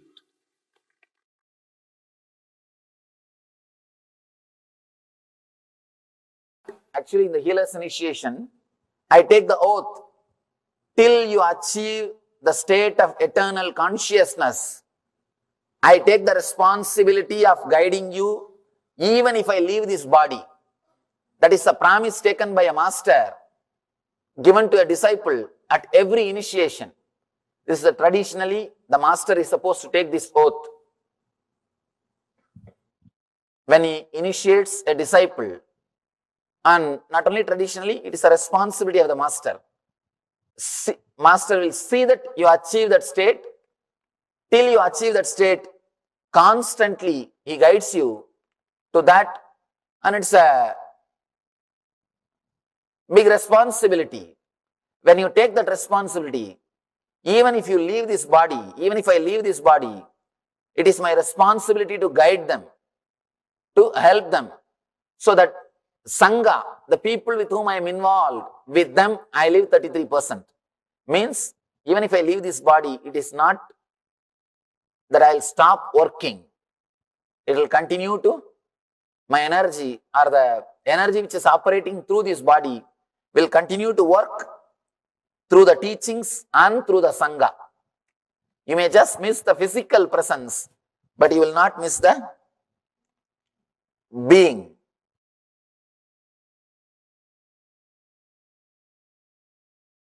Before you take the oaths, please be aware that to become a healer. That's what. Oath 1. I hereby swear that the power given to me by Swamiji will be used for the service of all, both animate and inanimate. Your first oath is never to refuse healing to anyone or anything in need of it, be they people, animals, plants, or inanimate objects. Any personal conflict or difference in ideology should never affect your healing. After all, this healing power is not yours to give or refuse. The power invested in you flows from a divine source. And the divine does not distinguish between right or wrong, saint and sinner. Divine mercy is unconditionally available to all who ask. The healing system I offer you has been created and perfected over the ages by the greatest ancient masters. It is a culmination of centuries of rigorous tapas. In fact, the original system developed by Patanjali was so sophisticated that it was beyond the comprehension of all. But a select few, the great spiritual masters who followed him, poured their life into simplifying the system and made this precious gift of knowledge available to all. In order to cherish this legacy and truly be benefited by it, you must be willing to drop your ego and share this gift with joy and compassion. The only reason you can have for refusing the healing would be if the person is likely to violate your person or property. If he is a thief, if you feel that by letting him in, he may disturb your property or you, only then you can refuse. But please ensure that your personal opinions are not influencing your decision. Actually, after initiation, you will find that this attitude comes upon you naturally. In the presence of this tremendous healing energy, petty considerations like differences in religion, ideology, or personal conflicts simply won't count anymore. For starters, try this exercise. For a moment, close your eyes and imagine that your worst enemy, mother-in-law, Someone who has really hurt you in the past has approached you for healing. Can you bring yourself to consent? If you feel certain, can you heal him? Without hesitation and humility and love, you are ready to take the next oath. Understand? Even if your worst enemy comes and asks for a healing, you cannot say no. Because this is a gift created by the divine masters, not for one family or one group. It is created for the whole world. One thing, we always have our own prejudices. He is right, he is wrong, but from his view, you are wrong. So you cannot hold on to your views that if somebody is right or wrong as far as healing concerned. It is for the whole world. It is for the whole world. You cannot say no to anybody, even any animals or the plants. So many animals or plants are having the benefits of healing. I have seen so many cases. And when I go and touch the plants started giving flowers, started giving drumstick trees. It was not giving fruit. She healed and it started giving fruits. And there are thousands of instances.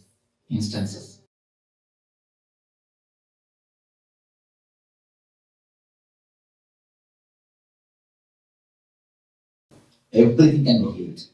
It's a love energy. It's an energy. It can work miracles. You know one thing, plants and animals get healed quickly because they don't have intellect. If you see my biography pictures, you will see one cat sitting on my lap. That cat was healed. If you see that person is not having resistance, you can go and tell nothing wrong. Better you tell nothing wrong. Perfectly. Don't think that you are spreading yourself. You will never have that problem. Carry on. One more thing, there are many people, they heal only their family people, not everybody. Don't do that. Serve everybody. If you heal others only, then you will be able to heal your family people. You see, understand few things that nothing you will carry. Simply you will die without even a cloth. You cannot carry even your clothes. Understand that one thing. When you die, nothing can be taken with you. So why to have, after all few days, it is nothing but few days you are living here. Why to carry unnecessarily so much of grumbling and grudge against people? And here we are going to die, and she is also going to die, they are also going to die. Nobody is going to live. As long as you live in a joyful, ecstatic way. If they want to rule, let them have their rules and let them have their regulation. You just safeguard your life without being disturbed by them. Just don't bother. Don't carry any wound in you. By carrying the wound in you, you will be continuously disturbing you. I always tell you, if you carry grumbling and grudge in your being continuously, that is the wound. That only becomes cancer. Cancer means don't think only the cancer is cancer. The grumbling and grudge which you carry against others, that is the root of the cancer. Never carry anything. After all, we are going to live here.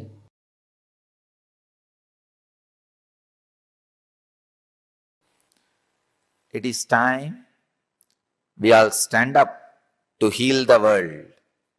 If not, I am afraid the very signs of healing may disappear from the planet Earth, which will be too costly. Too costly. It's time we wake up and send a message of compassion, healing in a non-violent way to the whole universe, whole planet Earth, in a systematic, organized, non-violent, but strong way. Strong way as huge spiritual wave. So, I request all the devotees around the world. Now, I'll sit with you all for 3 minutes. Just be. Let us create the intense effect on your body and on the world. Let's heal us and the cosmos.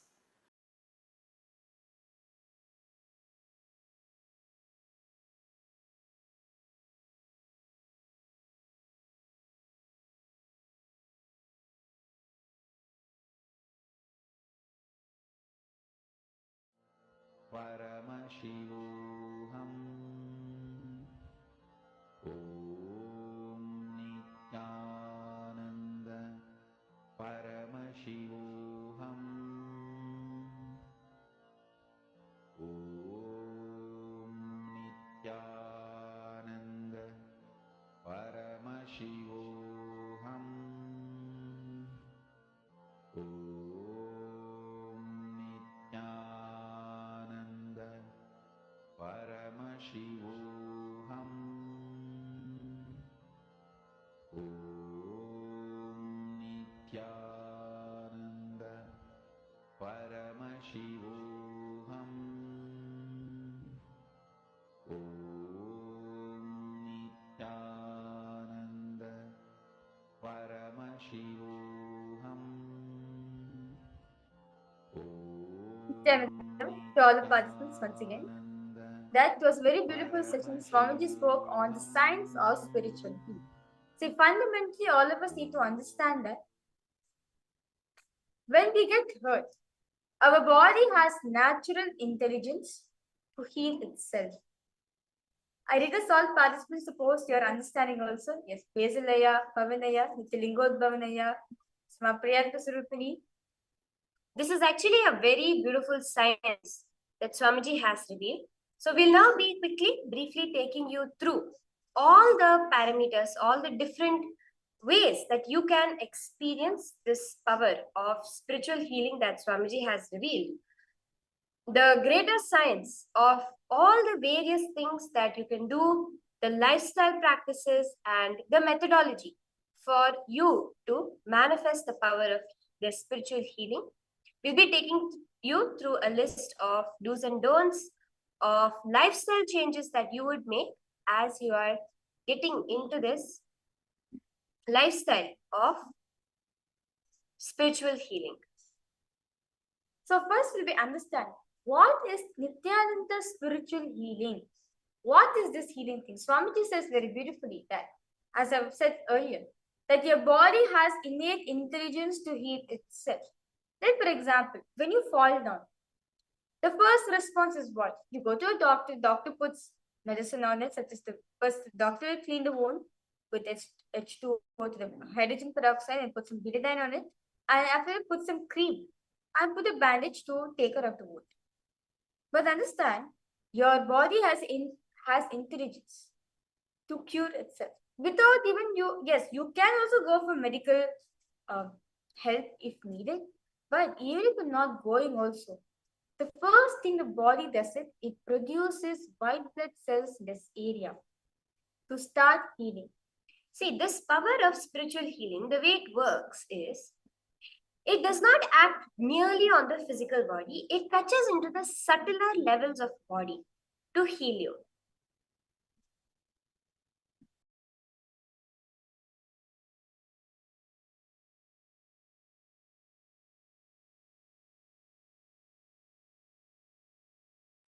So now let's understand this science of superconsciousness as Swamiji has revealed as spiritual healing. If at any point during this thing you have any questions or doubts, please go ahead and immediately post it in the chat section so that we can clarify, because these few things are very important for us to understand, for us to receive this power of spiritual healing. Swamiji says, healer is a gateway to straight into enlightenment.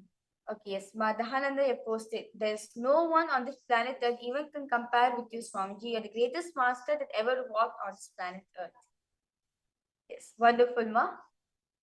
And Ma Baisdi Nevaldas have posted, yes, Ma, I do use Swamiji's Mahavaki to heal myself. That's really nice, Ma. Ma Jyotikanda, you have posted entanglement is what you understood as the secret of spiritual healing. That's very beautiful.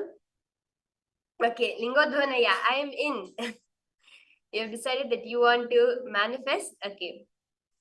So let's now get into the understanding. See, Swamiji says, your spiritual healing is directly related to your enlightenment. When you start this initiation, you're directly moving towards your enlightenment.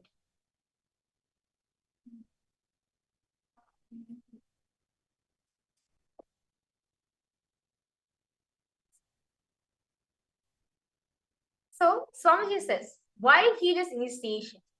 Healers initiations of two levels. One, healing yourself, the self-healing which you do. The second is healing yourself and others. For each of these healing types, there is a certain lifestyle changes required for healing yourself and healing others, which we'll be sharing later on in these sections. So, all the participants, those of you in today's darshan, you're going to be initiated into the science of healing power, and also getting initiated to become a self-healer. And you can will be projecting.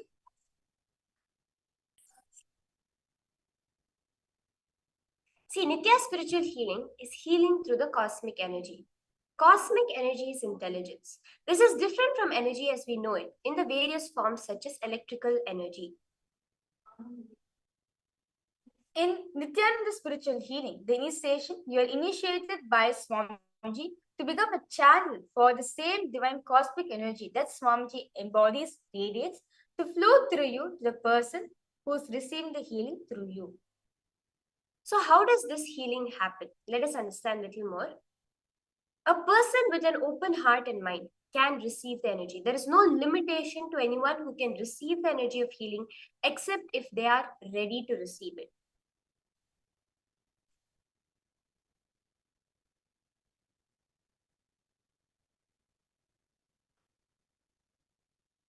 So, who can give energy? Swamiji says, the one who has realized he is energy, the one who has experienced himself as something beyond the body and mind, is the only one who is authorized or qualified to give this spiritual energy. When energy passes through and overflows from the healer, the person who is being healed receives it. Stress is removed since the intelligent energy floods the body and mind. The healer also benefits from this extra energy, and any stress in the healer system is completely eliminated and removed. The energy restores the intelligence to the body and consciousness to the mind, and the rich vibrancy to life, brings rich vibrancy to life. It brings you back in touch with your true nature of bliss, which can never be lost. That is why healing and meditation result in permanent effects in you. It rejuvenates the whole being. Wherever there's an imbalance, by its very intelligence, the imbalance is corrected and disease does not exist anymore. The person is transformed by the healing energy and experiences health, energy, and enthusiasm. These are the various things. Swamiji is giving us a full context as to why we should receive this power of healing.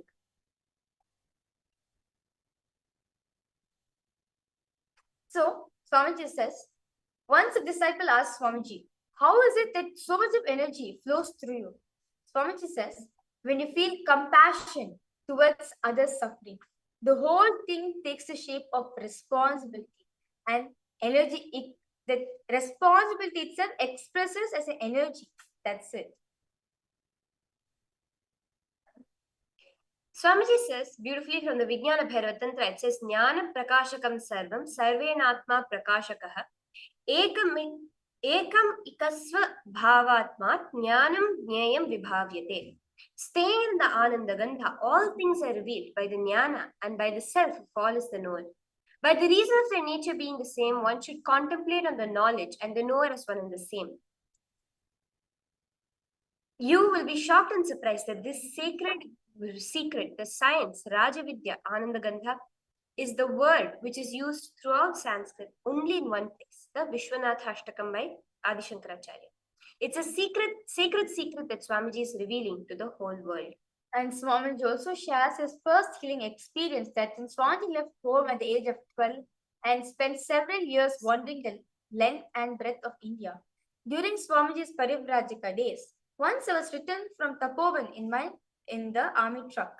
In those trucks, there would not be any seats properly. Only wooden planks tied with bolts and nuts will be made as seats. So what happens is, one time Swamiji was in this truck returning from Tapovan, and the truck went over a big bump. Swamiji jumped and happened to fall exactly his spine on where one of the bolts were fastened. And the backbone kind of cracked. So the doctors, the army doctors, took the X-ray and they said Swamiji would have to rest for 30 days, whether he would get his mobility back was in question. But Swamiji just put his hand on the place, sent the intense energy, and the healing just happened. That is when Swamiji started this power of healing itself. Swamiji says the divine revelation or spiritual healing formula is after enlightenment. I was in a place called Nerur, which houses the Jiva Samadhi of Sadashiva Brahmendra. One of my teachers at the Polytechnic College, where I studied, came to meet me.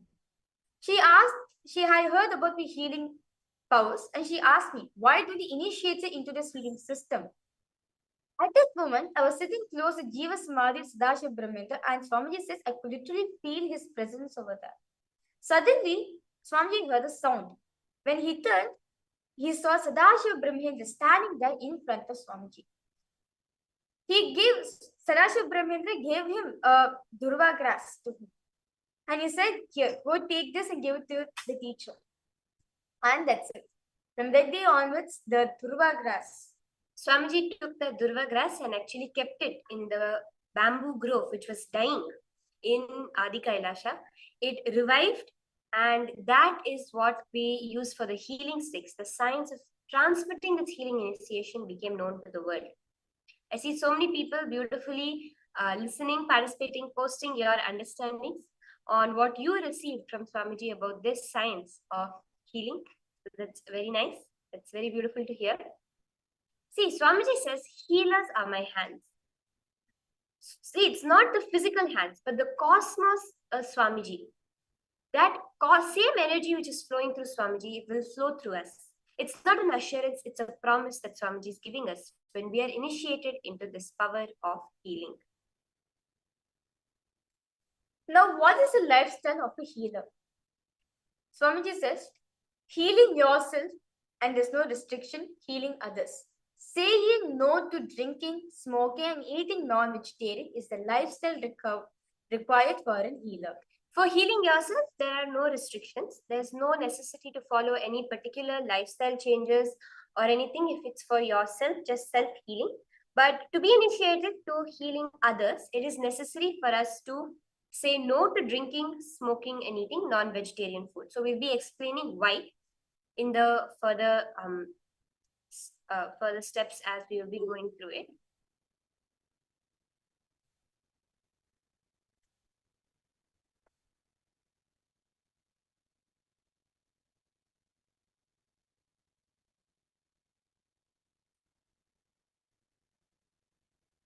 When you meditate, see, why do we have to not do this? It's because when you meditate and practice healing, you'll have a beautiful and continuous energy flow. In that high level energy, if you drink the low energy alcohol, they would oppose each other. It would create a negative energy in the body, which would cause more problems within the body due to the conflict of energy. As a lifestyle of a healer, this is a commitment by you giving to yourself. Do not separate yourself, do not fight with yourself. Just say, I know it is not good for you. So also understand and internalize that drinking, smoking, eating non-vegetarian food will oppose the beautiful energy flow that will happen through healing. So what is the oath that every healer must take? There are a few things. All discipline should happen with understanding. See, nothing has to happen as a rule. When we are initiated into healing, whatever lifestyle changes, whatever we are doing, cannot happen as a rule. It has to be done by understanding, internalizing. Why am I doing what I am doing? First, you will never refuse healing to anyone or anything in need of it. They can be people, animals, plants, or even inanimate objects. Any personal conflict or difference in ideology with the person should never stop you from giving healing to them. If at all you have a laptop which has stopped working, which is creating a noise, it is overheated, at that time it needs your healing, you cannot deny it. You see a hurt bird, an animal, at that time, if it needs your healing, you cannot deny it to any being in the whole world. Anyone who requests or anyone who is in need of it. Very beautifully, the Ishavasya Upanishads, Paramashiva says, Ishavasya Midagam Sarvam. All that exists is energy. So there's nothing like animate or inanimate. What we refer to as inanimate object merely have lower energy. That's it. See, remember again, any personal conflict or difference in ideology should never come in between the way of you offering healing to the person. Only way, the only one and only reason that you may refuse healing to a person is when your personal life might be in danger, your personal life or your personal things may be in danger. That is the only time you can refuse healing to a person. So I hope all of you are cognizing until here. This is very important guidelines for the healer's initiation. So any of you are interested in getting it, I hope all of you are cognizing it. If you have any questions or doubts, you can feel free to go ahead and post it. So as of now, we have gone through no drinking, smoking, eating non-vegetarian food. Never refuse the healing service to a person or any object that may be in need of it or wants it, even despite any personal conflicts you may have with them. So are we all understanding this? If there's further questions or doubts, feel free to go ahead and post that also.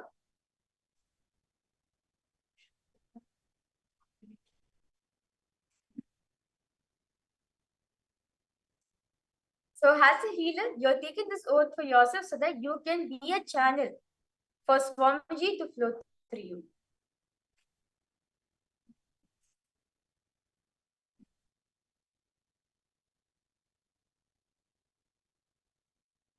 So understand, the Nitya spiritual healing prayer should always be offered as free service. Never charge any fee or accept any kinds of favor.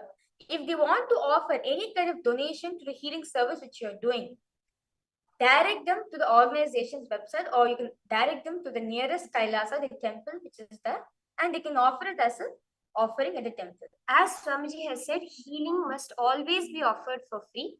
You can also offer your healing services regularly at a home temple, a center, the temples nearby. There are many extended campuses which you can find online. Now, what are the responsibilities of a healer? Healer's initiation is an opportunity to give others the great gift that all of us have received in Paramashivoham. Now, someone has been responsible for bringing you to Swamiji. Therefore, something has been added to your life, right? There are many people who worship the ones who introduced them to Swamiji. Just like how people took up the responsibility of introducing you to me, you should take up the responsibility for you to reach out to more and more people and enrich them for the Paramashivoham program. Only if we take up responsibility for everything happening in our lives do we ourselves start expanding. That expansion will happen when you take up responsibility.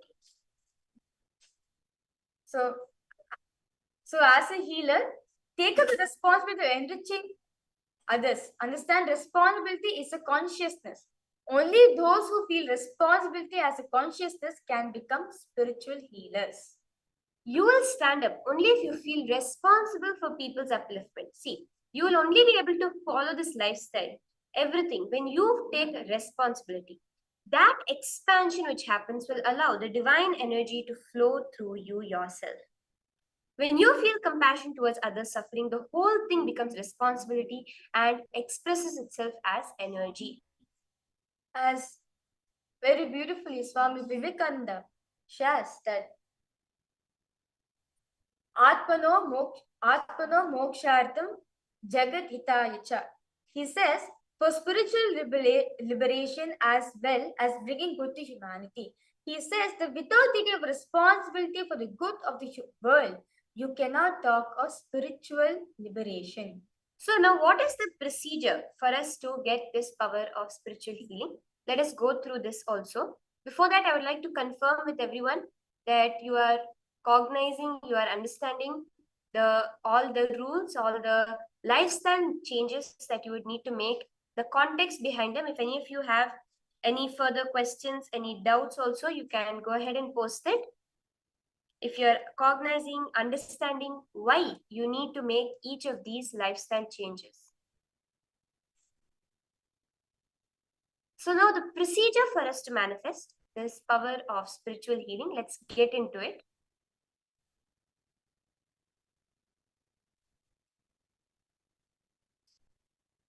The Nitya spiritual healing technique is that it's not only helps the person on healing, but also helps the person in their own spiritual growth. So if you are doing the healing, you too will be greatly benefited by this Nitya spiritual healing. For social reasons, you can directly touch and heal only people of your gender. For opposite gender, please use the healing stick, which will be providing for you as a gift and then at the end of the program.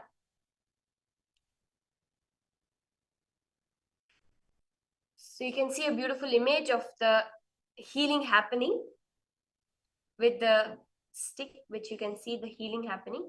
So now let's go through the whole procedure of how to do this healing. You will place your palms on the area to be healed or on the Sahasrara chakra of the person being healed. So for example, if they have a stomach pain, you can place your palms on their stomach or on top of their head.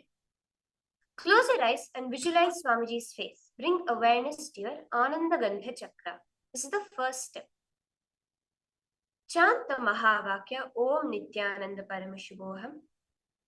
Relax into the Ananda Gandha. Immediately you will find energy gushing forth. Don't worry about the energy flow. It will happen on its own when you relax into your Ananda Gandha. Once you've relaxed into yourself, feel only the boundless energy flowing to you. Continue as long as you feel the person is drawing the energy. You will sense this effortlessly. Your hands will automatically drop once the person has had enough energy from you.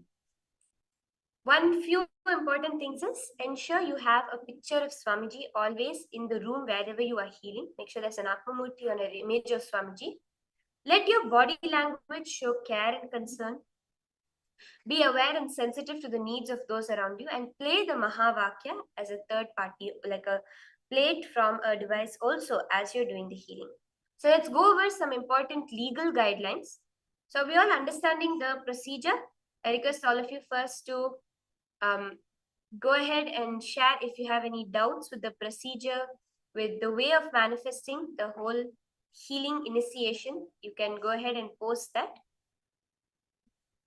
Lingodhavanaya, Basilaya, Subramanyam Tyagarajaya. If any of you have any questions or doubts, Ma Nandeshwari, Ma Baside, Ma Jyoti Konda, Ma Irene Lamos, anyone who's watching has any doubts, questions, you can also go ahead and post it as we are going through it.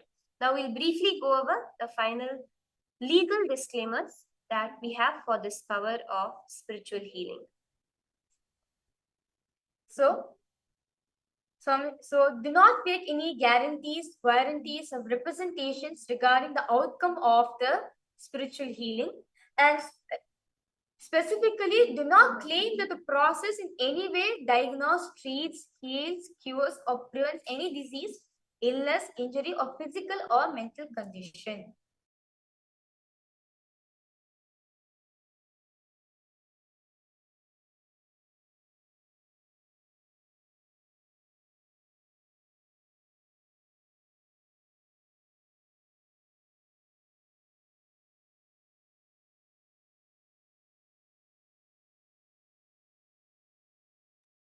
Yes. So make sure that you're not giving any guarantees when you are doing the healing. Do not use the word patient to describe someone who elects to receive your Nityananda spiritual healing services. They are not your patient. And if you are a licensed physician or other licensed healthcare practitioner, do inform, advise everyone to whom you're providing the healing that such services are not part of your medical practice. They do not constitute diagnosis, care, treatment, or the practice of medicine or any other healthcare.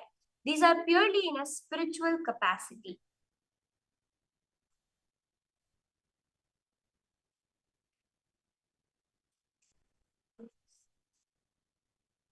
Understand, the healing process does not involve the diagnosis of treatment of any medical or psychological conditions, and also does not involve the use of any physical intervention or manipulation of the human body. Any benefit that the individual experiences from this healing, which he or her is experiencing, it's based on her experiences. That's it. It is her own ability to heal themselves, their own body's natural ability to heal themselves. Therefore, the power is manifest. Understand and acknowledge that your participation in the Nityananda Spiritual Healing Program is on a voluntary basis. You are doing it out of your own will. And do not charge, accept any fees or favors from the services, the healing services you may provide to others. Do not provide the healing services if you are suffering from any physical or mental or psychological disorders or taking any medicines for any physical or mental or psychological disorders. I request all participants to kindly take a note of this. If you are going through an illness, requesting you to do not give the healing until unless you are completely fine. And also, if you become aware that the person you're healing is suffering from some kind of mental issues, do advise them to a medical practitioner. Do not provide the healing services. Make sure they recommend them, they seek attention from an appropriate licensed healthcare provider or practitioner. If you are a licensed physician or licensed healthcare practitioner, do not engage or claim to engage in medical diagnosis, care, or treatment in the practice of medicine or any other healthcare profession in conjunction with your activities as a Nityananda spiritual healing practitioner. These are all important disclaimers. I request all of you to go ahead and post it. And today, to receive the Healer's Initiation, please sign up at the link ecitizen.info/heal. So I request all of you to go ahead, take a few minutes, sign up at this link if you would like to receive the healing.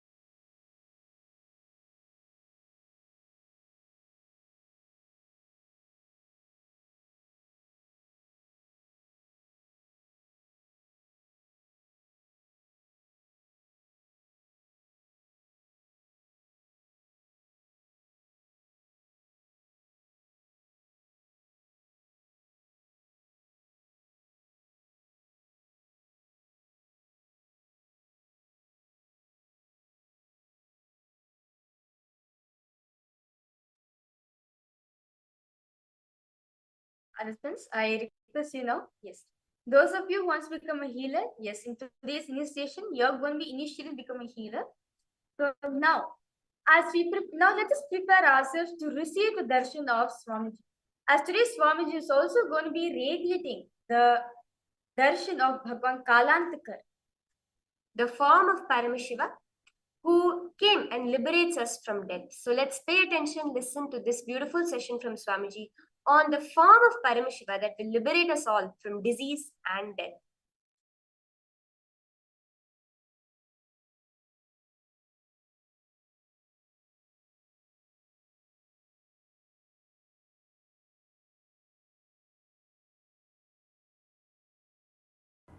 The knowledge in the young age, health in the old age defies Kala.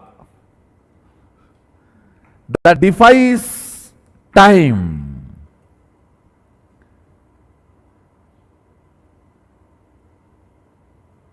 knowledge in the young age, health in the old age. Defies Kala. When you are young,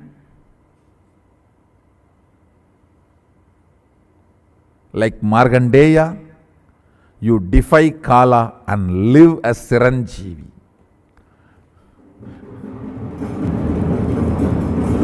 Markandeya is the symbol of knowledge in young age. If the knowledge is brought in young age, health will be always there automatically in old age. You will defy Kala. The concept, idea of age being defied, removed. Understand? The society's idea of age, this age you should do this age you should behave like that, it should be defied. You should know Paramashivoham. When Guru says Paramashivoham, I am Paramashiva, he means you are Paramashiva. When you hear that from Guru, you are Paramashiva, you should know that I am Paramashiva. Means inside you, you are. That whoever is inside you, what you feel as I, that is I am Paramashiva. I tell you, nothing else is required other than this basic clarity and will persistence. I tell you, even Yama could not do anything to a 16-year-old boy, Markandeya. He's just 16-year-old boy, Markandeya. He held himself with Paramashiva, with his will persistence, which was more stronger than the Yama Pasa. Yama's rope. Yama has a Pasa rope through which he can get any life out of any body.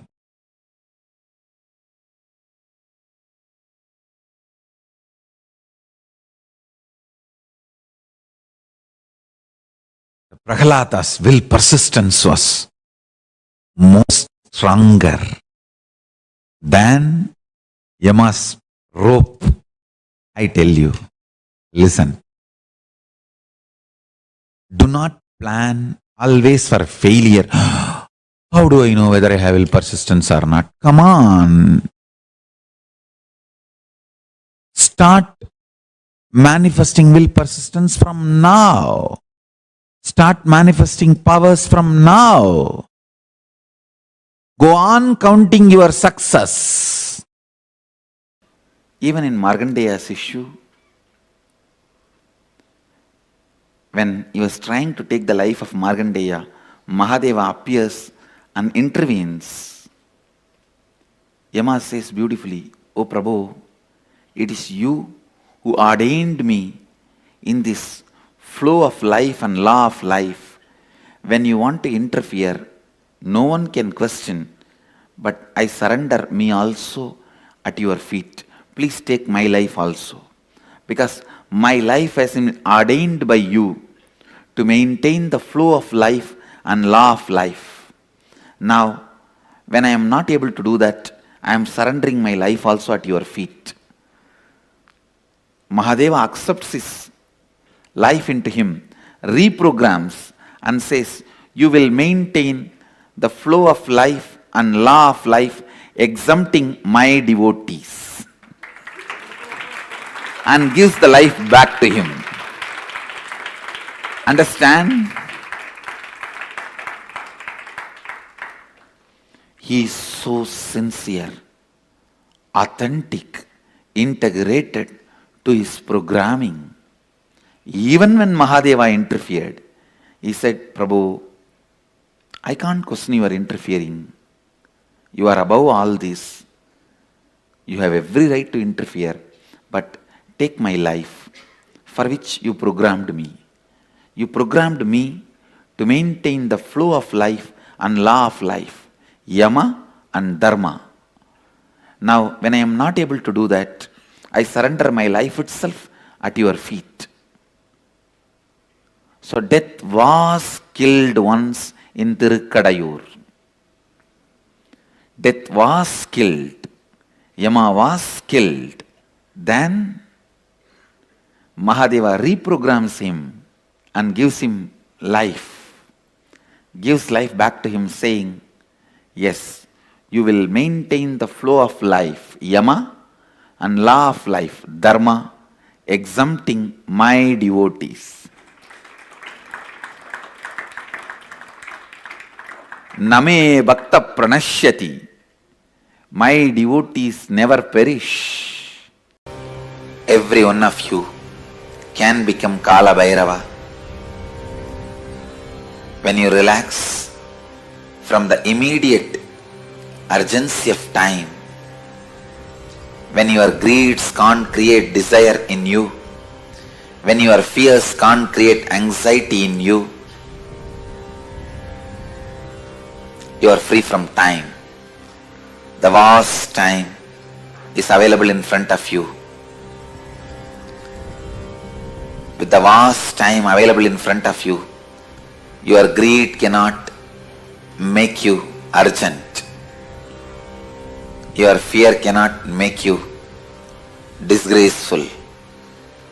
Your fear cannot frighten you.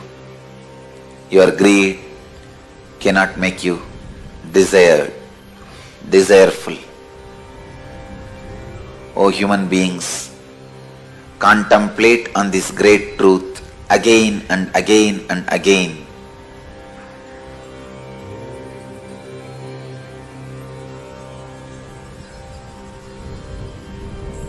The brain which I am using to radiate this truth to all of you is capable of transmitting that very truths to all your brains, as brains do not have individual consciousness. It is just a biomemory chip in human body. I bless you all to receive the truth, to relate with the truth, to be receptive to this truth. It can be transmitted just like that. It can be easily transmitted. It can just be downloaded. Your birth, your death, your rebirth, the time between the birth and death, time between death and rebirth are all part of same long life. There is no discontinuity in the whole life. Let this one truth sink in all of you to make you understand. Greed does not need to create desire in you. In the ocean, when the river enters, it doesn't create ripples. In the vast time available in front of you, by this great truth, even if the greed enters, it does not create the ripples of desire. Even if the fear enters, it does not create the ripples of anxiety.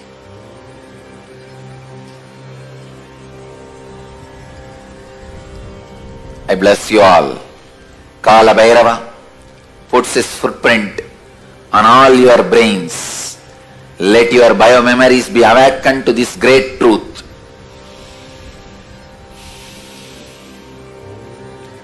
Birth and death and rebirth and time gap between birth and death and rebirth are all part of same long life. There is no discontinuity in these happenings.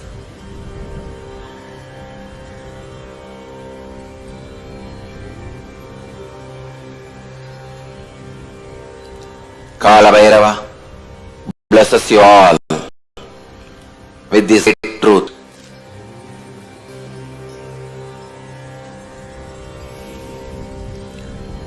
Let this great truth be downloaded in all all the brains which are having Nayana Diksha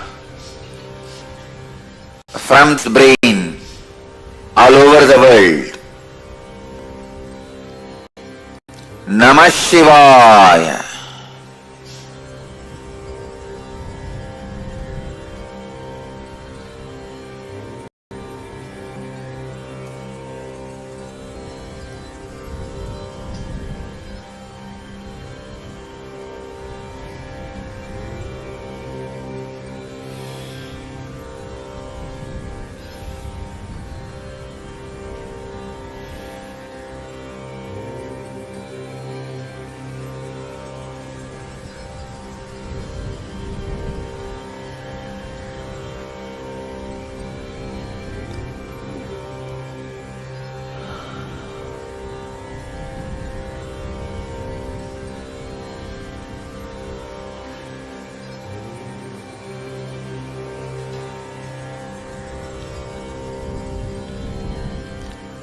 This is the secret of death, through which Markandeya conquered Kalabhairava. Markandeya conquered Yama, the Lord of Time.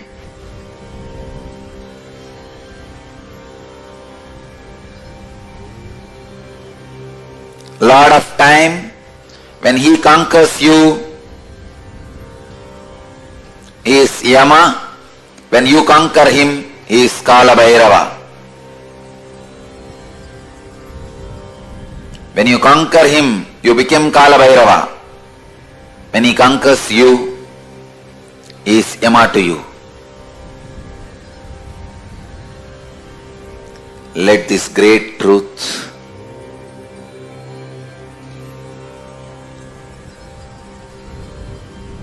land on all of you.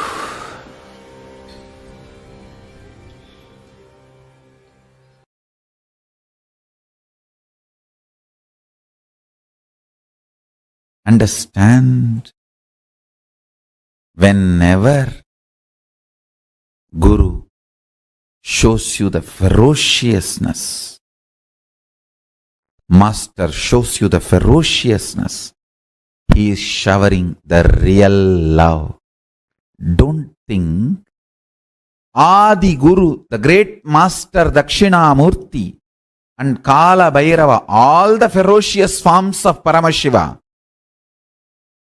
like Kalantaka, all the ferocious forms, and Adi Guru Dakshinamurti, all of them came from the same face, south face, Agora.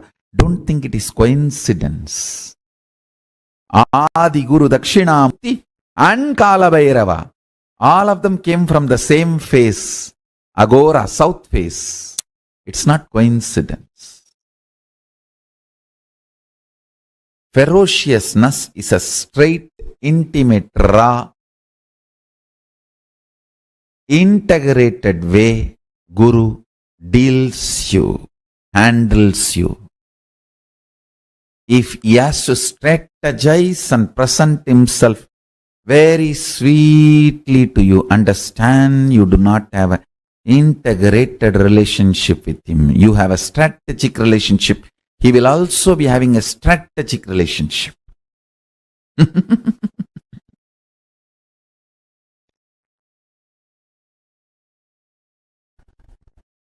Ferociousness is Paramashiva dealing you with his own hands, with his empty hands, bare hands. He will never kill you. He will only hug you. Anything you see other than ferociousness, all forms of sweetness, is handling you through a strategy, means some weapon. The weapon may be looking very comfortable,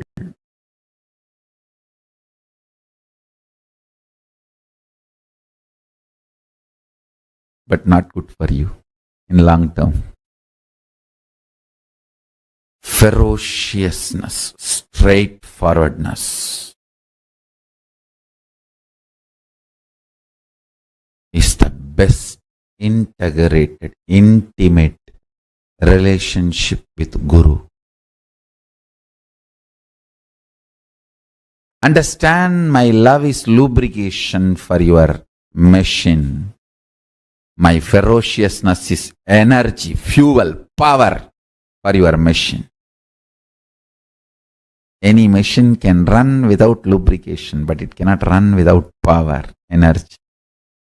My ferociousness is as important as power is needed for the machine to run. My love is lubrication, optional, which is not compulsion. Don't even expect lubrication. In Kailasa,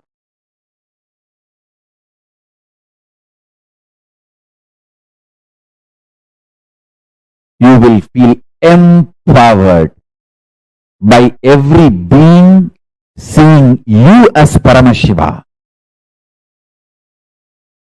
You will feel so empowered, you will simply start seeing yourself as Paramashiva and everyone as Paramashiva. This intense ecosystem is my contribution. This is what is going to be the biggest miracle of me. This is what is going to be the biggest power manifestation of me for planet Earth. This is going to be the biggest pavada, siddhi, power manifestation for the planet Earth from me. Your very bone will feel, your very core will feel life positive. Your very source will feel empowered. Your very kundalini will feel inspired, excited. Your very DNA will dance with Nataraja, Paramashiva, with the cosmos, with the Brahmanda. Life is the greatest miracle.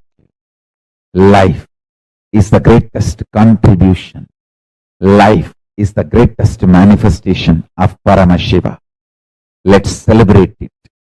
Let's enjoy it. Let's radiate it. Let's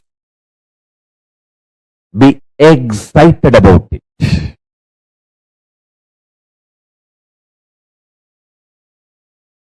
Life is a life is a life. Nothing can equate it. Nothing can define it. Nothing can reduce it. Nothing can verbalize it. Nothing can even box it. Nothing can box it. Let's celebrate life, life, life. Paramashiva as Kalantaka, Mrityunjaya, Yamantaka, who manifested life beyond even death. Let's celebrate Paramashiva, Kalantaka, Mrityunjaya, Yamantaka.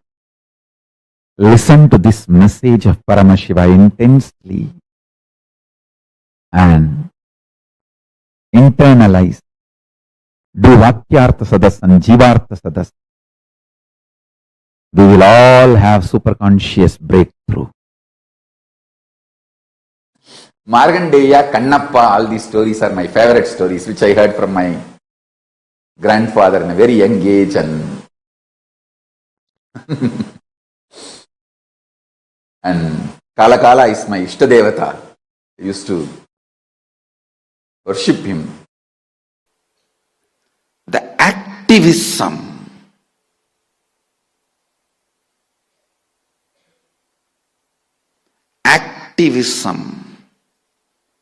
to stand with your integrity responsibly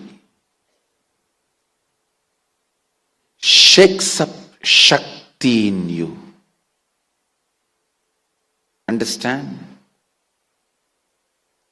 That only shakes up Shakti in you.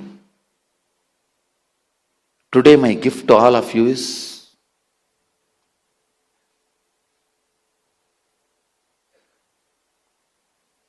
Shakti Jagrita Mantra, the mantra which awakens Shakti in you, the Kundalini in you, directly from Markandeya Rishi. Markandeya is one of the greatest devotee of Mahadeva. That great Rishi Markandeya has given a mantra to awaken, activate intense energy in you. Make yourself integrated and responsible. It's a 9-letter mantra, Navakshari it is called. The palm leaves in which the Navakshari is printed. I am sending this as a blessing and initiation to all of you. Rama chanted this before starting his war on Ravana. He won the war just by this one mantra. And from the time of Markandeya, Markandeya gave 2 mantras to the world.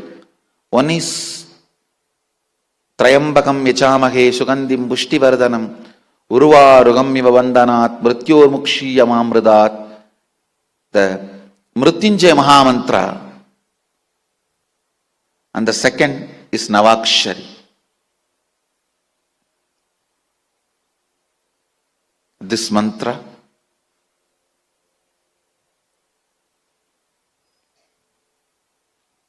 today, my gift to all of you is just keep this under your pillow. Remember this mantra and fall asleep. When you wake up, again just chant this mantra a few times. That will awaken the whole Kundalini in you, make you reach your peak integrity and responsibility. Maybe then you will be able to drop yourself in my begging bowl.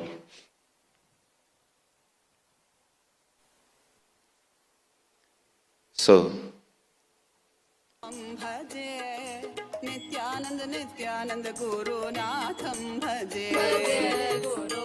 I am sending this Navakshari as gift to all of you. Have it. It will awaken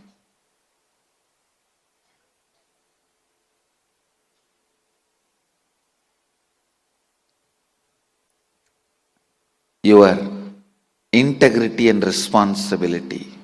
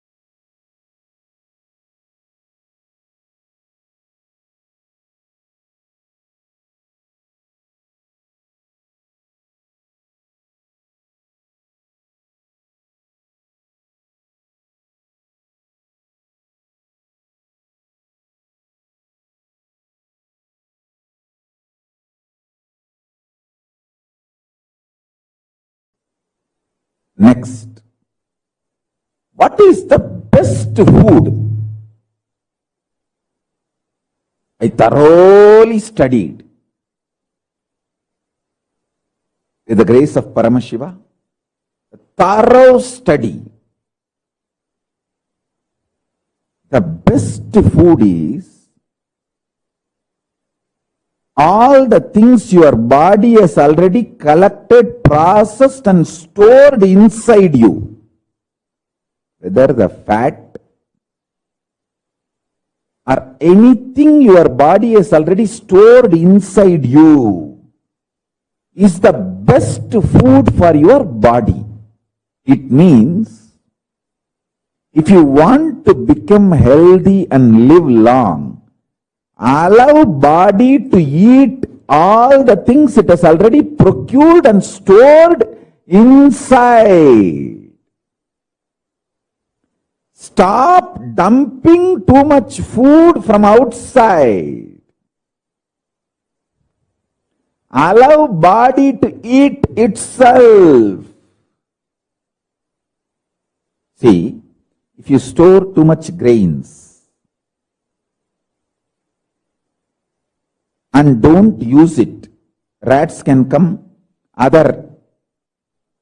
so many things can happen and it can become poison. Same way, the fat, undigested food, many things which is stored inside you, if you don't eat them, if you don't use them up, or if you don't flush them out,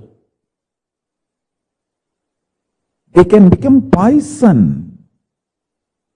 Best thing, allow your body to eat itself, everything it has collected, accumulated and kept inside, and whatever it cannot eat, digest,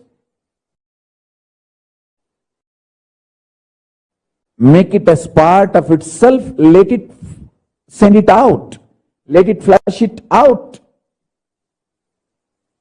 The most powerful, important, best food for your body is what your body has already accumulated and stored inside. At least 2 days every week, allow your body to eat itself. Lankanam parama aushadam. Fasting is the greatest medicine. Lankanam parama aushadam. Allow your body to eat itself. If you just stop eating 2 days a week, maybe you can take it like 1 day for Paramashiva, 1 day for Guru. That's it. Just 2 days in a week. Stop eating. Then your body will start eating itself. And if you just juice, drink herbs, herbal teas and juices, there are even herbal coffees, herbs added hot chocolates, you can drink any of that.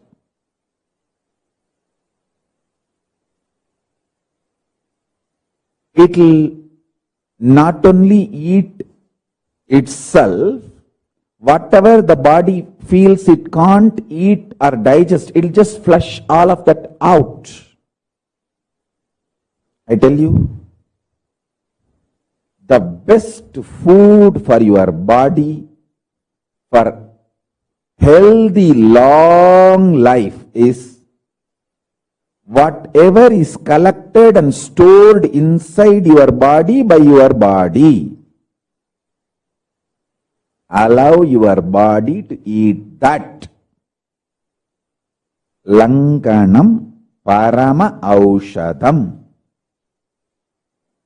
Whether your problems are as simple as migraine, some knee pain, small back pain, or as difficult and complicated situation as cancers.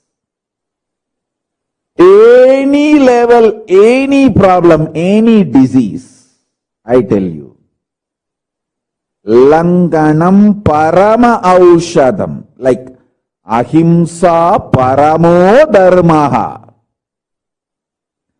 Among the dharma, ahimsa is the parama dharma. Among the medicines, fasting, langanam, is parama aushada. Now understand the next truth. The digestion system you are having physically is the most beautiful, most complex, most wonderful, greatest,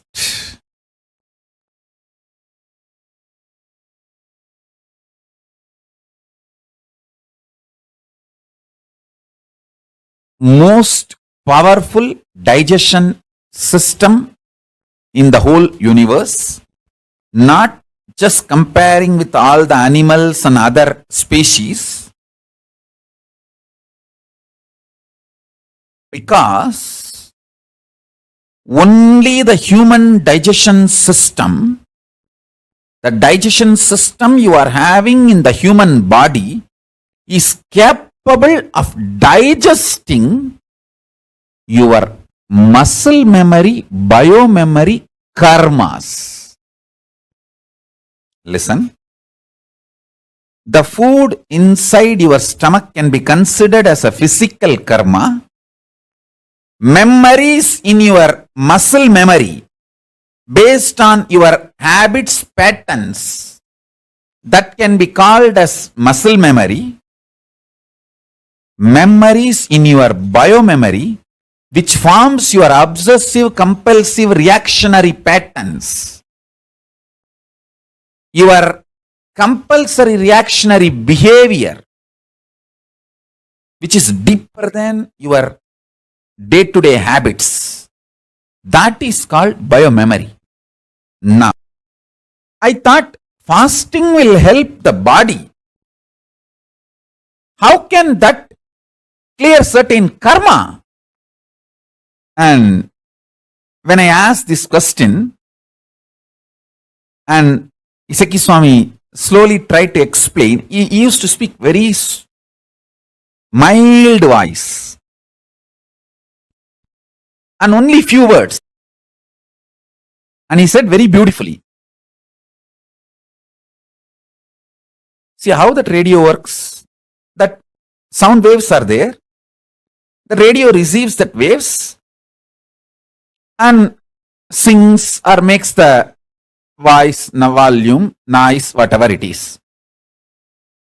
If we stop the radio, it's not that the sound waves disappear, but that radio stops receiving and making the noise, making the sound.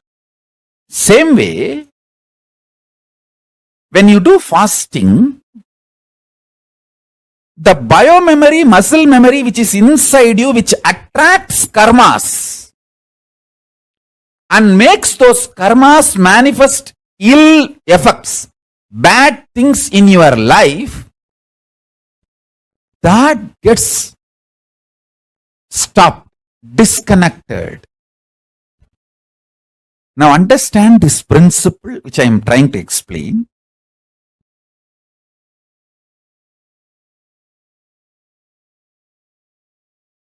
You have amazing digestion system. Even if you are fat, Even if you are medically diagnosed with digestion problems, your digestion system is amazing. Don't worry.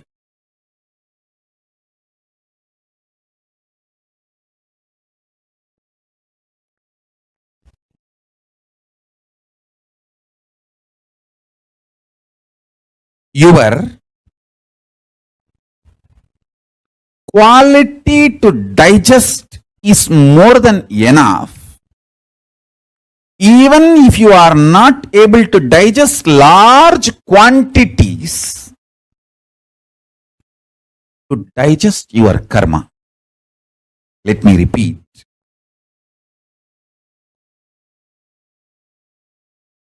Your quality, ability to digest is enough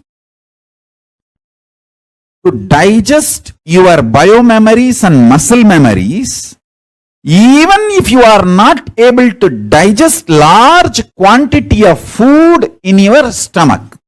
See, when you are not able to digest large quantity of food, that is when you become fat and obese, all the other sicknesses, diseases related to digestion starts, your health deteriorates.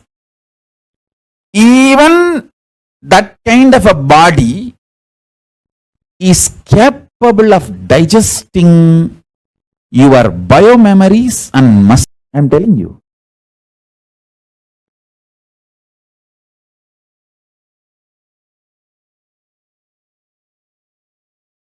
Make these simple things, make one meal a day as a life. That also keep everything ready. The smell, hot food, fresh food. And naturally all the patterns, parasites, everything will be triggered inside you. You'll be already hungry and the smell of the food, but you can't eat because you have to do the puja now. Once you keep everything ready. The delayed gratification. So after the puja, if you eat, you will eat exactly what you need, how much you need. The whole process of eating will not tire you. It will empty. I'll give you one example. If you start taking haritaki powder, kadka pudi, haritaki powder, don't think it will only cleanse your intestine and it will only work as a laxative and you will become healthy. It's only a small effect of haritaki powder. Every night, if you take haritaki powder, not just it will bring you health, it will remove all the parasites from your muscle memory, intestine. When the parasites are removed, suddenly many of the addictive patterns will lose power over you. Just by haritaki powder, I have de-addicted so many people from smoking, alcohol, multiple drug addictions.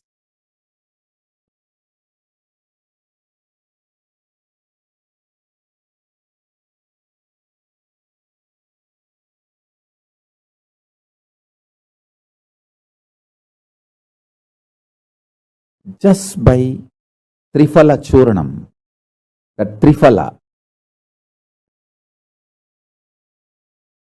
I have de-addicted many people from hunger patterns, anger patterns, the craving for junk food.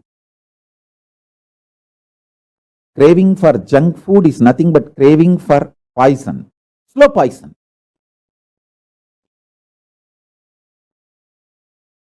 Knowing it is a poison, knowing it will disturb your health, knowing it is going to disturb your health. I tell you, betel leaf and betel nut can be a powerful de-addicting herb. People try to tell, oh, betel leaf and betel nut is addictive. No. Cigarette is addictive. Alcohol is addictive because they